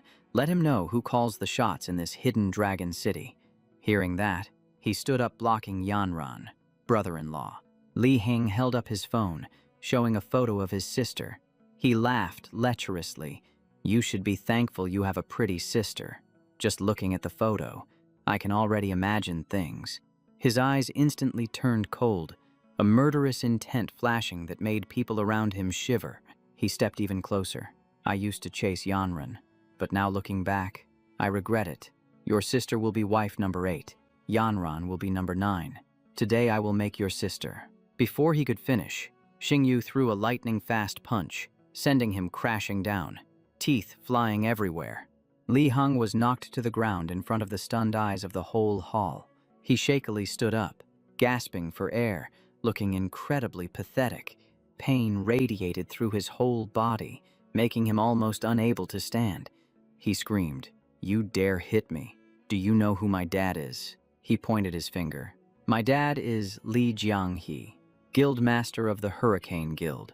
Messing with me means messing with the entire Hidden Dragon Guild. But he didn't bother listening to the rest, landing another kick. So what if you have a powerful dad? Li Hong flew back again, sprawling on the ground. But he stubbornly screamed, If you keep hitting me, I'll make your sister. In the blink of an eye, he appeared right in front of him. His hand slammed down on the table right next to his head, an explosive aura making everyone jump. He said in a cold voice, Dare to mention my sister one more time, and I'll make you regret it for the rest of your life. Li Hong instantly broke out in a cold sweat, his eyes filled with panic. But he didn't say anything more, just silently raised his fist. The sound of impact rang out repeatedly, making the crowd around drop their jaws. A bodyguard asked the butler, Should we save young Master Li? His face was pale. We can't. The young master is still in his hands. Contact the guild master, quickly. A moment later, he dusted off his hands and stood up. Thick skin indeed. My hand actually hurts from hitting him. As for Li Hong, he lay on the ground, his face swollen like a pig's head. 2 subordinates hurriedly ran over to drag him away. He was still screaming, Kill him for me. The butler immediately shouted, Didn't you hear the young master? Charge. Just then, a voice rang out. Who dares to bully my son? A subordinate rejoiced. Guild master, you're finally here. An old man in a purple robe stepped forward, followed by a row of bodyguards in black glasses. Lai Hang screamed, Dad, you gotta handle this for me. Lai Jiangha looked at his son, stunned. Hang, my son, how did you get beaten up like this? He turned around. Did you beat my son? Li Hang immediately pointed. Yeah, it was him. Tin Vu calmly replied, That's right. I did it. So what? Kwang Tuyet Nu stood up high, silently observing the whole scene. Lai Jiang's voice went cold. Guards, cripple this kid's arm for me. Yen Yen immediately blocked him. Guildmaster Lai, Tu Tin Vu is my younger brother, and a special pharmacist of the Firmament Guild. Touching him means declaring war on us. But he sneered, Your father isn't here in Hidden Dragon, so what if I teach him a lesson? You think he'd turn against me over this? He gently pulled her aside. Sister Yen Nian, stand back. I want to see if he actually dares to. She was shocked. You're still not scared. He smirked, and suddenly, a token appeared in his hand. Then he deliberately dropped it on the ground. Oops, sorry, slipped my hand. The token lay on the floor, its patterns radiating a majestic aura. Lai Jiangha turned pale instantly, the cigarette falling from his mouth. The Imperial Soul Token. But Lai Hong hadn't realized it yet. Still yelling, everyone attack together. My dad gave the order. Cripple 2 Tin Vu for me. As soon as he finished speaking, a slap landed with a shout. You disgrace. He was bewildered. Dad. But Li Jiangha didn't answer, his hands trembling as he picked up the token from the ground. He hurriedly brought the token close to his mouth, gently blowing off the dust, his movements looking like he was making a sacred offering. Jiangha broke into a cold sweat, bowing respectfully. My foolish son has ruined your mood. Please forgive us. Whatever auction item you want, just say the word. I'll pay for everything tonight. Strategist Ta Trung, Beast King of the Four Directions, General of the Three Armies. They are all pillars beside Quan Lan. But to be honest, they still aren't the ones the Empress trusts the most. To stand firm in Dragon Kingdom, Quan Lan established the Imperial Soul Organization, loyal only to herself. Members are like death warriors, highly paid, and carry the Imperial Soul Token as a mark of identity. In Dragon Kingdom, there is an unspoken rule. Seeing the Imperial Soul Token is like seeing the Empress herself. No one dares to act recklessly. Lai Hang screamed in injustice. Dad, why did you hit me? I am your son. Zhang Ha roared. Shut up. I don't have a stupid son like you. Tin Vu asked straight to his face. Guildmaster Lai, your son just tried to cripple me, and you wanted my life. Don't you intend to give me an explanation? Jiang Ha immediately lowered his voice humbly. High Priest Tu, it's just a misunderstanding. Ruining your mood today is the fault of our Gale Guild. He hurriedly tried to appease him. To show our sincerity, we are willing to pay for other auction items as a gift to you, but the main character rejected it bluntly. I'm not interested in money. He smiled faintly, pressuring him back. You admitted your mistake and want to apologize. Shouldn't the method of apology be decided by me? Zhang Ha had to ask. High Priest Tu, what will it take for you to accept? He calmly stated his price. Simple. He insulted my two sisters and wanted my life. I'll break one of his arms. That's not too excessive, is it? Jiang Ha choked on his words, his face looking grim. This, High Priest Tu. The main character's voice turned cold as he pressed on. Or do you want to take his place? Then he delivered the final blow. Does the Gale Guild not want to exist anymore? Jiang Ha gritted his teeth and accepted. I understand. Which arm do you want? High Priest Tu, he replied briefly. The right one. If I see his right arm moving in the future, you'll bear the consequences yourself. Lai Hang panicked and screamed. Tin Vu, what are you talking about? I'm warning you. Don't try anything. Without another word, Jiang Ha took action directly, his decisiveness chilling to the bone. An ear-piercing scream rang out. My arm. Jiang Ha suppressed his anger and asked, High Priest Tu, are you satisfied yet? The main character glanced once and waved his hand. Get lost.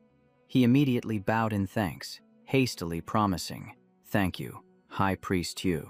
When we get home, I will definitely teach this ignorant son of mine a lesson. Then he turned and shouted at his subordinates, What are you standing there for? Get this idiot out of here.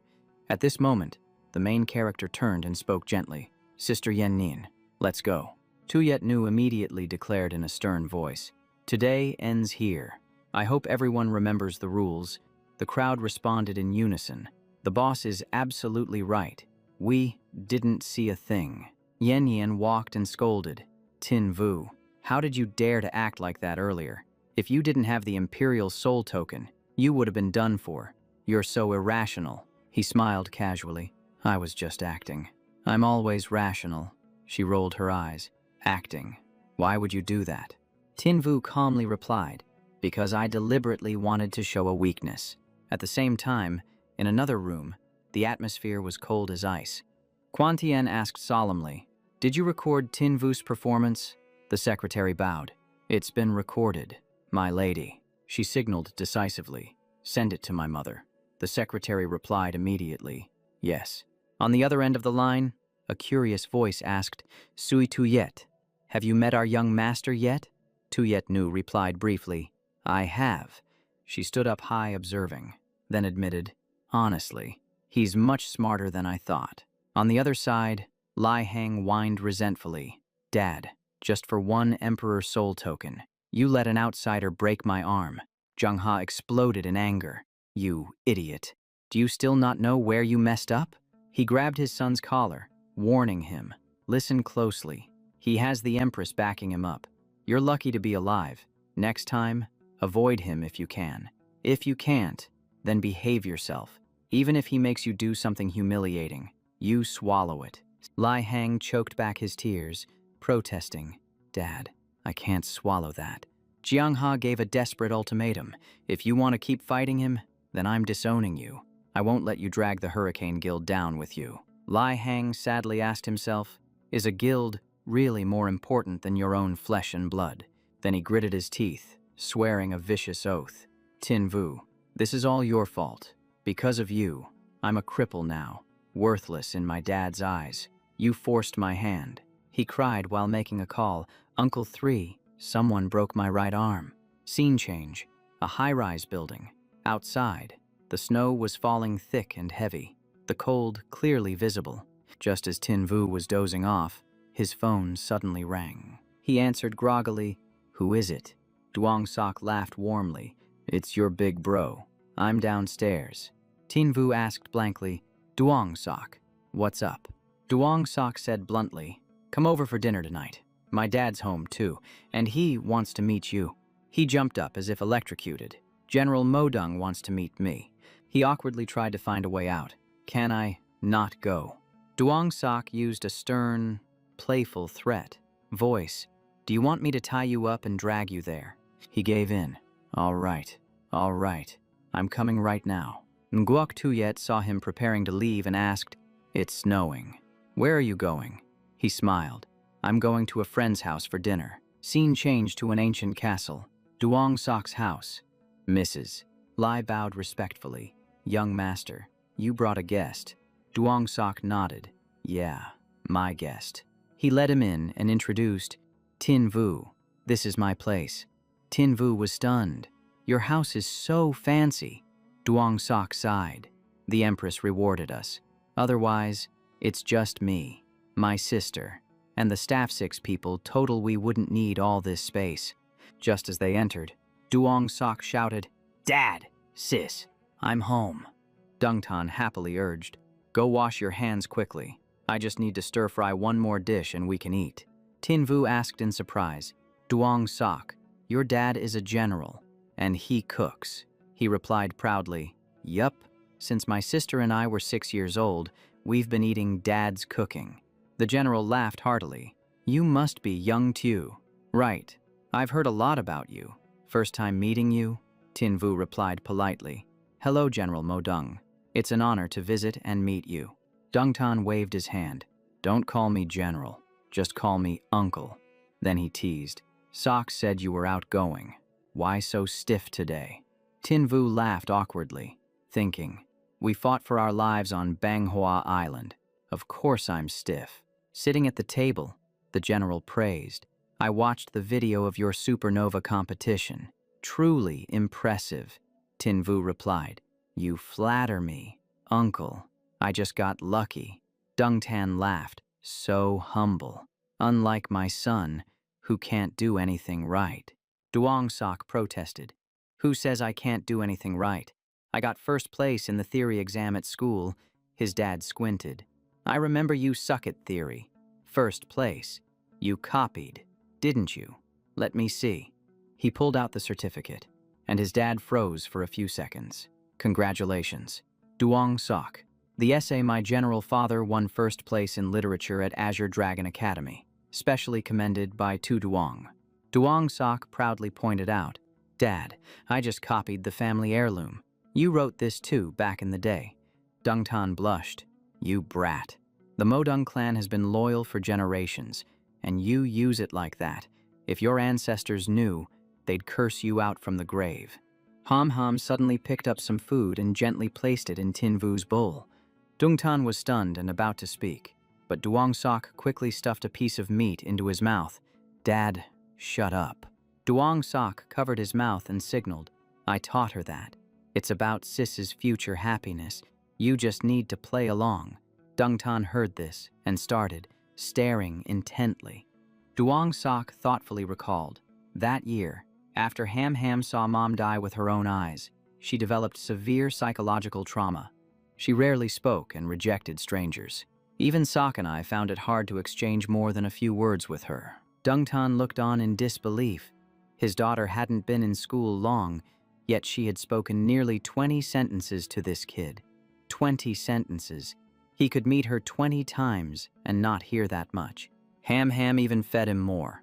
This pineapple meat dish is delicious. You should try it, Dungtan thought anxiously. Does my daughter have feelings for this kid? His fatherly instincts started sounding the alarm. He squinted sharply, dropping questions like an interrogation. Tell me, how many people are in your family? How many acres of land do you have? What do your parents do? What about your grandparents? Is your great-grandmother a beast tamer? How many stars? Duong Sok panicked and intervened. Dad, stop asking. You're going to scare him away. Dungtan remained firm. No, I can't let Ham Ham suffer. Before he finished, he got bitten on the hand. Duong Sok screamed in pain. My hand. Switched to the conference room. The atmosphere was strangely silent. Duong Sok said indignantly, Dad, it's rare for Sis to notice a guy like that. Why do you still oppose it? Dungtan said sternly. Tin Vu is good at everything, but he's poor. Duong Sok replied calmly. Can't the two of us support them? Dungtan still hesitated, but Duong Sok cheerfully concluded, no problem. Tin Vu is a special pharmacist for the Firmament Pharmacist Association. In the future, he definitely won't be inferior to our family. Dungtan frowned after hearing that, looking like he wanted to nod but was terrified that one wrong nod might cost him his daughter's entire future. Back in the present, he kept staring at Maine, scrutinizing him like a piece of merchandise, which honestly made him feel a little creeped out. Ham Ham gently urged, You should eat a little more. Maine leaned in and whispered, Luke Kim, your dad's look is unstable. He isn't planning to grab a knife and take care of me, is he? Dungtan asked cautiously, Tin Vu, I am very curious. You haven't been at Azure Dragon Academy for long, so how did you become a special agent pharmacist of the firmament? He smiled humbly. I have a bit of talent in medicine, researching potions to help injured magic beasts recover to their peak condition. He laughed and praised him, then drilled deeper, young in age but big in spirit. A special agent pharmacist is a rare resource, so if you only know the basics, why would the association make such heavy use of you? Maine asked back very cleverly. Does Uncle Tan mean I used the back door to get in? Dungtan nodded firmly like he was hammering a nail. What else could it be? This little green bottle you researched must have taken a ton of effort. Maine smiled. Talking is useless. Let's let the facts speak for themselves. He went straight to the point. Uncle Tan, as a Navy general, you must know that Navy Beast Tamer's pets often suffer from carapace-Fisher syndrome. This disease severely reduces blood clotting ability, making injuries very hard to stop bleeding. Up to now, the market still hasn't seen an effective cure. Right. He asked eagerly, Don't tell me you can cure it. Maine brought out his creation. I don't dare claim to be an expert, but this is a specific treatment for carapace-Fisher syndrome. Blue Flask Herb Essence, a high-energy antioxidant version for skin protection. Dungtan picked up the bottle, examined it closely, and stammered, High energy, skin protection. Herb version what? Little green bottle. Realizing this might be the real deal, he immediately ordered, Little Lou, summon your tamed beast and try soaking in that fountain over there. Little Lou responded seriously, Yes, sir. The scene shifted outside, in front of a magnificent fountain that looked expensive just by glancing at it. Little Lou concentrated on summoning Storm Rage. A figure appeared instantly. In less than a second, a sea seal covered in wounds emerged from the water, looking so pitiful that everyone felt sorry for it. It waddled onto the ground, looking adorably clueless, as if it didn't even know it was acting as a lab rat. Maine stepped forward to instruct, drip it onto the wounds, then let it soak in the water for a while. Little Lou applied the medicine while soothing it. "Nana, be good. Just relax. Soaking for a bit will make everything okay." Then he carefully dripped every single drop into every crack of the wounds. In just the blink of an eye, the medicine absorbed, and the wounds began to close up visibly. Nana was excited because the painful sensation vanished, and its eyes lit up. It wagged its tail and wiggled around, acting playful like its spirit had just been buffed. Nana returned to its cute appearance, happily spraying water that surged like liquid fireworks. Little Lou's eyes shone as he reported, "General, Nana's wounds are healed." Dungtan clenched his fists, genuinely shocked. "I can't believe it. It's even stronger than the SK-92 potion from the Royal Hospital," Maine concluded lightly. "Uncle Tan, do you believe in my medical skills now?" He asked immediately. "This little green bottle, can it be mass-produced?" Maine laughed heartily. "Just give me a pharmaceutical factory, and I can get it done." Dungtan instantly praised him with excitement. "Tin Vu, you really are a once-in-a-century genius. With you, the future of the Navy will be stronger," Maine asked timidly. "So, can we discuss the technology royalty fee?" He zoned out and repeated, "Royalty fee, for technology." Dungtan was both excited and bug-eyed. "You plan to do business with me? You brat. You're basically my half-son-in-law already, and you still demand money," Maine replied firmly. "Why not?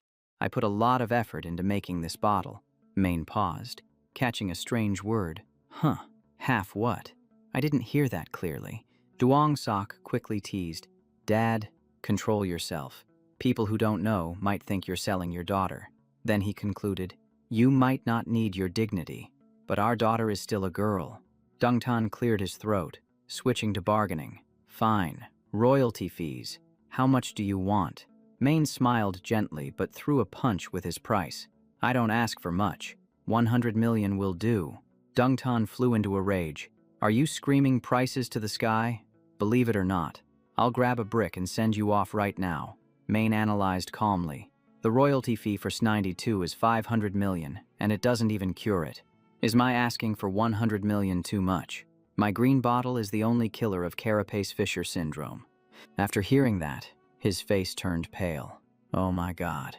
Duong Sok leaned in to plot. "Dad, just treat that 100 million as a dowry for Ham later. It'll hurt less." Then he whispered, "When it's time to sign, we'll just dodge a few clauses and we're good." Dungtan's eyes lit up with praise. "You really are a schematic brat." Maine watched the father and son huddle together whispering, scratching his head in confusion. "Why do I get the feeling that I'm about to be schemed against?" The two of them exchanged knowing looks and laughed, smiles that clearly showed they were up to no good. Ham asked softly again, "Do you really not need me to take you home?" Maine quickly refused. "Luke Kim, I still have some things to do. No need to take me." She nodded and advised, "Then please go carefully." Maine looked at his balance and calculated, 50 million deposit. What should I buy for my sister and the tamed beasts? Skincare products and a massage machine for my sister, snacks and new clothes for Man. They-chan likes drinking tea, and there's Freya too. Without hesitating, he immediately transferred the money. Then he raised his hand to signal, "Come on out, Freya." In just a blink, the kid appeared, fast and clean like a teleport. Maine handed over the gift. "Freya, this is for you. You've been following me for a long time, but I haven't given you anything decent yet." Seeing the kid so excited, he got serious and said, "This is a Holy Light Attribute Magic Beast Core. I plan to let you break through first." The little one nodded furiously with joy. You could tell just by looking at her that she was ready to go all out.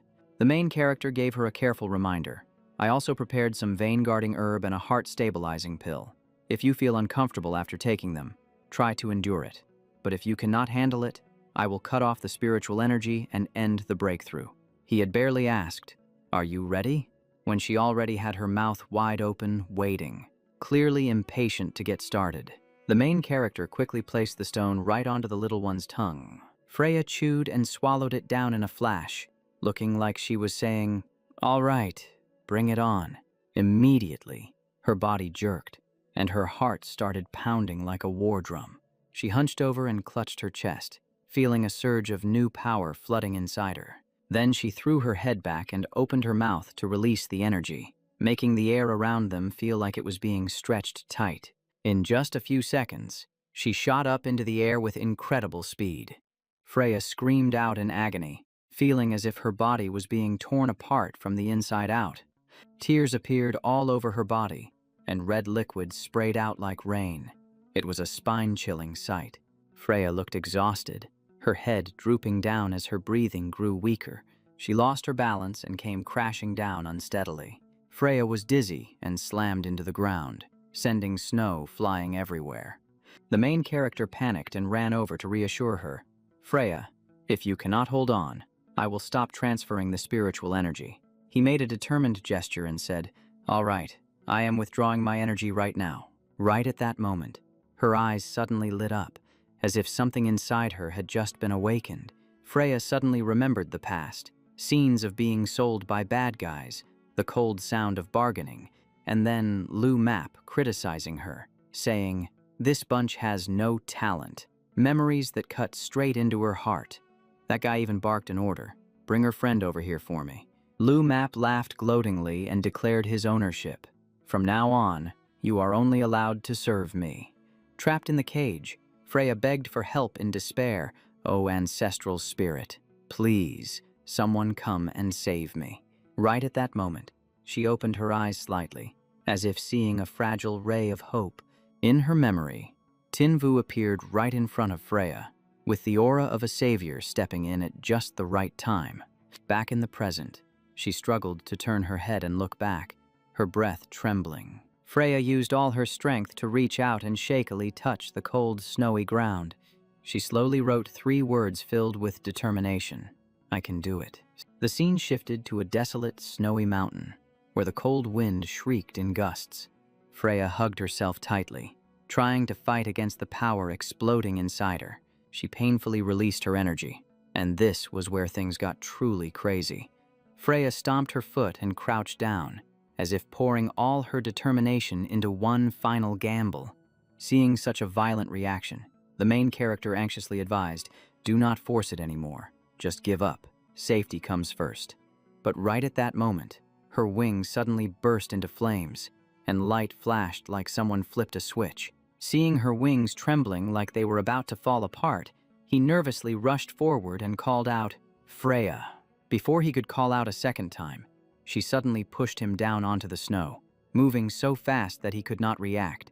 Freya did not say a word. She just placed a light kiss on Tinvu's lips, a classic case of small move, massive damage. Yahello saw this and immediately questioned them jealously, but Medusa quickly intervened. "Calm down, Fox.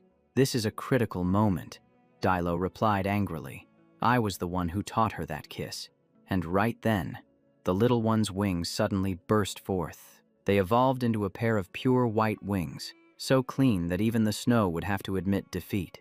As everything gradually stabilized, the light surrounding her also settled down. Freya blushed and pulled away, looking shy even after just clearing such a difficult hurdle. She closed her eyes as power exploded within her, her aura rising like crashing waves. The main character cheered happily. "Freya, you successfully broke through." The system immediately displayed the information. 4-winged holy angel, growth stage 1, mythical angel bloodline. Talents included holy light protection, star power, and star mark. Skills included light sword cross slash, flowing light sword formation, holy light spirit slash, star blast, plus a long evolution path, and a hobby of absorbing moonlight while beside her master. Tinvu excitedly congratulated her. "Success, Freya, you really did it." He immediately pointed at her and asked, "Freya, you are injured, aren't you?" Then he innocently blurted out, "I noticed. Your chest seems a bit swollen. Do you need to take off your armor so I can help take a look?" The little one turned beet red. "You lecherous beastmaster." He laughed and denied it. "I am not." Yahello's face went dark as she growled, "Master." Medusa happily teased, "Master, Freya, you two are much closer than I thought." He asked in confusion, "Lolo, Why did you come out of the beast-taming crest? Dilo replied calmly.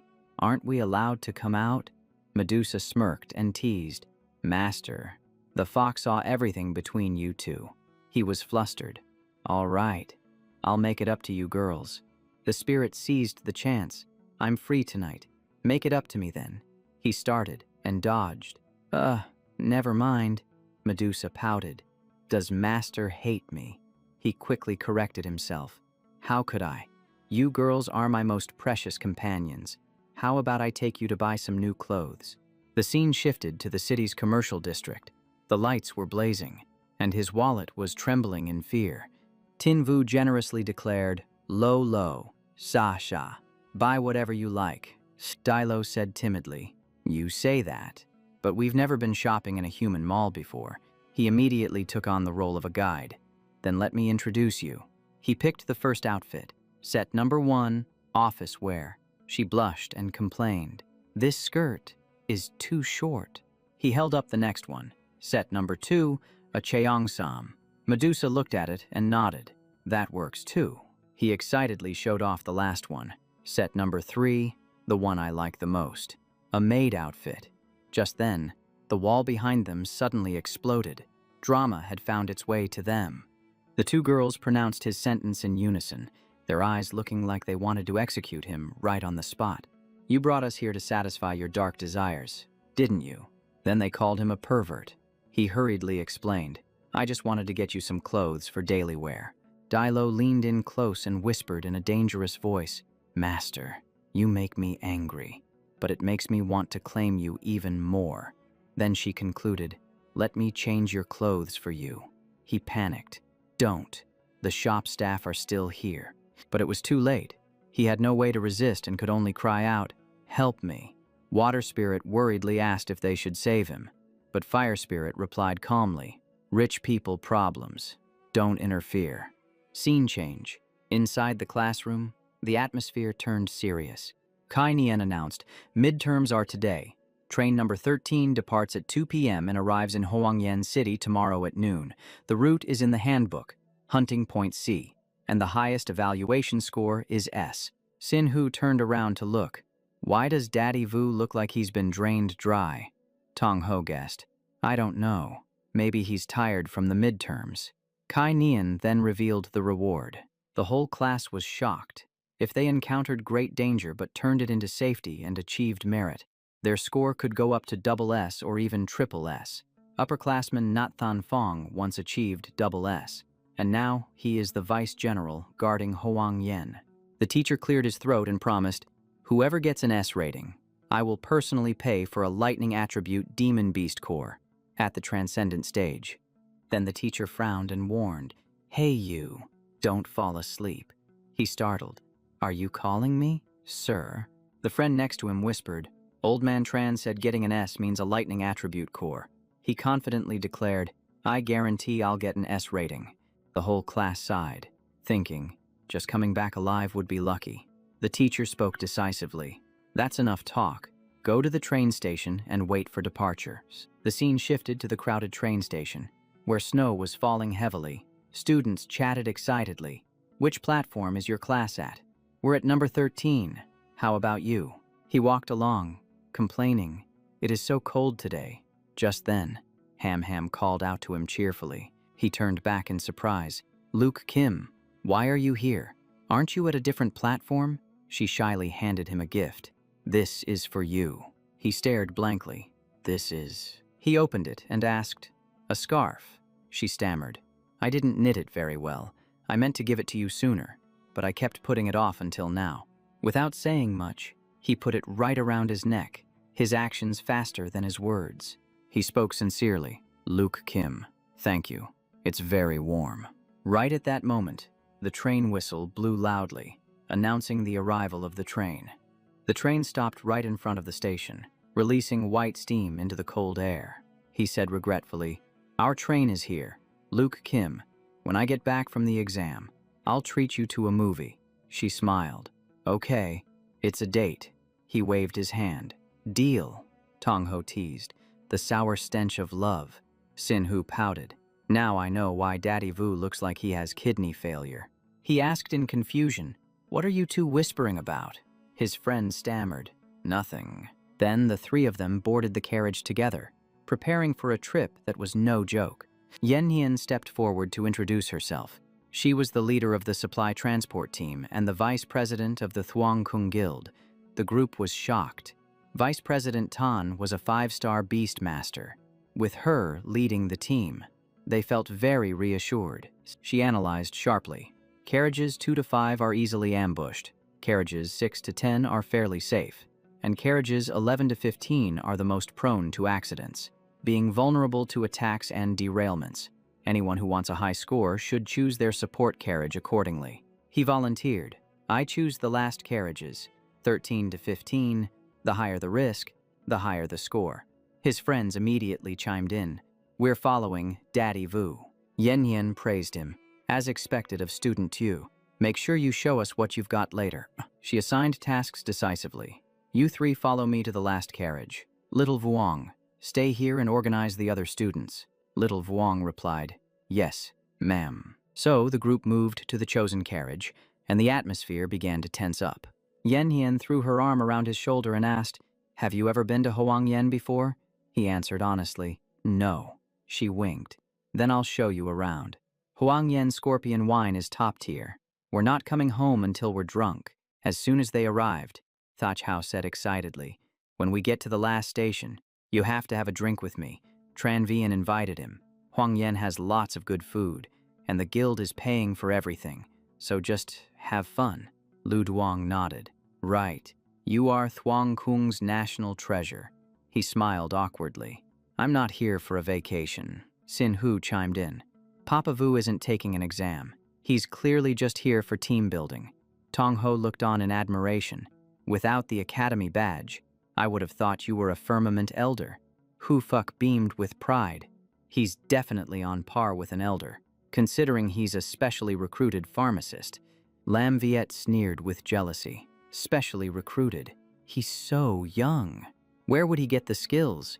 Getting in through the back door isn't anything impressive." Vice Captain Lai shouted, "Lam Viet, the fact that you aren't as good as him is your problem. Don't use that tone to mock Tin Vu." But the guy just scoffed. "Am I wrong, though? An outsider like him, without Captain Tan's help, how could he possibly get special treatment?"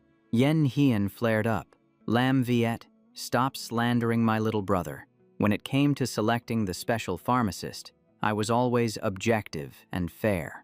Lam Viet vented his frustration, listing his merits. "I've worked at Firmament for 8 years, went through life and death, achieved plenty of merits, went on missions for half a year, and supported countless rank tasks. Just got back and Tin Vu steals my spot. On what grounds?" The main character replied bluntly, "Evaluating a special pharmacist isn't based on merits. It's based on medical skills." Lam Viet snapped back. "So you're confident in your medical skills? Dare to make a bet." The main character shrugged. "Bet on what?" The guy tilted his chin up in challenge. "We bet on medical skills. If I lose, I leave Firmament. If you lose, the one leaving is you." The main character nodded instantly. "Deal." At this moment, the train was rushing at full speed through the snowstorm, shaking rhythmically as if foreshadowing a bad omen. The moment the train came to a halt, a few shadows on the cliff face secretly observed, silent and creeping everyone out. Then, a herd of aggressive rats surged out, their numbers so vast it was exhausting just to look at them. On the train, the emergency lights immediately flashed red, and the alarm sound blared continuously. An emergency combat order popped up. "Enemy attack. All members stay alert." As soon as the words were spoken, blades pierced through the wooden ceiling, slamming down like rain. A rat frantically clawed and tore at the wood layer, and this midterm exam had only just begun, but was already raising the stakes. The demonic beast seemed to go insane, bloodthirsty just like a wild animal. It let out a roar and dove straight down, its aura looking like it wanted to crush anyone standing in its way. Yen immediately ordered a counterattack, her voice decisive without a hint of hesitation. The students heard the command and summoned their divine beasts. "Come on out, ancient hound." Just as the team was preparing their formation, bam! 2 giant rats smashed through the glass, rushing straight into the train car from windows on both sides. Caught between 2 sides, she immediately cried out in panic, "Wait a minute, there are some on this side too." Manhwa immediately stepped up to take responsibility, speaking calmly, "Sister Yen Nian, just leave these guys to me." Right after that, Tinvu boldly summoned his warrior. "Come forth, Freya." Only a few seconds later, the aggressive pack of rats rushed in like a tornado, their claws and bared teeth looking incredibly menacing. But the main character was different. He was extremely calm, his eyes tracking their every move. Freya widened her glowing eyes, and a powerful burst of holy light erupted from her body. Seizing that moment, he gathered momentum and leaped high into the air. Freya gripped the spear tightly in her hand, channeling all her power into the cold, sharp tip of the weapon. Spirit harmony dashed through the pack of rats as the holy spiritual light swept across the battlefield. Freya spun her body gracefully, and with a few neat sweeps, she immediately broke the siege.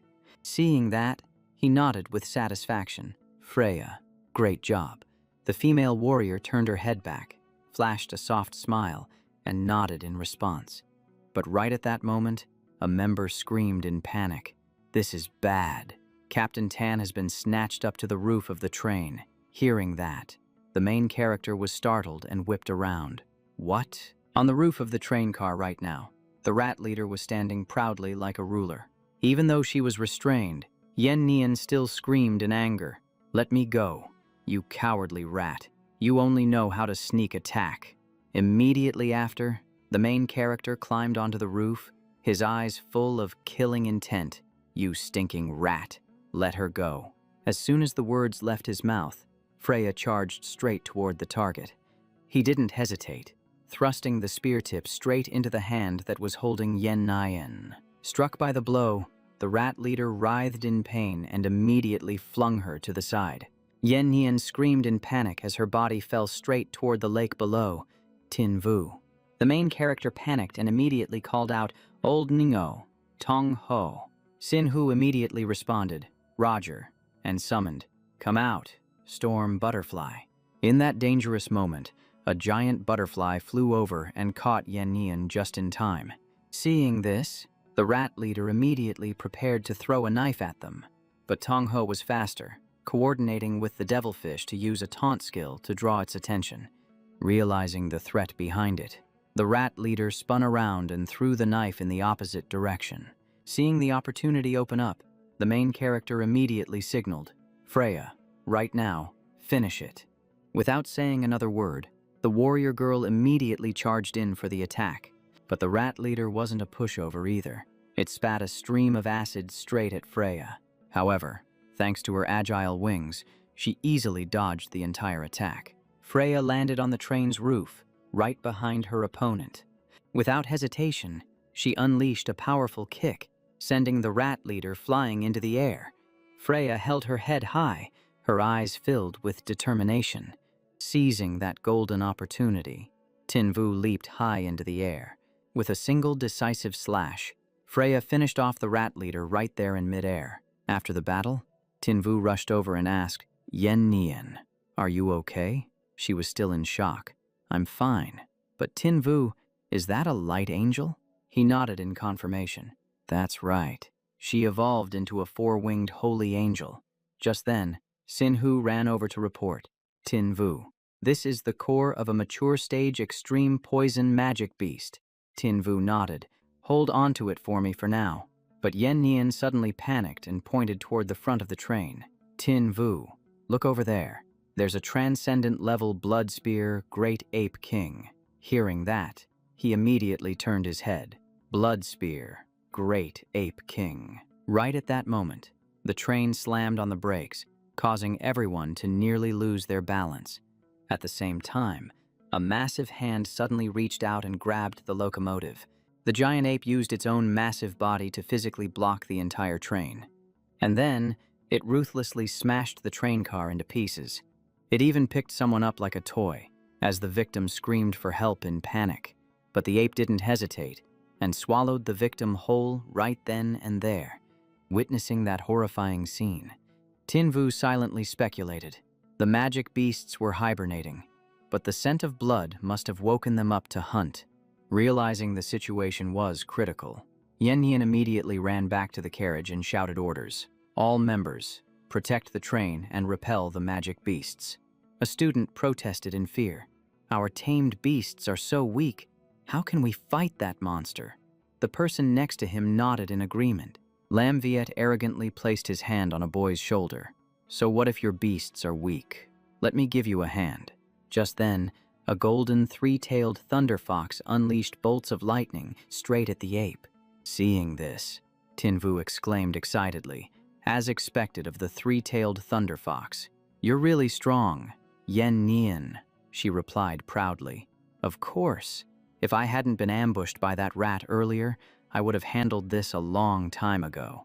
But right at that moment, the giant ape suddenly let out an earth-shattering roar. It glared at the group with eyes full of murderous intent. Immediately, a pack of monkeys heard the roar and rushed in as backup. They crowded the surrounding cliffs, completely encircling the area. The ape leader lifted its face arrogantly, looking like a king. Seeing this, Tinvu sighed in frustration. What a pain. First rats, now monkeys. Come out, Black Wind. Just then, he shouted joyfully, everyone is finally here. Let's charge. But in that instant, the ape suddenly lunged forward to attack the red fox. It aggressively channeled its energy into the strike. Its teeth clenched tight. The red fox opened its mouth and roared fiercely in response. Watching the scene, Tinvu frowned. These tamed beasts, something seems off about them. Sinhu immediately reported, Tinvu, look, there's something under the water. Hearing that, he immediately turned his head to look down. The water's surface suddenly rippled, and bubbles started rising up. Beneath the surface, a giant black snake was silently stalking its prey. And then, it suddenly shot a spiraling column of water into the sky. The massive stream of water headed straight for the train. Tinvu frantically shouted the command, Black Wind, use Hell Roar. Hearing the command, Black Wind opened its mouth and blasted a beam of red energy to counter the water vortex. The moment the two attacks collided, light exploded violently, and the water surface shook intensely. Smoke and dust were blinding everything in sight right now. Tinvu immediately narrowed his eyes to scan the area ahead, his whole body tense like a coiled spring, because he knew for a fact that whatever just appeared was no simple threat. From the pitch-black water, a giant snake slowly rose up, its long tongue flicking out gently as if it were sniffing out its prey. Vuong Van Kin Hai recognized it the moment he saw it and yelled, This is the Grim Crown Serpent, in its complete form. Yanyan immediately issued a decisive order. All students, get back to the train right now. Leave the outside to us, the Firmament Guild. But the panicked students reported back, We can't. Our beasts are out of control. Lamviet made them go crazy, and now we can't recall them. Hearing that, she immediately flew into a rage. Is this another mess caused by Lamviet? Tinvu calmly assigned tasks at this moment. Sister Yen Nian, you focus on dealing with the Blood Spear Great King Ape. Leave this snake to me, she asked him again, looking a bit worried. Little brother Tinvu, are you sure about this? As soon as the words left her mouth, the giant snake opened its massive jaws and lunged straight up. Tinvu reacted instantly. Freya, use Radiant Strike. He-U-Y rushed forward and delivered a kick straight to the Grim Crown Serpent's chin. Freya then spun her body with great agility, continuously striking at the weak points on its body. The warrior girl quickly teleported into midair. Immediately after that, Freya put her full strength into the attack. Her spear plunged straight into the monster's abdomen. Taking hit after hit, the Grim-Crowned Serpent lost its balance and crashed hard into the cliff face, not giving the opponent a chance to counterattack. Tinvu immediately combined his moves. Hak Fong, Infernal Lotus Fire, hit both the snake and the Blood Spear Spirit apes on the cliff. Hak Fong immediately unleashed a violent stream of energy aimed straight at the target. The Grim-Crowned Serpent hurriedly used the little strength it had left to defend itself, but it was exhausted. Its body swayed unsteadily, and then it fell backward. Right at that moment, the pack of monkeys suddenly rushed in to attack. Freya realized the snake was weak, so she immediately flew closer. She stared at the target with cold eyes. One decisive blade strike, and the battle was over. The head of the grim crowned serpent fell to the ground and rolled a few times. Tinvu immediately commanded, "Freya, collect the beast core. Hak Fong, go support Sister Yen Nien." But she unexpectedly stopped him. There is no need for that. Yen Nien and her divine beast stood tall right in front of the monkey leader. The three-tailed thunder fox behind her raised its three tails, gathering lightning energy. In just a split second, a ball of thunder and lightning shot straight into the monkey leader's stomach. The monster howled in pain as its stomach swelled up abnormally, and right after that, all the energy exploded. With their leader defeated, the rest of the monkeys immediately panicked and ran away. Yen Yin and everyone else breathed a sigh of relief. The battle to protect the train, we won.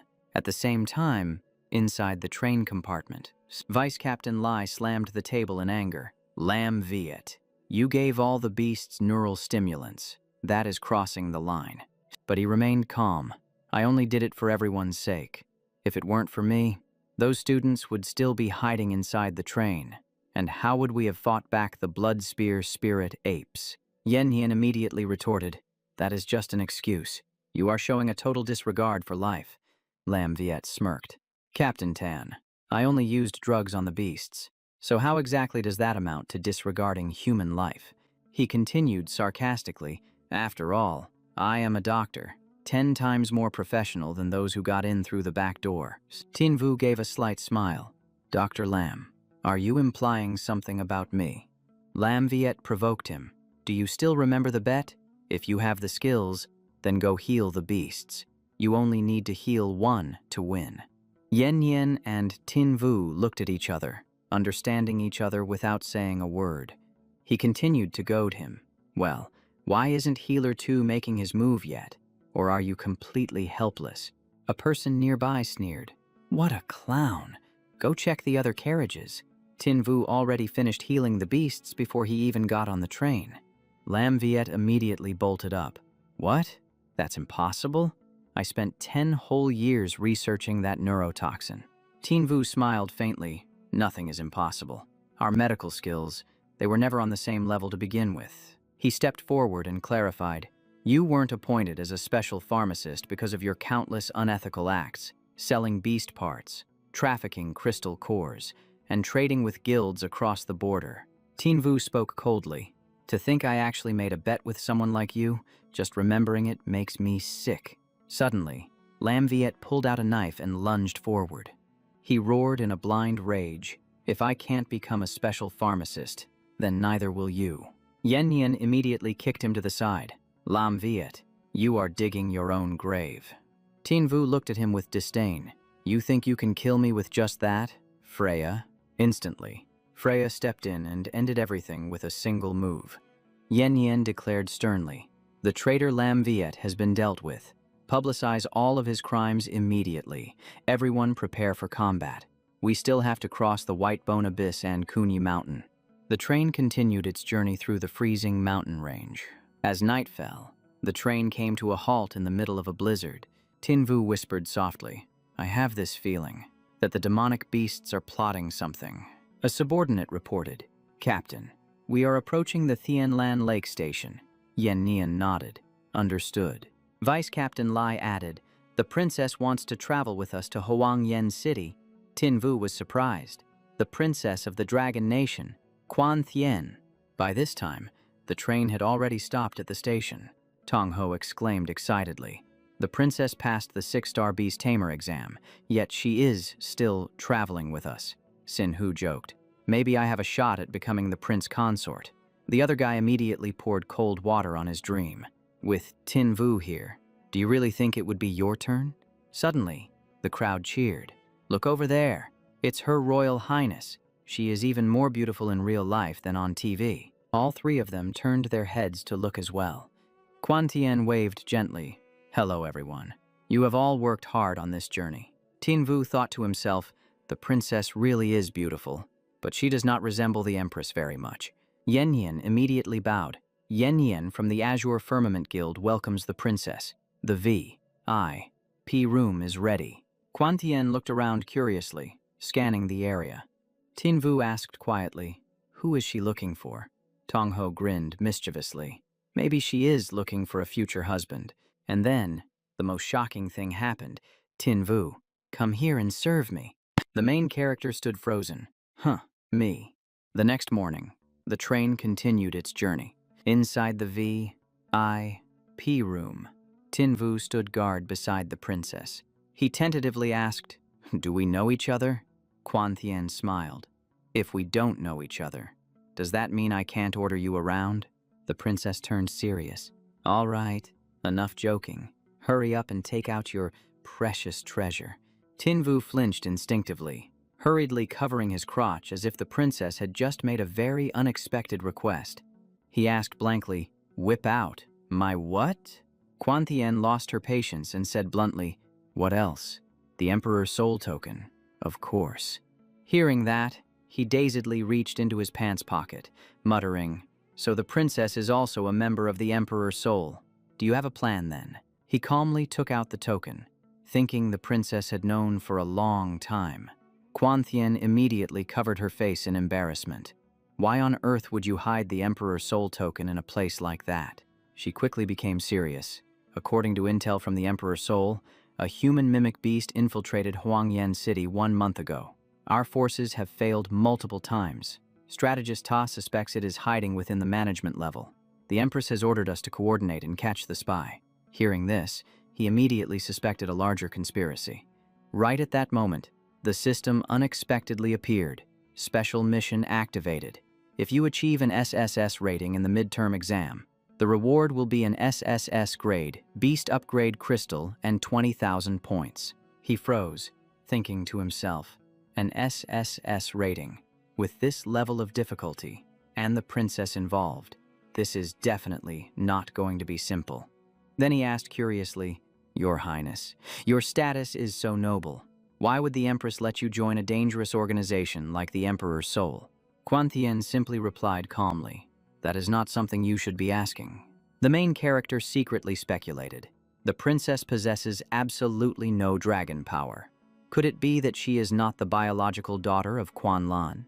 Just then, the loudspeaker announced, "Attention passengers, we are approaching the final station, Huangyan City." Outside, the sky was already dark, while inside, everyone was resting at a small inn. City Lord Chu Hung raised his glass in greeting. "Your Highness, thank you for personally coming to Huangyan. I would like to dedicate this glass of wine to you." Quan Tien replied politely, "City Lord Chu, you are too kind.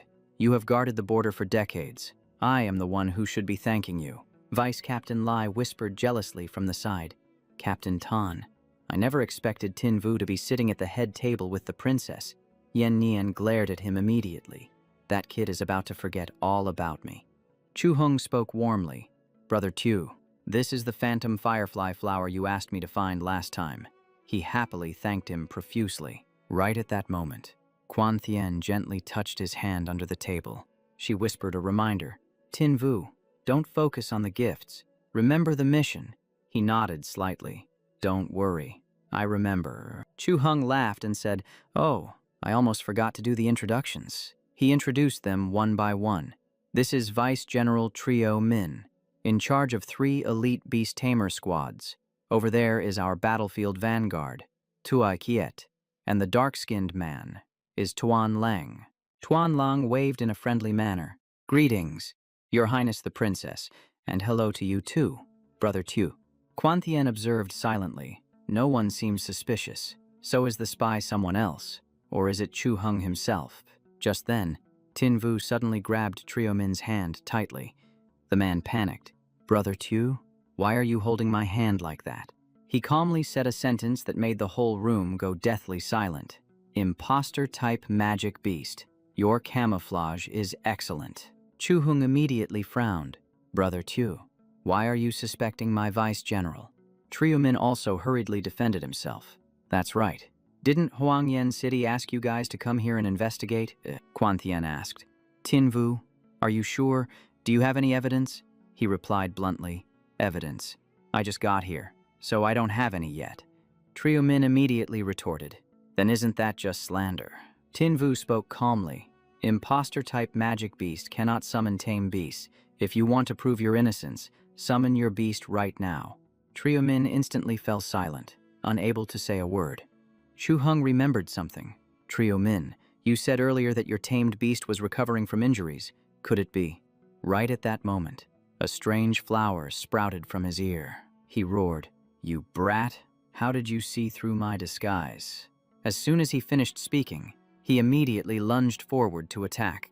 Quan Thien immediately ordered, "It really is an imposter-type magic beast. Capture him." Immediately, a swarm of divine beasts rushed in to attack. Trio Min laughed coldly and summoned vines to wrap around his body. In the blink of an eye, his body was encased in a giant cocoon. The divine beasts simultaneously fired energy blasts at the cocoon. Everyone screamed out in horror. What is that? Tin Vu was also stunned by the sight. This is... An explosion rang out, sending vines and dust flying everywhere. From within the smoke, a monstrous creature gradually revealed itself. It was the demonic, devouring poison vine. The creature leaped up onto the high wall. The monster sneered, "Kid, you're very smart, but it's too late. I've already handed over the defense map of Huang Yen to my army. When the main force arrives, it will be the doomsday for humanity." Quan Thien immediately summoned, "Come out, Ice Soul Keelan." Instantly, the Qilin fired a sharp ice beam, the power of Ice Soul. The demonic devouring poison vine was hit and knocked backward. It was forced to retreat dozens of meters back. Chu Hung charged forward in a rage. "You bastard! How dare you kill Trio Min?" He furiously signaled for his troops to attack. He shouted the command, "Stomp that thing to death." The one-legged rhinoceros immediately charged forward. Vice Captain Lai was surprised. "This magic beast is so weak," Yen Nian explained. "It was born to assassinate beast tamers, not to fight against tamed beasts." The dying demonic devouring poison vine mumbled, "Heavenly Father, please lead the army to destroy them." It reached out a thorny hand. "I'm going first. Princess of the Dragon Kingdom, come down with me." Having said that, it launched sharp spikes toward Quan Thien. The sharp spikes were just inches away from piercing her. Out of nowhere, Tin Vu dashed in to pull her away, even cracking a joke in the process. "Princess, you smell amazing. What brand of perfume is that?" Chu Hung immediately barked out an order, "Kill that thing." The rhino stomped down hard, finishing off the monster for good. Quan Thien blushed deeply and asked, "Tin Vu, are you all right?" But our main character just stared back blankly and asked again, "Princess, seriously, what brand is that perfume?" She quickly cut him off. "Stop asking about that. Just get up already." Yen Yin ran over, calling out, "Tin Vu." He hurriedly explained, "Sis, don't get the wrong idea. I wasn't trying to harass the princess." But she kept a serious expression. "It is not about that. You need to leave Huangyan City right now." Quan Thien continued, "Because of Heavenly Father, Undis. He is a level 1 beast god, a mutated beastman-type monster." Yen Yin urged him, "Before long, this place will turn into a battlefield. You captured the puppet man, so your evaluation will go up to double S. Just get out of here." But Tin Vu shook his head. "No, I want to stay and protect the city." Yen Yin looked worried. "That is a beast god we are talking about, and you still want to stay." But he remained firm. Protecting the country is a man's responsibility. Hearing that, Chu Hung slapped the table. "Great. Little brother Tu is absolutely right. Nothing is more important than defending Huang Yen." He shouted clearly, "Soldiers, a battle is approaching. Get ready. We will fight to the bitter end." The crowd below exploded with energy, everyone cheering to the skies. Fight to the bitter end. Quan Thien looked out toward the battlefield and spoke seriously. "A beast god is not an easy opponent. We need a great general here to stand a chance." She sighed and made a call for reinforcements, holding on to a fragile hope. The only person who can save Huang Yen in time is probably him. Right at that moment, dark clouds suddenly covered the sky, and thunder rumbled as if signaling the approaching storm of war. Inside the city lord's manor, Chu Hung reported, "Your Highness, regarding the students from the Azure Dragon Academy, Aside from Tu Minvu staying behind as a medic, everyone else has left the city. Quan Thien analyzed the situation. A great general will arrive before noon. If we can hold out until then, the Beast Army will struggle to breach Huangyan. However, since the Poison Vine Demon Guard is dead, they will surely attack like madmen. Your mission is to hold the line until reinforcements arrive. Chu Hung immediately declared he was ready to risk his life to defend the city. Meanwhile, in his private room, Tin Vu was staring intently at a potted plant. Phoenix tailgrass dew, demon firefly nectar, and beast god pollen were all prepared. It is time for cultivation. He gently poured 2 vials of solution into the flower pot. Just a second later, his eyes went wide. It sprouted already. In the blink of an eye, the sprout shot up, turning into a long vine. He could not help but marvel. This growth speed is absolutely terrifying. Right then, the vine suddenly shattered the pot. It sprang up and wrapped itself around his arm. Seeing this, our main character laughed. That tickles. Be a good boy. Stop messing around. He named it. From now on, you are my first plant-type beast, Tio Ngan. The vine trembled slightly as if responding. Tin Vu was satisfied. Worthy of the ancient phantom god bloodline. You will definitely be incredibly powerful on the battlefield. The system immediately displayed the information. Heavenly Soul Vine. Complete form, level 1. Ancient phantom god bloodline. Talents include Realm Control, Sun and Moon Essence for healing allies, and Soul Absorption. Attributes are Ancient, Plant, and Esper. The scene shifts to outside, where thunder and lightning were crashing. A creature exclaimed in surprise, "I did not expect the Poison Vine Demon Guard to die." Romeoa, level 3. Beast King form. Yellow Springs, Dark Night. Butterfly confirmed. Yes, I saw it with my own eyes. Our plan has failed. Hearing that, another figure simply swirled the wine glass in his hand. Tsu, Heavenly Father Undis spoke coldly. Then there is no need to wait. The Dragon Kingdom might send Bakvu or the Lo family to reinforce. Send someone to stall them. Romeo, lead the army to capture Huangyan.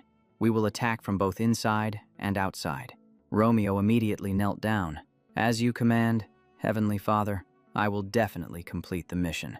Meanwhile, atop a tower in Huangyan City, a group was observing the situation. Chu Hung looked at our main character and asked, "Tin Vu, you look pale." He replied, "I feel like something is wrong." The main character analyzed. It is too quiet. There are no signs of a siege. If they were afraid of the great general, they should have attacked sooner. Unless, suddenly, he was startled. Oh no. Quan Thien hurriedly asked, "What did you find?" Tin Vu spoke urgently. The Poison Vine Demon Guard, besides camouflage, also has the ability to control sandweb worms. Quan Thien repeated, "Sandweb worms. That type of worm that digs underground to break defense lines." Right at that moment, the ground beneath their feet suddenly exploded. Many people standing below immediately plummeted straight into the deep pit that opened up. A group of gorillas riding giant worms suddenly burst out from the ground. Chu Hung's face went pale as he realized, this isn't good. They are inside the city. But when he looked down, he was completely stunned by the terrifying scene unfolding behind them. Thousands of demonic beasts were flooding in like an unstoppable tidal wave. Chu Hung gritted his teeth in frustration. Damn it, I was too careless. Quan Thien decided to put everything on the line. Our defending army only has 5,000 soldiers. We have no choice but to fight to the death. Tin Vu quickly estimated the situation. The enemy forces number at least 20,000. Without a moment of hesitation, the princess immediately summoned her beast.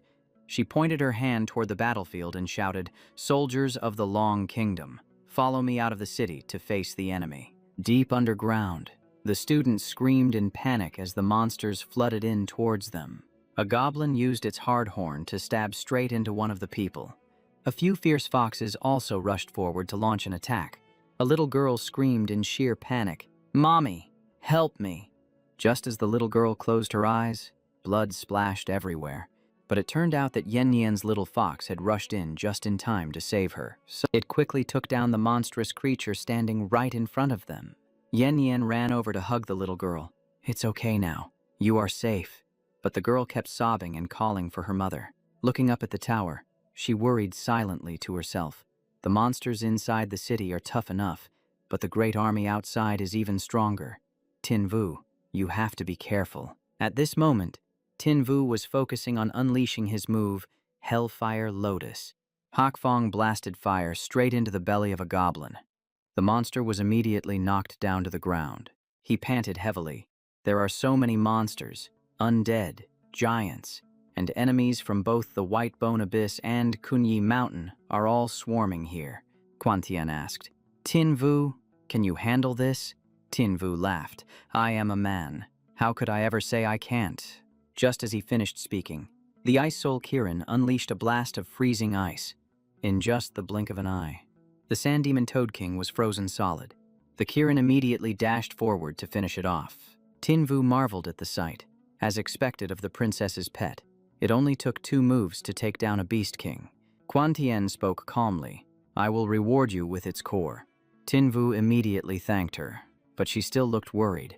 The counterattack ability of the Sand Demon Toad King is too strong. My Kirin almost perished along with it. She looked at its wounds and sighed. Maybe we have to withdraw to the rear lines. Right at that moment, Tinvu shouted, Tunangan, Sun and Moon Essence. A stream of green light flew over to heal the Kirin. Quan Tian was astonished. Silver vines. Could that be the Heavenly Soul Vine? He nodded. That's right. Tungan restores life. Freya has Holy Light protection, and Hakfong boosts attack and defense. I can support the entire team all by myself. The system immediately announced that he had completed the special mission, achieved an SSS rating, and received 20,000 points along with an SSS rank beast crystal. Tinvu looked at the reward and smiled. The path of hell. It looks like Hakfong is about to get an upgrade, but right at that moment, a loud explosion rang out. A student shouted loudly, The North City Gate has been breached. We need reinforcements. Tinvu sighed. No rest for the wicked. Quan Tian immediately spoke up. Tinvu, let's move out.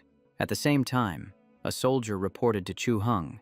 Team 3 has lost more than half its members, and Captain Tran Niem has sacrificed his life. Veteran General Vuong Pam also fell in battle while fighting against the giant beast. Chu Hung fell silent and did not say a single word. Before them, a colossal creature appeared. It was a fusion beast, the level 2 beast emperor, Kwak Kai Giant. Chu Hung clenched his fists tight. So what if it is a fusion beast? Even if the White Bone Abyss and Kunyi Mountain join forces, Huang Yen will never fall. Chu Hung clenched his fist tight and declared like he was driving a nail into the ground. This is Huang Yen City of the Dragon Nation, not a place where you scum can do whatever you want, even if it costs me this old life. I will hold this gate. After saying that, he didn't retreat a single inch, facing the giant armored colossus right in front of him, head-on. The monster just lifted its giant axe, preparing to bring it crashing down. Chu Hung immediately shouted the order. Giant Rhino Emperor, Thunderous Legion. His divine beast roared and charged forward, with lightning wrapping around its entire body. It used its massive pair of horns to block the chopping strike of the armored colossus dead in its tracks. Channeling all its strength, the giant Rhino Emperor knocked the axe away. Seizing the opportunity, it rammed straight into the opponent's chest. But in just the blink of an eye, it was still knocked backward. Quan Tian watched that scene with worry. The demon beasts are flooding in without stopping. I'm afraid City Lord Chu won't be able to hold out for long. Tinvu thought for a moment and said, To stop them, we have to cut off their reinforcements from the tunnel. Suddenly, he shouted out, I've got a way. Princess, I need a few ingredients to make a potion that will confuse the beasts in the tunnel. The list was read out immediately. Quan Tian immediately ordered, Follow Tinvu's list. Gather enough ingredients. Hurry. A moment later, Hakfong used his fire to heat up the medicine refining pot. The smell rising up made Quan Tian scrunch her face. What is that awful smell? Is this stuff actually useful? He just gave a mysterious smile. Trust me. A few minutes later, Tinvu shouted, It's done. He commanded, Pour these vials down the tunnel. It's guaranteed to make the herd of demon beasts lose their sense of direction. A moment later, a student reported, I don't see any demon beast over here. Same on my side. Quan Thien laughed and praised. Tin Vu, you really are amazing. He scratched his head.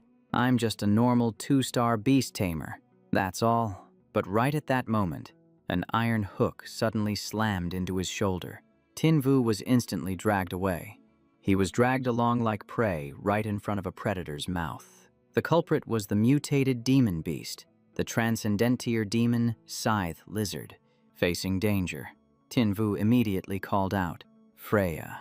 She appeared in a flash and slashed the hook right off. Escaping, he tumbled down to the ground. Quan Thien rushed over in a hurry. Are you okay? But she panicked. Tin Vu, you've been poisoned. Tin Vu gasped for air. It's fine. Freya, purify me. After stabilizing himself, he turned around to face the demon Scythe Lizard. Tin Vu shouted loudly, Hak Fong, Hellfire Blast. Hak Fong launched a stream of intense purple fire toward the monster, but the demon Scythe Lizard was incredibly fast, dodging the attack completely. Seeing it close in, he immediately shouted, Freya. The warrior woman pulled him up into the air to dodge the strike. Medusa asked worriedly, Master, do you need our support? That opponent is a transcendent demon beast. Tin Vu remained confident. No need. I can handle it. After saying that, he tossed an triples rank beast crystal to Hak Fong. The stone flew straight in front of its face. Hak Fong opened his mouth and swallowed it whole. Immediately, his power exploded and skyrocketed. The energy spread out, causing the ground to crack open. Tin Vu laughed loudly. Hak Fong, unleash everything you've got. Hak Fong opened his mouth to create a giant fireball, the Hellfire Lotus. It let out a roar that shook the entire battlefield. Medusa and Dilo watched in total shock. Hellfire Lotus. They stared at the center of the explosion, where Freya was holding Tin Vu in the air. The main character raised his hand and commanded, Descend. 5 streams of flames crashed down like shooting stars. They merged into a giant lotus of fire right on top of the Devil Scythe crocodile's head. Immediately after that, the lotus exploded. As the fire faded, a silhouette appeared. The Devil Scythe crocodile was lying flat at the bottom of a deep pit. Its body turned to ash, leaving behind a sparkling spirit core. Quan Thien exclaimed in shock. Taking down a transcendent beast solo, this guy is a total monster. At the same time, in the distant mountain range, thunder and lightning filled the sky again. Undis raged. It's been 4 hours. Why hasn't the front line taken down Huang Yen yet? Romeo reported while trembling. Sir, they have a very special 2-star beast tamer on their side. Undis let out a cold laugh. Just a 2-star guy, and he's holding you all back. He stood up and said, I'm out of patience. I'll go meet that guy myself. Back at the battlefield, Tin Vu reported, Your Highness, the Ice Soul Kirin has fully recovered. Quan Thien thanked him and asked, Tin Vu, why do you always wear that scarf? The main character touched the scarf and smiled softly. A best friend gave it to me. Chu Hung stepped forward. Little brother Tu, you really did a great service this time. But right at that moment, a guard panicked and reported, City Lord, the beast god has arrived. From afar, the army of demonic beasts surged in like a tide. Leading them was Undis. The beast ranked 78th on the leaderboard. He smiled faintly. City Lord Chu, long time no see. Chu Hung's face went pale. Retreat. Get out of Huang Yen immediately. But Undis didn't give them a chance. He swung his axe down and yelled, Die.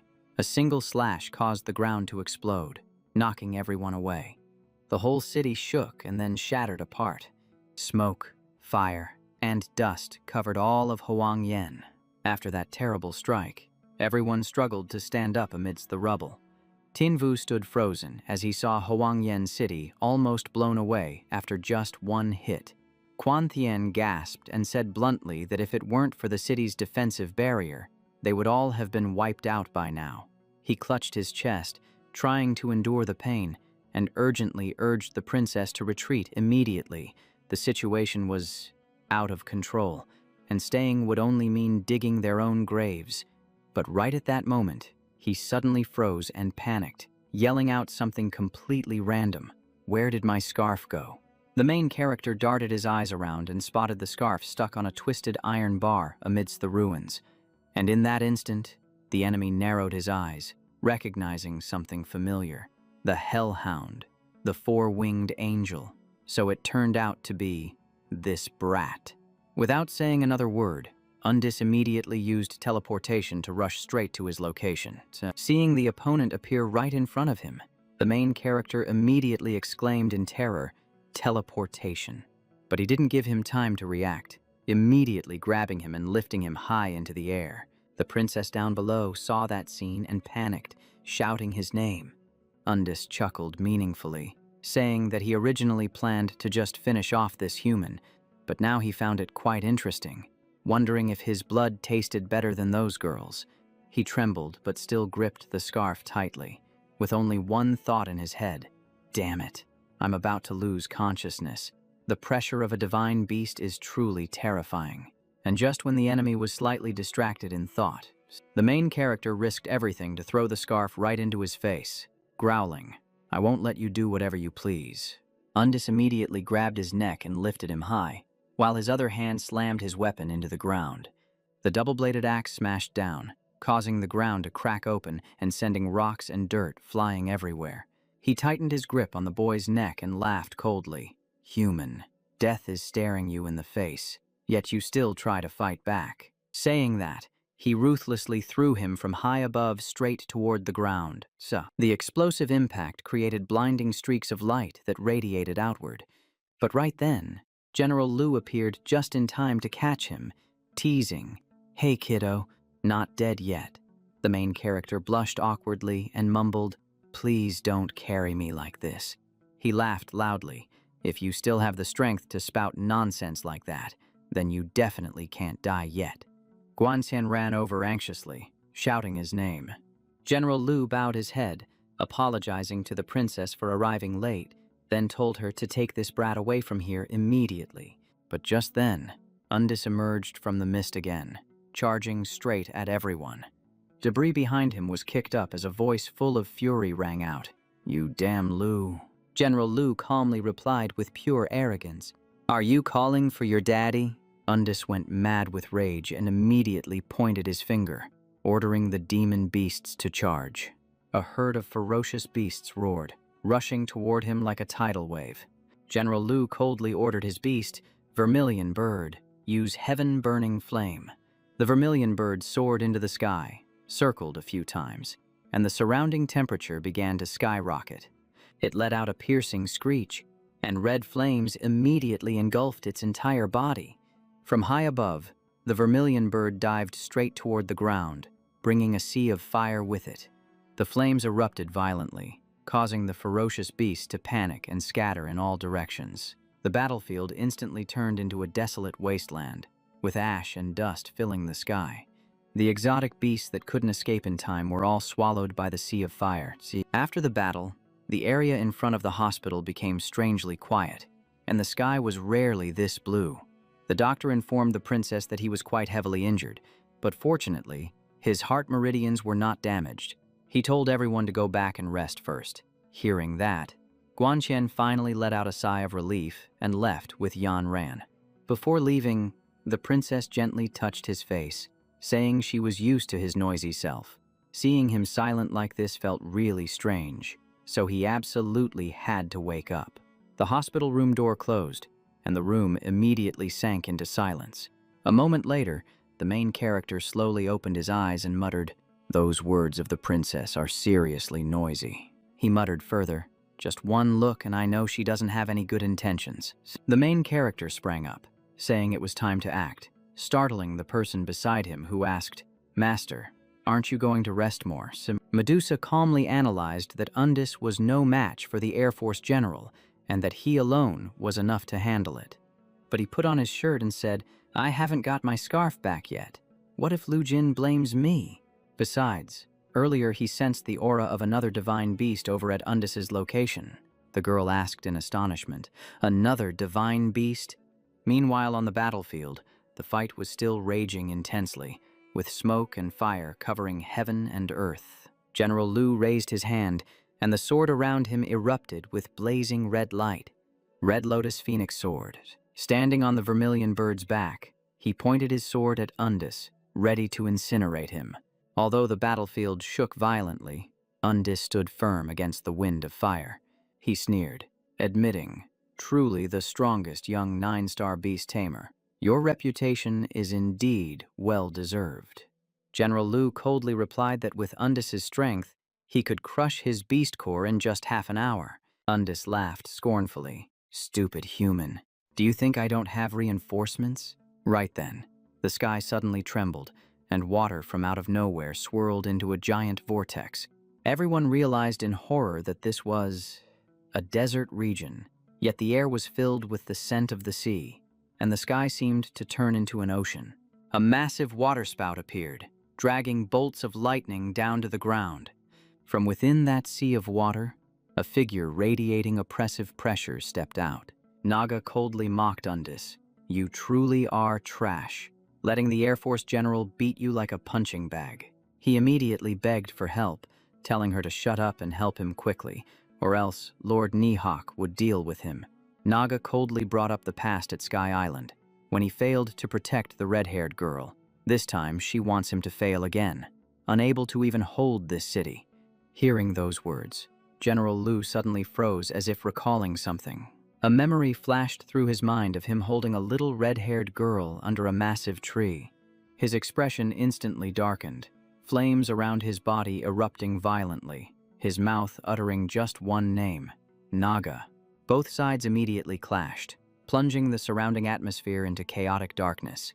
Naga grit her teeth, saying that years ago he caused her defeat, but today she would definitely reclaim her honor.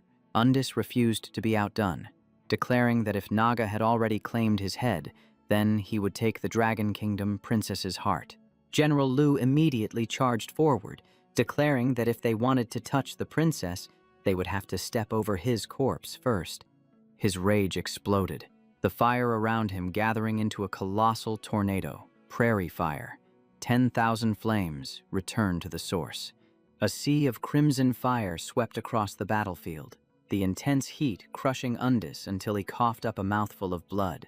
The air became stiflingly hot, as if no living creature could withstand the fury of this general. Undis turned to blame Naga for provoking their opponent, but she annoyedly retorted that he was the one who demanded to eat the princess first.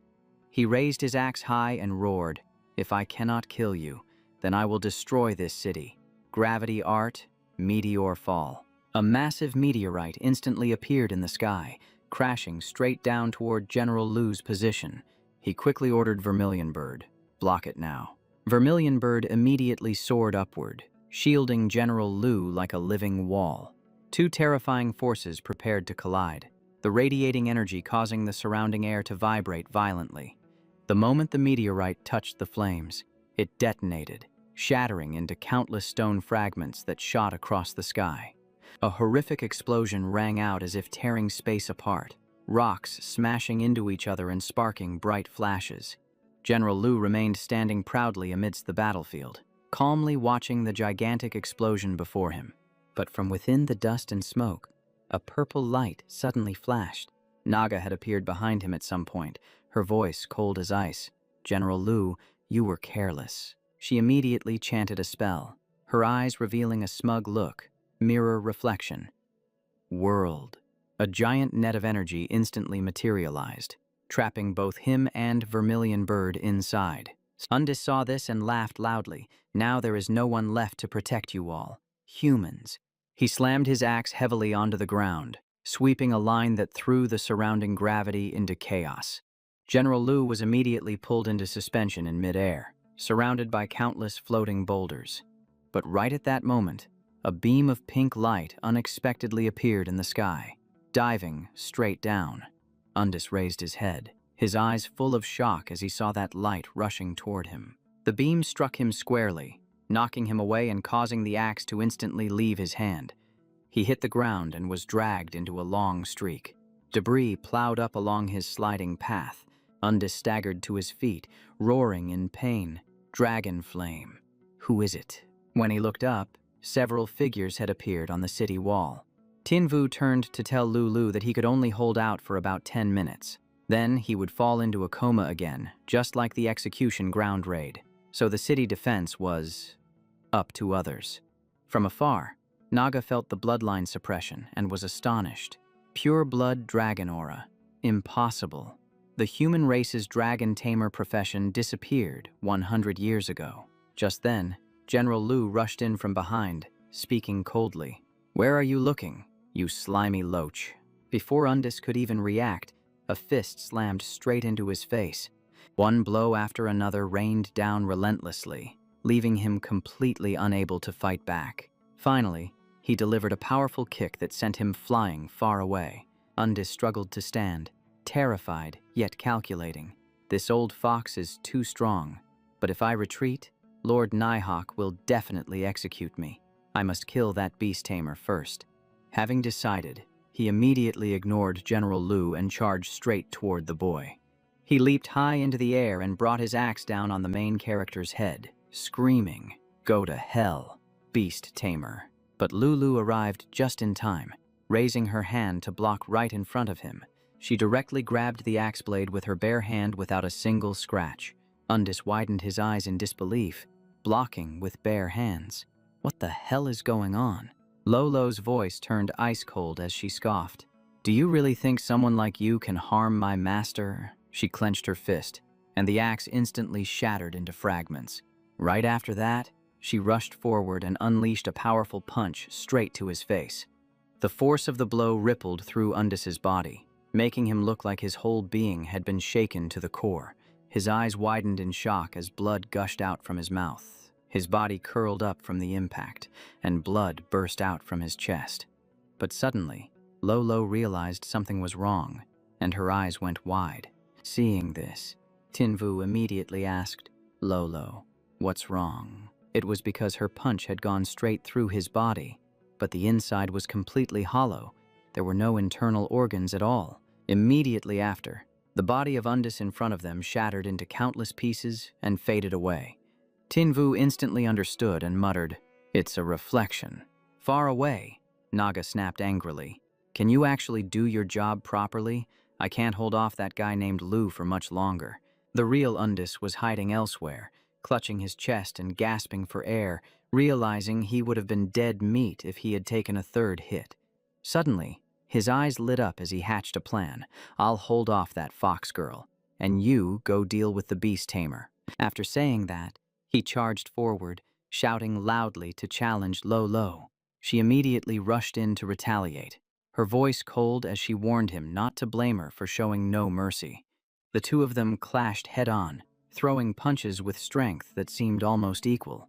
Blood sprayed from Undis's nose and mouth, but his eyes were gleaming with a calculating look. He glanced behind him and yelled out, "Romeo, make your move." A butterfly appeared in midair and gradually transformed into a human figure. Tinvu turned his head, saw it, and screamed, "This is bad." Romeo reached out and grabbed the back of his shirt. She hoisted him up, leaving him dangling in midair. Lolo roared in anger and immediately activated her calamity pupil skill. Romeo was shocked to see cracks starting to appear on her body. She quickly let go of him and said that the target had been handed over to them. He was dropped from high up, only able to let out a helpless scream. At that moment, Naga waved her hand in a swirling motion and said, "Enter my world of reflection." The main character got caught in a vortex in midair and was pulled into another dimension. Lo frantically rushed over to save him, screaming out for her master. But she had only taken a few steps when Undis blocked her path, saying that her opponent was him. She lost her patience and roared, "Get out of my way." Then she threw a punch that completely distorted his face. Meanwhile, in the world of reflection, Tinvu was looking around. Countless images of Nguok Tuyet appeared around him, constantly calling his name and trying to seduce him. But he saw through it all and coldly said, "Fake illusions, stealing my memories. Are you done playing yet?" Naga finally appeared in front of him for real, exuding the aura of a queen. She said it was hard to believe that the person standing before her was the second beast Tamer, Tinvu. The main character replied coldly that if she already knew his secret, the only option was to bury it along with her. Naga laughed scornfully, "Kill me. Without a beast by your side, Let's see what you can do. A large bow appeared in her hand. She drew the string and aimed straight at him. From the arrow she fired, countless transparent glass shards shot toward him like rain. The speed was too fast for him to dodge, and he only had time to gasp. Too fast. But right at that moment, General Lu suddenly appeared, pushed him out of the way, and shouted, "Watch out!" Tens of thousands of glass shards pierced through his body like a storm. His body started dissolving right before Tin Vu's eyes. The main character panicked, screaming out in horror. General Lo. He stood there, frozen, watching shards of the general's body crumble and vanish into the ground, feeling a crushing weight like someone was squeezing his heart. Naga was visibly ecstatic, shrieking like she'd just won the lottery. "I killed him. The Air Force General of the Dragon Kingdom. I actually took him down." She laughed maniacally, screaming, 10 years, over and over, celebrating that no one stood in her way anymore, then turned to deliver the final verdict. "Let's see who can save you now. Tin Vu." And here is the craziest part. Tin Vu suddenly burst out laughing, making Naga freeze in her tracks. "You? What are you laughing at?" The main character clenched his fists and looked her dead in the eye.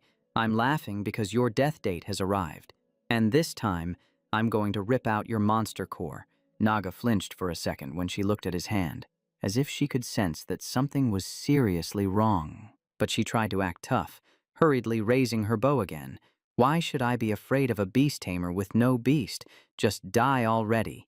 Dragon grip force. Before she could even fire, a powerful force slammed into her, knocking the bow and arrow right out of her hands. That blast of energy even punched a hole through the wall next to her. Just hearing the sound was enough to know how devastating it was. Naga went berserk, cursing loudly. That wretched vixen, and that useless trash Undis. He couldn't even stop them. General Lo charged straight into the reflection space, shouting for Medusa to hold the line outside, and she replied without breaking a sweat. "No problem at all." Outside, Undis screamed in bitter frustration. Damn it. Right behind the main character, a massive dragon silhouette suddenly materialized, crushing down with a suffocating pressure. His voice turned cold. "Thanks to General Lo buying me a few seconds, I survived. Otherwise, I would be the one lying there. Now, you're going to pay back everything you owe." Naga remained stubborn. "So what if you have the power of the Dragon Clan? I already took care of the Master of the Immortal Flame." But the moment she looked up, she froze. The vermilion bird was still freely spreading its wings across the sky. The main character was just as surprised to see the beast return, with a look that said, "Wait, he's actually still alive." Naga was horrified. The vermilion bird. Does that mean that man is still alive? How is that even possible? General Lo appeared, mocking her right to her face. "Did you think the immortal flame could fool me? Naga, you really are stupid. A level 9 beast tamer can share skills with their beast. You know." Naga immediately started planning her escape. 2 divine beasts. How am I supposed to fight that? I have to retreat. But she still threw out one last move, erecting a gigantic glass wall, ocean of mirror images. General Lo stepped up to shield the boy. "Let me handle this. Stand back."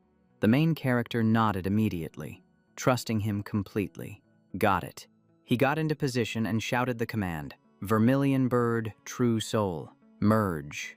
A massive ring of fire appeared in the sky, swirling and churning like a tornado. A deafening explosion rang out, sending rocks and debris shooting out from the center of the impact like rain. When the smoke settled, he was still standing there proudly, with the brilliant fiery wings of the vermilion bird spreading behind him. He turned and signaled for his brother-in-arms to charge, and the main character replied, "Roger that," while secretly thinking, that transformation style.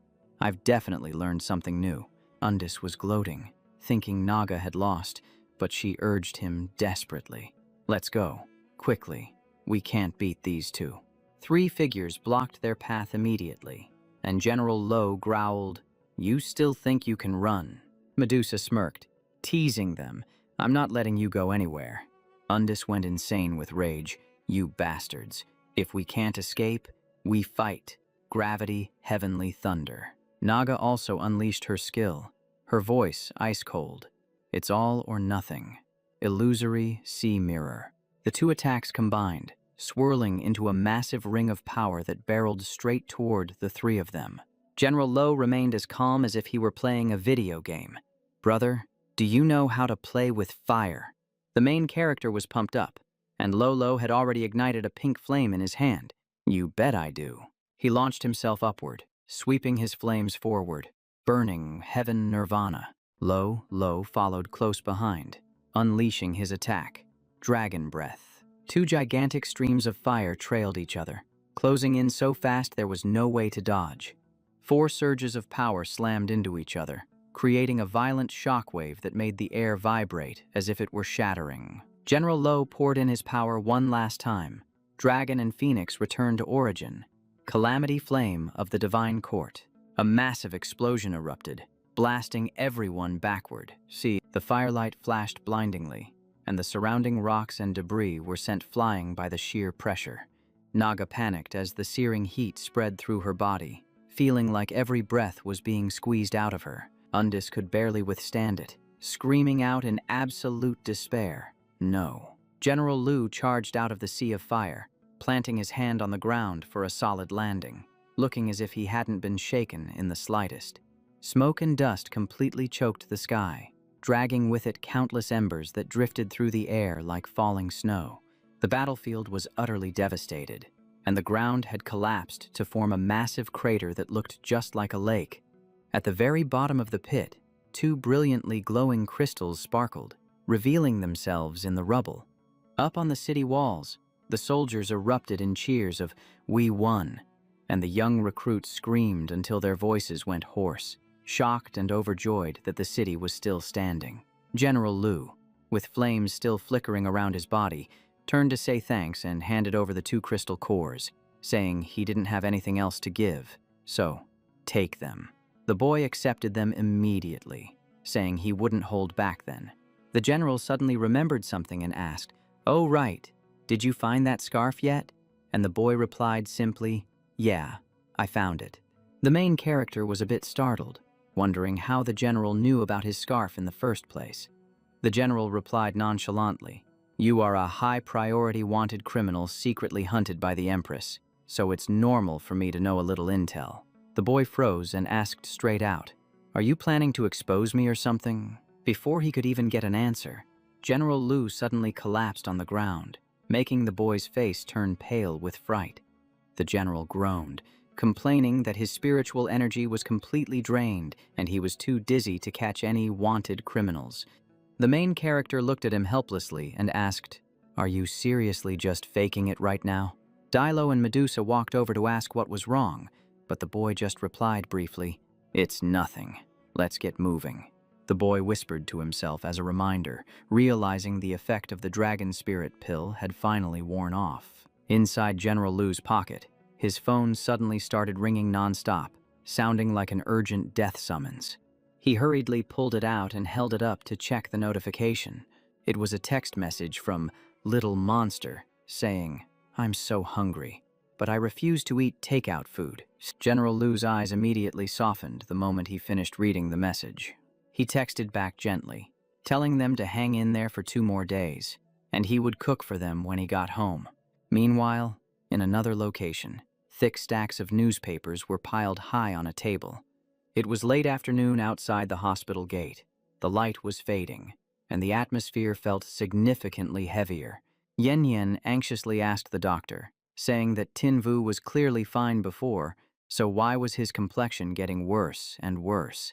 The doctor hesitated, saying the equipment couldn't detect a specific cause, while Quan Thien spoke up to reassure Ms. Tan and tell her to calm down. She turned to the doctor and ordered him to save Tin Vu at all costs, but the doctor replied helplessly, "Your Highness, that makes things very difficult for me." Just then, a voice called out as General Lu and Quan Lan walked over, leaving the princess stunned as she stammered, "Mother, Her Majesty, the Empress." Quan Lan pulled out a vial of medicine, explaining that ordinary medical skills couldn't save him, but she had come prepared. Quan Tien took it and asked what it was, to which she replied that it was the blood of the 7-colored Qilin, and if the boy drank it, he would wake up quickly. She was stunned into silence. Having heard that blood from the horn of the seven-colored divine Qilin was extremely rare, and a single use could bring a heavily injured person back from the brink of death. Quan Tian suddenly remembered the only time she used this was when she was critically ill. Yet the main character had no relation to them at all. So why did her mother care this much? It was just too biased. She poured the medicine straight into his mouth, muttering as she did so, "Tin Vu, you annoying brat. You better get well soon for my sake." The scene cut to a creepy room filled with skulls, where a chilling voice rang out, asking if they meant to say the plan he spent 10 years preparing was ruined by a mere 2-star beast Tamer. The little demons were shaking like leaves, keeping their heads down and stuttering, only able to squeeze out a few words like, "About that." Nighthawk sat nonchalantly on his chair, his hand manipulating a fireball as if he were just squeezing a stress toy. He slammed his hand down on the chair and roared, calling them a bunch of useless idiots. The heat around Nighthawk flared up, scorching hot and pressing directly down on the little demons. The little demons were crushed until they were distorted, screaming miserably as if they were about to burst apart. He waved his hand with murderous intent, ordering them to put that human on the list because he had to die. Back at the hospital, the main character opened his eyes, grimacing in discomfort as the sharp smell of disinfectant rushed into his nose. He squinted and looked around, realizing he was in a hospital, which meant he hadn't actually been dragged away. Quan Lan was sitting right at the edge of the bed, and seeing him awake, she exclaimed excitedly, asking if he was finally up. The boy was startled and bolted upright, but the Empress immediately waved her hand, telling him to skip the formalities and just lie back down. He suddenly tasted something strange at the corner of his lips and reached up to wipe it off. The boy asked straight out what it was, and General Lu replied briefly that it was 7-colored Qilin blood, extremely precious, so he better hurry up and say thanks. He immediately sprang up to thank the Empress, calculating in his head that his prediction was right. Make a big contribution and get protection. Otherwise, if he was unlucky, he'd just have to be a hero again in 18 years. Quan Lan turns to General Lu, who looks like he has something to say. He forces a smile, praising the boy's outstanding talent, saying he'll be a pillar of the Dragon Nation in the future. The Empress frowns impatiently. "Speak human." He immediately puts on a fake smile. "My Air Force is short on people. Your Majesty could." Quan Lan cuts him off, annoyed. "Are you trying to poach people from me?" He hurriedly waves his hands, saying Maine is afraid of heights so he doesn't fit the Air Force, asking Her Majesty to arrange something else. The Empress tosses her head. "If you're done, get out." General Lu backs toward the door, throwing back a salty remark. "Fine, I'm getting the hell out right now." Quan Lan turns back, her voice stern. "See that? Many people want to rope you in. The path I give you is dangerous, but the rewards are second to none. If you think of betraying me, remember your sister." Maine straightens his back, replying concisely, "Lady Empress, I understand." She turns away, telling him to rest. He smiles to see her off. "Safe travels. Your Majesty." Inside, he's bitter. "Dare to threaten me. Sooner or later, I'll snatch a few of your thrones back." Quan Lan leaves the room and sees General Lu still leaning against the wall. She asks, "What are you still standing here for?" He replies, "To talk about the man in black." She snaps, "Get to the point." He lowers his voice. "The man in black gives me a very familiar feeling, just like that man." Quan Lan hears this, her suspicion growing. General Lu quickly runs off, claiming he has business at Sky Island, and bolts. Quan Lan stands there thinking, could that black-robed man be the bastard spawn of Xiao Liayan and that nameless vixen? Liayan sneezes loudly. Jiami hurriedly asks, "Chief, did you catch a cold?" Half a month later in the imperial capital, the lights of the buildings flash incessantly, the atmosphere boiling with hot news. A crowd of reporters surrounds him tightly, firing questions. "Mr. Xingyu, tell us a bit about your heroic deeds." They shoot questions like a machine gun. Why the tattered scarf? Does it have meaning? Is it true you crushed 800 demon beasts? How close are you with the princess? Mane dodges them all. I don't know. Ask her. The mob immediately turns to Quan Qian, asking even more shocking questions. Her Majesty values him so much. Is he your future husband? What about Nguyen? Did anything beyond friendship happen in Huangyan? The princess keeps smiling, but her voice carries a heavy weight. Are you trying to fabricate stories about the royal family?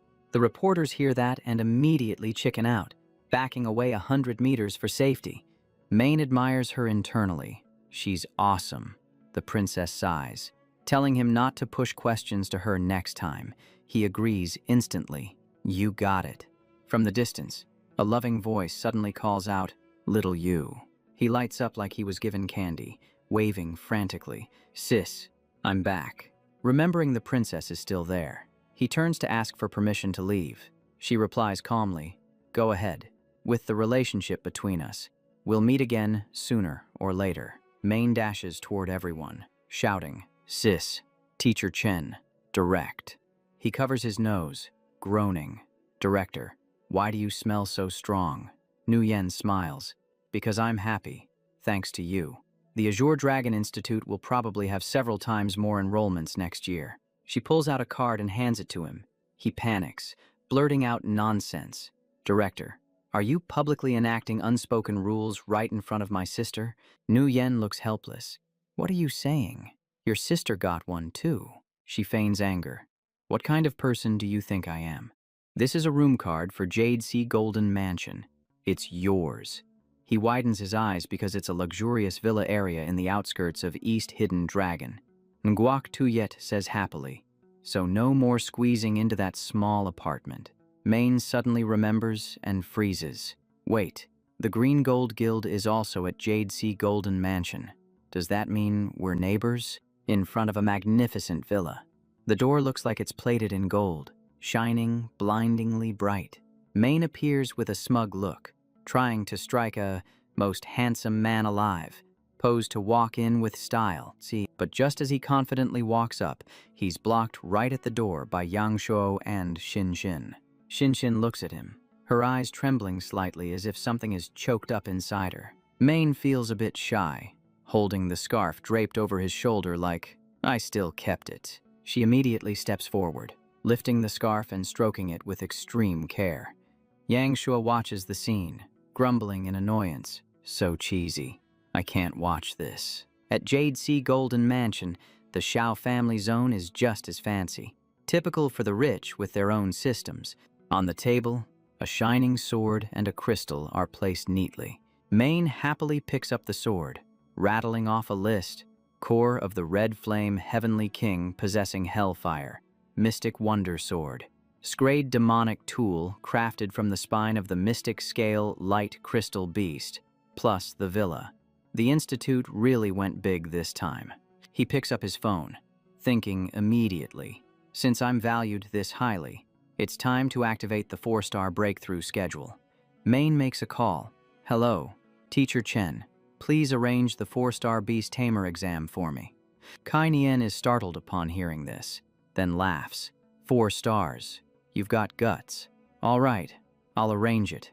Next Wednesday, at the Sea Spirit Clan ruins. The man steps forward, calling sweetly, "Big brother." He turns back, replying gently, Man, what is it?" The little girl speaks timidly. "I want to summon a beast, defeat opponents, win the laurel wreath, and protect the border just like you." Then she explained that she had tried to summon a beast countless times, but she just could not make it work. Tin Vu crossed his arms with confidence and said, "I understand the problem. Come outside with me for a quick trip." The little girl replied softly, "Okay." The scene cut to a gloomy forest where moonlight barely filtered through the thick canopy of leaves, looking exactly like a place where they definitely should not be. The man clung tight to the hem of his shirt, trembling as she pleaded, "Big brother, it is too dark here, and there are demon beasts around. Let's go back." Right at that moment, a shadowy figure suddenly leaped out from the tall grass right in front of them. A red poison wolf at the initial stage appeared, growling aggressively as if it wanted to intimidate them right off the bat. The little girl stepped back and screamed in terror, "Big brother, it is a red poison wolf." Vu placed a hand on her shoulder and spoke with extreme seriousness. I will not summon any beasts until you defeat it. Whether I live or die depends entirely on you. The girl shook her head in panic, sobbing. I can't do it. Please, you summon yours. The wolf snarled and lunged forward, its claws tearing at the ground, sending dirt and rocks flying everywhere. Vu stood perfectly still to take the hit, making the little girl panic. Big brother, why are you? The beast's sharp fangs clamped down tight onto his shoulder, a sight that was enough to send chills down anyone's spine. He glanced at her and urged desperately, Man, if you do not act now, I am really going to die. But the little girl was still frozen stiff with fear, hesitating and unable to take a single step forward. The red poison wolf howled again and continued its assault, attacking relentlessly as if not letting anyone catch their breath. And in that very moment, the power within The-Man suddenly erupted. Her voice trembled but was filled with determination as she cried out, I want to protect you. Even Vu was stunned to see a complete newbie like her instantly take down the red poison wolf with a single move. On her trembling face, there was a clear reflection of a figure that was both terrified and absolutely determined. High above, a gigantic phoenix spread its wings, its majestic aura pressing down heavily on the entire forest. Vu silently marveled, realizing she was truly destined to bond with a pure-blooded phoenix. Even at initial stage Tier 3, it was strong enough to suppress ordinary monster beasts. The information panel popped up. Golden Feather Phoenix, initial stage Tier 3, Bloodline, pure-blooded phoenix, quality, mythical god, talents, Phoenix Nirvana and Golden Lotus, karmic fire, elements, fire and flying, loyalty, 93, weakness, water and ocean environments will weaken it. The man immediately issued a command. Golden Feather Phoenix, use Golden Feather Barrage. The bird tucked its wings, and then, from its tail feathers, it launched a barrage of stiff quills that shot forward like arrows. The red poison wolf was pinned down, howling in pain as it rolled on the ground like it had just taken a critical combo hit. The man gritted her teeth and declared, You have to pay the price for hurting my big brother. A surge of power resembling a fireball shot forward, moving at a speed that was absolutely breathtaking. A violent explosion rang out, startling everyone and causing them to instinctively back away. Vu clapped his hands loudly and cheered. Man, congratulations. You actually did it. Tianan widened her eyes in shock and said, I did not expect that. You really summoned a beast. The little girl jumped up and hugged his neck, crying and scolding him at the same time. Big brother, why are you so stupid? Vu laughed and replied, If I did not push you, how would you trigger your fighting spirit? You are 16 now. You have to grow up. Thiman wiped her tears and asked, You know I am not a child anymore. Vu sighed. That is obvious at a glance. Both your sister and I know that. The girl sank into her memories. When she was 5 or 6 years old, she was attacked by a demon beast and had been terrified for 10 years. Her family hoped she would overcome her fear, but she failed, feeling like she was letting down their expectations. She remembered how Vu pulled her out of her shell, remembered the love from Guo Tuyet, and realized that waiting to grow up to stop being afraid was just an excuse to avoid maturity. Thinking about that, tears kept rolling down her cheeks, and the more she wiped them, the more they flowed. Then, as if suddenly remembering something, the little girl startled awake from her thoughts and let out a cry. She hurriedly supported him. Big brother, let me take you to the hospital. Vu waved his hand and laughed it off. No, I was just scaring you. I would never actually sacrifice my own life like that. He raised his fist to summon and called out, Come on out, little silver, Freya. Freya appeared behind him, her vines radiating vitality as they wrapped around him, looking like she was pumping him full of healing energy. The man was so mad she punched him. You are so mean, you tricked me. Vu grinned shamelessly. Trick? What trick? I really did get hurt. The system chimed in to congratulate the host, unlocking the title Honorable Benevolent Healer and rewarding him with the Azure Dragon Divine Medicine Cauldron. Vu almost burst out laughing, thinking, I go teach my little sister a lesson and still manage to loot some high-level gear. What a profit. He said it was getting late and they should head home because her sister was waiting. Tamed chirped happily that she decided to join the Azure Dragon Academy and wanted to tell Swang Ngung the news herself. He nodded.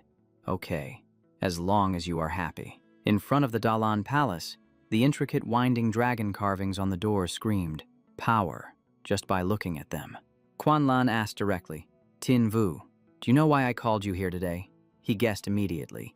Is your majesty planning to gift me the Thunder Jade Keelan? She snapped back. Dream on. Your exam is not even finished yet. I called you here today because of Project Star Erasure. Tin Vu raised his head, looking completely bewildered. Project Star Erasure. Quan Lan pulled out a notebook and mentioned that Nihawk has an assassination list targeting genius beast tamers, usually aiming for those at 5 stars or above, but he might be an exception. She warned they would likely choose a desolate location like the Sea Spirit clan ruins, and she would not be sending anyone to protect him. She handed him a key to the Sea Spirit clan museum, telling him that if he strayed into the forbidden area and managed to survive, the museum would belong to him. However, if he was afraid, she could offer him protection until he reached 5 stars. But then the museum would be off the table. The main character looked exhilarated, declaring that higher risks meant greater rewards, and he told Her Majesty that he was willing to make this bet. She tossed the key over to him, telling him to put on a good performance, adding that it would be best if he actually survived to return. He flashed a bright smile, assuring her that this humble subject guaranteed he would make it back. Quan Lan stepped down from her throne and waved her hand to dismiss him. He responded with a crisp and obedient confirmation.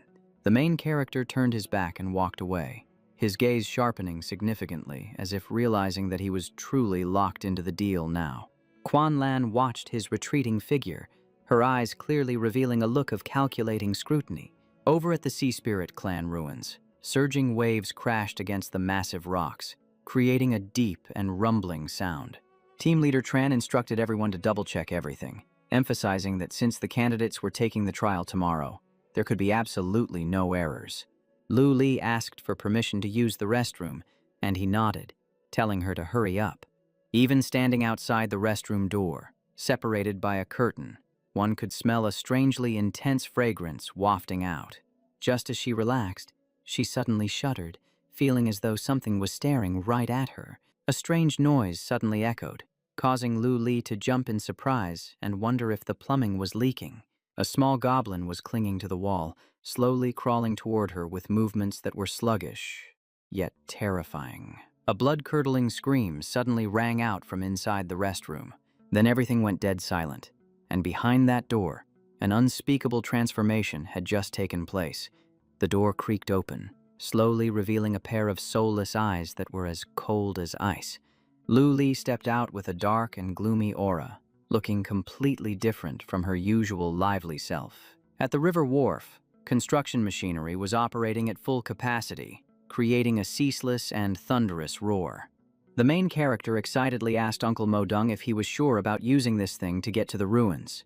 The older man replied that since they couldn't buy a yacht, they had to settle for public transport, so he would just have to deal with the slow speed. The boy was startled, exclaiming that this was way too flashy, and he would be in big trouble if the whole country knew he took a warship to an exam. The man held a cigarette in his mouth and urged him to get moving since there were no other boats around to take them to the ruins, leaving the boy with no choice but to agree. Modung Tan secretly thought that his future son-in-law was strong, famous, and skilled in medicine. If he did not show him off, someone might steal him away, so the whole world needed to know the boy belonged to the Modung family. Teacher Vuong was annoyed, complaining that Tin Vu was arrogant because of his talent, noting that while other candidates had arrived an hour ago, he was still nowhere to be seen. Teacher Huang pointed and asked old Vuong if that was the sea god warship. The other man widened his eyes in shock, wondering why on earth a battleship was arriving there. Modung Tan stepped up and patted the teacher's shoulder, apologizing for bringing his daughter's friend a bit late. Teacher Vuong broke into a cold sweat, saying it was fine and quickly complimenting the boy for being on time, claiming he loved punctual students. Lu Ingia explained the regulations, stating that the first assessment required hunting 20 black star snakes, 10 ghost shadow demons, and 1 poison-winged sulfur python. The second assessment involved crossing the thorny swamp in the center to find the exit, while the third rule strictly forbade entering the forbidden area at one's own risk. There was no time limit. Candidates could give up, and the exam officially began now. Mo Dongtan asked if he was confident, and the main character replied with arrogance that he should not worry because he would definitely pass. The older man warned him not to speak too soon, or he might end up embarrassed. The entire examination was being monitored through the surveillance system in the observation room. Lu Li's gaze turned icy cold when she saw Tin Vu on the screen, looking as if she had just locked onto her target. Seeing her turn away, Tran Duong called out to ask Lu Li where she was going.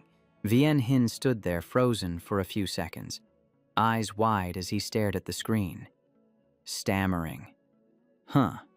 Why is my display panel glitching out like this? Tran Duong looked just as bewildered. The two of them exchanged glances. Clearly, this situation was completely unexpected. A picturesque landscape of lush green mountains and blue water opened up before their eyes like a painting, with a giant character for love, hovering right in the center, creating a poetic vibe that also gave off the distinct feeling that this place was anything but simple. Tin Vu observed his surroundings while raising his hand to signal, coldly issuing a command to Hak Fong, use Hell Roar.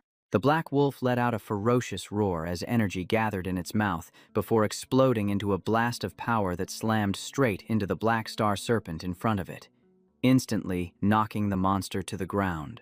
The body of the black star serpent disintegrated into particles of light, finally condensing into a blue crystal that rolled right to his feet.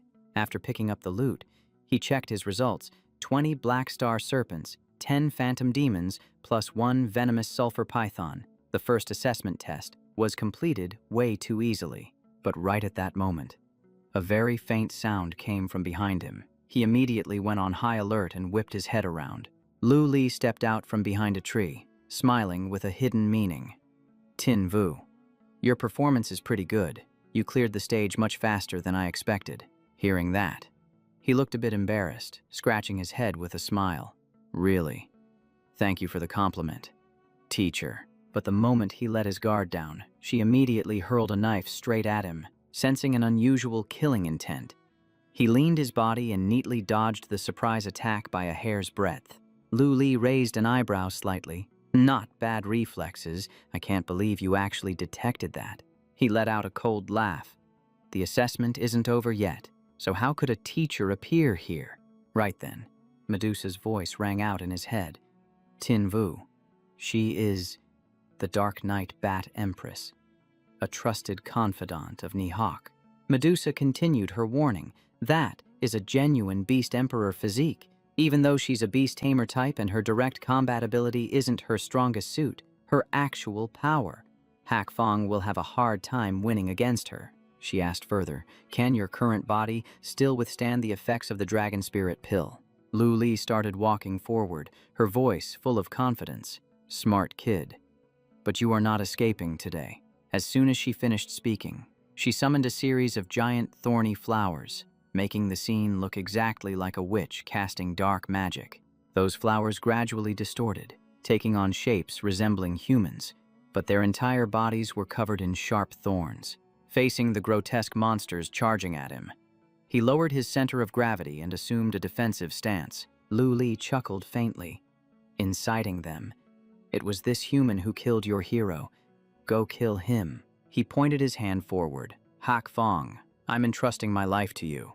Then he immediately shouted the order, use Hellfire. A giant fireball shot forward, crushing every obstacle in its path and sending stone fragments flying everywhere. 3 demon-swallowing poison vines immediately appeared, ready to engage in battle. Hak Fong rushed in like a hurricane, tearing one of them directly into countless pieces, causing the other 2 to panic and retreat.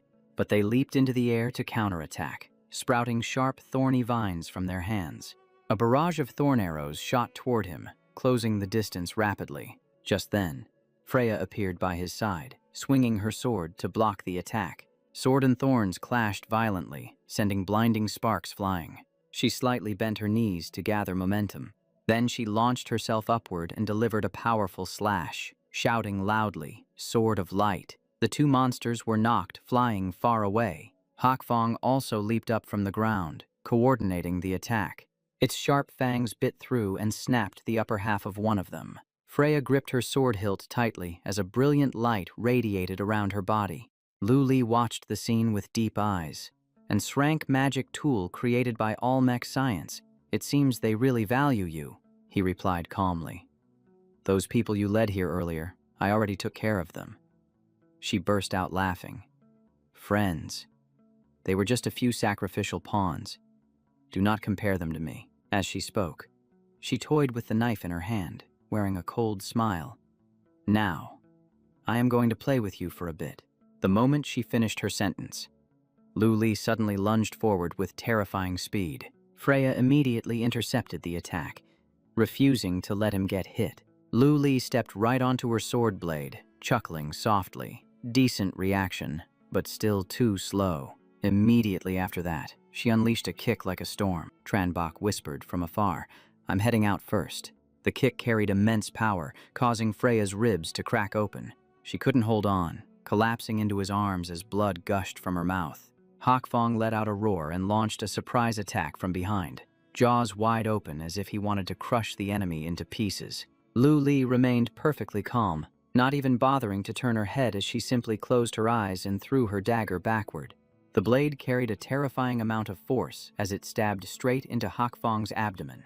She tilted her body to jump up, casually stomping his head down into the ground with brutal force. Then she swung her arm and sent him flying, his massive body crashing into the earth and sending debris scattering everywhere. Freya clutched her chest in pain while he looked at the heavily injured wolf and shouted in panic, "Hakfong!" Lu Li raised her hand, using some invisible force to pull the dagger stuck in Hakfong's body back to her grasp. She tightly gripped the hilt of the dagger, which was still dripping with fresh blood. Licking the blood off the blade, she let out a cold laugh and said, "It only hurts a little. Don't worry. I'll send both you and your beast to the afterlife soon enough." He clenched his fist and thought to himself, "She's suppressing my 2 trump cards while still in human form. Is this the power of the Beast Emperor host? No, she hasn't even gotten serious yet."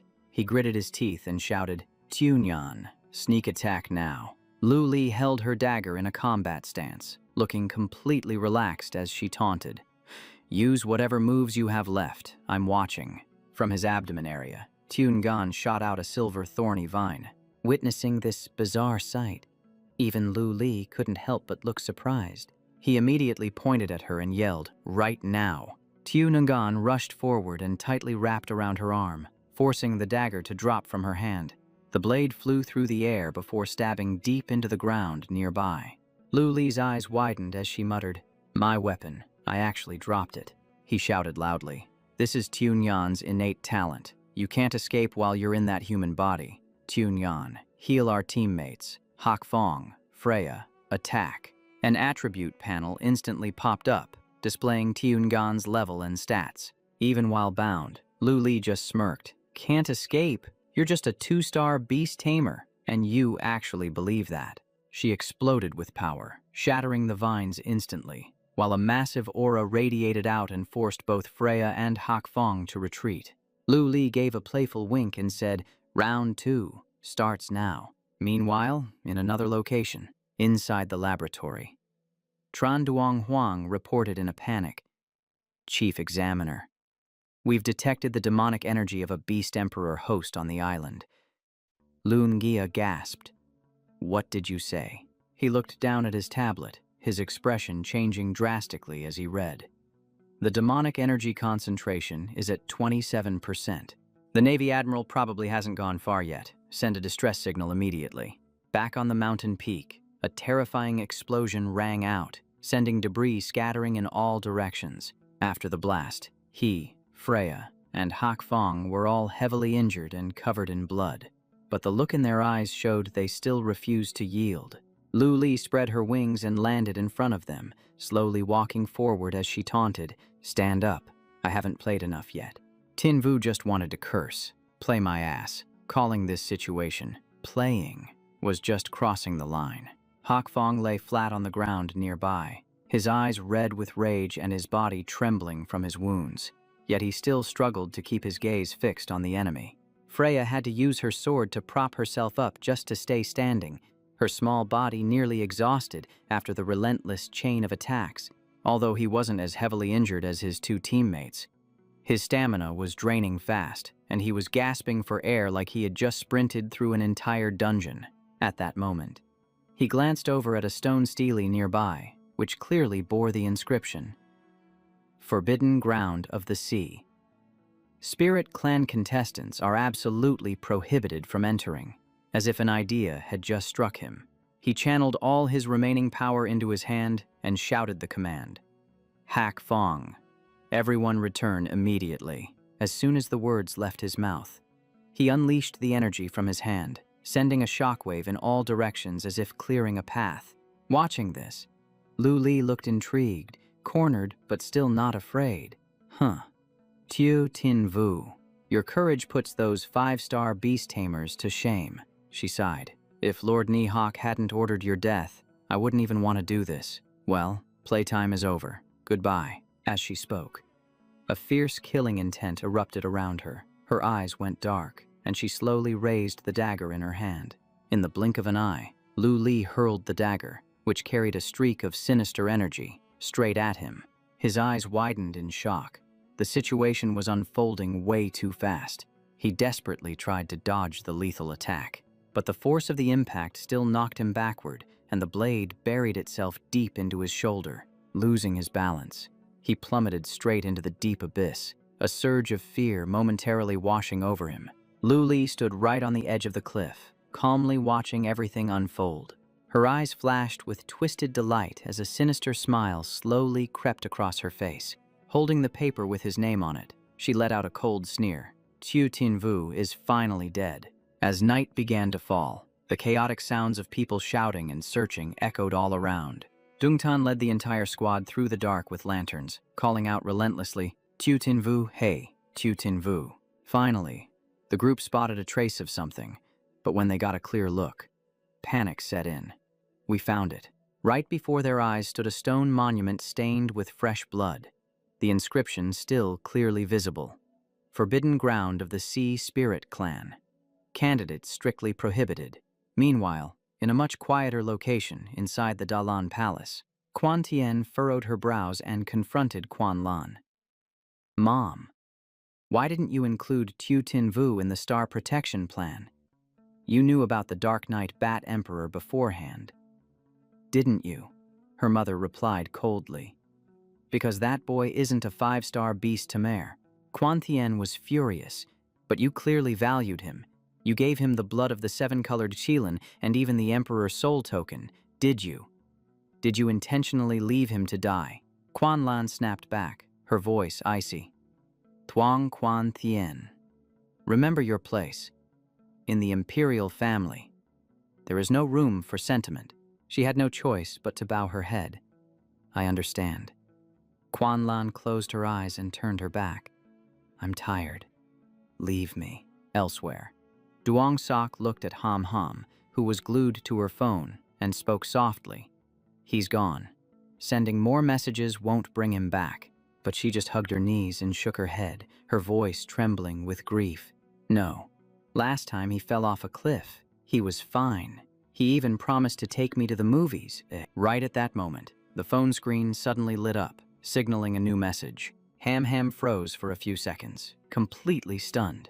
Then she jumped up and screamed, tears still streaming down her face. "Look, look," Tiu Tin Vu replied. Under the full moon, nestled between two rock crevices, the sparkling galaxy stretched out endlessly into the night, deep at the bottom of the abyss.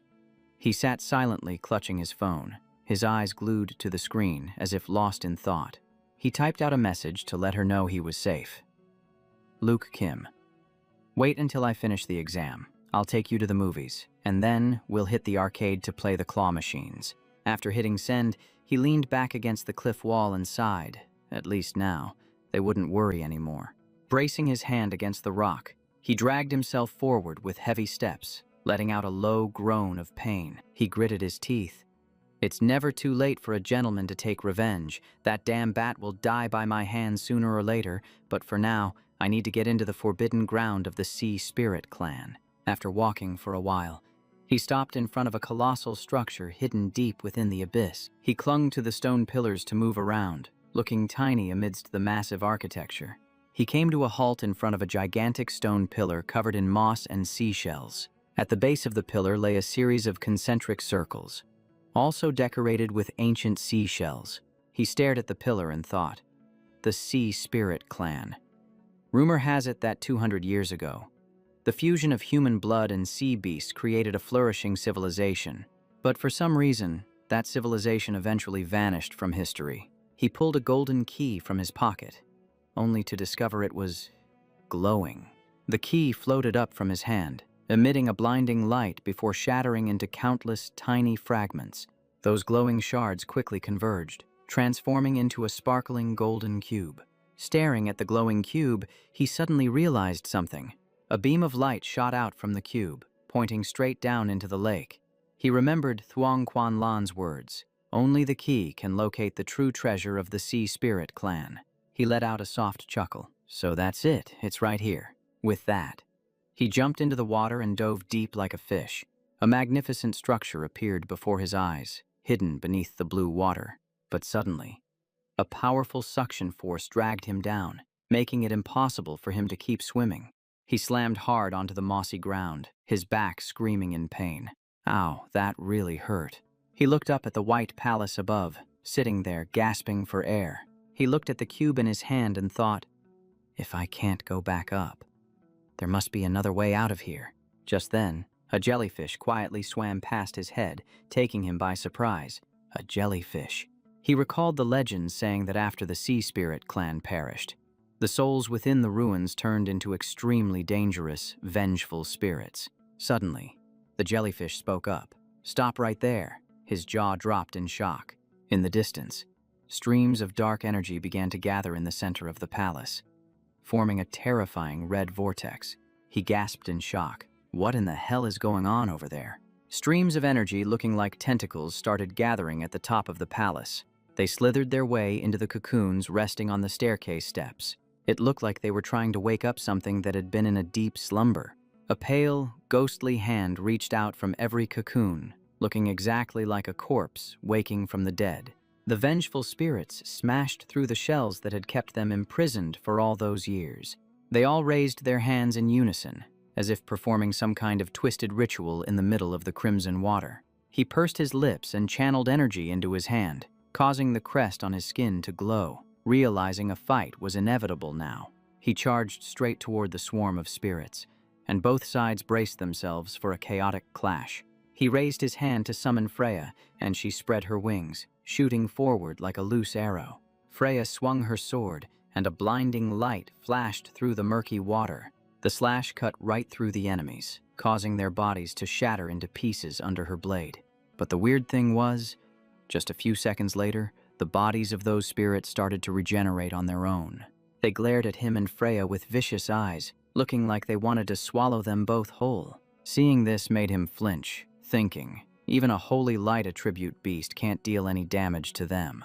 There was a pale green tentacle attached to the back of every spirit, making them look exactly like puppets being controlled from afar. And the source of those tentacles controlling hundreds of spirits was coming right from the center of the palace. He swam around while scanning the area, and then it hit him. So the key to this whole thing lies right here. Suddenly, he saw Vinternoom swimming toward him, which made him freeze for a second and mutter, Freya.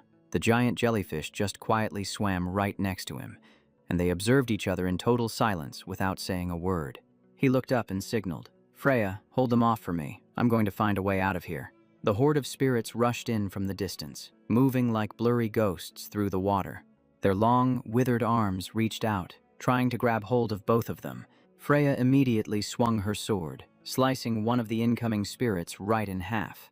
She spun her body continuously, repelling the surrounding spirits with every single strike. He pointed at Vinternoom and yelled, You don't want to hurt them, do you? Then help me figure out how to survive this. After hearing that, The jellyfish just released a stream of floating blue bubbles. He stared at the bubbles in confusion and asked, "What exactly are these used for?" Right at that moment, a spirit switched targets and lunged straight at him with its mouth full of sharp teeth wide open. But he didn't back down one bit, raising his hand to prepare for the clash. Vinternoom suddenly puffed up its body, its tentacles swaying gently with the current. Immediately after that, it moved to block his path, using its own body to take the hit. The vengeful spirit came to a halt right in front of that massive body. Then, it was suddenly completely engulfed by the bubbles the jellyfish had just released. The bubbles immediately dragged the spirit away, pulling it far from his reach. Seeing that, he blurted out, "So that's how those bubbles work." He immediately shouted, "Freya, spin around at light speed and churn the water to create bubbles." Freya received the order and sprang into action immediately. Light surrounded her body, creating an underwater vortex that sucked in everything around it. Vinternoom joined in to coordinate the attack as well. It continuously fired off hundreds of bubbles into the water. Those bubbles trapped the vengeful spirits tightly inside them. Each bubble carried a spirit and drifted down like a meteor shower, creating a scene that was both beautiful and strange. He clenched his fist in excitement and yelled, "We did it." He turned around with a smile and said, "Thank you for helping me deal with those spirits from the Sea Spirit clan." He touched its fading body and asked, "Why are you getting so pale? Did you use too much power?" Just as he grabbed hold of it, his eyes suddenly widened in shock, reflected in his terrified gaze. A massive black dragon appeared, its mouth full of sharp teeth and eyes red as blood. The vengeful spirits beneath that gigantic maw looked pitifully tiny. They screamed, "The dragon of despair, run." The crowd trampled over each other in panic, their screams echoing everywhere. The dragon opened its jaws, drool splashing everywhere as if it had been starving for ages. It let out a heaven-shaking roar, its mouth opening wide enough to swallow a whole ship. A sea spirit riding the waves appeared, holding a scepter, his eyes filled with fury. He hurled a trident charged with immense power straight at the dragon. He yanked his hand back from Vinternoom, his face panic-stricken like he had just seen a nightmare. He thought to himself, that black dragon was terrifying. Could it be Shangguan? No, that's not right. The Sea Spirit clan vanished over 200 years ago, and the Dragon of Despair is Nidhogg's nickname. He asked Vinternoom, "Do you know where the Sea Spirit King is? Did he beat that dragon? Or did he lose?" But the jellyfish remained silent, just staring back at him. He laughed at himself. Nidhogg is still alive, while the Sea Spirit clan has disappeared. Asking is useless. Guess I'll just find the treasure myself. 1 hour later, he and Freya looked up. There's no exit, so the only way is up there. Freya, fly toward that pillar of light. Freya held him tight, spread her 4 wings, and shot upwards. The two of them took off, leaving Vinternoom behind. It silently stayed behind, all alone in the darkness. Freya carried him close to the pillar of light radiating from the center of the palace. Looking down, he saw 2 wraiths fighting inside a stone cave. A green wraith tore apart its blue opponent, making him think, another wraith, or is it an army of demon beasts deep under the sea? The magnificent palace continued to exist in silence. The skeleton of the Sea Spirit King suddenly rose up, breaking the slumber it had kept for so many years. Dark flames surrounded his body as he gripped his trident tight and let out a roar. He gasped in shock. The Sea Spirit King. The giant skeleton lunged at the two of them with terrifying, killing intent. Vinternoom suddenly appeared next to him, startling the main character, and fired off a bubble. The bubble flew straight toward the Sea Spirit King. His eyes widened as he stared at the thing rushing toward him. Then he immediately threw his trident to counterattack. The trident tore through the water, heading straight for the bubble. The collision caused an explosion, knocking Vinternoom far away. It slammed into the main character's chest, forcing him to grit his teeth as he caught it. A massive stream of dark energy began to gather in front of the Sea Spirit King's chest. His body glowed with a strange blue light, emitting pressure that shattered the surrounding rocks. He calmly looked up at him. Then he tightened his grip on the trident and charged. Freya immediately hugged him and leaned to the side to dodge the blow. But both of them fell into a whirlpool, and Freya lost her grip, letting him slip out of her arms. The main character hugged Vinternoom tight, his body spinning wildly in the vortex, so dizzy he couldn't even open his eyes. The Sea Spirit King continued the chase. refusing to let up. Suddenly, Vinternoom glowed brilliantly in his hands. A giant shield popped out around him, blocking the Sea Spirit King's fatal attack. At this moment, the Sea Spirit King raised his trident straight down at the water's surface. His movement slow, but the pressure felt heavy enough to crush your chest. He stared blankly for a long while, his eyes looking lost, as if he were recalling something from the past. In the midst of the crisis, Tinvu hugged Vinternoom tight and gritted his teeth, urging, "Now's a great chance." Freya. She held her breath and dove down immediately, moving as swiftly as an arrow. Just as she was about to close in for an attack, the Sea Spirit King locked her in a hold, stopping her in a split second. He spun around and flung Freya to the side like tossing away a toy. She slammed dizzily into a rock, her whole body going limp. Seeing his opponent faint, he fell silent for a long time, as if struggling internally. Then he channeled his power, creating a massive whirlpool right on the spot. He panicked and signaled, "Freya, get back here." But as soon as the words left his mouth, both the summoned creature and the king's attack changed direction, aiming straight for him. Luckily, Freya retreated in time, dodging by a hair's breadth. Seeing the Sea Spirit King swim upward, a chill ran down his spine. He realized with horror, the real disaster is finally here.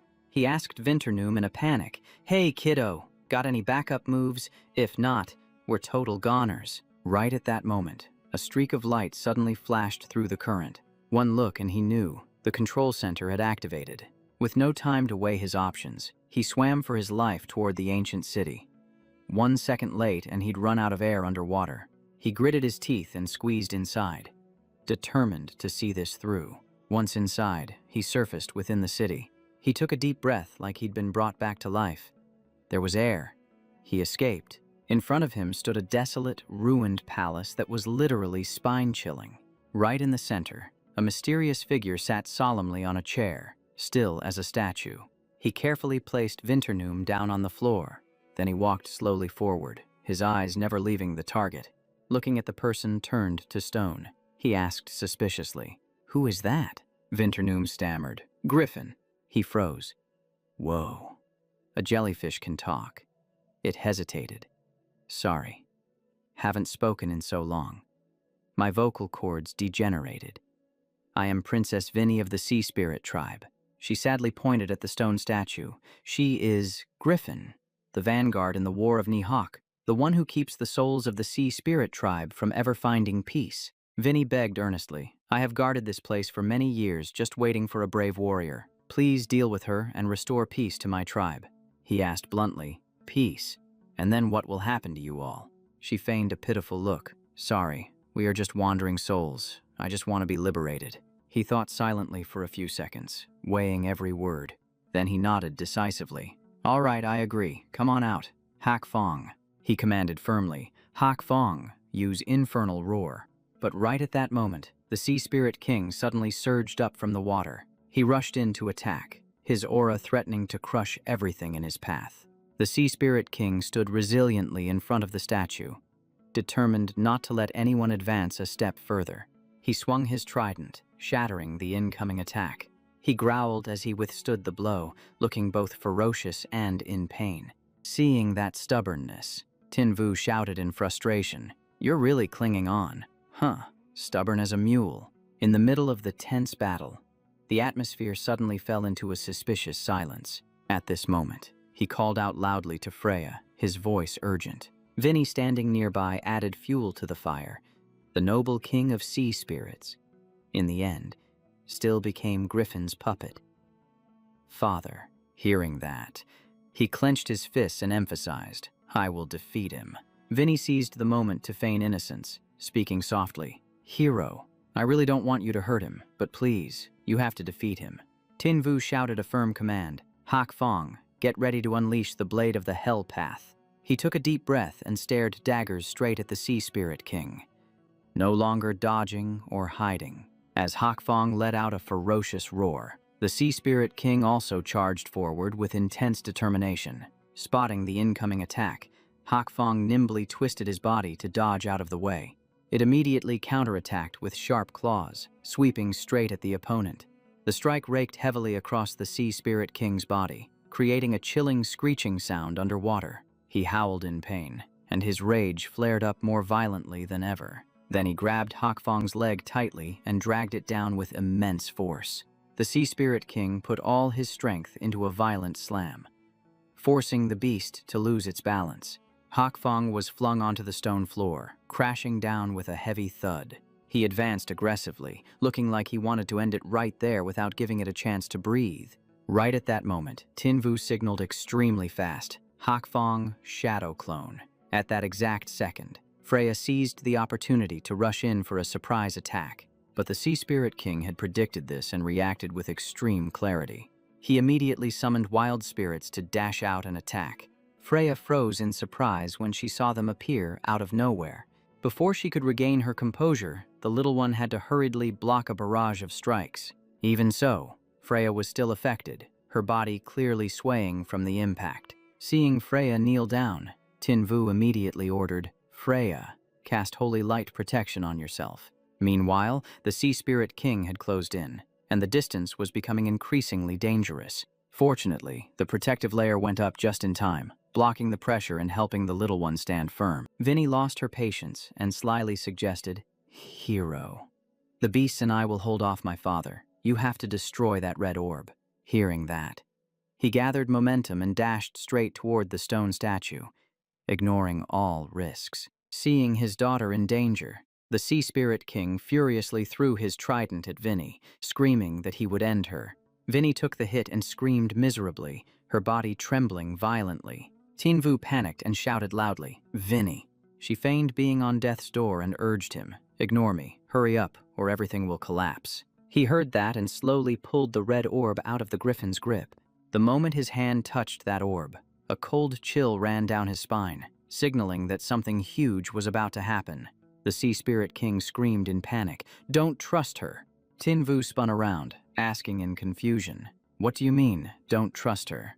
But by then, Tinvu had already lifted the orb out of the griffin's hand. Because he was so startled, he accidentally dropped it onto the ground. Just 1 second later, the orb shattered into pieces. He turned his head and asked urgently, "You just said don't trust her. What did you mean?" Right at that moment, Vinternoom suddenly turned red and burst into delightful laughter. She laughed coldly. The meaning is very clear. Seeing her demeanor change completely, he stood frozen in place. Drops of liquid dripped from the jellyfish body like thick syrup. She smiled a creepy smile. "Allow me to reintroduce myself." Tinvu and the Sea Spirit King stared at her in shock at the same time. The system displayed, "Mission complete. Received 500 experience points." She was none other than the former deep-sea vanguard of the Demon Beast Army, the one named Vinternoom. Tinvu clenched his fist tightly. "You tricked me." She shrugged. "Deception is just the nature of a jellyfish. Using you was perfectly logical, wasn't it? Besides, I saved you a few times, so let's call it even." He fumed. "You are part of the Sea Spirit clan too. Why would you do something like this?" She sneered. "Following Nihawk was the only right choice, for my own sake. So what if I have to sacrifice the entire Sea Spirit clan?" She continued ranting about her hatred. Her father would rather let the whole clan go extinct than hand the Sea Spirit authority over to her, choosing to give it to an outsider instead. Hearing that, the Sea Spirit King immediately charged forward, but she contemptuously swatted him aside, still trying to stop me. "Father." The Sea Spirit King weakly slammed into the stone wall. Right at that moment, a purple blade suddenly shot out from the smoke and dust. The blade plunged straight into Vinternoom's stomach. The Sea Spirit King rushed in, continuing to force her back. But Vinternoom was still far more devious. He thought to himself, "Looks like I worried too much." She screamed in a rage, "Father, you're already dead, so just be good and stay down. Stop wasting my time." Then she turned to him and proposed, "Human, cooperate with me. Kill my father, and I will spare your life and let you serve under Nihawk." He frowned. "Cooperate with Nihawk?"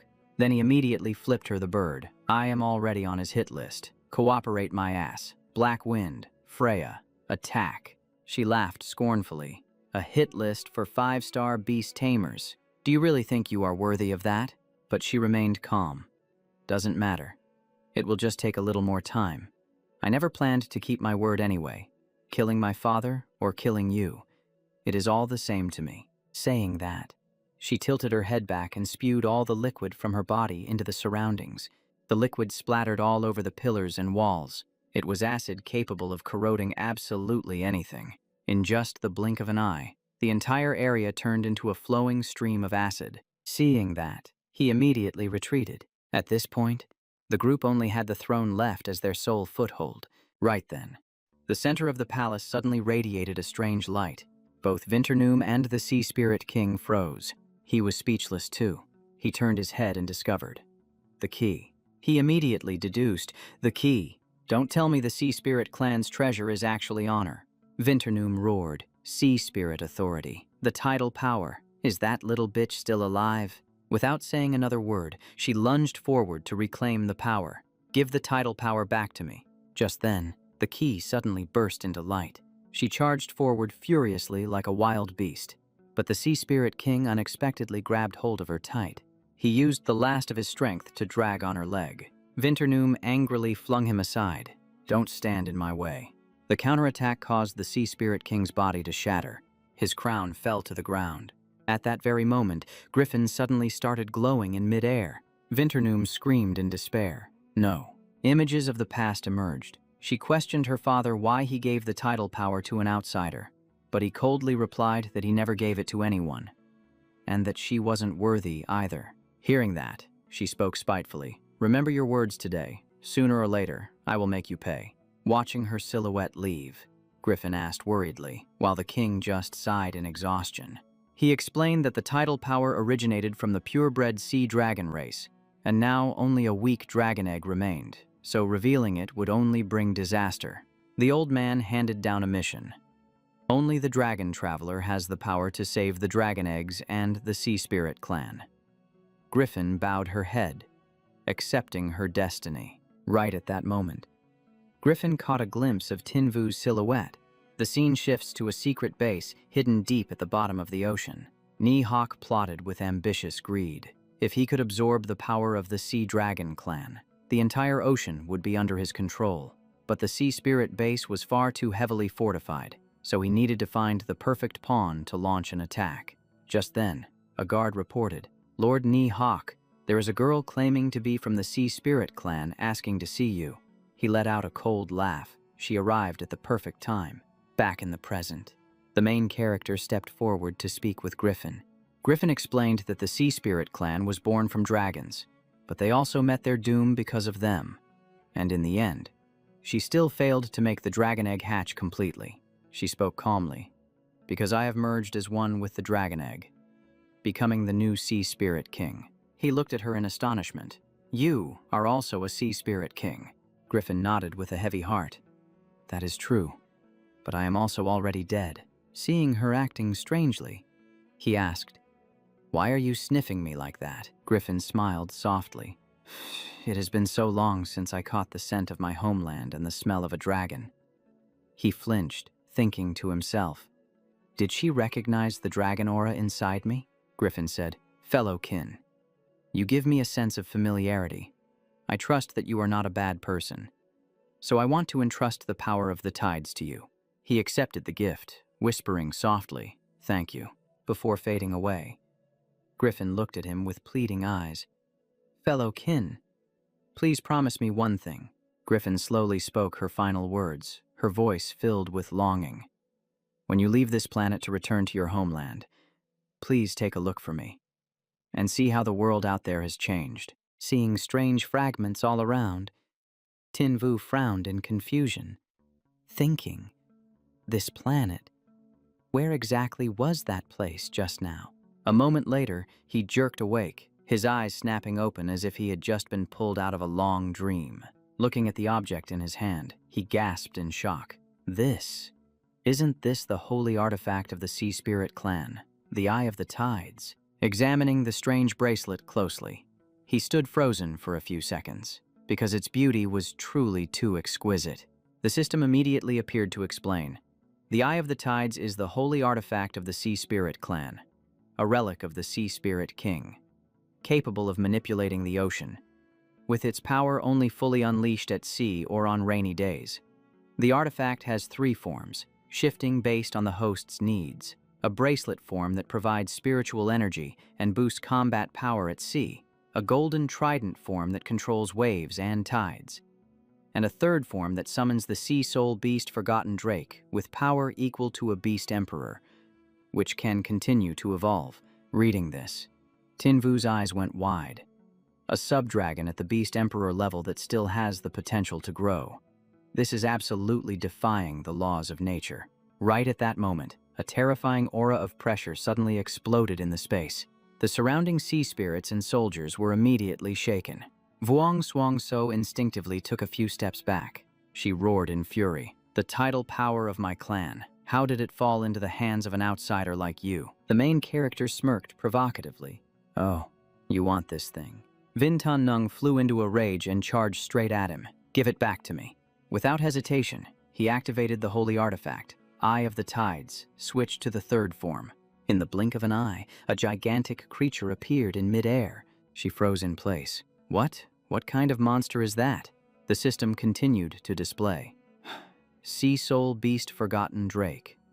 Beast Emperor rank. Possessing a mutated bloodline of the ancient Azure Dragon and the traditional Dragon Clan. Legendary quality. Its talents include tripling tidal power in aquatic environments, controlling water currents, suppressing bloodlines of other elements, along with sonic skills, explosive bursts, and the ultimate move, Wrath of the Sea God. Seeing the colossal creature in front of him, the man could only stammer out one trembling word: dragon. But Vin Tan Nung still screamed and charged forward. "I do not care what you are. Today you must die." The main character immediately ordered Glenn to unleash the water dragon breath. The sub-dragon opened its mouth, spewing out a massive torrent of water like a catastrophic flood. Her face instantly went pale as she felt her abilities being suppressed. "My poison? Why is it ineffective?" Bintanum ground her teeth in frustration. "I used to be a divine beast, so how can I be overwhelmed by a beast emperor like this?" Glenn did not stop, continuing to blast out surging waves of pure water. Vin Tan Nung roared, unleashing her skill, Piercing Poison Cavern. Immediately after, she jumped straight into the pool of water she had just summoned. Inside the current, she tried to amplify her power to recover. Seizing the opportunity, she suddenly dashed out for a sneak attack, but the sub-dragon had anticipated the move, instantly shifting its body to dodge to the side. Right after that, it turned its head and unleashed another violent tidal wave. The main target is the lake, right where she's hiding out. Vin Tan Nung let out a ferocious roar, fighting back hard. A whole bunch of water tentacles instantly popped up, wrapping around her body. Tin Vu immediately shouted out, "Glenn, use ultrasonic wave." In a split second, a terrifying sound wave blasted out, carrying a heavy, crushing pressure. It made those tentacles start shaking violently right away, but a few tentacles still managed to latch tight onto Glenn's body. In the blink of an eye, the sub-dragon was getting pummeled by relentless attacks. Vin Tan Nung screamed in excitement, "While you're weak, that's exactly when I'll take your life." But just as she was about to lunge forward, she suddenly froze. Glenn was still staring right at her, not backing down an inch.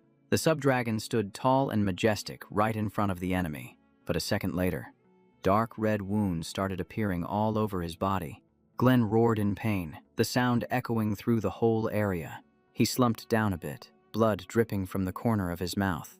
Seeing that, she laughed coldly. "I thought your beast was tough, but turns out he can't even handle my poison. He'll drop dead any minute now." Hearing that, the main character just crossed his arms and raised an eyebrow. "Oh, really?" Without saying another word, he immediately gave the order, "Sub-dragon, bite her." Glenn instantly charged forward and clamped his jaws tight around Vin Tan Nung. She screamed in panic, "Are you crazy? I'm poisonous. Doing that will just make your beast die faster." But he ignored her, coldly commanding, "Glenn, use Dragon Force, detonate." Hearing that, her face went pale instantly. "What the?" Glenn clamped his wings tight, preparing to activate the skill, making her struggle in panic. "No, let me go, now." As soon as the words left her mouth, a massive explosion erupted. Rubble and energy blasted all across the room. The main character had to close his eyes and shield his face with his hand to keep the stone dust out. As the shockwave faded, thick smoke and dust covered everything. In the middle of the floor, Vintan Nung lay there, barely breathing. He nonchalantly recalled Glenn back into the ring. Vintan Nung trembled as she forced herself to sit up. I don't accept this. Why did the tidal power of my clan fall into the hands of an outsider? Tin Vu replied coldly. Someone who is willing to destroy their own clan for power basically doesn't deserve to possess it. Hearing that, she laughed like a maniac. I don't deserve it. Huh. She collapsed to the ground, whispering weakly. It wasn't about the power. I just couldn't accept my fate.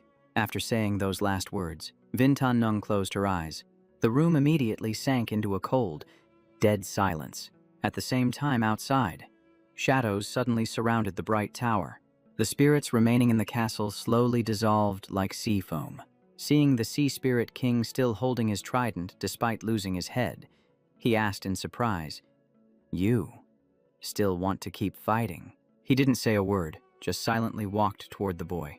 When he got in front of him, the Sea Spirit King bowed deeply to show his gratitude. He slammed the trident into the ground, cracking the stone floor. His body slowly faded away in the light. "Thank you." Before vanishing completely, he whispered his dying wish. "Please, lead them in my place." Right after that, countless souls flew out from the tower into the air. They all circled above Griffin's head, as if waiting for a successor. At this moment, the spirits were still sobbing, giving Tin Vu a headache, so he had to speak up. "Enough. Stop crying. Your king has finally been freed from his torment. He isn't coming back." He took a deep breath and spoke clearly.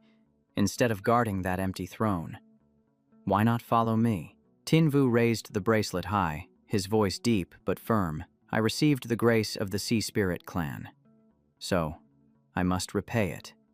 In the name of humanity, I swear to help you take revenge." Hearing the words about destroying Ni Hawk, all the mermaid spirits turned to look at him in unison. Without hesitation, every single spirit immediately rushed toward him. Then, they all voluntarily entered the bracelet. At that very moment, the bracelet suddenly glowed brilliantly. The system displayed a new information panel. Tidal Dragon Eye, a sacred artifact of the Sea Spirit clan capable of controlling the ocean. Its power only peaks at sea or in the rain. It has 3 forms. The bracelet provides spiritual energy and opens sea routes. The trident controls waves and causes deep-sea tremors. And the summoning form calls forth the Sea Soul Beast Klen, a beast emperor-level sub-dragon that can grow alongside its master. Right after that, the system popped up another notification. New feature unlocked, Divine Echo. Looking at the information panel, he crossed his arms and thought carefully. Finally, Tin Vu chose the trident form and affirmed, "From now on, I will shoulder everything for you guys." Meanwhile, on Linsai Island, a heavy rain began to pour down. A group of people were holding lights, searching everywhere in the night to find him. Mo Dong-tan muttered to himself. "My daughter said the kid is still alive. She even texted him. Did he really fall into the Sea Spirit clan ruins?" Just then, Tin Vu appeared on the mountain peak right in front of him. He shouted in joy, "You little brat, finally found you. If I didn't, my daughter would have scolded me to death." He laughed. "My luck is tough. I don't die that easily." But Mo Dong-tan looked behind him and panicked. "Quick, hide behind me." He turned his head and saw the sea spirit souls flying over. He immediately blocked the way. "That's a sea soul beast, the most vicious spirit. Let me handle it."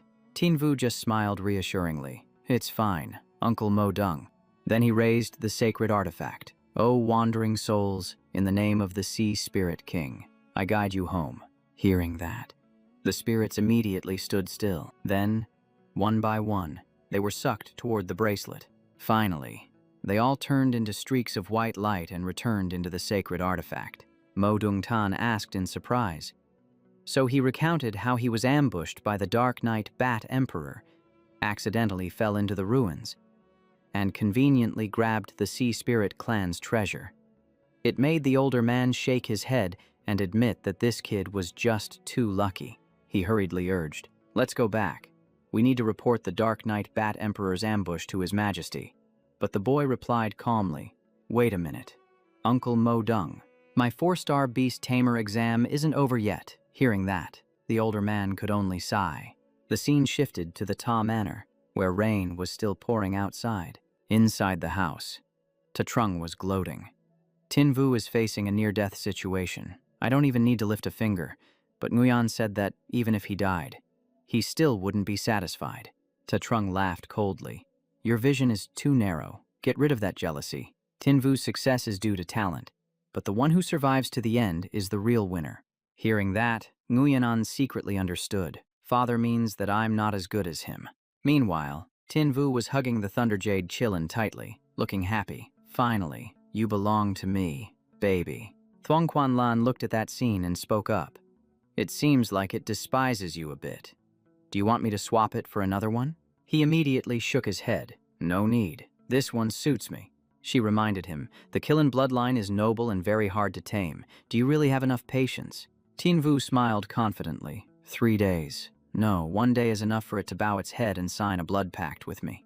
Back at the Ta Manor, Ta Trung asked his son, do you remember the ambition of the Ta family? Nguyen replied clearly, to make this empire belong to the Ta family. Outside the door, Ta Lien overheard everything, her mind echoing with just one phrase, the empire bearing the name Ta. Just then, Ta Trung's phone vibrated. After reading the message, he was stunned. What? Tin Vu isn't dead, and he's even being escorted into the royal palace. Nguyen's face also turned pale. Ta Trung immediately ordered, Nguyen, go to the royal palace right now. Use the excuse of visiting the princess. Seeing her brother run off, Ta Lien hurriedly called out, brother, wait for me. The scene shifted to the main hall of the royal palace. Thuong Quan Lan sighed with admiration. Tin Vu. Sure enough, you didn't let me down. He humbly replied that if it wasn't for her, he wouldn't have obtained the title eye either. She reminded him, do you still remember the agreement between us? He looked blank. What agreement? Thuong Quan Lan smiled. I once said that if you passed the 4-star assessment this semester, I would gift you a Kirin beast. Immediately after, the Thunder Jade Kirin was brought out. It stood in the middle of the great hall, its massive body full of majesty. Thuong Quan Lan said, I give you 1 day. If it doesn't sign a blood pact after 1 day, I will take back the reward. Hearing that, his voice immediately went weak. Lady Empress, I was just talking big. Can I have 2 days? But eventually, he still nodded. Fine. 1 day it is.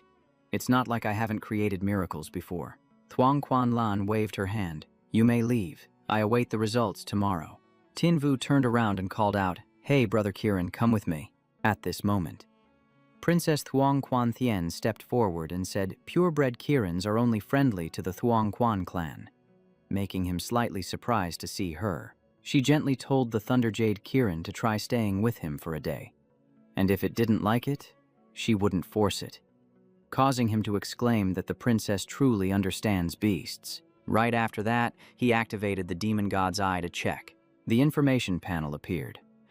Thunder Jade Kirin. Complete beast form. Purebred Kirin bloodline with phantom god quality.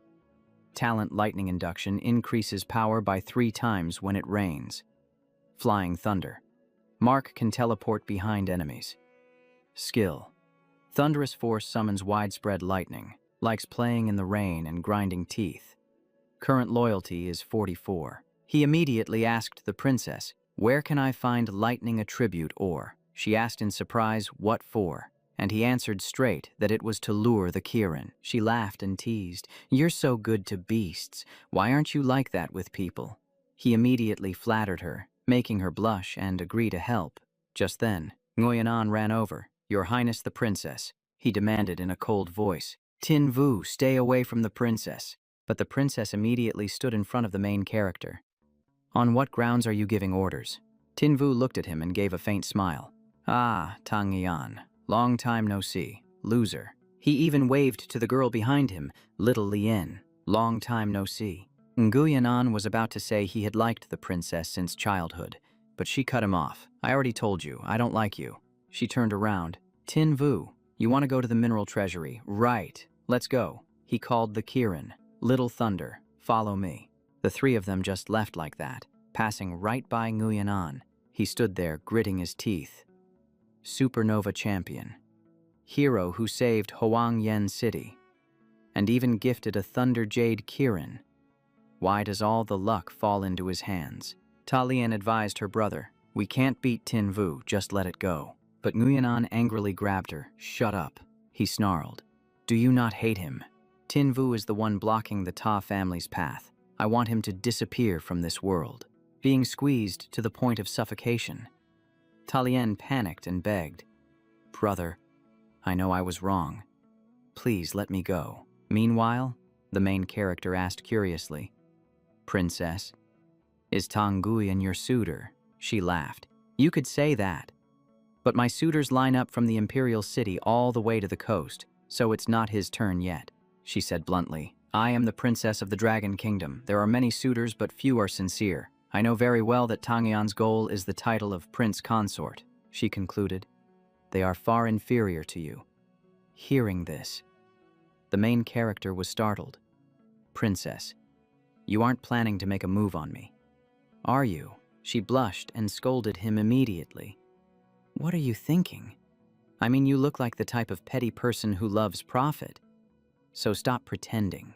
Just then, a scent wafted by, making Tin Vu freeze. He glanced to the side. "This smell is just like the magic firefly flower Chu Hung gave me." Thuong Quan Thien nodded. "Correct. The scent is drifting over from the Royal Science Academy." Hearing this, the main character's eyes went wide. "What? The Royal Science Academy?" He immediately pleaded. "#1 beauty in the universe, Miss Thuong Quan Thien. Can you take me there?" She sighed. "A petty person like you really keeps pretending." Saying that, she grabbed his hand and dragged him along. "Let's go. I'll take you to broaden your horizons at the fanciest research institute in the Dragon Kingdom." Arriving there, Tin Vu marveled. The Royal Science Academy, truly magnificent, worthy of being the top in the Dragon Kingdom. She smiled brightly. "Stop flattering me. If you want the magic firefly flower, go in and get it." He nodded sharply. "Yes, ma'am. Thank you, Princess." Just stepping inside, his eyes went wide looking at the series of mechs, mechanical angel hunters, and even a mechanical blue dragon beast submerged in water with a flux missile launcher attached to its belly. It looks totally dope. That wasn't all. The main character even shouted, "Good heavens." There's even a model of the mechanical sea god Leviathan. Thuong Quan Thien explained, "Science strengthens national power. Magic beasts constantly cause trouble, and many people aren't qualified to become beast tamers. So, mechanical beasts can be mass-produced, boosting national defense while creating jobs." He asked right away, "So, how strong is it?" She frowned. "That's kind of hard to say clearly." Suddenly, a mechanical beast lunged forward, and a panicked shout rang out.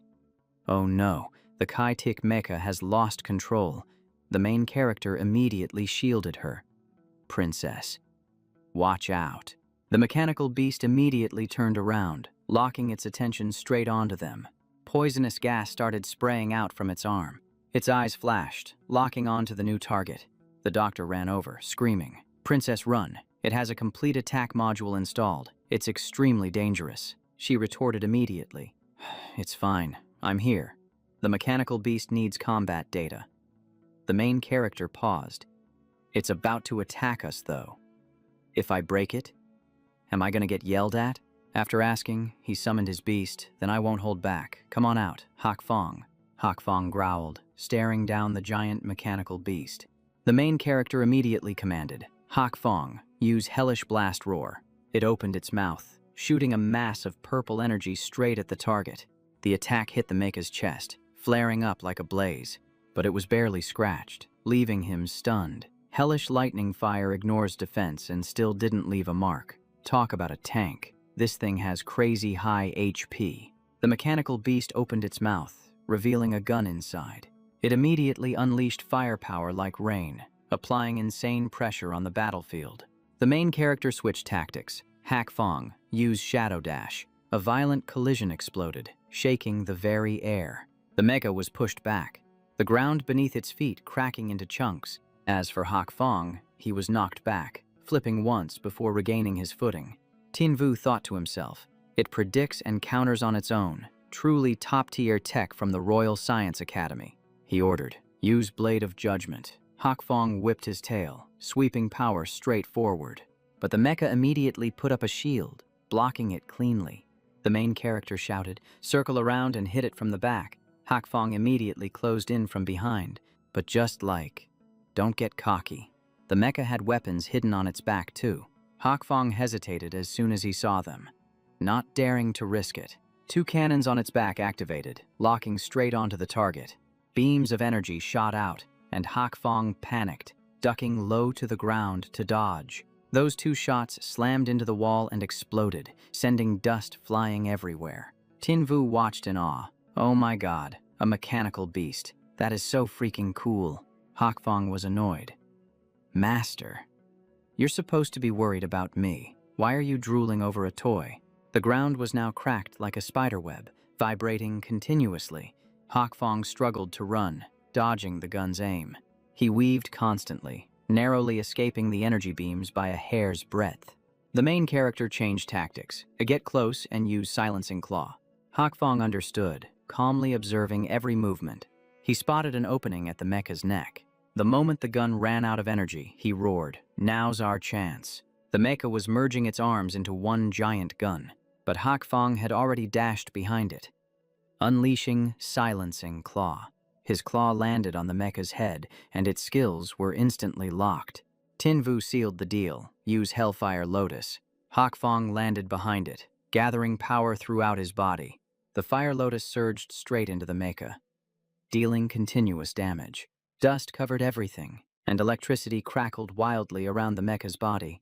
It stiffened up, with lightning arcing all over its frame. Its eyes flickered wildly, looking like it was about to power down completely. And then, zap. It shut off and lay there, silent as a scrap of metal. Tinvu let out a long sigh. "Thank goodness that's over. This thing is a tank. It took a Hellfire Lotus to the face and only took 43% damage. If it hadn't run out of energy, we would still be fighting." Thuong Quan Thien nodded in agreement. Tuyenko technology is famous for its defensive armor. After all, he looked surprised. Tuyenko, doesn't that belong to Senior Lambak Tuyen? She looked at him with interest. "Oh, you know about that." The main character answered with certainty. 80% of the nation's magic tools and mechanical beasts come from Tuyenko. Even the sword Freya uses was made by them. He immediately felt a sense of caution rise within him. Lambak Tuyen is no simple man. He is a titan of science and a powerful beast tamer. If I want to go far in this world, I absolutely need to build a relationship with him. Just then, a man walked over to thank him. "Young man, thank you for stepping in." Tinvu paused, looking confused. "And you are?" Thuong Quan Thien introduced them. "This is the director of the Royal Science Academy, Min Trong Quang. You can just call him Elder Man. Elder Man, this is my friend, Tinvu." The old man looked at him with admiration. "Heroes really do start young these days. I heard all about what happened in Huangyan City. So, what brings you here?" He didn't beat around the bush and got straight to the point. "Elder Man, I have a heavenly soul vine beast. I need the nectar of the devil firefly flower, as much as possible." Man Trong Quang was startled. "The heavenly soul vine, isn't that a plant-type beast with an ancient bloodline?" He glanced over at Thuong Quan Thien, as if weighing his options. Then, he made a decision. "Since you are a friend of the princess, I will gift you 10 devil firefly flowers." The main character immediately haggled, so the old man raised it to 15. Emphasizing that was his absolute limit, because they are so hard to grow. He glanced at the flower beds in the distance. There were at least 300 plants there.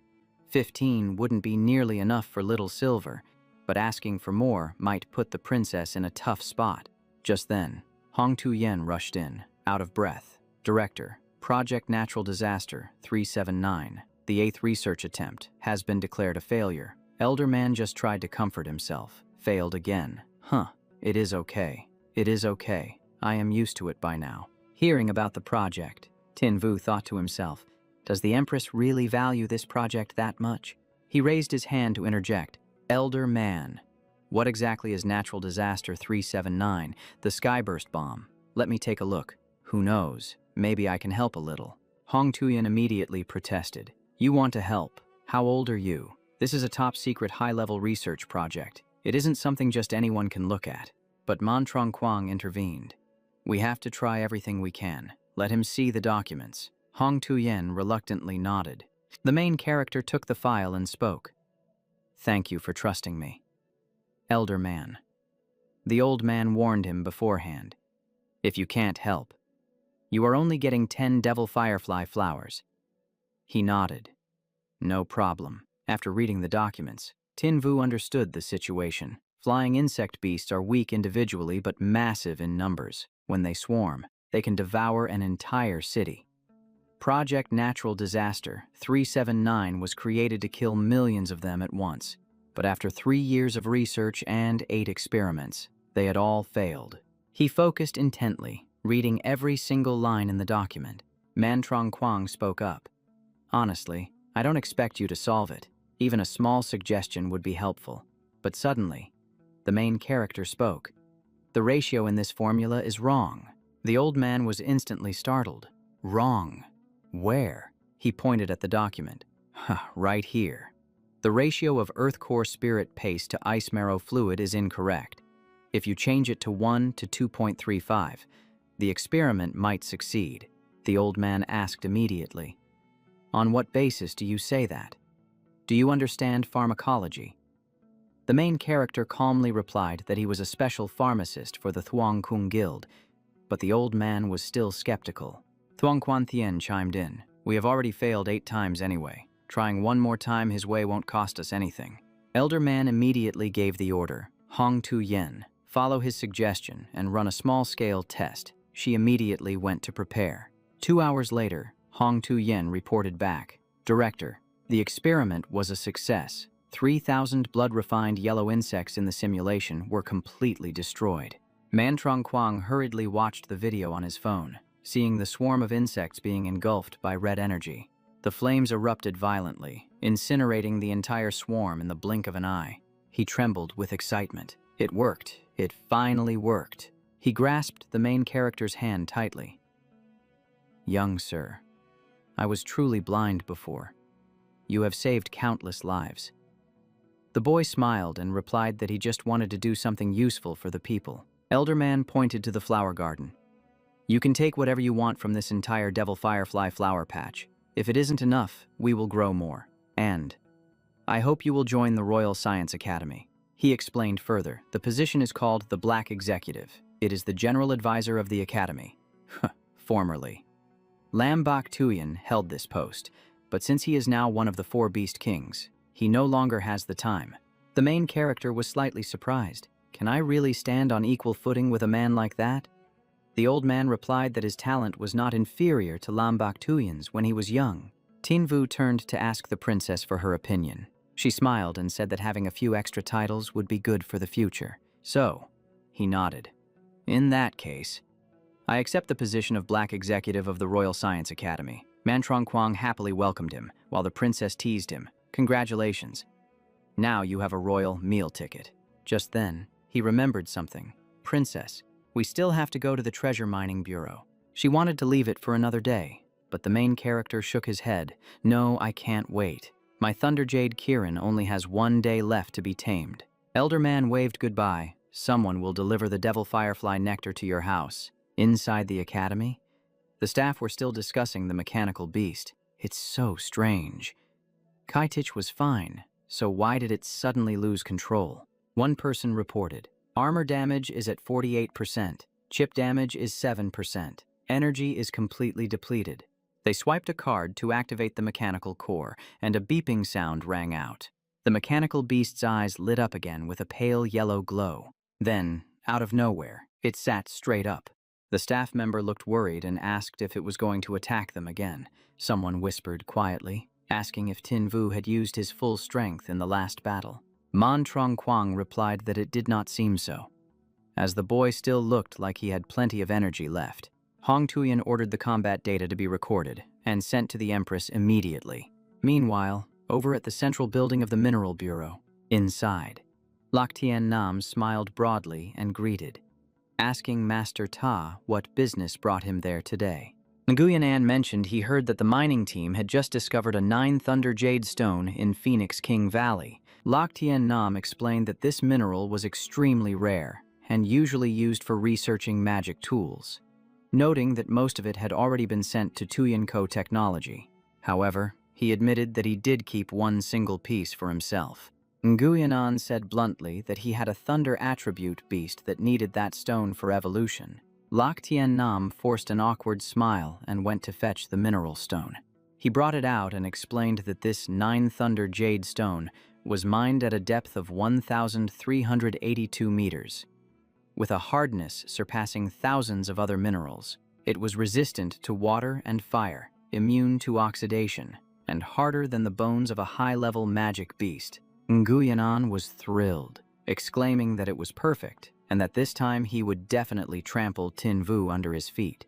He reached out to take it, saying he would accept the stone and that the Ta family would not forget this favor. But Lok Tien Nam suddenly snapped the lid of the box shut. He told Master Ta that there was only one stone, so he could not just give it away like that. But Nguyenan frowned and reminded him that the Ta family had helped him secure his position as bureau chief. Lok Tien Nam laughed awkwardly, agreeing that he was indeed very grateful to Lord Ta. Just then, a staff member ran in to report that Her Highness the Princess and Master Tiu had arrived. Lok Tien Nam immediately went out to welcome them. The princess asked straight away if Chief Lack had any extremely hard thunder attribute mineral stones.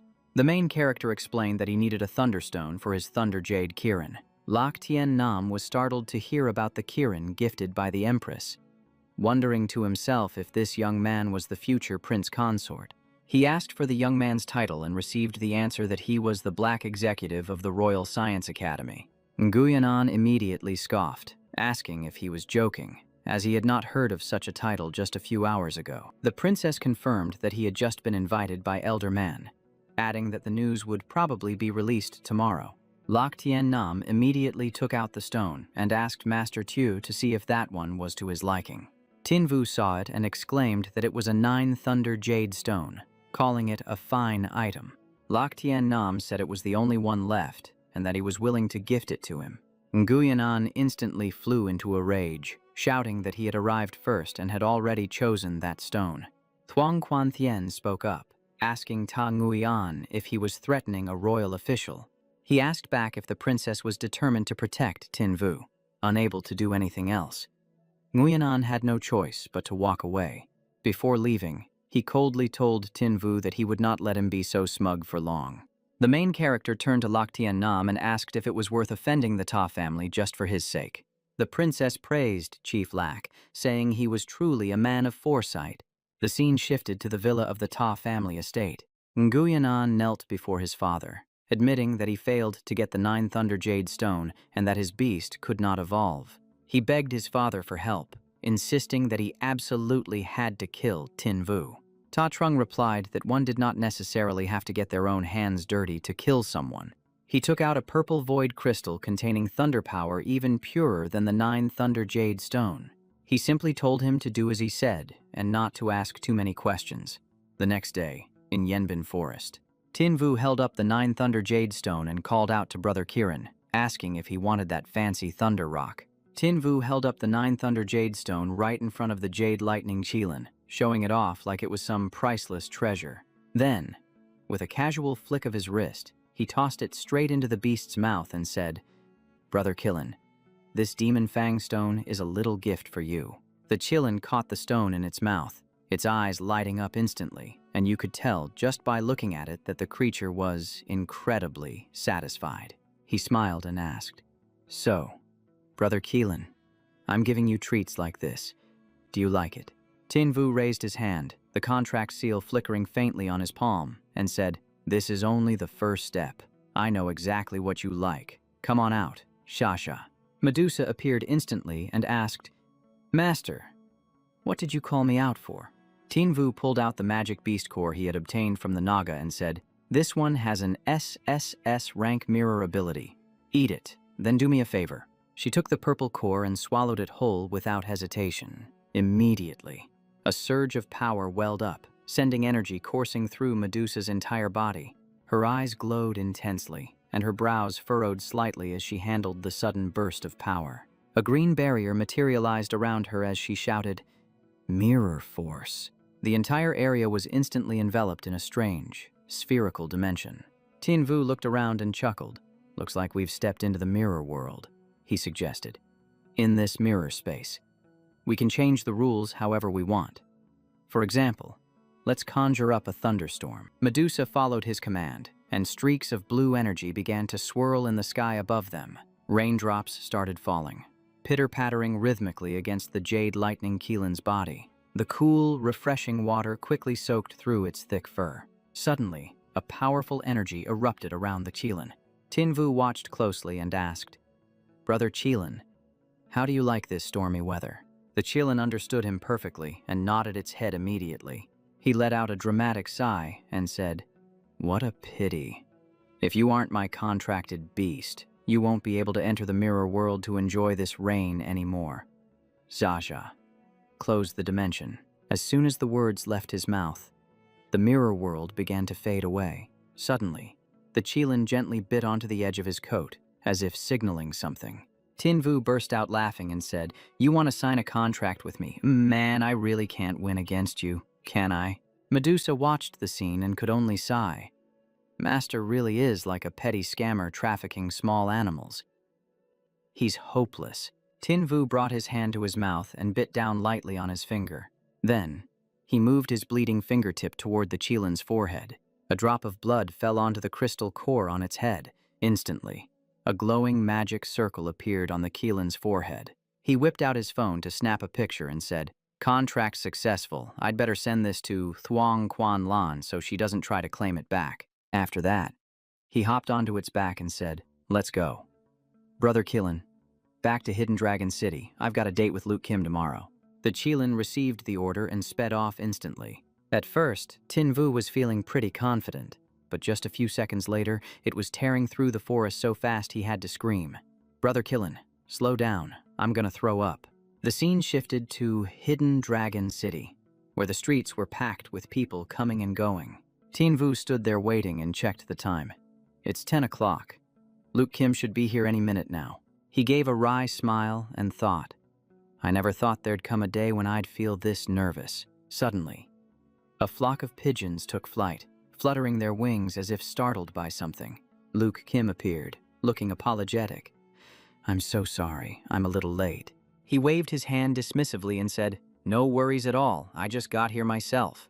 Tin Vu looked at her and complimented, "Luke Kim, no matter how I look at you, you're always beautiful." Meanwhile, I'm dressed way too casually.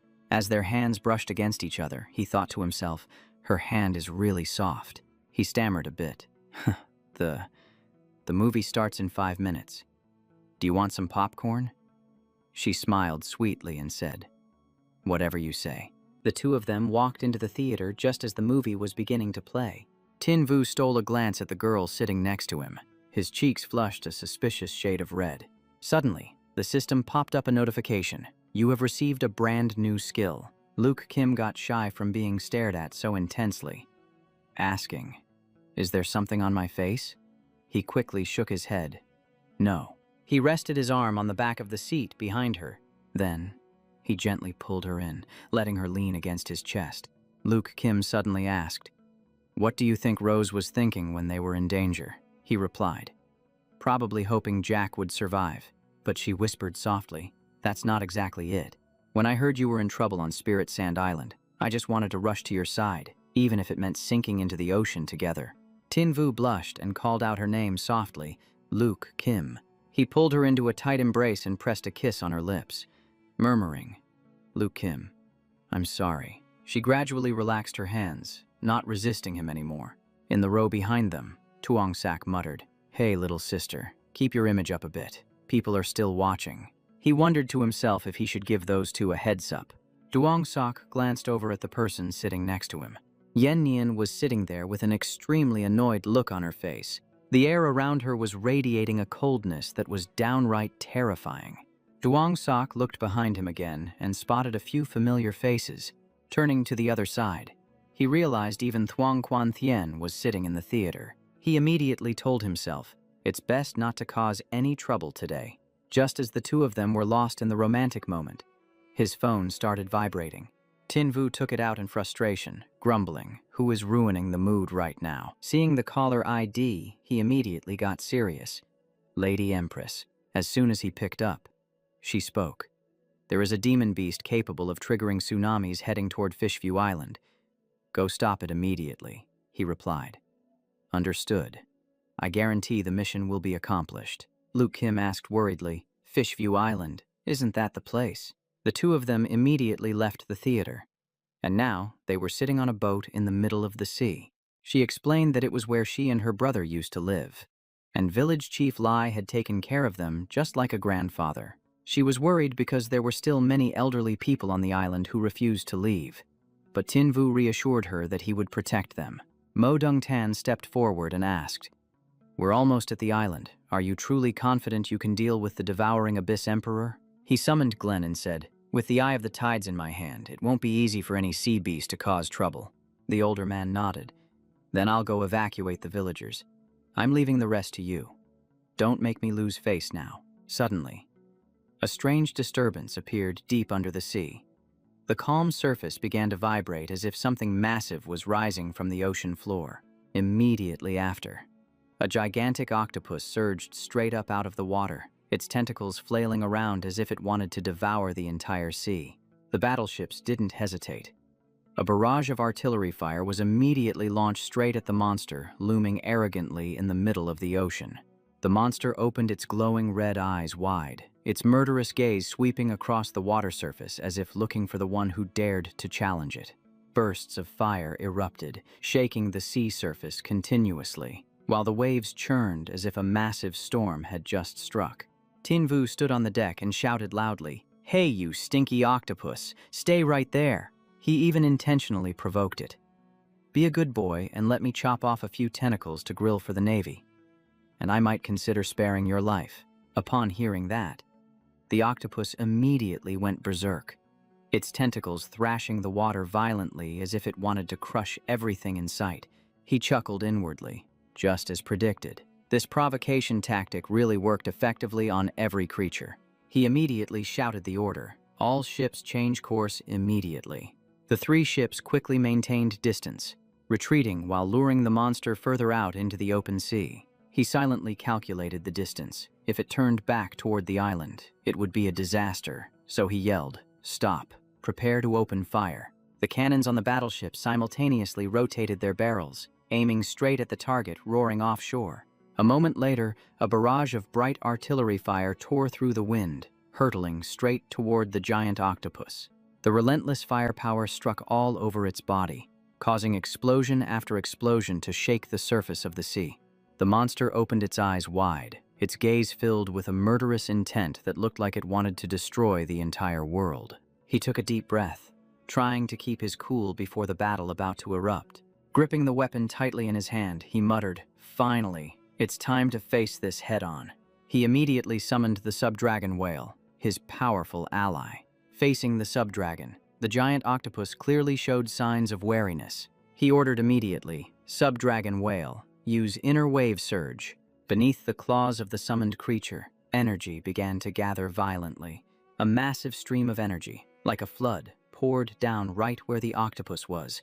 That power immediately engulfed the monster's entire body. Following his command, the subdragon opened its mouth wide and unleashed a dragon roar that shook the entire area. It stared down its opponent, its stern gaze locking onto the target. The giant octopus's body began to be forced down beneath the ocean surface. Finally, unable to withstand the pressure, it turned tail and dove straight down to the bottom of the sea. The sky above began to change, with strong winds bringing rain and fluttering snowflakes. The sea churned violently, and massive waves began to form.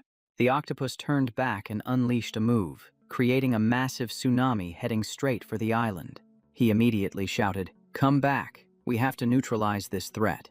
The subdragon's body temporarily dissolved into fragments of energy. Then, all that power was absorbed back into his weapon. He raised his spear and shouted, "Activate second form, Jade Sea Dragon Abyss." By this time, the sky over New Quan Island had begun to brighten. From a boat near the shore, an urgent announcement rang out. "Everyone, hurry up, the tsunami is coming. Prioritize the elderly, children, and pregnant women." Mo Dongtan hurriedly urged Old Man Lai to leave the island, warning that if he didn't get on the boat before the tsunami hit, the consequences would be dire. But the old man just shook his head. "This is my home. Even if it sinks into the ocean, I want to stay." Just then, a subordinate reported in a panic, "General, the tsunami is here." Watching the massive wall of water rising, he worried. Did that kid fail? His daughter reminded him, "Father, the big picture is what matters. Summon your beast." Quickly, he just nodded in agreement. Suddenly, a brilliant beam of light appeared in the distance, stunning him. What is that? High in the sky, he was floating in midair, his entire body glowing. The father and daughter looked closely and were totally shocked. Isn't that the kid? He spun his spear around, and a flame of energy flared up around the blade. He raised his weapon high, shouting as if commanding the entire ocean. Back down. A terrifying surge of power immediately slammed into the sea surface. The octopus wasn't giving up either, its whole body tensed up, ready to counterattack. The sharp spear tip tore through the wind, shooting forward like a bolt of lightning. It closed in on that massive target, getting closer by the second. He continued his attack, trying to run, activate Sea Soul Beast, Sub-Dragon Whale. The spear tip immediately transformed, gradually taking the shape of a giant sub-dragon. Seeing that, the monster froze for a moment. He shouted, "Dragon Whale, use your ultimate skill, Sea God's Wrath." The sub-dragon flapped its wings, and a blinding burst of energy flared up in the sky. The surrounding seawater began to swirl violently, converging into a single point. The sub-dragon's claws clasped together tightly, and power exploded outwards. From the center of the attack, countless streams of flame and energy radiated out. Everything slammed straight into the octopus's head at once. The next moment, its massive body dissolved into countless fragments of energy. The sky, which had been filled with dark clouds, slowly began to clear up. Brilliant sunlight shone down on the sea, which had returned to a state of calm. Tinvu slowly descended and landed on the ground. His hair also returned to its normal state. Luke Kim ran over and asked anxiously, "Are you okay?" Tinvu smiled and asked back, "Am I strong?" She hugged him tight and exclaimed, "Strong! You are seriously so awesome." Mo Dongtan stood nearby, nodding in approval, as expected of my good son-in-law. The system immediately popped up a notification. "Congratulations, host, for saving Fish-In Island, repelling the tsunami, receiving a star upgrade reward and a dragon egg incubator." Hearing this, Tinvu's eyes lit up. Finally, he could hatch that dragon egg. The very next day, the news was all over the place. He had single-handedly stopped the tsunami, protected Fish-In Island, and was appointed a new position by the Royal Academy of Science. The story shifted to Da Lan Hall, the residence of Thuong Quan Lan. Tinvu stood in the middle of the vast great hall, with rows of people lined up neatly on both sides. He bowed his head in greeting. "Tinvu of Azure Dragon Academy pays respects to the Empress." The Empress smiled gently.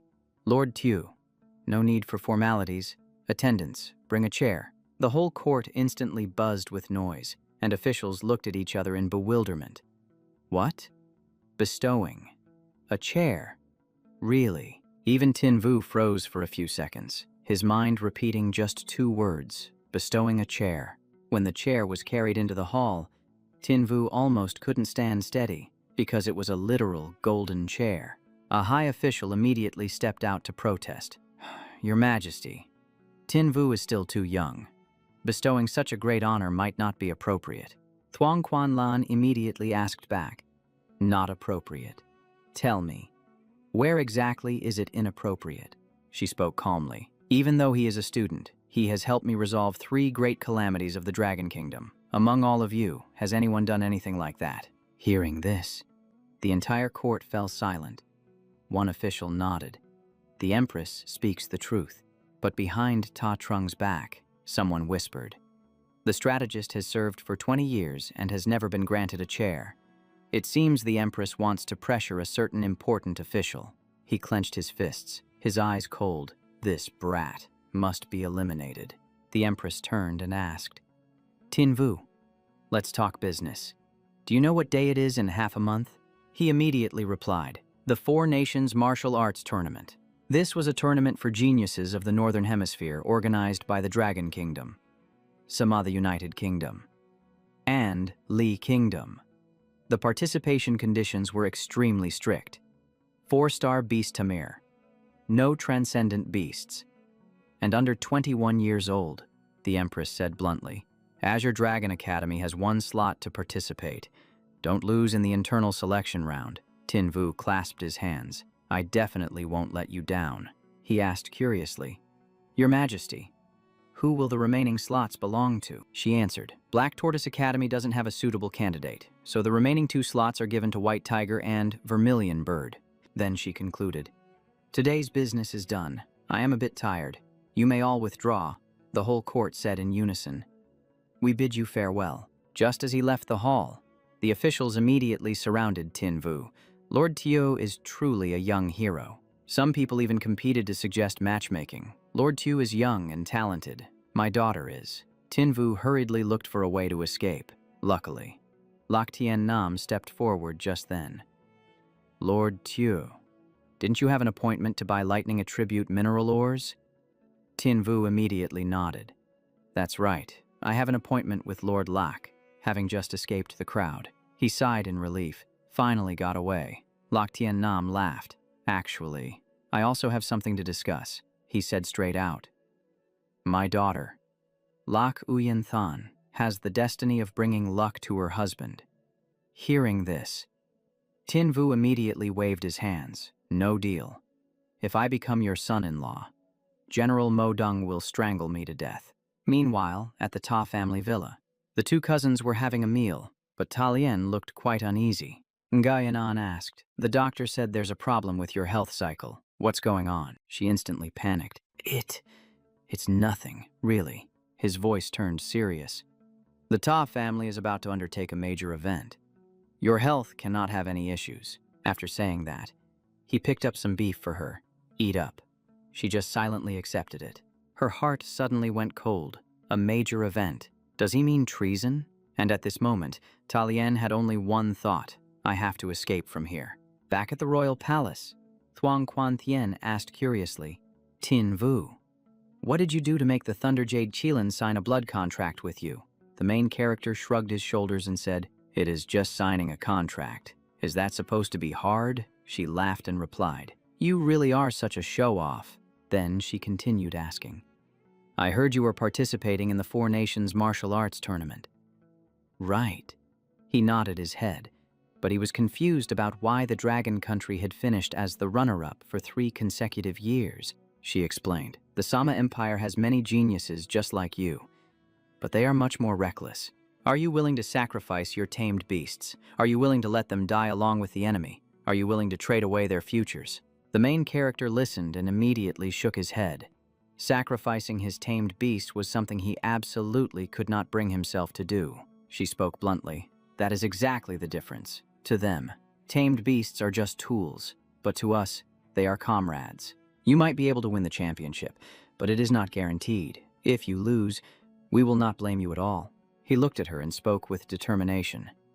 I will not let my beasts get hurt, but I do not want to lose either. I must bring the championship title back to the Dragon Country. His answer made her smile. I hope you can do it, so you can make me and Mother proud. The scene shifts to the bustling Longan city. Duong Sok stood waiting impatiently and said, It is almost 3 o'clock. I wonder if he will make it back in time. Right at that moment, the main character came charging in on his Kirin like a bolt of lightning, startling everyone around.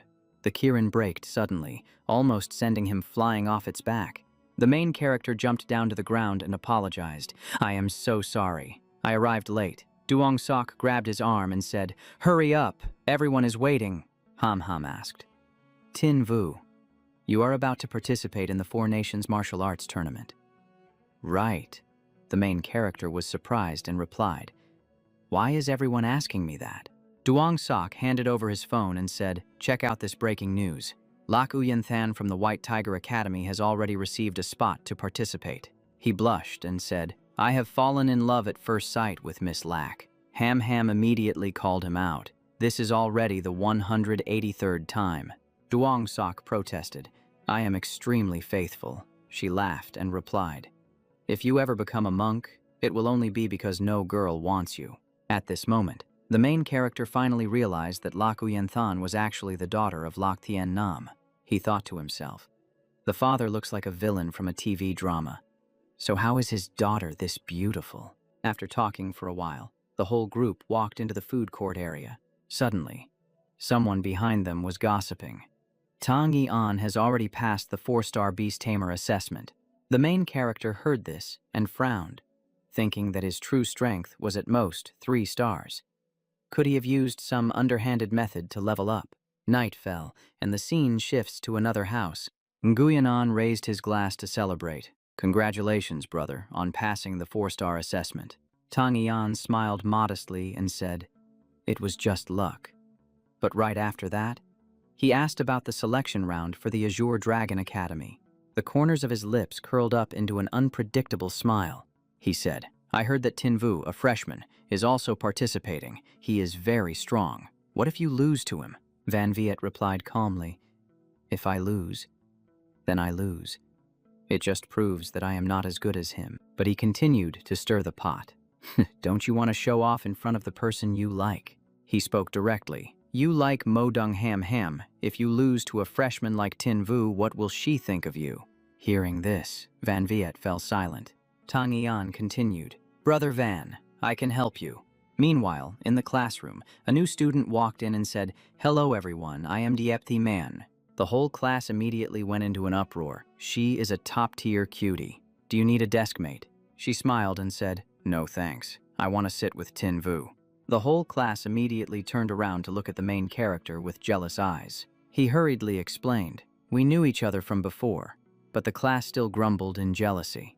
The main character coughed softly and said, it is only 8 o'clock. Let's focus on studying.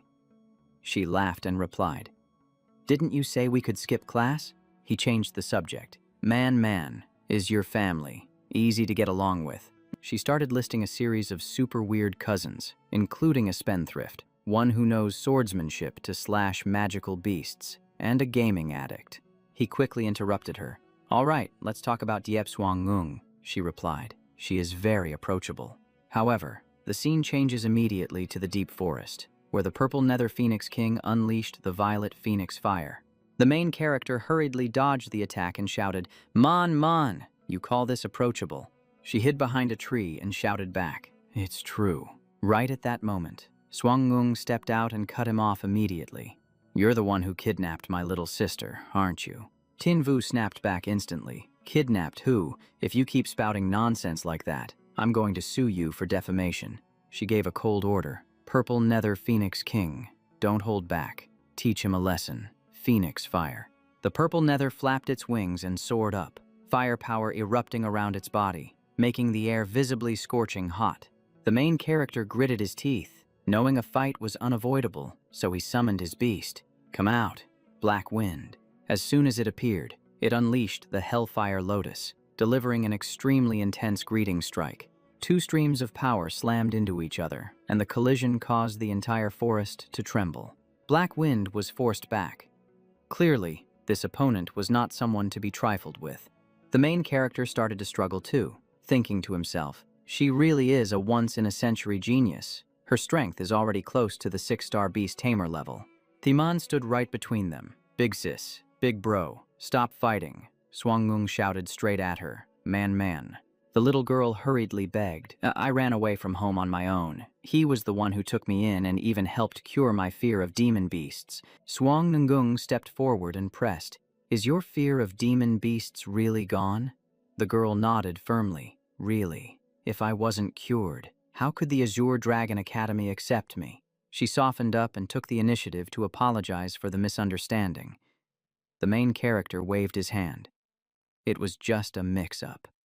As long as everything is cleared up and she is safe, that's all that matters. But then she looked at his wound. That injury. I will compensate you. The main character was startled. Compensate? Compensate how? She said it as calmly as could be, an arm for an arm. True to her word, she walked over to a tree trunk and injured her own arm, adopting a my mistake, my consequence attitude. The main character was genuinely panicked. Hey, it really didn't have to go that far. He grabbed her injured arm, stopping her immediately. Then he channeled energy into it. treating the wound in his own way. A sudden surge of power shot backward, making the main character feel like he was being yanked straight up by the head. Even Swang Ngung had to grit her teeth, her face turning pale from the pain. As for him, it was like he suddenly woke up, as if he had just realized something extremely strange. The two of them looked at each other and exclaimed in unison, "The Platinum Current, Red Dragon Phoenix." The whole group stood there, sharing one massive question mark in their heads. In the end, who exactly are you? Back in the present, the main character and she pointed straight at each other, asking the exact same question. Who on earth are you? Thiman hurriedly explained, "She is my big sister, Deep Swang Ngung, and he is my big brother, Tin Vu. Why did you two have to fight the moment you met?" After hearing that, the main character just replied briefly, "It's nothing." But Swang Ngung thought to herself, was that scene just now an illusion? What does that man have to do with him? The main character also felt a chill run down his spine. Those feathers made his heart ache for no reason. But he decided to figure it out later. Swang Ngung seriously thanked him. "You cured my sister's fear of demon beasts, so you are a benefactor of the Diep family." The main character looked at her. "You're injured too. Let me treat you," he called out. Little silver. It appeared immediately, wrapping around his wrist like a piece of living jewelry. Swang Ngung recognized it at a glance. An ancient plant-type beast carrying the illusion god bloodline, the Heavenly Soul Vine. The main character smiled. "Senior, you really have sharp eyes." She held out a card. "Junior Tiu, take this Phoenix Gold card. You can buy anything for free at any Diep Corporation store." The main character was startled. No. This is too valuable." She advised him immediately. "Don't refuse. It's just a small token of gratitude. If you need help later, just contact me, and I'll support you any time." The main character had to accept it, thanking her while secretly thinking, this big boss type of girl would be the perfect eldest senior sister that everyone adores in a martial arts novel. Seeing her coughing, the main character started to suspect something. Does she have health issues? He activated his heavenly eye to take a closer look just to be sure. He discovered that the purple Nether Phoenix King possessed SSS rank beast energy from the vast heaven fire. This fire was powerful but held a deep coldness, which invaded her body through the blood contract, likely causing her extreme yin constitution. The main character told himself, "Well, let me research a cure first, then I'll mention it later." Scene change. The Azure Dragon Academy Library. Van Viet was rummaging through the bookshelves, frowning. This is strange. The water attribute combat techniques are usually on shelf 14, so why are they gone? Tin Vu reminded him from behind. The library was reorganized yesterday. The book you need is now in row 3, shelf number 19. Van Viet looked at him more closely, finding him familiar. "You are?" The protagonist introduced himself politely. "Hello, senior. My name is Tin Vu." Van Viet responded with thanks, but his mind was cold. So it is him, he told himself. I just need to defeat him. Then I'll catch Ham's eye, standing tall in the martial arts tournament, admired by the whole crowd. Right at that moment, a voice called out Tin Vu's name from behind. He held up a book. "Luke Kim. I found the complete underworld combat technique manual you needed." She tugged at his arm. "Then let's go home." She beamed with excitement. "I learned how to make spicy steamed fish today. Let's go eat."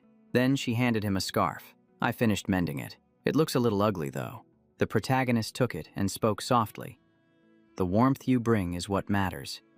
Besides, it is not ugly at all." She smiled brightly. "Really?" He nodded. "Really?" Van Viet watched them go, feeling bitter. Their relationship is truly good. I probably shouldn't interfere. In his hand, he was still holding a small vial of potion. He looked at it, realizing this was a dirty, underhanded trick, and then he crushed it in his palm. I do not need this. Outside, the sky had turned completely dark, and the streets were crowded with people taking a stroll. Inside the restaurant, Nguyenan tried to persuade him. "Big Brother Van, maybe you should reconsider." Van Viet shook his head, realizing that Ham never liked him from the start, and since the protagonist was strong and they loved each other, that was enough. Nguyen was about to insist, but Van Viet cut him off. I will fight honorably, win or lose. It will be fair. I do not play dirty. Having said that, he left, leaving Nguyen frowning. Nguyen's voice turned cold as he gave the order. Ghost Tan Huang. Initiate Plan B.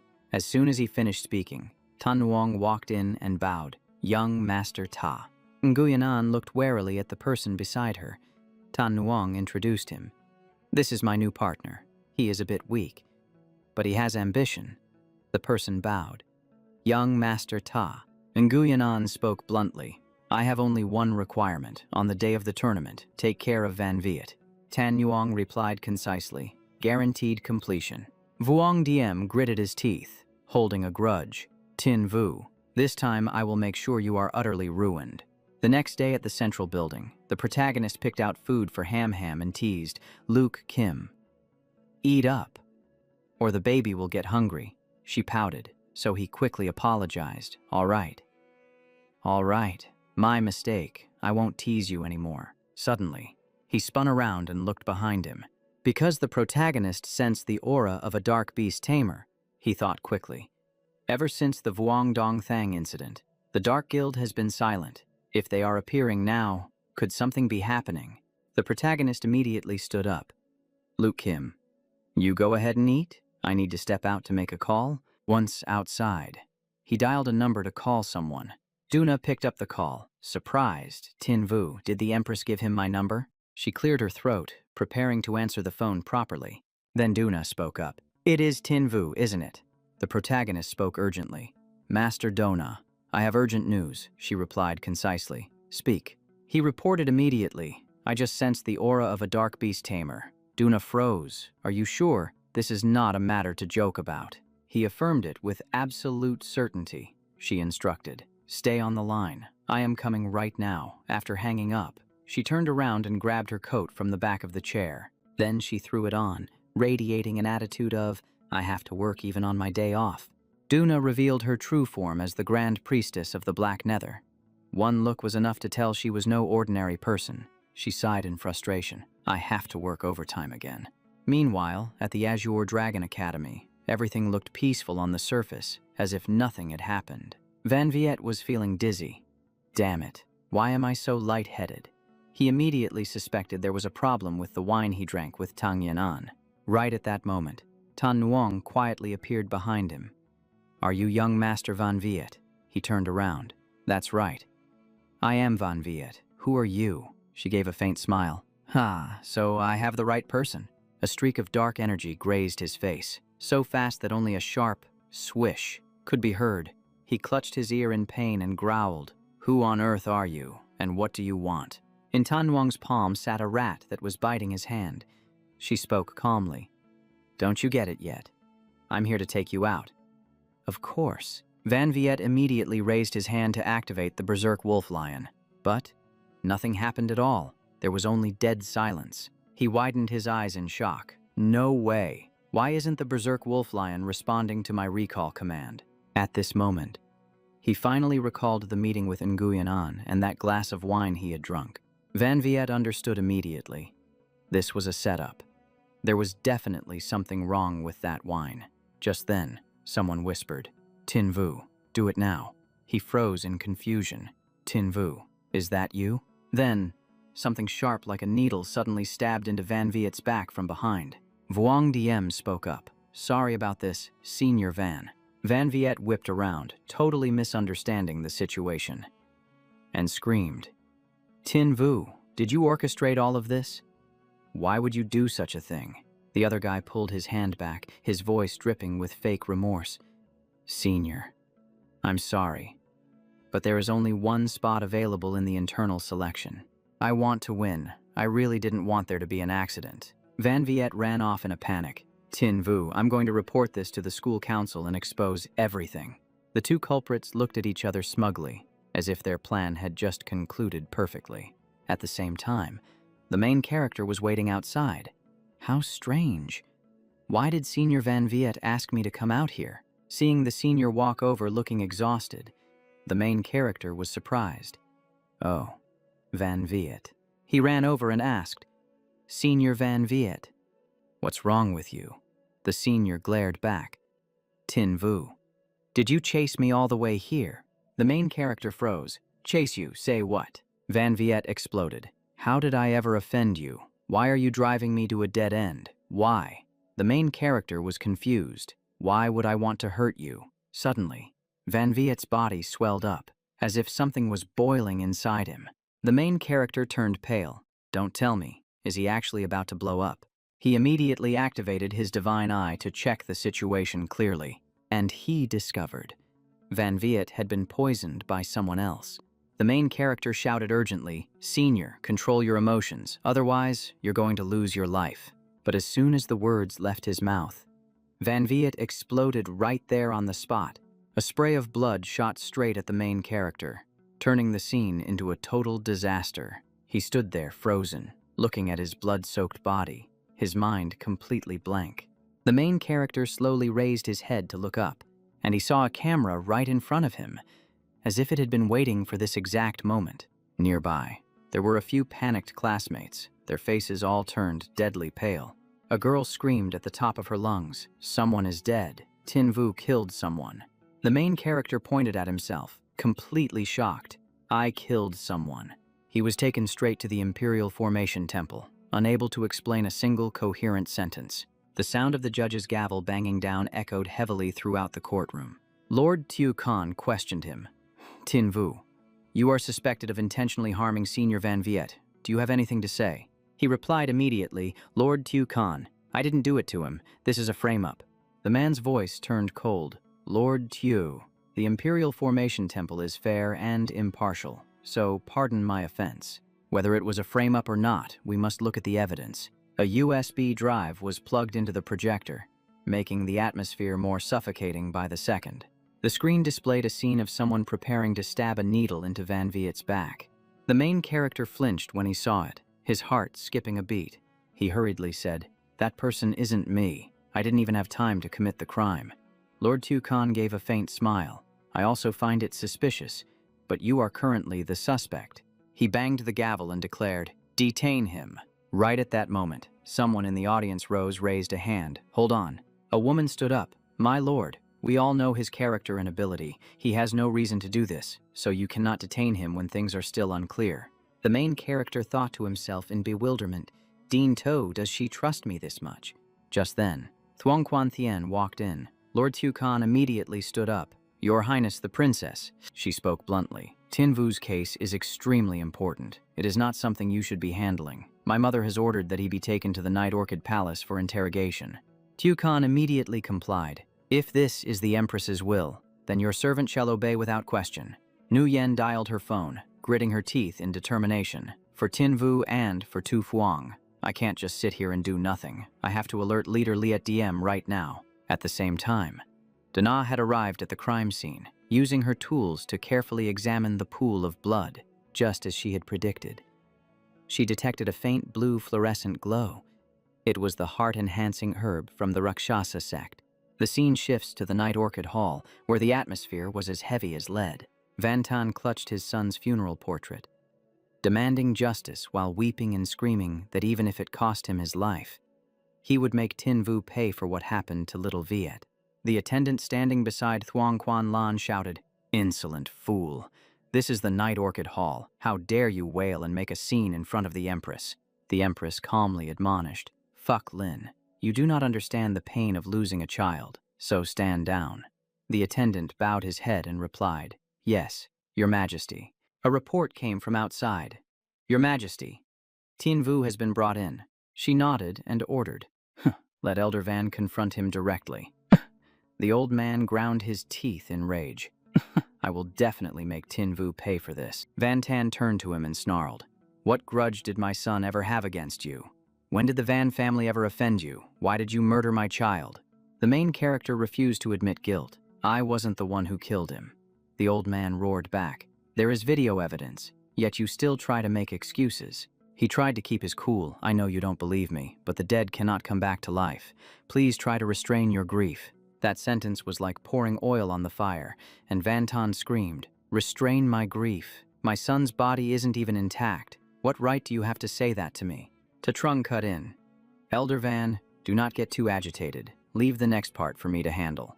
He casually breezed past the main character, walking straight up to Thuong Quan Lan with a look that said, "I have something important to say here." Ta Trung's face was as gloomy as a storm about to break, and no one could guess what kind of dirty trick he was planning to pull next. The main character narrowed his eyes at him, a bad feeling rising in his gut. This whole situation reeked of a setup. He bowed and reported, "The Van Viet case has shocked the entire nation, and the people of the Dragon Kingdom are watching. If we shield Tin Vu without a proper explanation, the prestige of the imperial power will be severely damaged." Hearing this, the main character understood everything. "Ta Trung, you have been framing me from the very beginning." Thuong Quan Lan frowned. "Military advisor Ta, what exactly are you implying?" He replied coldly, "I believe we must start from the root, and Tin Vu is the root of this entire problem." Ta Trung pointed straight at his face, demanding that the main character pay with his life for Van Viet. Van Tan immediately knelt down, weeping. "Lord Ta is so reasonable and understanding. Thank you, sir." Ta Trung pretended to help the old man up. "Manager Van, this is merely my duty." The main character felt disgusted just watching them. Ta Trung. "Oh, Ta Trung, you are really determined to make me disappear today, aren't you?" Mo Dung Tan stepped forward to shield him. "Whoever wants to touch my son-in-law, step forward. I'll cut you down in a single stroke." He pointed straight at Van Tan.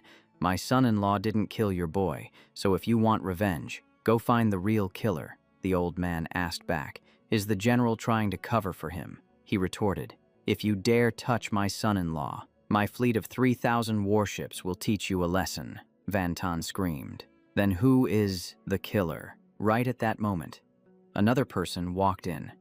Man Trong Quang used his status as the dean of the Royal Science Institute to guarantee that the main character was definitely not the killer. Ta Trung mocked him. "Elder man, are you willing to throw away both your dignity and honor just for this stubborn obsession of yours?" The old man lost his temper, pointing a finger at his face and shouting, "You little brat. When I was collaborating with your father, you hadn't even grown hair yet." Lam Bak Tuyen and Tran Nam also arrived, demanding justice for the case and declaring bluntly they intended to protect the main character's life. Their appearance made Ta Trung freeze, his face going blank for a moment. He couldn't believe it. Spirit King Lam Bak Tu Yen from the East Dragon Vein and King Diep Tran Nam from the Lower Dragon Vein. Why did they all come here together?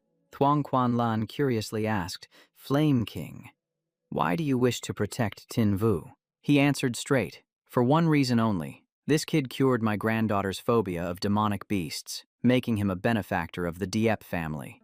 The main character glanced at Tran Nam, and it clicked in his head. This old man is Diep Thi Man's grandfather. Van Tan screamed, 2 kings and a general backing him up. "That's why Tin Vu isn't afraid, isn't it?" The main character replied with annoyance, "I didn't ask for this. They stepped up to help me on their own." Right at the most tense moment, a bird flew in, cutting through the suffocating atmosphere. It landed right on Thuong Quan Lan's hand, clutching a letter in its claws. She calmly removed the letter, opened it, and read every single word. After reading it, her expression softened considerably, and she even looked a little happy. She spoke up. "Since the 3 of you believe in his innocence, you will act as his guarantors. For the time being, I am releasing Tin Vu." Van Tan was the first to object, screaming until his throat was raw. "Absolutely not. What about my son's life? Is there no law left in this land?" Ta Trung immediately chimed in. "Your Majesty, the case has not been clarified yet. We cannot simply release him so easily." Mo Dung Tan threatened him straight up. "If you keep pestering us, I will lead a fleet over to patrol the Ta family's water gardens." Bak Tuyen pointed right at his face. "If you keep blowing this up, I will turn the Ta Manor's backyard into a mechanical beast drill ground." Ta Trung was tongue-tied. You people." Van Tan grabbed onto him and begged, "Lord Ta, you are my only hope."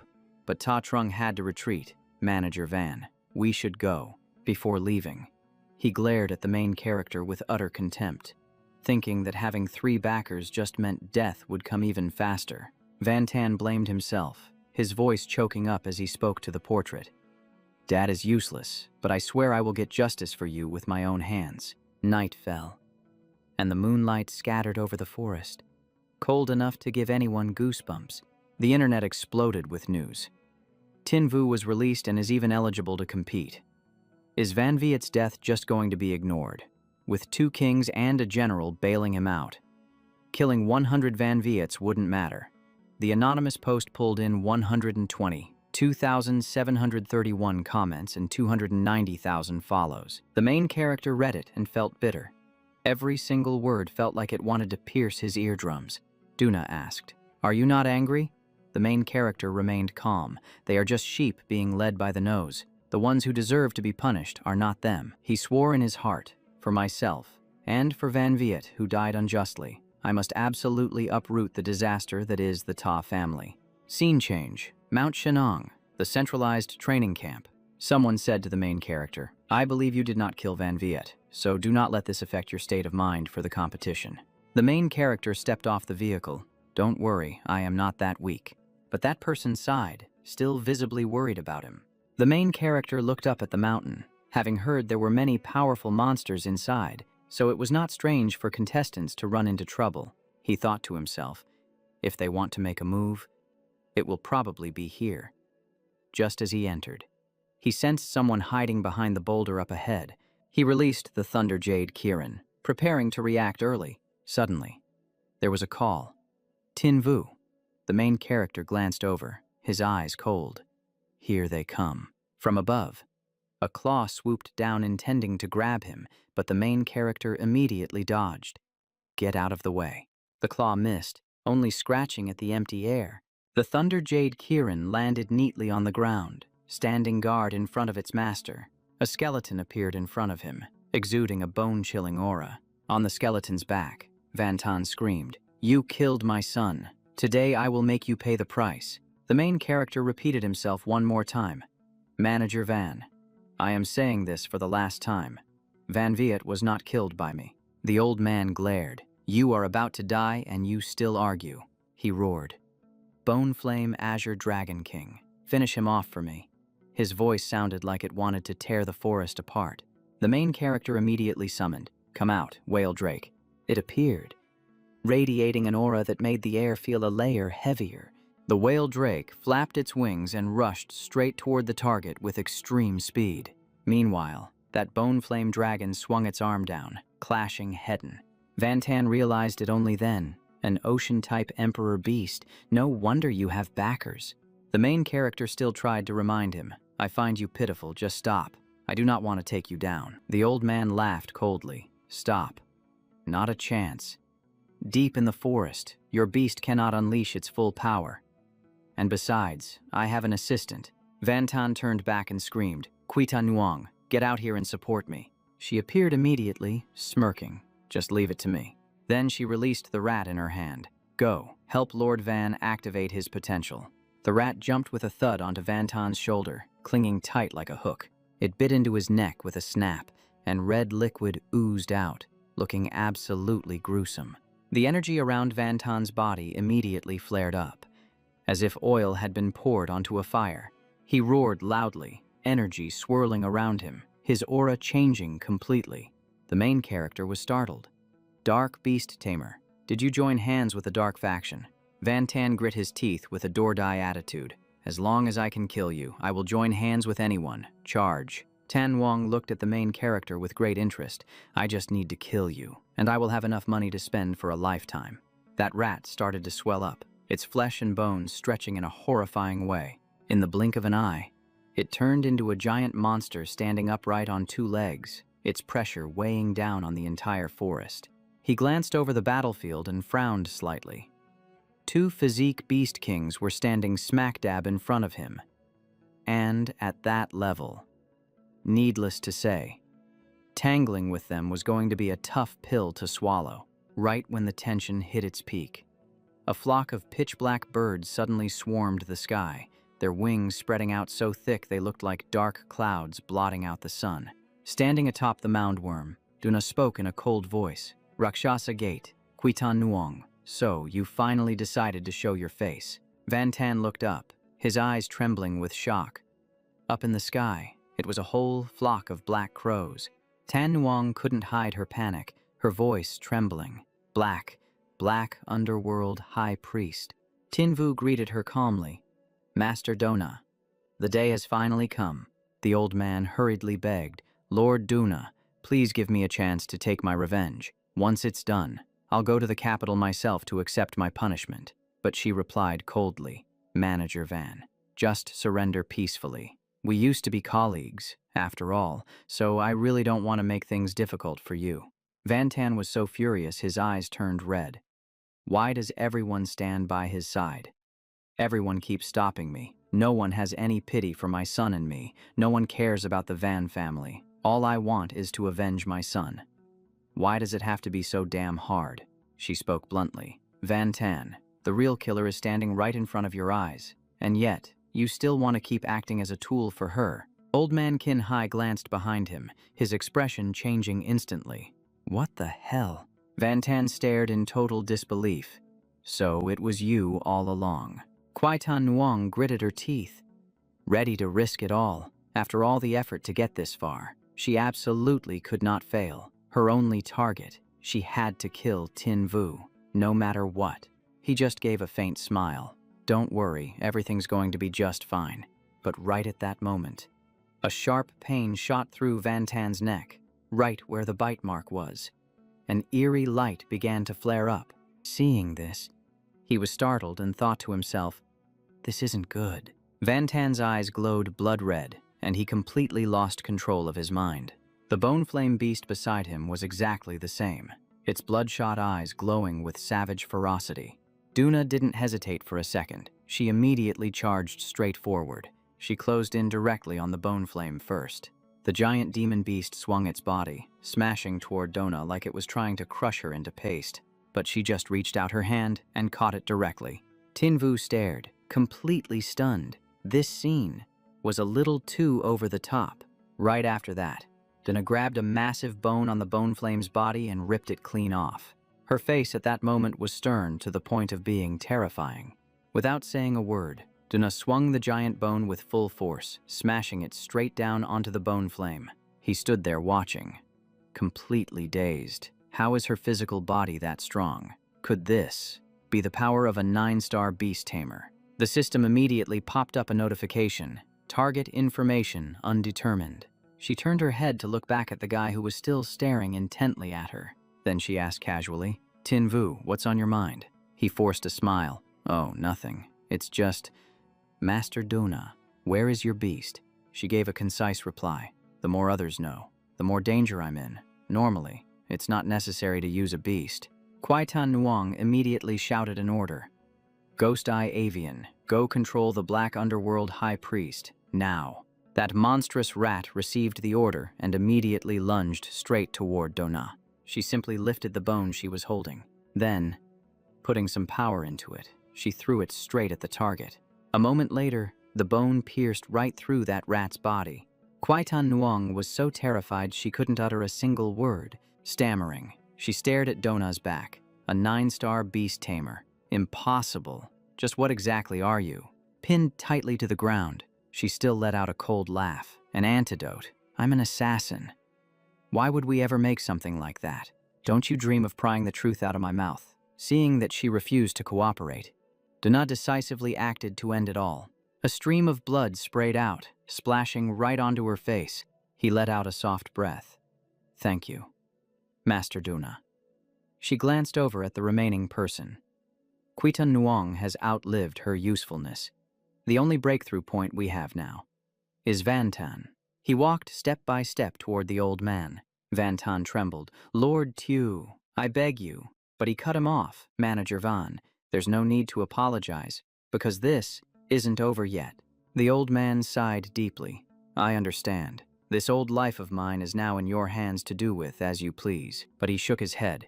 That is not the issue here. The Rakshasa Gate has no grudge against the Van family. So why would they kill Van Viet and then frame me for it? He pressed on with his questions. Who did Van Viet meet the night before it happened? Who stepped up to help you afterward? How close were you two? And who introduced Ghost Remnant to you? Van Tan thought for a moment, and his expression instantly changed. It was him. I remember now. But before he could finish his sentence, a sharp horn pierced straight through his chest. Everything happened so fast that he just stood there, frozen in place. Duna immediately looked toward where the commotion had just occurred. Vantan trembled violently in his final moments of agony as the old man collapsed. Standing right behind him was none other than Ta Trung. She furrowed her brows. Lord Ta, what is the meaning of this? He walked forward leisurely, looking as calm as if absolutely nothing had happened. High above at that moment, a giant eye radiating a gloomy aura was silently observing everything. Ta Trung looked incredibly composed, as if this was all part of his plan. He immediately went on high alert at this sudden appearance. A guess flashed through his mind. Abyss Lord, first stage, God Slayer, possessing the illusory god bloodline. Ta Trung spoke slowly. Lady Dona. Lord Tiao is a talent valued by the Empress. I saw he was in danger just now, so I stepped in to save him. Is there a problem? She immediately retorted. May I ask, exactly which eye of yours saw that Tin Vu was in life-threatening danger? He pointed toward Bone Flame. Wasn't this Beast King secretly raised by Vantan specifically to deal with Lord Tiao?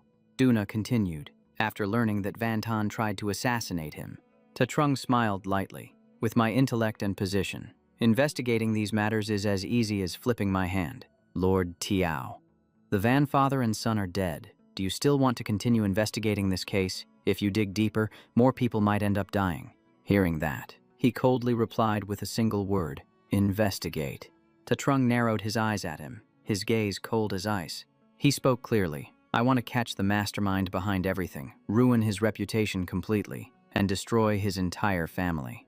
Ta Trung asked calmly, So is Lord Tiao implying that you suspect me? He replied firmly, Only the guilty get jumpy. Just wait. He will expose himself sooner or later. Ta Trung suddenly turned his head to look behind them. So that's how it is. Fuck Lin stepped forward and called out respectfully, My three lords. The Empress has issued an order, inviting the three of you to Night Orchid Hall for a meeting. Ta Trung nodded. Very well, I will be there shortly. He slowly closed his palm, and that eerie eye from before vanished along with it, as if it had never existed. He and Dona exchanged a quick glance, saying nothing, but both understood just how complicated the situation had become. He spoke up to ask a favor. Lady Dona, please arrange for someone to bury Steward Van. She nodded, her voice cold. Assassinating a royal official is no small matter. We should let the Empress decide on this. Then she asked point blank, In your opinion, what exactly is the relationship between Ta Trung and the Rakshasa Gate? He answered immediately without hesitation. Ta Trung is the master of the Rakshasa Gate.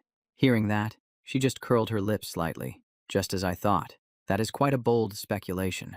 Afterward, they immediately returned to the Imperial City and headed straight for Night Orchid Hall. The three of them entered the Great Hall together, bowing respectfully before the Empress. Thuong Quan Lan got straight to the point. I have heard the report. Ghost Remnant and Van Tan are both dead, so before he died, did Van Tan reveal anything? Duna replied concisely, Your Majesty, we have not found any new clues yet. The Empress pondered for a moment and then spoke. Since that is the case, the Van family case ends here. However, during this investigation, you managed to flush out Ghost Remnant of the Rakshasa Gate, which counts as a significant achievement. Immediately after that, Thuong Quan Lan decided to reward him. Fuck Lin immediately brought over a tray of treasures and placed it in front of him. Inside, there were exactly 2 items. Ta Trung glanced over and recognized them instantly. The Thunder Blast Bomb and the Nether Lightning Reishi. Both were top-tier treasures perfect for boosting lightning-type beasts, he thought to himself. Setting aside our personal feud, this guy is truly a rare genius. The Empress waved her hand dismissively. I am weary. You are all dismissed. The three of them acknowledged the command in unison and exited the Great Hall. Meanwhile, back at the Ta family estate, the sound of a communication signal rang out. He picked up the device. Is that the Dean of Chutuk Academy? Is something the matter? The voice on the other end asked. Lord Ta, your son has been absent from classes for several days now. Is he ill? He replied instantly. Not at all. He is currently in closed-door training to prepare for the martial arts tournament. Hearing that, The person on the other end immediately breathed a sigh of relief. The two exchanged a few more pleasantries before the call quickly ended. Afterward, he walked straight to his son's room. The door opened to reveal Nguyen An lying flat on the bed, surrounded by a messy clutter of items. He looked at the blanket covering the boy with annoyance, then ruthlessly yanked it off. Nguyen An lay there trembling in spasms, looking like someone who had completely lost his soul. He asked in a panic, "Dad, I'm so scared. Will Tin Vu investigate and find out the truth? What am I supposed to do?" He pulled his son into an embrace and reassured him. "Don't worry. Dad is here. I absolutely will not let anything happen to you." But inside, he felt nothing but cold contempt. With such a cowardly display, is he really worthy of being my son? And then, a crazy thought flashed through his mind. If only Tin Vu were actually my son, how perfect that would be.